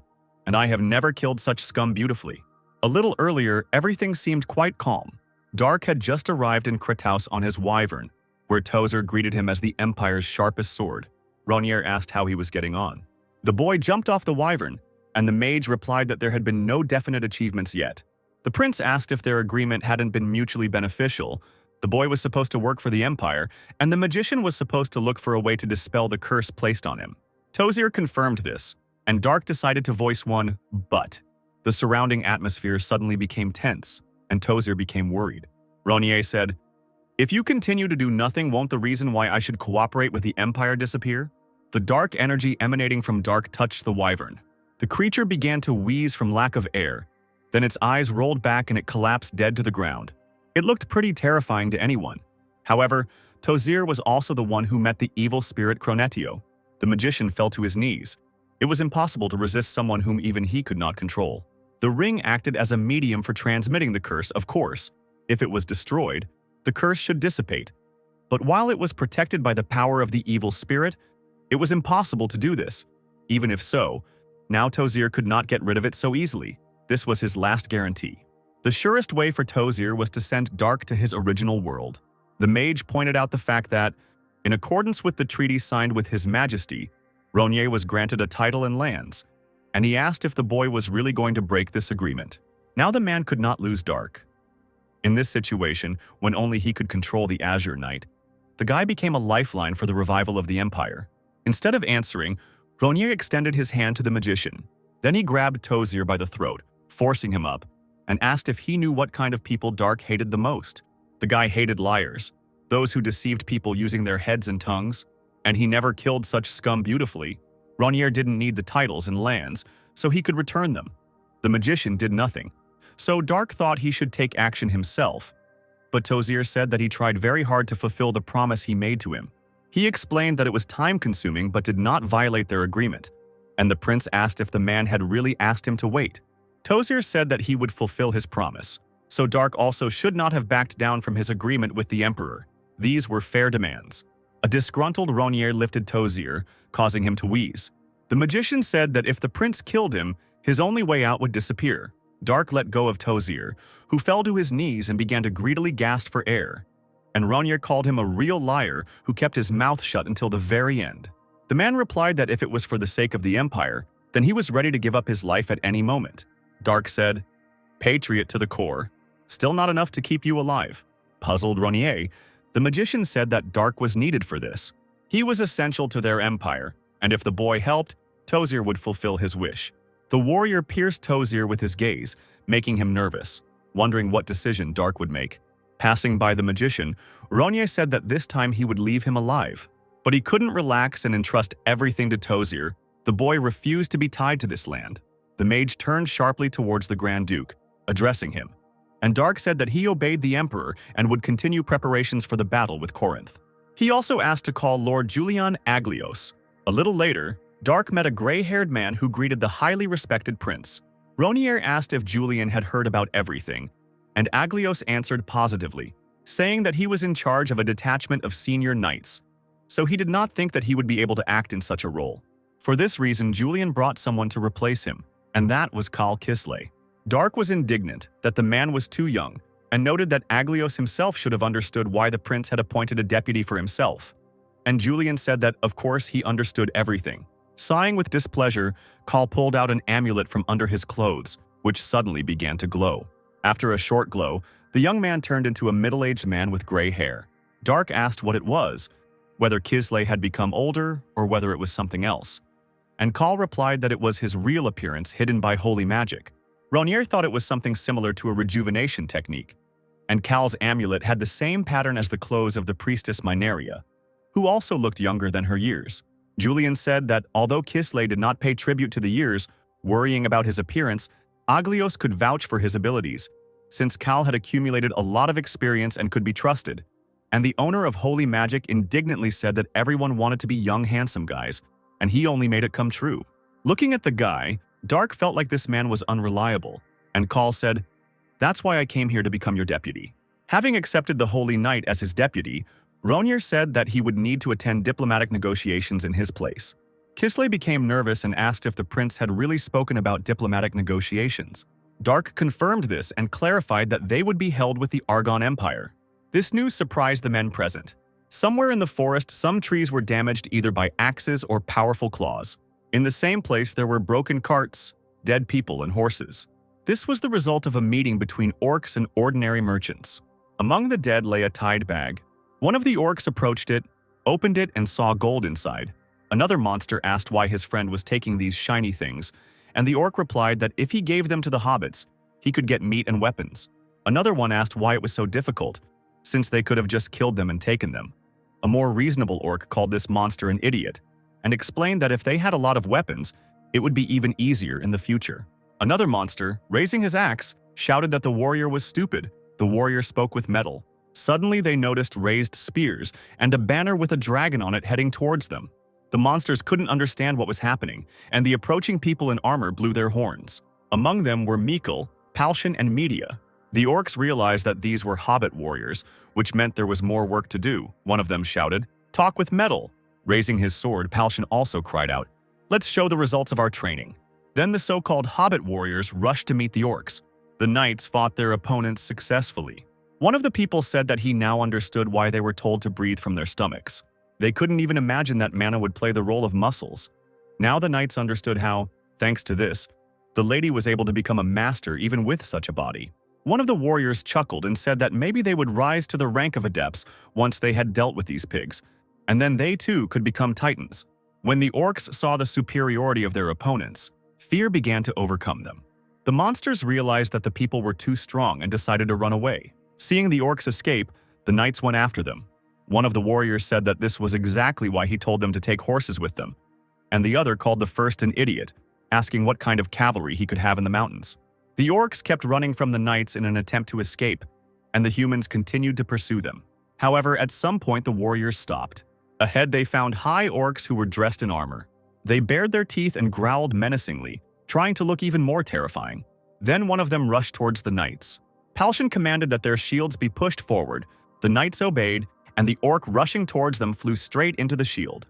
The unlucky man had a hard time holding back such a strong opponent. Now the entire line of defense was being attacked by orcs, and there were too many of them. One of the monsters pushed off the shield and was already flying over the knights. However, the next moment the orc was already lying down, pinned to the ground by the titan's heavy sword. Palshan was glad that Silver had finally joined them, noting that the warriors had rallied the orcs well. One blow was enough to destroy all the orcs trying to break through the shields. In addition to Silver, other titans and their pilots joined the squad. The monsters looked at these powerful giants in fear. One of the titans declared that there would be no more orcs in the Kratos Empire. Someone on the tower was ringing the bell, warning of the approaching enemies. The fair-haired man wondered what kind of madmen dared to attack the Argon Empire. Seeing who was approaching them from the forest, he was surprised. It was a whole frightened squad of orcs. The monsters saw the Hobbit fortress ahead and did not know what to do. One of them shouted that they should break through, and the other noted that this was what the one who escaped said. Pushing the weaker creatures in front of him, the high orc shouted at the weaklings to disperse. He sped up, intending to break down the gate. The orcs were confident that if they crossed the wall, the titans would no longer be able to pursue them. Suddenly, another obstacle appeared in front of them, made of people. They were the holy knights of the Argon Empire. They intended to destroy all the demons who wanted to destroy the castle.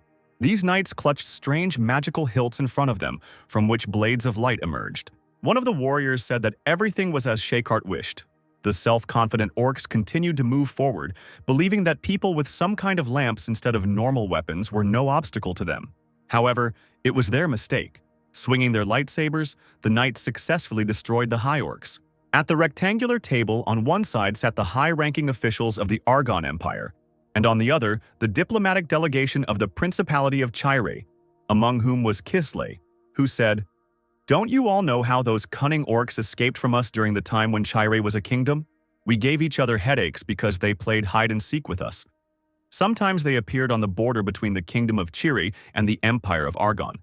Sometimes they hid behind the Maltorio mountain range. This was the reason for our increased maritime trade. Therefore now, having received the post of Governor-General of Chire, I mobilized all the troops, attacked and defeated them. Argon responded quickly to our initiative, which is why we were able to win so beautifully." With a forced smile on his face, Emperor Argon replied, "We know this, Your Excellency, Governor-General Ronier. We were also happy to take part in the defeat of the orcs. However, the fact that you crossed our border without any warning with an entire army, and with a titan at that, is your oversight. Do you even know how surprised I was when I saw the report?" Nervously, Kahl replied, "I suppose so." Ronnie wondered if the Argon Empire had suffered any damage. The Emperor asked if they really meant to say that if no harm was done, then there was no negligence and no need to compensate for the damage. Kentaro replied that he would not dare to say such a thing, and was only glad that their righteous brothers had destroyed the monsters and further spread the greatness of Shayhart. However, as the staff of Shayhart, he was only worried about the fact that after this great battle, carried out under the protection of their god, they began to discuss such worldly values as compensation. Ronnie then asked the swords of Shayhart if this was the case. They agreed with Kentaro. The men were only following Shayhart's orders like his swords. They were not interested in any material values. They were there and personally experienced his patronage. The warriors were sure that the army that entered their country, crossing the border, followed Shayhart's plan, wanting to defeat the army of monsters. The Emperor said that they seemed to have come to an agreement, but Argon could not turn away from material wealth, as evidenced by the very creation of kingdoms and empires. One of Argon's representatives said that the Emperor was right. International problems were already related to material matters. Another said that, Unlike affairs within the empire, external issues could not be decided by the will of Shakart. The Holy Swords also agreed with this. They said that they had fulfilled their duties as blades sufficiently, and now it was the turn of the staff to speak. However, if Chiri accepted the will of Shayhart and changed his religion, they would not ask anything of them. The fair-haired man asked Ronnie, "Isn't the fact that you, as the staff of Shayhart, are here now proof that Chiri can become our brother?" Laughing awkwardly, Kentaro said that he had tried his best too, but it seemed that their prospects in this matter were not the best. Gaston asked what the Argon Empire wanted to get from Chire in that case, and the Emperor asked, "You have already thought about this, haven't you?" The mage said that they intended to give Argon all the items obtained in this attack on the orcs, but the head of the Empire was not interested in the monsters' items. They were only interested in their complete extermination and the creation of a trade route on land.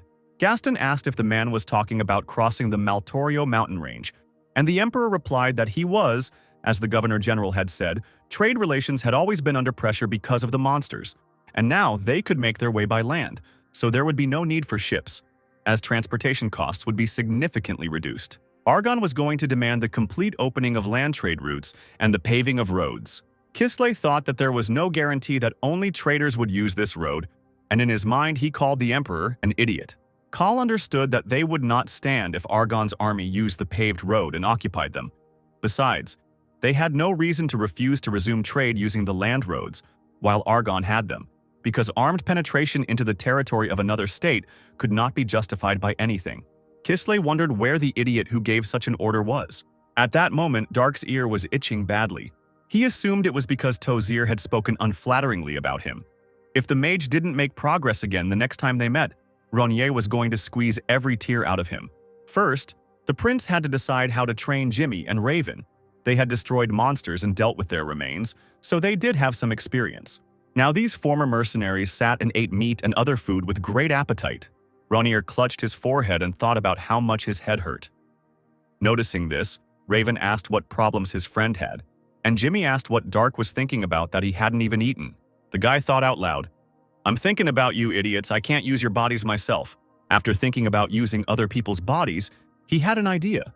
However, Dark was distracted from her by someone's shout, "What? Are you saying that you don't believe me?" Somewhere at a table nearby, a man was indignant that his interlocutor did not believe him. He claimed that a golden dragon lived in the Maltorio Mountains.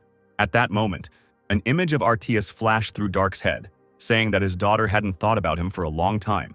The stranger continued to convince his interlocutor of the truth of his words. He claimed that they were working in the very depths of the mountains, which is why they met him. It so happened that this man's group cleared out the peasant's house, and his daughter turned out to be a beauty. Then they decided to have a little fun. And at that moment, a golden dragon flew over their heads. The interlocutor said that he didn't care about the dragon, and he demanded to tell about the girl, however. There was nothing to tell, since while they were distracted, she ran away. Suddenly, a female voice told the buddies to shut up and drink their own booze, which angered the men. Dark said it was so noisy here that he couldn't eat properly. The strangers stared at the girl, surprised by such impudence. Then they burst into laughter, directing their sarcasm at Ronier. One of the men said that the chick said she wanted to play with them, but in a hot way, and the other noted that, in that case, he should have helped by giving his body. This did not please Jimmy and Raven, who rose from the table, deciding to stand up for their friend. Dark decided to try to limit them with the help of internal energy. He said that from now on, the former mercenaries should remember how mana flows in their body. Rainier cast a restraint on Jimmy and Raven, causing them to freeze in place. One of the ill-wishers, cracking his fingers, said that, judging by the fact that the girl walked around with security, she was from a fairly wealthy family, so he wanted to see if she could maintain a sense of dignity without clothes. A nervous Jimmy and Raven asked what Dark was doing since they couldn't move, and the guy told them to shut their mouths. He asked them to focus on the flow of his mana, and at that moment one of the villains approached the former mercenary, asking what they were waiting for. Next came a blow to Raven's face, after which someone's bone crunched. The puzzled stranger felt pain in his arm, and Raven was shocked that he himself was safe and sound. The ill-wisher fell to his knees and, holding his injured hand, screamed in pain, and the others could not understand what was happening, because his opponent did not even move. Raven felt mana gathering at the tip of his nose, and guessed that it was what made him so hard that he broke bones. The villains decided that something was wrong with this defender, so they decided to switch to another one. One of them, trying to hit Jimmy, said that they would get rid of one first. Only completely unexpectedly the former mercenary disappeared somewhere. He appeared behind the scoundrels who did not understand how this was possible. They were scared when they turned around and saw the defender landing. Jimmy was amazed to think that he was able to jump just by concentrating his mana in all his toes, without even using his knees. Smiling Dark was pleased that he was able to control the bodies of his comrades. The next day, Jimmy and Raven's faces were swollen from the injuries they had received. Seeing this, Dark began to shake with uncontrollable laughter, and the guys thought that he was a real devil, because of whom they became like this.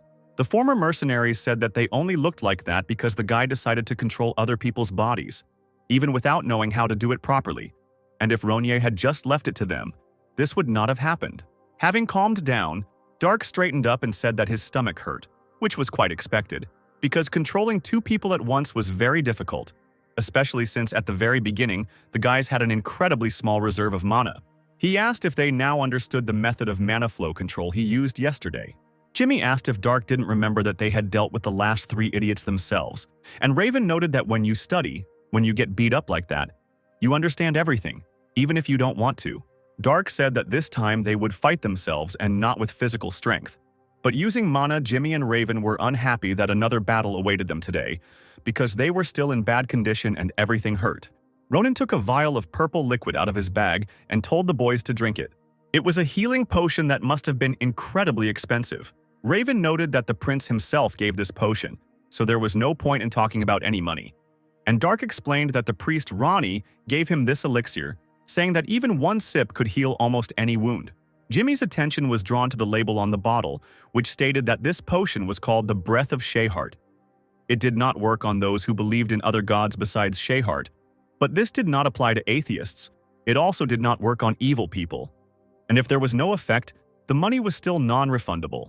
Jimmy said he didn't believe in Shehart, and Raven replied, "Since it says here that it doesn't apply to atheists, I guess it should be okay. But more importantly, can you even believe it?" Having decided to check this, the boys drank the potion. It had a positive effect on the former mercenaries, who began to feel much better. The boys began to raise their hands to the sky, saying that they believed in Mr. Shehart. Jimmy was glad that all the pain was gone, and Raven wondered if the believers of Kronos got this for free. Earlier, Ronnie had chuckled slyly. Dark had asked if the priest was in a good mood, and whether he was probably thinking that the flasks contained a healing potion. Kentaro had answered positively, and said that he thought that 2 more new followers were about to join their church. In principle, Ronye didn't care about it. He suggested that the guys have some more fun and asked if they were ready, to which they responded positively. Soon, Jimmy and Raven were again beating up the villains who had run into them. When Jimmy punched one of them in the stomach, the man vomited during the flight, ending with him landing in his own vomit. Calling it disgusting, the brown-haired man sighed, finally dealing with the last enemy. Raven also finished his fight, shaking off his hands. Ronye watched all this with the utmost indifference. As they approached him, the fighters asked how Dark would evaluate their work, and the prince stated that there was no point in turning up their noses, since they still had a long way to go. The disappointed boys asked if that wasn't enough, and Dark replied that they had fought the last 5 without using mana control. Jimmy explained that they were suddenly attacked with knives, so the former mercenaries used their most familiar techniques. Raven also pointed out the fact that their mana was already at 0 by that time. Yesterday there were no problems only because Dark was pouring mana into them. Ronye asked how it could be at 0 if they didn't even use it properly. What was at 0 here was their control abilities. Jimmy whined, but Raven didn't argue with that. Turning away, the prince said that everything would be decided with the accumulation of experience, and the guys asked if they would really do this again. After some time, Dark arrived in the Argon Empire, the western city of Troy. It had many majestic buildings. The streets were decorated with various flowers, and somewhere there were fountains in the shape of angels or other forms. As Ronye rode through these streets with his companions, he noted that it was a beautiful city, and that all the other cities of Argon were clean and beautiful. Jimmy agreed with this. He noted that all the people in this place were kind. There were no thieves here, and no one picked on you on the street. But Dark said that, on the other hand, the disadvantage of the city was that if you even just started arguing with someone, the guards would immediately come running with swords. Raven admitted that they really liked it, because at least they wouldn't fight while they were here, which meant they could calmly enjoy the journey. Insulting him, a disgruntled Dark asked if he should explain again why the prince dragged them along with him. Jimmy clarified that there were apparently other places as developed as this one, places that weren't even close to Kratos' capital, Croton. Raven said that was probably true, since the guard commander had said earlier that it was one of the 5 capitals of the Argon Empire. Ronier noted that the difference in the state's strength was too great. It was even becoming difficult to say that they were the same empire, and yet they were able to survive. Jimmy said that Argon acted as a wall to protect against the monsters coming from Maltorio, and Raven noted that this was especially true during the battle with the orcs. Raven said that, although it seemed that everything was now over, the traders looked very happy, because the road was supposed to be repaired soon. And all this was thanks to Dark, and the prince himself was indignant. "Shut up, do you think I knew that everything would happen like this? That's why I even had to appoint Kisley as my deputy." Raven said that Argon had obligations, so nothing could be done. And if Dark had been there, a war might have broken out. And Jimmy said that since Ronier became the Prince of Argon, they agreed to cover the costs of repairing the roads. Listening to his companions with dissatisfaction, Dark looked around. That's when he noticed a red and gold carriage with a fair-haired man standing next to it, his gaze fixed on Ronier. The prince asked what Raven thought of the guy, whether he looked strong. The blonde noted that, judging by his clothes, it seemed that this was the case. He was wearing white gloves, which meant that he most likely came from a fairly wealthy family. The man also had a long sword and developed arm muscles, which indicated that he was a skilled swordsman. Taking this into account, Dark walked towards the man. The stranger politely apologized to the sweet lady, not understanding what she wanted, and Dark snorted indignantly. Then he said, "How tactless, Raven. No matter how weak another person looks, how can you call him empty-headed just by looking at his appearance?" Looking at the supposed offender, the displeased man bared his teeth. Alarmed, Raven asked what Dark was talking about, and the next moment a white glove flew into his face. Dark grinned, and the stranger said that he would not tolerate humiliation in front of a lady. He, Pyros Dower, challenged Raven to a duel and demanded that he get off his horse. Trying to somehow explain himself, the former mercenary said that everything was not like that. And Jimmy, already dismounted, asked if this was the first time Raven had been caught and said that he should have been careful. He awkwardly apologized to the stranger and asked if they could end this duel by counting them as losers, after which a blade was brought to his throat. Holding a sword in his outstretched hand, the insulted man said, "If you want to disgrace me even more, shut up and take out your sword. I will show you whose side the god Shakart supports." The woman sitting in the carriage asked Pyrrhus what was going on. The surprised guys watched as the sweet lady descended from the carriage. She asked if her father hadn't ordered Duro to refrain from fighting. The man explained to his sister that these people had humiliated him, and the girl said that if he did not listen to her, she would tell everything to her father. Finding this boring, Dark told Jimmy and Raven to continue on their way. However, the lady asked them to wait. She said that it seemed her younger brother had been impolite to them and apologized for him. The girl said that if they were travelers, she'd like to invite them home. Her father had traveled a lot in the past and he loved to discuss it, so they'd be honored if the company would make some time for them. Dark tried to say that they were very busy and needed to go, but Jimmy covered his mouth and thanked the lady for the offer. He said that they were exactly the kind of place they needed, and Raven supported him, saying that they had come from Kratos and were here for the first time, so she was very worried. The lady was glad that everything had worked out so well. She said, "So, you came. Crossing the Maltorio mountain range, my name is Anne Dower, and this is my younger brother, Pyros Dower." Dark had no choice but to accept the boy's wishes and also agree to this proposal. When Anne returned, her father was sitting in the living room with several other people. His daughter introduced him to the travelers who had arrived from Kratos, Mrs. Dark Clyde, and Messrs. Jimmy Doney and Raven Ellenvar. The head of this house, Michel Dur, rose and greeted the guests, saying that they had just been having a light conversation with the travelers who had arrived yesterday. They were Spen Antria, Ado Johnson, and Betty Donian. Dark gave the strangers a searching look. Michelle invited the guests to sit down, noting that their house had not been so crowded for a long time. Everyone was given tea, the aroma of which Betty praised. Suddenly, Dark asked her if she was a priest by any chance. This question made the trio uneasy, and such a reaction puzzled Dark. Donyan asked, "Didn't you say that this is your first time in Argon? What is the reason you say this?" Ronier explained that he would rather like to ask why they were all so careful. The girl replied that it was a chauvinistic place that didn't recognize any other god than Shakart, but Dark called her a priest, for which Argon's security squad could even cut off her head. It goes without saying that they tensed up. Dark called it logical and explained, "The evidence is simple. It's all because I met with the priests of Kerns. Although one of them was a warrior using an amulet, no, more precisely an artifact. And I feel that similar energy also emanates from you, This is not mana flowing in the earth, but the obvious energy of holy magical power. Donian was amazed that the boy could distinguish between holy and ordinary magic. She assumed that Ronnier was incredibly sensitive to mana, which meant he could be a spiritual master. Dark replied, "I can't say that I'm not connected to this, but I think it would be better to consider that I simply know how to use both a sword and magic." The other two travelers stared at Betty. Deciding there was no need to hide it, Donian admitted that she was a priestess of the goddess Artemis, and Ado asked Dark where they were headed. If he and the others didn't have a specific destination in mind, the man wanted them to join them on this journey. Dark replied that while they didn't have a specific endpoint, he didn't think their thoughts were the same. However, Johnson was confident that their goals had to coincide. After all, it was a dragon hunt. Smiling, Jimmy and Raven were surprised that they had decided to go to the dragon with such a small group, and noted that there were many travelers. Ado explained that they had 6 more people, 3 of whom went first to reconnaissance, and they were waiting for the remaining 3. Dark said, "Are you serious? This isn't even funny. If there is not at least a master among you, even if you gather 100 people, it will be of no use." Spen replied that empty laughter was the usual reaction, but he liked Ronier's look. Although the lady looked young, she was quite perceptive, and seemed to know something about dragons.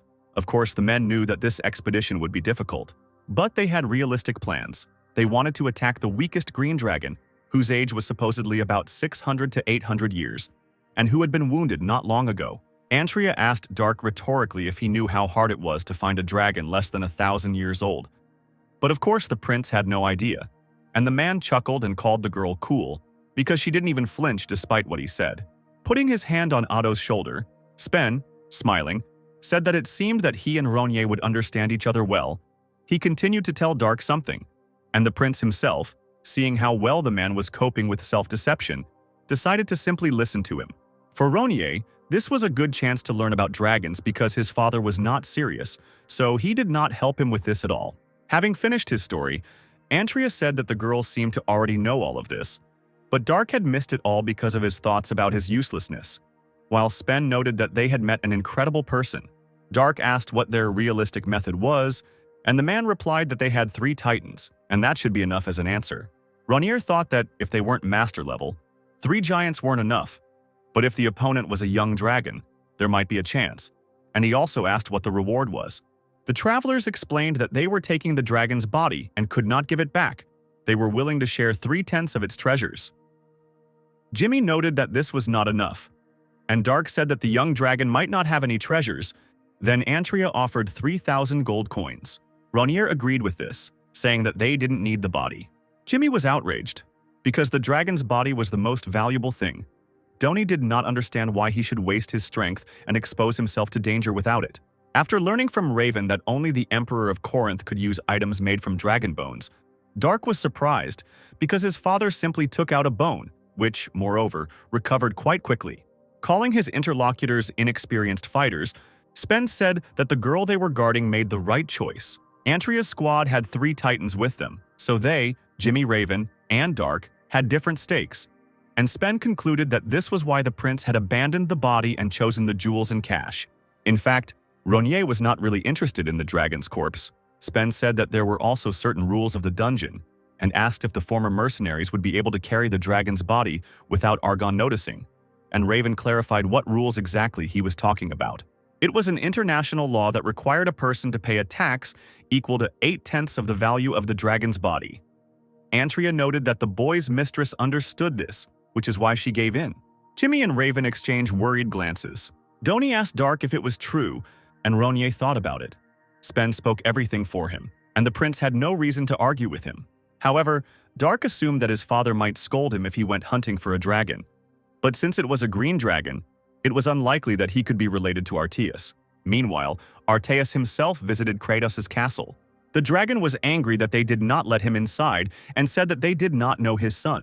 The father stated that Dark had said quite clearly that he lived here. One guard once again explained that there was no Baron Clyde on the list of nobility. Then the disgruntled dragon demanded that they call the Emperor, and another guard declared that the stranger had gone mad to dare to speak about his majesty in such a tone. Arteus had already started calling the knight an unfinished hobbit, and he explained, "No, think about it. A man who looks 20 or 30 years old is looking for his son, and this son, who looks 17, is a handsome man, And besides, he's not even in the records. That's why I'm calling you a psycho." The guards continued to drive away the dragon, who was unhappy with this attitude towards his person. He could not tolerate such insults. Arteas aimed a ball of fire at the men, shouting, "Die!" The frightened knights scattered, and the fiery sphere flew straight into the doors. Stepping over the walled boundary, the dragon said that this time he had destroyed the fortress gates, but next time he would take the lives of the guards. The knights shouted, "Alarm!" They were announcing that the magician had destroyed the main gate and gotten inside. On the territory of Arteas's castle, they were met by the blades of warriors. The dragon said with a grin, "Hobbits, who are not even up to the level of insects, do you really want to test my patience?" Several more travelers arrived at the Dower family estate, and Spen was glad to see them. These were 2 male adepts and 1 girl familiar to Antria. The red-haired girl with short hair was named Shatran Pear. One guy standing next to her with ash-blonde hair and a wide scar on his cheek was introduced as Pashir. The other blonde guy with a bun at the back of his head was Joe Nerman. Seeing the surprisingly seasoned guys in front of him, Dark briefly introduced himself. Approaching the sofa where the 2 guys were sitting and surprising them with his height, Joe noted that there were a lot of beauties at this party, and it was not often that he was so lucky, and Shatran asked him to control himself. Not wanting to listen to anyone, Nerman asked if Ronir had a lover. Not wanting to respond to this nonsense, Dark just turned away from him, embarrassing Joe. Behind Arteas were the molten gates, and he was surrounded by 11 knights with spears extended in his direction. They asked who the enemy was and who had sent him, and the dragon, insulting the people, concluded that they were useless, since they did not even know where his son was. Arteas said that if that happened, they would all die, after which a strong stream of wind arose, rising upward. The knights began to be overcome with fear as their weapons began to crumble in the stream. Right from the center of the resulting tornado, which was picking up the stones, eyes were looking at them, reminiscent of 2 lights in the darkness. Arriving to the aid of the warriors, Darren shouted out a spell. An ice wall immediately rose up around the tornado. The magician noted that it was too close. But such a trick could not stop the great golden dragon. Arteas decided to use the whirlwind blade, and Darren ordered everyone to lie down. Another airwave destroyed the pitiful ice wall, turning it into fragments. The ground was stained with the blood of those who did not have time to react and carry out the magician's order. The survivors looked at this with deep amazement. The dragon asked if Darren was really going to stop him with such nonsense. The magician asked if it was possible that Arteas was the same golden dragon with whom Princess Ronir lived. But the unexpected guest was not familiar with this name. He replied, "I am, of course, a golden dragon, but I don't know any Roniers. Don't irritate me even more. Call my son right now, or do you want to see this castle completely in ruins?" Darren was surprised by what was said, and someone from behind asked what was happening here. The emperor, heading with Tozir to Arteas, asked him why he had come to his castle. The dragon was glad that at last someone had come to talk to. He explained that he had come to see his son. Frank replied that he had never heard of a baby dragon in their country. Arteas stated that he was a man and asked if the emperor had not seen how the dragon had brought him. He had heard that Dark had returned to Kratos again and therefore asked to be taken to his son. And the emperor said that, of course, the princess had returned. But he did not understand how she could be a son if she was a girl. Arteas explained that he was talking about Baron Clyde, and despite the fact that he was a girl, he was still the dragon's son. And Frank replied, "Although I have heard that dragons have no gender distinctions, didn't you say that the princess is a human?" Joining the conversation, Tozir said that he would explain everything to the emperor later. He also explained to Arteas that his son, Dark Clyde, had received the title of prince and became Prince Dark Ronir, and that he was currently on his way to his lands in Chirea, so he was not currently living in Kratos. Upon learning of his son's change of surname, the dragon dismissed the fact that people change their surnames with every change of title as nonsense. Tozir said that he would personally escort Arteas to his son, and the dragon did not object. The mage smiled, thinking that it was fate. Even if it was because of Dark, he could become somehow connected to the golden dragon. When they were already in Chire, Tozir was in confusion, but the dragon's face was distorted into a grin. Seeing the coats of arms with a golden dragon in the castle, Arteas wondered if the son was mocking his father, and the magician thought that they had come there in vain. Serene was humming a song to herself and sweeping the floor when someone approached her. Noticing the man, the alarmed cat girl greeted Lord Tozir. The man asked her not to be afraid of him, explaining that she had already left his control and belonged to the prince. Agreeing with this, the maid asked why he had come here. The magician explained that he had brought His Highness's father and asked him to inform Dark about this. while Arteas was muttering at that moment that he had raised his son too affectionately. The girl asked what to do, since in fact the prince was not here at the moment. Tozier said that he understood everything and was interested in when the prince would approximately return. Siren replied that His Highness had entrusted all his concerns to Count Kislay, after which he had left on a trip about half a month ago. The magician became nervous, realizing his mistake. He had heard that Dark had entrusted all diplomatic matters to Kislay, but he had no idea that the guy could leave.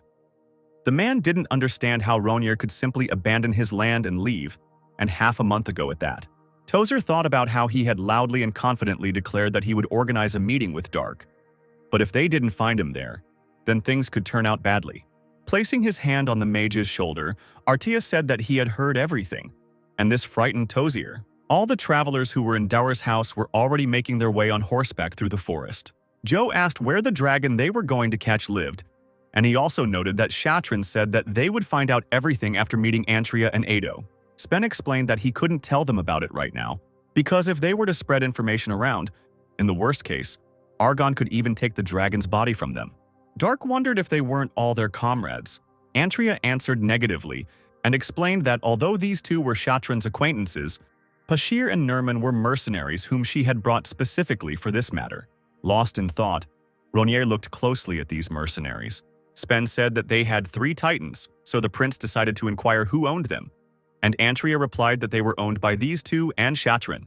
Dark took this into account and didn't ask any more questions for now. He wondered why the travelers gave the mercenaries an advantage in battle. Spen and Johnson apparently didn't have any titans. Ronir felt that something was fishy here. Arteas said that such behavior from his son was to be expected. He was the type who created problems but did not think about others, just as Dark made the monster depicted on the coat of arms the symbol of the family. Tozier was considering whether it would be worth trying to soften the dragon's heart, as he was saying that nothing could be done and that it was fate. He also asked whether Ronir was heading to Argon. Arteas said that this information was already enough, and at that moment Kahl ran up to them. He told Tozier that he had heard of his arrival, and also rumors that the father of His Excellency the Governor-General had arrived. The magician confirmed that the man standing in front of Kislay was the prince's father, and Kahl asked if he thought Arteas was too young. Tozer replied that Kislay must not have heard that it was the golden dragon who gave shelter to the prince and took him as his adopted son. A nervous Kahl said it was hard not to be surprised. He noted that Arteas's son was currently in Argon, and the dragon replied that he knew this, which is why he was heading there. Kislay asked if he could wait a little. They were also sending a special group there, which meant they could go together. They just needed to contact Dark, and for the test it should be easier than continuing the search alone. Knowing Ronier's character, Tozier was sure that he would most likely be too lazy to get in touch in a timely manner. But if his father was with them, Dark would not be stubborn and refuse. The dragon concluded that this was a pretty good offer and asked to start preparations quickly. And Kahl said that he had guys who were ideally suited for this task, while Tozier wondered if Kislay had really won his status as count by playing poker. While in one of the towers, the windows of which looked directly onto the sea, the dragon asked, "So you are my son's friends?" Palshan, Mikhail, Gaston, and Media happily confirmed this. It was already getting dark, so the group of travelers decided to make a stop. Joe and Pashir collected branches for the fire. The already lit fire was heating the suspended cauldron. A little further away from the fire sat Dark, looking somewhere into the forest, and seemed sad. This melancholy could not escape Nerman's eyes. Smiling, Joe suggested that Dark had given in to autumnal sensitivities, causing Raven to glance at Ronir in surprise. Elenvar hoped to see a new emotion on the prince's face, but everything was as usual, and Joe asked why Raven was laughing. Nerman claimed that all women were like that, and at those moments the chance of picking them up became incredibly high. Betty denied this fact, and Raven said that if Dark's mood changed because of the fall, he would give the mercenary his entire fortune. Ronir himself looked into the distance and thought, "So it turns out there is a bamboo forest here. How long ago was it? How long ago was it that I so peacefully enjoyed the view? I never passed by a beautiful place without practicing self-discipline there." Ronir recalled how one guy asked him, "A method of training that seems impossible for a person?" Dark confirmed this and asked if anything came to mind. The warrior felt that with age he was less and less able to imagine such a thing. And the brunette replied that with Ronier's level, any ordinary training did not seem like anything special. Trying to come up with this most impossible training, the man asked how about climbing a sheer cliff of the devil's territory. located tens of thousands of mountains to the west of here. Dark replied that it was too simple, and then it was suggested to go with a special pole in hand. But that was too far, and Ronier would need the master's permission. Pointing to the side, the brunette said that 2.5 kilometers to the south of here there was a bamboo forest. He suggested trying to count how many leaves grew in it, and Dark called it a crazy idea. That's exactly why he liked her. After some time, Ronier was already in this very forest.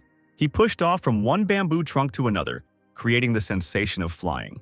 He saw the leaves carried by the wind. He was curious to see if he could complete the proposed workout. Ronier continued to go deeper into the forest. He counted 3,026 trees, each with about 60 on a branch. But the training didn't have to be done exactly this way. The boy wondered whether he should count all the leaves one by one. He had plenty of time for that. He was distracted from these memories by Spen's voice. Antria said that only today they would turn a blind eye to the fact that Dark was lagging behind, and only because he was a young girl. Holding out a plate, Spen suggested joining them and eating, and Jimmy encouraged this. Rising to his feet, Ronier said that he had simply been transported back to the old days. Clicking his tongue, he thought, "When I meet you again, what should I do? Kill you or let you live?" When morning came, 3 more people were approaching the camp. They were a brunette, a blonde, and a dwarf. Antria said it was a bit of a struggle to get here, but everything seemed to be fine. These 3 strangers were the members of the squad who had gone ahead of the others to scout out the area. They were introduced as Marina Giogre, Terran Smear, and the Firehammer. Terran said he had to go somewhere with Spen and Ado, so he would greet his new acquaintances properly a little later. Somewhere near the cliff there was a cave. It was to her that Smear led his comrades. Antria asked how they knew that it was in such caves that green dragons lived. Betty sat by the smoldering wood fire, on which the frying pan stood, and dozed sweetly. The smoke coming out of the frying pan spread the smell of burning throughout the area, but Donian diligently ignored it. It was only Raven's remark that her bacon was burning that made her wake up. Unfortunately, it was already too late, and the meat had turned into a black crust. Jimmy noted that the atmosphere had changed dramatically. Everyone had been nervous and doing nothing but waiting, and now he felt like he was at a picnic. Preparing for battle, the Firehammer pulled the bowstring of the crossbow. The dwarf loaded it with an arrow with an emerald tip. He aimed forward when suddenly he said, "Girl, is this the first time you've seen a crossbow?" Dark stood in front of the Firehammer, and the dwarf explained to him that the bolt could accidentally fly at him. Spen asked how Terran found out where the dragon lived. He called Smear incredible. Terran admitted that he learned of this by chance, perhaps because of the arrogance inherent in youth. He did not hide his mana properly. Antria noted that, judging by the size of the entrance, they would have to lure it out and fight in the open. And Smear confirmed this. If they killed the dragon in its altered body, they would not be able to gain anything from it. Terran asked if the 3 of them could play the bait properly, and Spen confirmed it. Antria said that they were 2 knights who graduated from the academy and spent about 2 years as mercenaries, so they should have definitely known the basics. And the girl with them, although young, was already a 5th circle mage. Betty checked this. Lost in thought, Smear said that something was missing, and Otto noted that it would be good if Shatran was waiting upstairs. The group determined that pair needed to attack the dragon from above, from behind. Once the locations had been determined, Antria asked how old the dragon was exactly, and Smear replied that, according to Marina, he must have been about 800 years old. Hearing this, Otto became curious about whether the bait could survive. Terran explained that, of course, they had to make sure that no one was left alive, and even if someone did survive, he would take their lives himself. A nervous Antria told the commander that this was against the rules of the knights. He asked how a man could kill his own comrades, and Smear asked him not to speak so loudly. Terran would have listened to Spen if the 3 were their comrades, but, to be honest, for Spear they were not. Antria shouted out that he had made a promise and was obliged to fulfill it. Pointing his finger at Spen, Terran said, "Now listen, what is happening throughout our homeland of Krum? As a knight, can you compare it with their lives?" Spen hesitated, and the Smear said that it would be good for the knights too, only if they followed the best-case scenario. Ado placed his hand on Antria's shoulder, sharing his feelings but understanding that it was necessary. Without a drop of fear, Dark stood and looked at the weapon pointed at him. Holding the object up, the dwarf asked if it was really the girl's first time seeing a crossbow, and Ronier explained that it was the first time he had seen exactly that kind of bolt. The prince said that he was surprised by the arrow. He realized that it had an eagle feather, and that it was made not of wood but of metal. But it was a mystery to him what its tip was made of. Firehammer noted that Dark was surprisingly attentive, perhaps because he was a mage. The dwarf explained that it was the bone of a green dragon. If you pierced its scales, you could use weapons created from it or its bones. The only thing that could come even close to them in characteristics was the highest quality and most durable titanium. Ronjer asked if they really intended to do this. He doubted that it was really possible to catch a dragon with such a squad. The prince believed that there were not such capable people here. Firehammer pondered. Marina is a 6th circle mage. Terran is also an adept and an outstanding knight. Is it really true that she doesn't recognize their abilities only because of her simplicity and stupidity? Or, the dwarf said that hunting the dragon was not an easy task, but because the creature was very young, they could easily win. And the dragon's jewelry was incredibly valuable. Dark asked if it was really that hard to get them, since dragons were able to restore their bodies. And the dwarf laughed and replied that it was an interesting remark, but it was impossible to catch a dragon alive. Then Ronjer wondered if it was really that hard to just find a dragon that had died a natural death if its bones and scales were so strong that the animals couldn't eat it. These words made the dwarf understand that Dark was not a magician. Firehammer explained that when dragons die a natural death, they are escorted by the goddess of the great lands, Keres, and their bodies disappear, leaving no trace behind. Pointing the crossbow at the girl, the dwarf said that there was no magician who didn't know about this. Then he asked, "If the way you just stood in front of the crossbow was not simple ignorance, then who are you really?"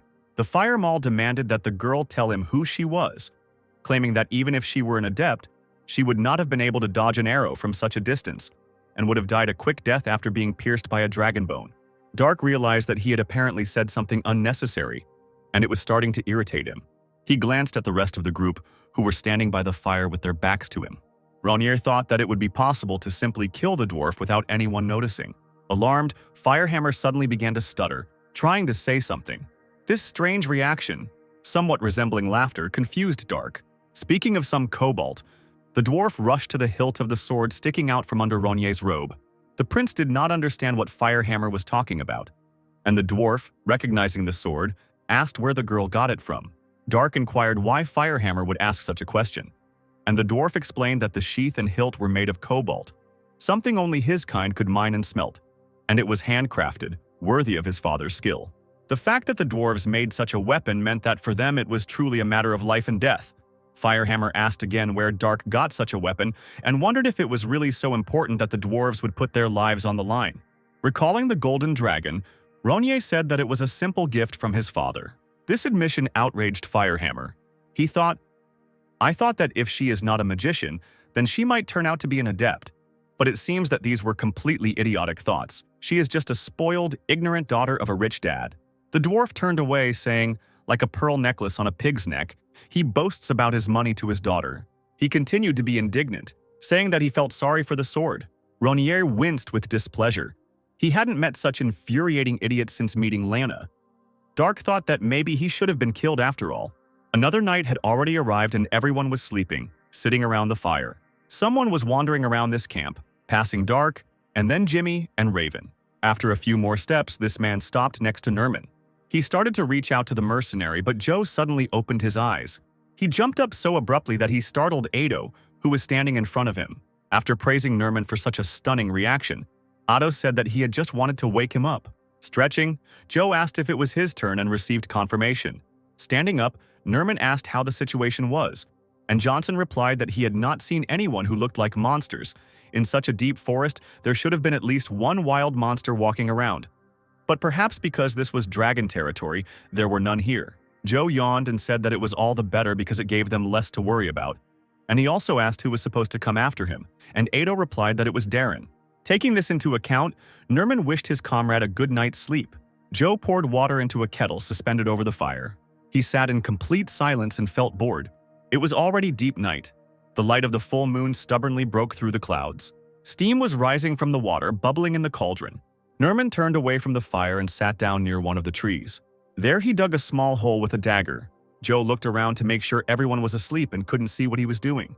He then took out a small purple-blue sphere and placed it in the hole. Nerman began to bury this object, thinking that it would remain his secret. However, Ronjer saw all this without revealing himself. Finally, with the arrival of a sunny day, the entire group arrived at the cave in which the warrior's target was hidden. Someone said that this place was so beautiful that there were no words to describe it. Nerman asked if a dragon could seriously be in such a small cave.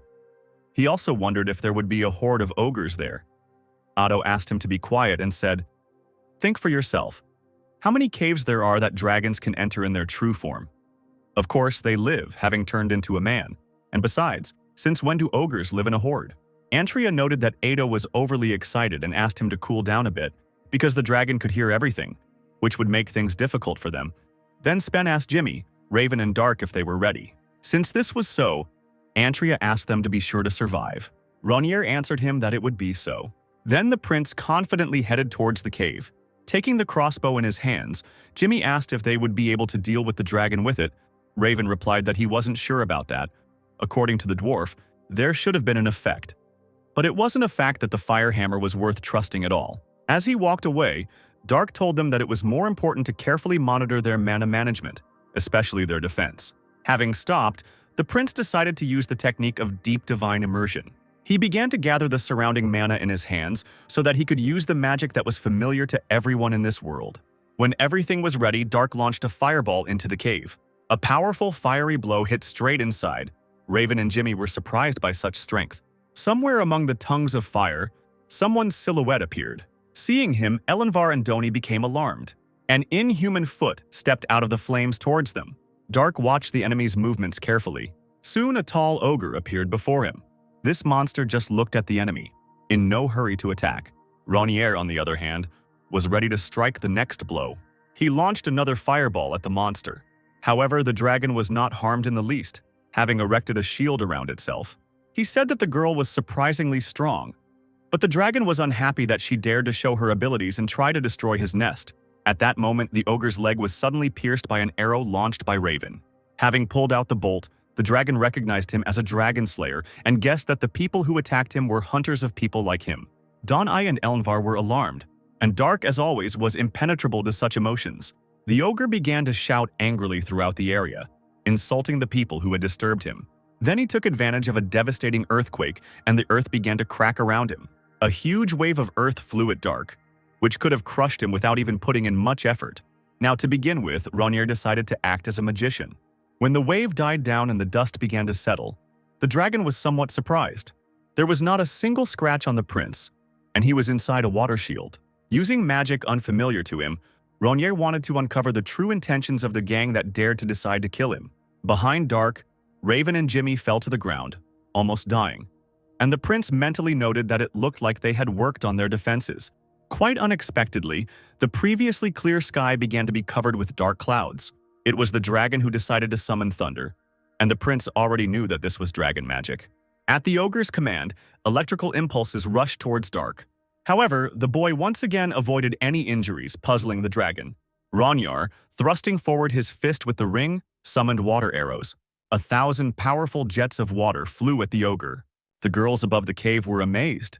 Covering her mouth with her hand, Marina wondered if Dark was really a mage, and Shatran noted that Ronier had dodged everything, except for the attack he had blocked with his shield at the very beginning. Dark was better than a first-class knight and, perhaps in Pear's opinion, could be a magical swordsman. Geogray asked what kind of hydrosphere magic Dark had just used. Despite the short casting time, it was too strong, and Shatran, alarmed, asked why the mage was asking her questions about magic. Watching Ronier, Marina thought that although Priestess Betty said that Dark was a 5th Circle mage, he at least surpassed the abilities of the 6th Circle. The prince himself was thinking at that moment, he's not dodging. Surely he wouldn't die from such a blow. Finally, the dust cloud cleared, and the ogre's silhouette appeared before Dark again. The dragon called it incredible that he felt pain for the first time in a long time. Ronier smiled and replied that it was not surprising. The ogre declared that the boy deserved to be challenged by the dragon. After this, the monster began to glow with a bright light, blinding everyone around. As the light began to fade, Ronier was finally able to look at his opponent. In front of him stood a large dragon, whose fangs were similar to those of an ogre. The creature said telepathically, "Well, attack. Man who dreams of becoming a dragon slayer." Hearing heavy footsteps, the dragon and Dark looked to the side and saw the titans approaching. Inside them were Nerman and Pashir. Deciding to end things there for now, the prince ordered Jimmy and Raven to retreat. When the giants got close enough to the dragon, they threw their spears at it. While deflecting the weapon with its tail, the creature called people insolent. Meanwhile, Dark, Raven, and Jimmy, who had been hit by spears, ran away quickly. The mercenaries inside the Titans were already starting to get nervous. The dragon began to open its mouth, using its breath as an attack. Realizing that things were bad, Pashir hurried to leave his Titan. He shouted for Nerman to throw the giant too.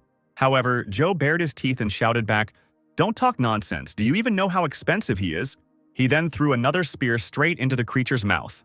Having almost reached the target, the weapon suddenly stopped. It was too late to do anything. Acid began to emanate from the dragon's mouth, spreading everywhere. Nerman wheezed, and the Titan announced that the gloves were 40% damaged. In a matter of seconds, the metal golem reached a critical level of damage to its magical equipment. To carry out the restoration, a forced use of mana began, which the mercenary was unable to stop. The two Titans, along with Nerman, gradually disintegrated completely. Unwilling to die, Pashir tried his best to leave the battlefield. Having finished with the Titans, the dragon looked at the fleeing man. The acid moved towards him, starting to disintegrate his cloak. Death was close, but Ronnier was nearby and used a water shield to cut off the grains of acid from them. Pashir looked at his savior in surprise, not knowing what to say. Dark asked Jimmy and Raven to help him. The mercenary stuttered and said that Ronnier was indeed a great magician. By this time, the Titans had almost completely decayed. The angry dragon began to roar throughout the area. All the knights, except Dark, covered their ears. Jimmy said that now he knew what a dragon's roar was like, and admitted that it felt like it was going through his bones, and Dark thought it was something like a lion's roar. Ronnier found it strange that the dragon's breath completely covered this forest, but not a single tree was harmed. On the contrary, the foliage seemed to become even greener. Pashir explained that all this was because the green dragon was the protector of the forest. For the plants, his breath was a blessing. It was obvious that Nerman was dead, because the breath was fatal to humans. What happened was unexpected for them. And besides, they lost all the Titans, so their plan failed miserably.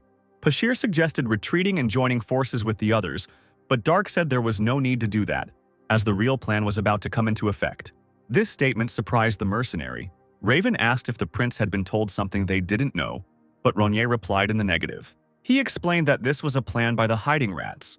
Meanwhile, the dragon was already looking at new opponents. Two Titans appeared before him again, but they were completely different, with a level clearly higher than the previous ones. One had a lion's head and the other a crow's. Seeing this, Elenvar and Doni were surprised. Dark explained that Ado, Spen, and the rest of the core team couldn't give the outside mercenaries an advantage in strength, so the rest were expendable. Pashir was bursting with anger, insulting the people who hired him, he said.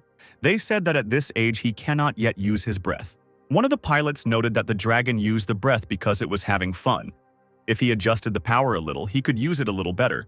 But the dragon was still too young, which is why he lacked caution, and therefore he had to die here and now. The creature was outraged that the hobbits dared to talk so dismissively to the dragon, and also decided to kill his opponents. The giant said that the dragonkind always called them hobbits, but then people called them something else. Ado and Spen both called the creature a stupid lizard.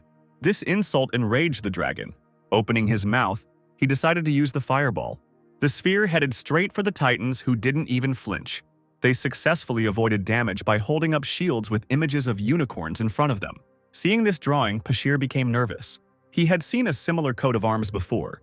Then he and his people fought with all their might against the attackers. Many people died that day, both civilians and knights. At the same time, Pashir also earned a deep scar on his face. Among his opponents, he saw Titans whose shields bore this very coat of arms. Grinning, he wondered how this damned symbolism had ended up here. Now it was the lion-headed Titan's turn to attack the dragon. The giant lunged, but the dragon flew into the sky, avoiding the blow. The majestic creature looked down on the pathetic humans who dared to show him such disrespect. Suddenly, a spear with an emerald tip flew into his wing. Nearby on the cliff stood Marina and another Titan with a helmet in the shape of a raven with several more spears. The girl began to twirl her hands and chant a spell. She then directed a beam of fire at the dragon. When the spell hit its target, there was an explosion. Jimmy noted that the Titan had pierced a dragon's wing with a single throw of a spear made from Dragon Slayer. Raven said that even the tip of a single arrow was worth a fortune, but this entire Titan spear was made from it. So Elenvar wondered who these people were. Pashir explained that it was Crumb's empire, which alarmed the knights who did not understand what such people were doing here. The mercenary asked Dark if he had expected this, and Ronnier replied that he didn't know where they were from. But these people hadn't fully revealed themselves yet. Remembering the sphere buried by Nerman, the prince was sure that the man was hiding something. Ronnier kept wondering when it would become apparent.